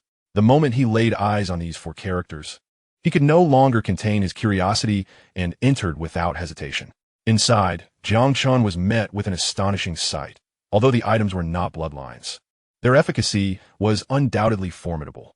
Among the treasures were various extraordinary eyes, types of extraordinary eyes and divine bone grades: white, cyan, blue, purple, red, golden. Eye of breaking illusions. Blue penetrates deceit, capable of revealing the weaknesses of various formations and restrictions. Exchange requires fortune value, 100,000. Soul devouring demon eye. Blue can invade a cultivator's mind, inflicting harm upon the divine soul. Exchange requires fortune value, 100,000. After a thorough exploration, Jiang Chen discovered that all the extraordinary eyes were of blue quality, and their prices were exorbitantly high, far beyond what he could currently afford. Just then, a special item piqued Jiang Chen's interest. The supreme bone of great remnants. Purple, an innate divine object, containing the supreme technique. It possesses formidable restorative abilities. The one who possesses this bone is deemed a supreme being among humanity. Note, the incomplete supreme bone can be repaired. The original exchange required a fortune of 500,000 opportunity points. The current exchange requires only 50,000 opportunity points. Upon encountering this information, a look of astonishment illuminated Jiang Chen's eyes. Truly worthy of being the supreme bone. Even the incomplete version demands 500,000 opportunity points. The complete one must be exorbitantly priced. System, why is it that now only 50,000 opportunity points are required for the exchange? What is the reason for this? In Jiang Chen's memory, the system was not one to suffer losses, and the price being slashed tenfold prompted a wave of skepticism within him. Ding! Within the opportunity shop, random limited time discounts are applied to products every month, with the maximum multiplier being 100 times. This supreme bone is the discounted item for this month, and its price has decreased tenfold. By the way, after this month, the price of the supreme bone will revert to 500,000 opportunity points. If I were to exchange for the supreme bone, how would the transplantation proceed? Would there be any adverse effects? Rest assured, host, this system provides a comprehensive service. After the exchange, the fusion of the divine bone is exceedingly simple, and the effect is akin to merging with the dual pupils without any side effects. Having received the system's response, Jiang Chen promptly made up his mind to acquire this supreme bone. Chapter 125, Slaying the Beast King, a Reunion. Looking at his nearly 49,000 opportunity points, Jiang Chen was not overly anxious. Once he returned and gifted the 9 turns divine dragon art to Jiang Yu, he should have sufficient opportunity points. Having clarified this, Jiang Chen swiftly exited the system and cast his gaze upon the coiling dragon jade pendant in Jiang Yu's possession. It was through absorbing the blood that surged from the pendant that Jiang Yu awakened the azure dragon bloodline, piquing Jiang Chen's curiosity.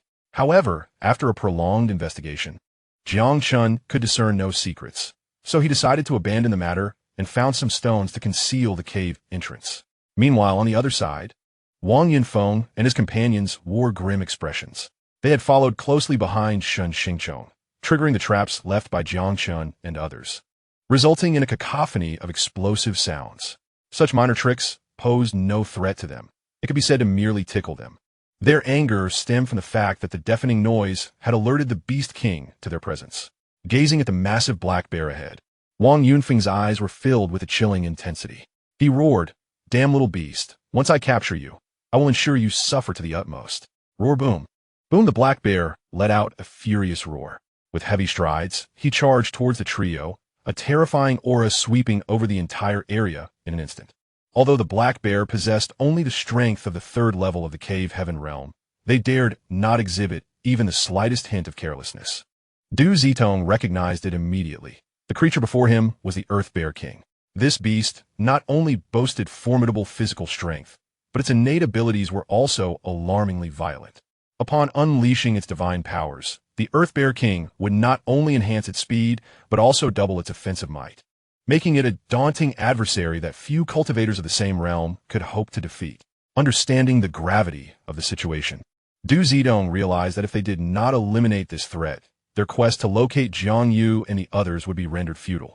Having grasped this crucial point, Du Zitong spoke resolutely. "Do not hold back. We must dispatch this creature with utmost urgency. If it continues to wreak havoc, it will easily attract the attention of other beast kings." Upon hearing Du Zitong's words, Wang Yunfeng and the others comprehended the severity of the matter, their auras surging wildly as they rushed towards the Earth Bear King. Indeed, the Earth Bear King was powerful, yet surrounded by three formidable cultivators. It ultimately met its demise despite resorting to its violent innate abilities. However, the trio was not unscathed. Wang Yunfeng sustained a grievous wound to his left shoulder, blood gushing forth, and both Du Zitong and the others bore considerable injuries from the bear's desperate counterattack. After a brief period of recuperation, the three continued their pursuit deeper into the mountain range, now exercising greater caution. They conducted thorough reconnaissance as they traversed the territory of the Beast Kings, determined to avoid a repeat of previous misfortunes.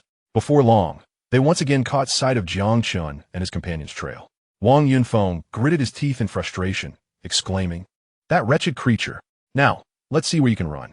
His animosity towards the Jiang brothers was palpable, wishing only to see them suffer for their transgressions. At that moment, a smile unexpectedly crept onto Wang Yunfeng's lips as he turned to his companions, stating, "That little brat has stopped. We are nearly upon them." Du Zitong narrowed his eyes and replied earnestly, "Let us proceed and investigate." The three deftly circumvented the traps left by Jiang Yu and hastened towards the marshy area. Meanwhile, after a period of absorption, Jiang Yu's aura surged dramatically following a brief moment of stillness. A tremendous wave of energy erupted forth as he successfully broke through to the creation realm. The tempestuous power roamed freely within the cave. Yet, Jiang Yu managed to regain control swiftly, allowing his aura to stabilize as he gradually opened his eyes. In stark contrast to Jiang Yu's explosive breakthrough, Jiang Daoxin remained composed, even indifferent, as he continued to consume energy, ultimately reaching the creation realm as well. The previously swollen body had now slimmed down, with muscles tautly defined, presenting a striking silhouette. After a moment of silence, Jiang Daoxin opened his eyes and immediately spotted Jiang Chen and the others not far away, a smile unconsciously gracing his face. He softly remarked, "Eldest brother, second brother, I apologize for keeping you waiting." Jiang Yu responded with a slight smile before stating, "We must leave this place at once. The people from the Falling Cloud sect should be arriving soon." A thunderous rumble echoed outside the cave just as Jiang Yu finished speaking. The three of them exchanged glances, their expressions shifting with concern. Jiang Chen furrowed his brow and said solemnly, "I didn't expect them to arrive so quickly. We should assess the situation." Having made a decision, Jiang Chen swiftly moved the massive boulder blocking the cave entrance, revealing a scene of chaos outside. A few hundred feet away, three celestial realm cultivators were besieging a giant crocodile, one of whom Jiang Chen recognized all too well, It was Wang Yunfeng, who had escaped not long ago. Under the relentless assault from Wang Yunfeng and his companions, the giant crocodile sustained multiple injuries, its aura growing markedly weaker. As soon as the trio emerged, Wang Yunfeng turned to them, excitement illuminating his features. "Ha! Excellent. I never anticipated you would all gather here. This certainly saves me a great deal of trouble." With Wang Yunfeng's declaration, the other two also turned to face Jiang Chen and his companions. Upon sensing the auras of Jiang Yu and Jiang Chen, their expressions sharpened. "Elder Wang, did you not say that only Jiang Chen had attained the fate creation realm? What is the meaning of this?" At that moment, Du Zitong interjected. "What?" Upon hearing this, Wang Yunfeng's expression shifted to one of disbelief, his eyes widening in shock. "How is this possible? Just recently, that lad was merely at the 6th level of the Divine Sea realm. How has he suddenly broken through to the fate creation realm? What on earth transpired during this time?"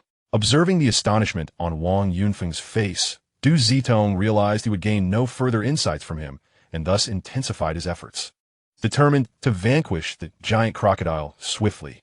Meanwhile, Jiang Chen and his companions, upon witnessing the three celestial realm powerhouses, hesitated not a moment and dashed deeper into the forest. Trying to flee? It won't be that simple. Once Wang Yunfeng regained his composure, a sinister expression crossed his face, his eyes glinting with murderous intent. In less than half a day, Jiang Chen and his companions had once again defied his expectations, intensifying the bloodlust within him. However, he refrained from pursuing them. He vividly recalled the gruesome fate of Lu Xianxia, and with Jiang Yu and Jiang Chen's enhanced strength, he knew he stood no chance alone. Thus, it was prudent for the three of them to act in unison. Chapter 126. A Fierce Battle in the Forest. Under the relentless assault of the trio, the colossal crocodile succumbed in less than 20 breaths, falling to their blades. With the beast dispatched, Wang Yunfeng and his companions unleashed their auras, no longer concealing their presence as they soared towards Jiang Chen and his comrades. Initially, they had opted for discretion to avoid unnecessary entanglements with the Beast King. But with 2 of the 4 Beast Kings already vanquished, the remaining threats were negligible, rendering further subterfuge unnecessary. As Jiang Chen and his companions sped through the air, a small insect trailed closely behind them. However, Jiang Chen soon sensed something amiss and swiftly reached out to seize the creature. To his astonishment, the seemingly ordinary insect exhibited astonishing speed, eluding his grasp. Upon activating the system's probe interface, Jiang Chen instantly recognized its nature and exclaimed, "Brother, we must eliminate this insect. Otherwise, we cannot shake off its pursuit." At that moment, Jiang Yu identified the creature as a spirit bug. With a resounding roar akin to a dragoness, Jiang Yu unleashed a wave of sonic energy, momentarily hindering the spirit bug's movements and slowing its pace. Seizing this opportunity, Jiang Chen captured the spirit bug in his hand, infusing it with his spiritual energy. The creature emitted a series of shrill cries as Jiang Chen's consciousness surged forth, gradually silencing it. Though its physical form was formidable, its soul was weak, necessitating a focus on its spiritual essence for annihilation. Yet, just as Jiang Chen and his companions made their escape, several piercing sounds sliced through the air as Wang Yunfeng and his cohort obstructed their path. Fixing his gaze upon Jiang Chen and his friends, a smug smile crept across Wang Yunfeng's face, his eyes brimming with excitement. "Now, let's see where you can flee," he proclaimed, initiating the attack without hesitation while simultaneously sealing off their escape routes. With a thunderous roar, Jiang Chen wasted no time, activating all 9 of his energy vortices, while 2 celestial apertures surged with power at his core. Grasping the void spear, he charged directly at the formidable Du Zitong, the 2 colliding in an explosive clash. Concurrently, Jiang Yu summoned dragon scales that rapidly coalesced into an ancient gray armor, enveloping his form. Foregoing weapons, Jiang Yu launched a fist towards Xianxia, producing a cacophony of sonic explosions as a terrifying shockwave erupted. Meanwhile, Jiang Daoxin confronted Wang Yunfeng, who bore the marks of a recent battle with the Beast King, his pallor betraying his injuries and his aura fluctuating precariously. As Jiang Daoxin charged towards him, Wang Yunfeng swiftly circulated his internal energy and struck out with his palm. A cacophony of thunderous sounds erupted instantaneously. To Wang Yunfeng's astonishment, Jiang Daoxin, after receiving his full force attack head-on, merely had a trickle of blood at the corner of his mouth and did not succumb to incapacitation. Wang Yunfeng, undeterred, declared, I refuse to believe I cannot vanquish you. With that, he closed in on Jiang Daoxin, unleashing a flurry of fierce assaults, his demeanor bordering on madness. Meanwhile, Du Zieten regarded the approaching Jiang Chen with palpable disdain, his lips curling into a mocking smirk. Coldly, he proclaimed, "I'm not the useless Lu Qianshou. You overestimate yourself if you think you can contend with me. Allow me to demonstrate what true power looks like." As his words fell, Du Zieten thrust his palm forward with haste, exclaiming, breaking cloud palm. With a flourish, Du Zieten's internal energy surged to his arm, erupting violently. In an instant, a colossal hand materialized in the sky, hurtling towards Jiang Chen, a terrifying pressure enveloping the arena. In response to Du Zieten's formidable strike, Jiang Chen's pupils converged sharply, his aura transforming into a chilling resolve as he swung his void glaive downwards. The chaos transformation technique activated relentlessly, bolstered by the cyclone and the celestial realm. Jiang Chen unleashed a fearsome power as the glaive struck against the energy hand. With a resounding crash, the collision reverberated, and a look of astonishment flickered across Du Zieten's face. His gaze quickly locked onto Jiang Chen's eyes, a fervor igniting within him. "To see through my attack? Your peculiar eyes are indeed extraordinary. My lord will be most pleased," he remarked. With that, Du Zieten raised his hand, attempting to seize Jiang Chen directly. Yet, in the face of Du Zieten's advancing arm, Jiang Chen pressed forward, wielding the void glaive for another strike. Du Zieten, brimming with absolute confidence, believed no ordinary weapon could breach his defenses and made no attempt to evade, determined to confront Jiang Chen head-on. After all, the war glaive in Jiang Chen's possession appeared quite mundane, and being merely an inner disciple of a small family like the Jiang clan, the odds seemed stacked against him for possessing a formidable weapon. However, as their limbs collided, a pain scream escaped Du Zieten's lips, revealing a gaping wound on his arm. Had he not dodged in time, he would have lost that arm. Terror etched itself upon Du Zieten's face as he fixed his gaze on Jiang Chen. Hastily retreating a few steps, with gritted teeth, he spoke, "What an eerie weapon, capable of disregarding my protective aura. It nearly ensnared me." Indeed, Du Zieten had initially intended to use his aura for protection, planning to absorb the impact of this strike and subsequently subdue Jiang Chen. However, to his astonishment, his aura proved utterly ineffective, effortlessly pierced by Jiang Chen's spear. Upon hearing Du Zieten's anguished cry, Wang Yunfeng and Xiang Zhang's expressions shifted dramatically, their anxiety palpable. Should misfortune befall him, the two of them alone would struggle to contend with the trio. On the other side, Xiang Zhang had initially regarded Jiang Yu with disdain, considering him merely a bug attempting to stop a chariot. Yet, after engaging in combat for a while, he realized the peculiarity of Jiang Yu's prowess. Not only did he possess combat experience far beyond his years, but his mastery of martial techniques was also alarming.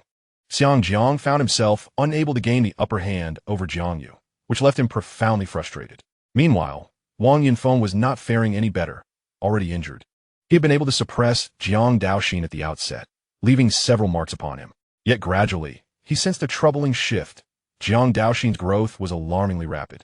After a series of exchanges, Wang Yunfeng could distinctly perceive that Jiang Daoxin's combat skills were escalating at a terrifying pace. Chapter 127, The Opening of the Heavy Eye. Du Zieten's despair.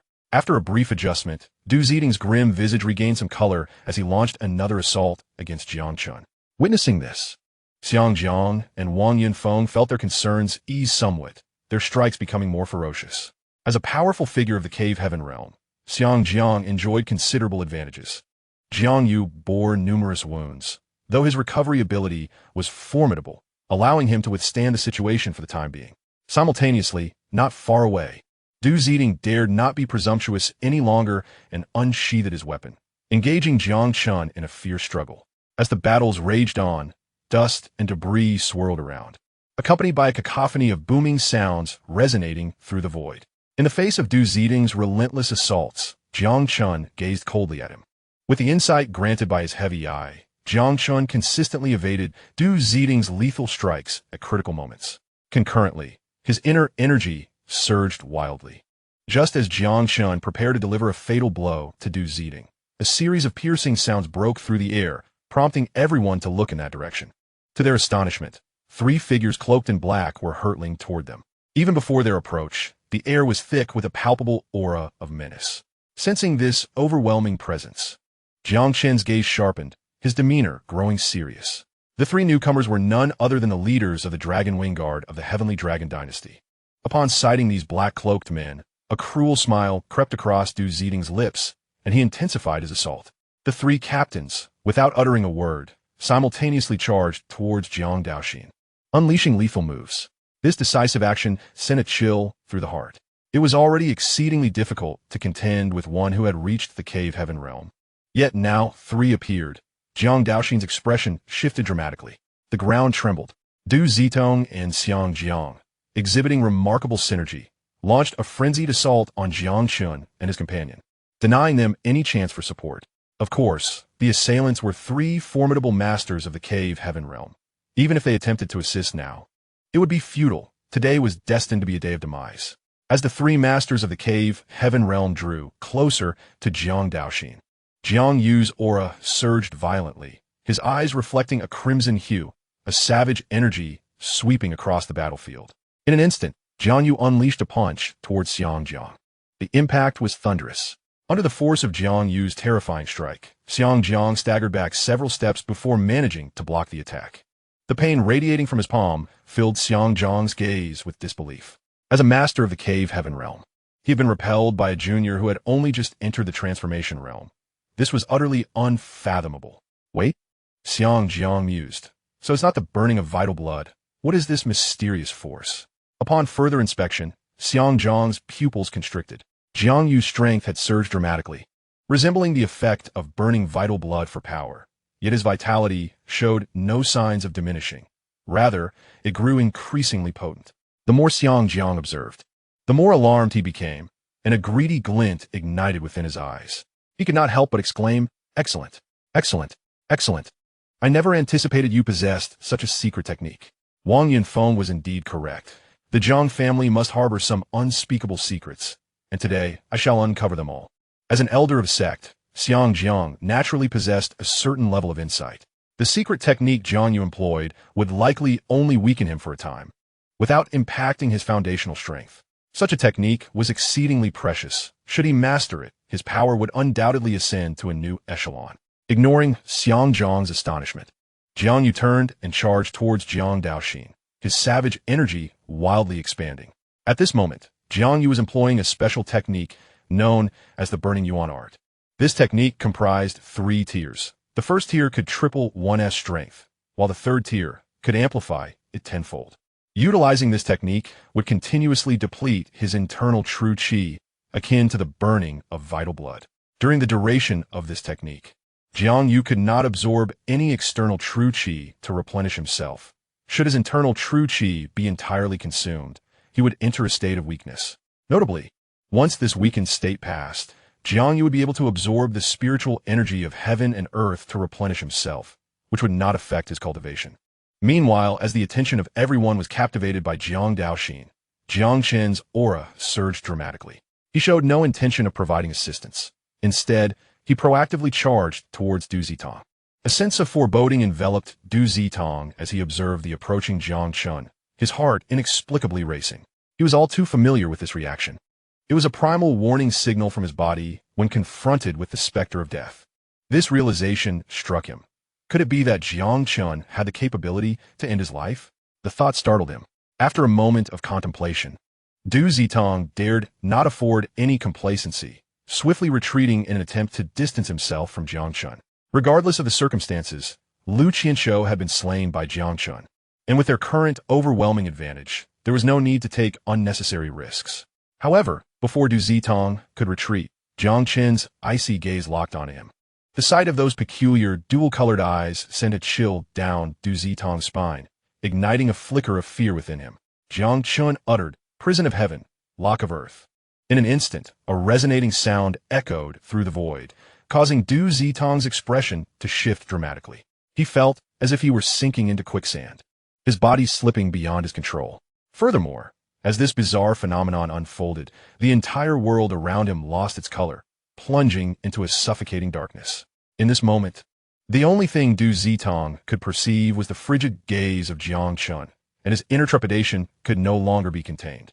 "Save me," Du Zitong cried out, overwhelmed by the palpable threat of death, abandoning any pretense of dignity.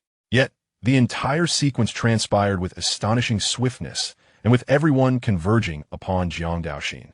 It was utterly impossible for anyone to turn back in time to offer aid. Jiang Chen perfectly seized this opportunity. Wang Yunfeng, witnessing Jiang Chen's actions, felt a surge of fear, recalling the earlier demise of Lu Qianqiu, who had fallen victim to the same maneuver. As Jiang Chen's eyes slowly closed, Du Zitong's vision was engulfed in darkness, intensifying his panic. After a furious roar, Du Zitong ignited his vital blood, unleashing a torrent of power that surged forth. With his relentless struggle, the bindings around him loosened significantly, granting him a measure of freedom. At that moment, Jiang Chen's half-closed eyes opened once more, and a glimmer of light pierced through Du Zitong's shadowy world. This sight compelled him to utter 4 words: "Dual eyes unleashed." As the black radiance approached, Du Zitong desperately channeled his vital energy, fervently igniting his blood. At this juncture, although Du Zitong had freed himself from Jiang Chen's bizarre restraints, his speed remained hindered. The velocity of the black light was terrifyingly swift, leaving him with no option to flee. He could only brace himself to withstand the impending strike. With a piercing sound, the encounter unfolded. What plunged Du Zitong into despair was the realization that his defenses had proven utterly ineffective as the dark beam pierced directly through his chest. The ground trembled with a resounding crash as the dark energy penetrated Du Zitong's body, creating a vast pit behind him, shrouded in a cloud of dust that momentarily silenced the surrounding world. Gazing at the gaping wound in his chest, his eyes brimmed with an overwhelming sense of unwillingness, blood gushing forth from his mouth. How could this be possible? Du Zitong thought, as he felt his heart vanish completely, his strength waning rapidly. Having previously burned his vital essence, the backlash of his actions was now taking its toll. With his dwindling power, he could no longer soar through the air, crashing heavily to the ground, his skin becoming wrinkled, while his life force dissipated swiftly. Witnessing this scene, the 3 leaders of the Flying Dragon Guard couldn't help but narrow their eyes. Yet instead of halting, they quickened their pace, drawing ever closer to Jiang Daoxin. Realizing there was no escape left, Jiang Daoxin resolved to stop fleeing and instead sought to take someone down with him. Just as the 3 were about to strike Jiang Daoxin, a ripple suddenly formed in the void, and a figure cloaked in black materialized beside him. This creature bore a resemblance to a whale, yet its body was adorned with a multitude of black scales that shimmered with a chilling brilliance, exuding an aura of regality. The crowd around them was momentarily stunned, unable to comprehend what had just occurred. They had just witnessed this entity emerge from the void, a beast capable of traversing dimensions. Its power must be terrifying beyond measure, especially when confronted with its cold, piercing gaze. An instinctual fear gripped them, prompting the 3 leaders to halt. Not far away, Jiang Yu was equally astonished. How could a void beast appear here? No, this is a void king beast, he exclaimed, taken aback by the sudden emergence of such a formidable creature, his eyes scrutinizing it intently. At that moment, one of the leaders discerned a crucial detail. In a raspy voice, he remarked, "It is merely a ferocious beast of the 1st level of creation realm. We can simply eliminate it." His words sparked a realization among the others. Though the beast appeared imposing, its strength was indeed limited to the 1st level of the creation realm, which eased their previously tense demeanor, prompting them to launch their attack once more. Meanwhile, Jiang Daoxin, observing the approaching beast, raised his hand to deliver a punch. However, before he could act, Jiang Chen's voice rang out from a distance. "Daoxin, jump on it." Upon hearing Jiang Chen's call, Jiang Daoxin immediately retracted his fist, without a hint of hesitation, and leaped onto the back of the Void King beast. He harbored absolute trust in Jiang Chen. As Jiang Daoxin ascended, the Void King beast's form became ethereal, eventually vanishing from sight. Boom! Boom! As the Void King beast disappeared, the attack from the 3 captains struck down, yet met only empty air. In an instant, dust and debris swirled around. Wang Yunfeng's expression darkened considerably, his icy gaze sweeping the surroundings, brimming with a palpable murderous intent. At that moment, the silhouette of the Void King beast reappeared, now close to Jiang Yu. Observing the beast beside him, Jiang Yu hesitated not a moment and leaped aboard. Simultaneously, upon seeing Jiang Yu land on the Void King beast, Wang Yunfeng immediately directed his gaze toward Jiang Chen, shouting to Xianxia at his side, "Hurry and kill Jiang Chen. His vital energy is depleted and he is powerless to resist." At Wang Yunfeng's words, Xianxia promptly reacted, disregarding the gradually vanishing Void King beast and charging toward Jiang Chen. The three captains exchanged glances, each retrieving a longbow from their storage bags and unleashing arrows aimed directly at Jiang Chen. Whoosh, whoosh, whoosh. 3 arrows shot forth, locking onto Jiang Chen's essence, creating a sonic boom in the air. Xianxia's speed was not to be underestimated either. Gripping the hilt of his long knife, he swung it toward Jiang Chen's body, deliberately avoiding the head, for the peculiar eyes must be brought back. Upon seeing the incoming long knife, Jiang Chen's expression turned grim, having consecutively utilized his heavy eyes. His vital energy was nearly exhausted, leaving his body exceedingly weak. Without time to ponder, he swiftly summoned the scant vital energy remaining within him, wielding the void spear to meet Xianxia's long knife. Boom! Splatter! Faced with Xianxia, who was nearly at full strength, Jiang Chen was unable to block the attack. The long knife sliced through his chest, and blood gushed forth in an instant. However, Xianxia's expression shifted upon witnessing this outcome. He spoke in a low tone, such a formidable physique, capable of withstanding my attack. Could it be that you possess a special constitution? Contemplating this possibility, Xianxia's eyes glinted with intensified malice. The combination of peculiar eyes and a special constitution posed a grave threat. Buzz! Just then, the voice of the Void King beast echoed once more, soaring toward Jiang Chen. But Xianxia was quick to respond, charging forward once again with his knife. Jiang Yu, second brother. Jiang Daoxin, second brother, observing the wounds on Jiang Chen. Both Jiang Yu and Jiang Daoxin displayed expressions of urgency, hastening toward him. Whoosh, whoosh, whoosh. At that moment, 3 arrows also hurtled forth, their terrifying speed creating a powerful gust of wind that was witnessing this scene. Jiang Yu had no time for contemplation and swiftly raised his hand, aiming to seize those arrows. Meanwhile, he bellowed to Qing. Beside him, Jiang Daoxin was equally resolute, blocking one of the arrows with his left shoulder, causing blood to surge forth in an instant. Understood, understood. Little Chen, if you do not properly compensate me afterwards, I shall not rest until I have my due. With a roar, Qing executed a maneuver that astonishingly swapped his position with Jiang Chen. After employing this technique, Qing emitted a muffled groan, his insect-like visage contorting in agony as his breath grew faint. Subsequently, he succumbed to slumber. Despite the positional exchange allowing Jiang Chen to evade a lethal strike from Xianxia, the remaining arrow still found its mark, penetrating Jiang Chen's chest from the wound inflicted by Xianxia.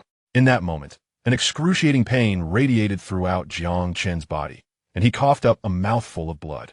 Chapter 129. The Royal Bloodline and Jiang Yu Speculation. On the other side, observing the sudden shift in his position, Xianxia's expression was one of sheer astonishment, mingled with disbelief as he fixed his gaze upon Qing. The others also bore expressions of shock. Regaining his composure, Xianxia's eyes hardened. Though he was unclear about the events that had transpired, he was determined not to let this opportunity slip away. The 3 captains reacted swiftly, drawing their bows once more to unleash 3 arrows towards Jiang Chen. Brother 2, Brother 3, Jiang Yu and his companion hurried to support Jiang Chen, their eyes filled with concern. The location of the arrow was particularly cunning, striking during Jiang Chen's moment of vulnerability at his heart. Coughing, Jiang Chen, supported by Jiang Yu and others, continued to emit coughs, blood trickling from the corners of his mouth. At this moment, Jiang Yu and his companion were also in a precarious state. To shield Jiang Chen from the arrow attack, Jiang Daoxin had suffered a penetrating wound to his left shoulder. Blood dripping profusely, Jiang Yu bore a wound in his palm, and although his body was gradually healing, the recovery was noticeably slower than usual, with dark blood seeping from the surrounding area. Without a moment's hesitation, Jiang Yu helped Jiang Chen onto the back of the Void King beast, with Jiang Daoxin following closely behind. Witnessing this scene, Wang Yunfeng's expression shifted dramatically as he shouted to Xianxia, "Stop them!" Simultaneously, 3 long arrows hurtled through the air towards Jiang Chen and his companions. At this critical juncture, the body of the Void King beast began to shimmer and fade, ultimately vanishing from the sight of the onlookers. Once Jiang Chen's presence was lost, the 3 arrows circled back, returning from whence they came. As they gazed at the sudden disappearance of Jiang Chen and his companions, the 3 captains of the Tianlong dynasty's elite team scanned their surroundings with vigilance. "Look, where have they gone?" At that moment, a gasp escaped from Wang Yunfeng's lips. The crowd turned towards the sound and instantly spotted the figure of the Void King beast, their eyes widening in astonishment. In just a brief span of time, it had fled hundreds of zhang away. And the troubling fact was that this ferocious creature was merely at the transformation realm. If it were to break through to the cave heaven realm, or even higher, how terrifying would its ability to escape become? Realizing this, the onlookers comprehended the beast's immense value, their gazes igniting with fervor. Pursue. Suppressing their astonishment, they immediately set off in chase. However, they had barely flown a short distance when the Void King beast's form vanished again into the void, only to reappear several hundred zhang ahead, distancing itself further from them. Curse it! What manner of beast is this? At this rate, we will never catch up to those little devils, exclaimed Xianxia. Yet, amidst the current predicament, the three cloaked figures exhibited expressions of amusement. As they soared at breakneck speed, one captain spoke coldly. Do not worry. This beast is clearly in its juvenile phase and cannot traverse the void for long. As long as we do not lose track of it, we shall prevail. Moreover, our arrows have been specially treated. The tips forged from an extraordinary dark iron not only can harm a cultivator's flesh, but also harbor a potent toxin. Even those at the cave heaven realm would tread cautiously before such venom. It surely cannot endure for long. The captain, Wang Qing, was among the elite leaders of the Flying Dragon Guard, and this operation was under his command. With Wang Qing's reassurances, Xiang Jiang and Wang Yunfeng's expressions softened considerably. Thus, the group continued their relentless pursuit. Meanwhile, on another front, Jiang Daoxin gritted his teeth against the excruciating pain as he withdrew the arrow lodged in his shoulder. Swiftly turning his gaze to Jiang Chen. Second brother, are you all right? He asked anxiously. Noticing the concern in Jiang Daoxin's eyes, Jiang Chen gently shook his head and replied, It's nothing serious, merely a bit of backlash. Although the arrow was laced with a potent toxin, Jiang Chen possessed the Hunyuan Ju, rendering the poison ineffective against him. Just as Jiang Chen contemplated how to deal with the arrow, he felt his heart racing faster. Soon, a stream of faint golden blood surged forth. Sensing this transformation within him, Jiang Chen immediately sat cross-legged. Before Jiang Yu and the others could voice their concerns, a terrifying pressure suddenly emanated from him. His aura soared, and his raven black hair visibly shifted to a silvery hue, letting out a low growl in response to this unexpected change. Jiang Chen found himself engulfed in a whirlwind of power. Jiang Chen felt an intense heat enveloping him, as the blood within his veins surged wildly. His long silver hair dancing in the wind. With a series of cracking sounds, golden blood gushed forth, and the wound on his chest healed at a visible pace. The arrow had been forcefully expelled. Upon sensing the aura emanating from Jiang Chen, Jiang Yu's pupils involuntarily contracted, his gaze filled with astonishment and suspicion. As Jiang Chen's hair transformed into a silvery hue, his demeanor underwent a profound metamorphosis, resembling a celestial being descended to earth, evoking an impression that he was not to be trifled with. Moreover, Jiang Yu discerned an undeniable pressure of royalty radiating from Jiang Chen. After a moment of contemplation, Jiang Yu's eyes suddenly sharpened. Could it be that he possesses the royal bloodline? How can my younger brother have such noble lineage? In an instant, he recalled the mysteriously vanished second aunt. To awaken a royal bloodline, one must have ancestors who are formidable warriors, possessing potent bloodline powers. Hence the possibility of awakening such capabilities. This lineage of unparalleled strength is known as the royal bloodline.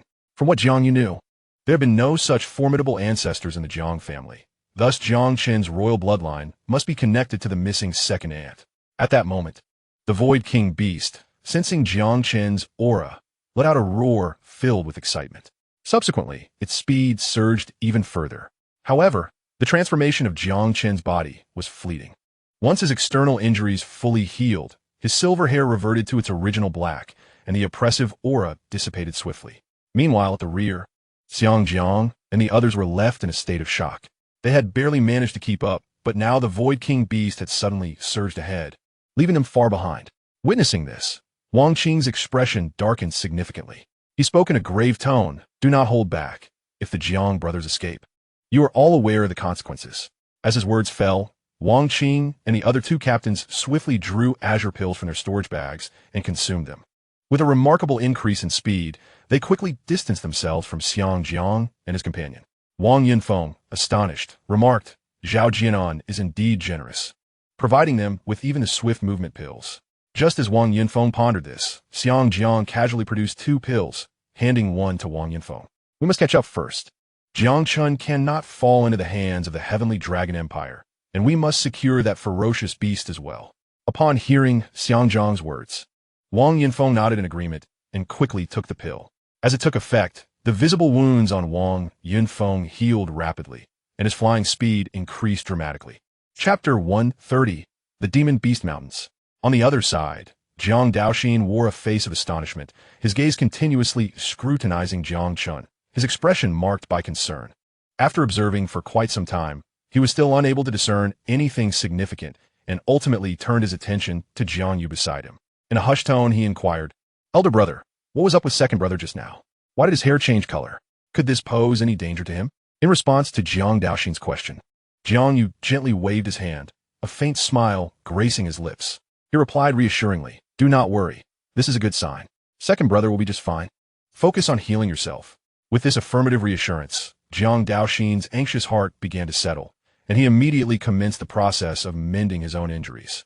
Seizing this moment, Jiang Yu began to examine the demon beast beneath them. He recalled that De Qing had mentioned this creature was called the Void King Beast. Shortly thereafter, he rummaged through his mind and quickly retrieved information regarding the Void King Beast. A supreme, extraordinary beast? It appears this is the harvest second brother spoke of. His fortune is indeed exceptional. Discovering a sky-eating demon spider was already terrifying enough, yet he has also found the Void King Beast. With this thought, Jiang Yu even speculated that perhaps his younger brother was the chosen one of destiny in this realm. Gazing at his 2 brothers, a resolute expression emerged on Jiang Yu's face. "With me around, you shall encounter no harm." After a brief moment, Jiang Yu gradually opened his eyes, his injuries nearly healed, and his strength slightly enhanced. Upon hearing some movement, he quickly returned his thoughts to the present and directed his gaze towards Jiang Chen. "Second brother, what do you feel?" Jiang Chen moved his body slightly, swiftly assessing his condition. He replied, "My injuries are mostly healed, and I feel fine physically. However, the toxins within you and third brother." As soon as Jiang Chen uttered these words, Jiang Yu gently waved his hand and responded with a smile. "Rest assured, that fellow, third brother, is not afraid of toxins. Those poisons pose no threat to me either. Are you able to control your bloodline now?" Jiang Chen shook his head slightly. "I still need some time.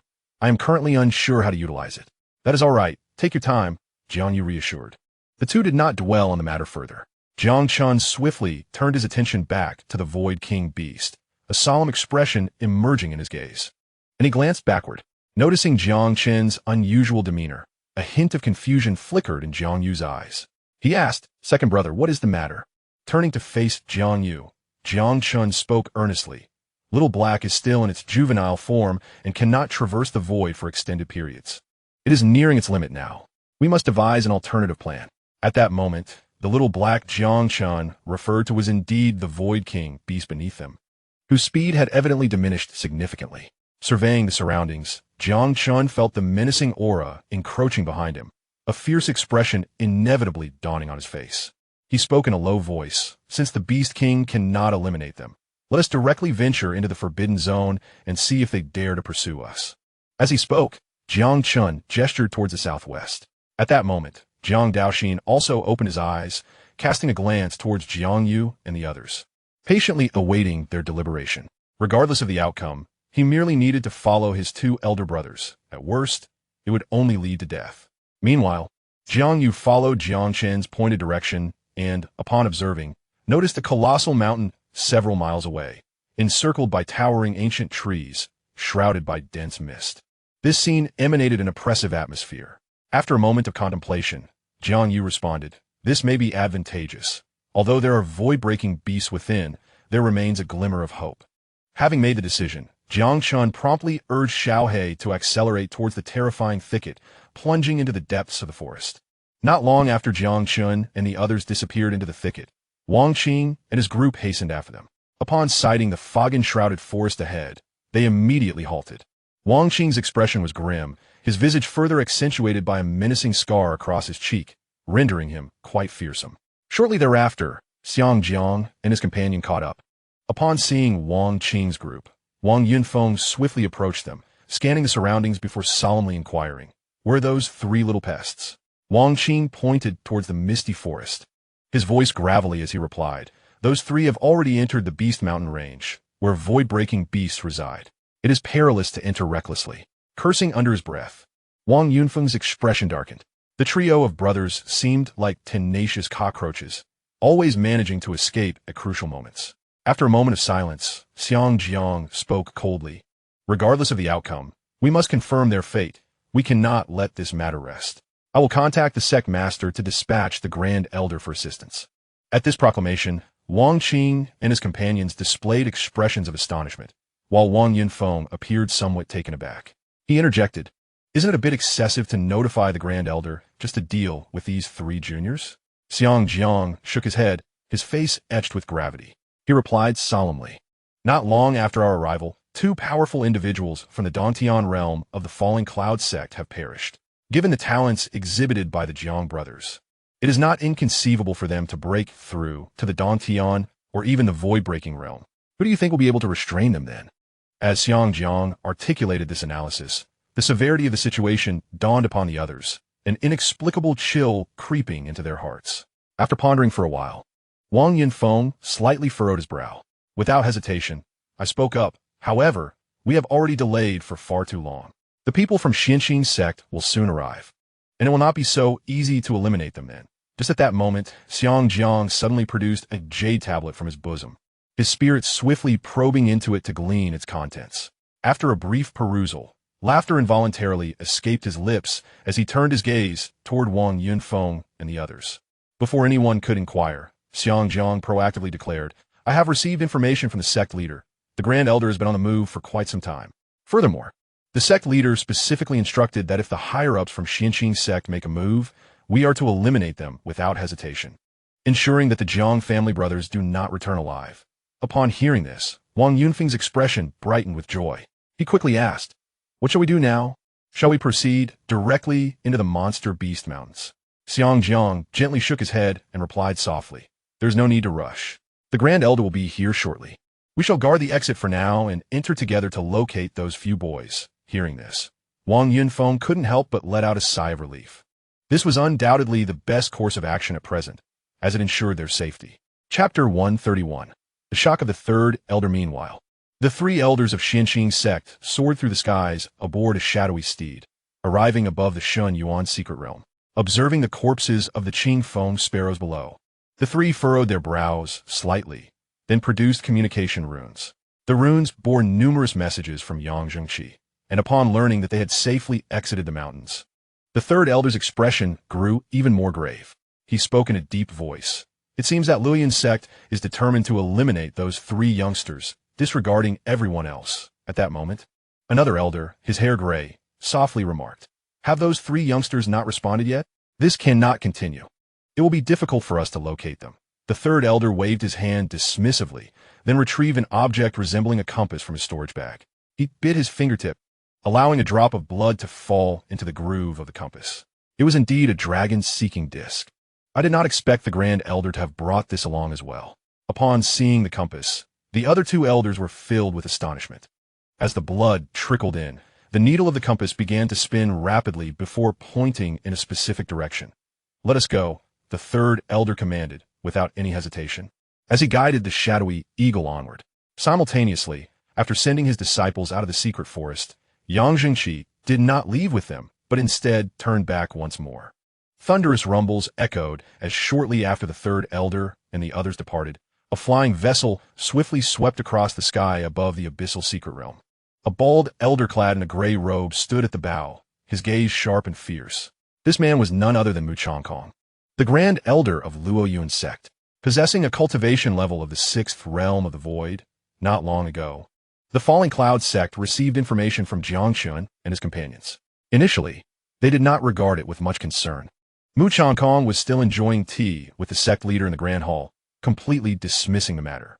However, it wasn't long before Lu Qianzhou and Du Zitang's soul talismans shattered one after another, coupled with the incessant reports from Wang Yunfeng.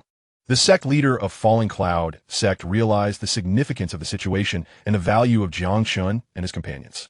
Consequently, the sect leader directly dispatched Mu Changkong with a stern order. Should the higher-ups of the Xianxia sect dare to intervene, they were to be executed without hesitation, leaving no room for negotiation. This action by the Falling Cloud sect could be said to have irreparably severed ties with the Xianxia sect. On another front, the third elder, following the guidance, sped along, observing the traces of battle along the way, which increasingly darkened their expressions. Just then, the third elder's gaze suddenly sharpened, a look of disbelief crossing his face as he commanded the black eagle to come to a halt. The other two elders, puzzled, followed the third elder's line of sight, their pupils instantly constricting. The first elder exclaimed in astonishment, "Isn't that Du Zitong from Falling Cloud sect? Why is he dead here?" Indeed, what the three beheld was none other than Du Zitong, recently slain by Jiang Chen. Although his corpse bore severe damage, his features remained intact, easily recognizable. Observing the injuries on Du Zitong, an unusual glint flickered in the third elder's eyes. After a brief contemplation, he spoke softly. These wounds were not inflicted by a ferocious beast. They were pursuing those three young individuals. Could it be that Elder Yang spoke the truth? Jiang Chen and the others truly possessed the ability to slay a powerhouse of the Cave Heaven realm? At this point, the third elder was filled with shock. When he first received the information, he had been entirely skeptical. However, the evidence lay before him, an overwhelming visual impact. Most importantly, with Du Zitong's presence here, it was clear that more than one Cave Heaven realm cultivator had participated in the ambush. To counterattack and slay one under such circumstances could only be described as monstrous talent. Without a moment's hesitation, the third elder urged the Black Eagle to delve deeper into the interior, his demeanor now appearing quite urgent. Such an extraordinary genius was of paramount importance to their sect. They absolutely could not allow anything untoward to happen to them. Soon, the trio reached the entrance of the monster beast mountain range, their expressions darkening as they gazed at the direction indicated by the compass. Just then, a chilling aura emanated from the third elder, his eyes darting towards the nearby thicket. He called out fiercely, "Who is there? Step forward." The other two elders reacted swiftly, their auras surging as they drew their weapons. "Ha ha ha, Lu Qingping, you remain as vigilant as ever, managing to detect us so quickly."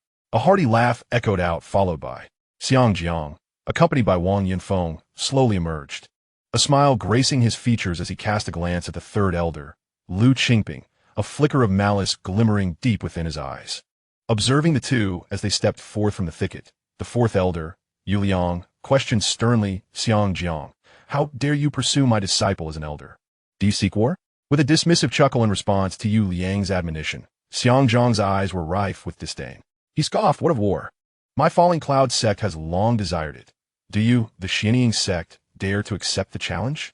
Yu Liang's expression hardened at Xianxia's words, and he grasped his weapon, poised to retaliate against Xianxia. With three members in the Cave Heaven realm, including the third elder at the 7th level, they could easily contend with him. However, as he took a step forward, Lu Qingping intercepted him, his demeanor still vigilant. His gaze shifted back to the thicket as he remarked solemnly, "I did not anticipate even the Flying Dragon Guard's arrival. You truly are making a grand statement today." At this, a subtle tension gripped Xianxia's smile, for he had not foreseen this. Despite his efforts to draw attention, he had failed to deceive Lu Qingping. He had intended for Wang Qing and the others to launch a surprise attack, but that plan had now been rendered impossible. Acknowledging their discovery, Wang Qing and his companions emerged from the underbrush, revealing themselves.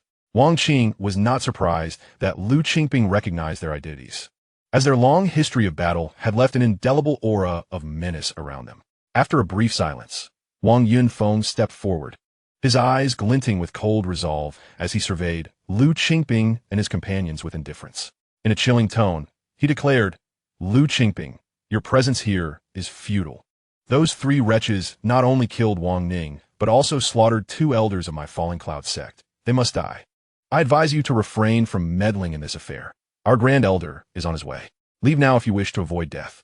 At this juncture, Wang Yunfeng's murderous intent was unmistakable. "What? Mu Changkong has also arrived?" Lu Qingping's countenance shifted dramatically at Wang Yunfeng's words. Observing their reactions, Wang Yunfeng's eyes gleamed with satisfaction as he continued, "Those three foolish wretches have entered the Beast Mountain range. Their chances of survival are slim. I suggest you depart swiftly, lest you engage in futile resistance." With a triumphant laugh, Wang Yunfeng relished his words, echoing with a sense of victory.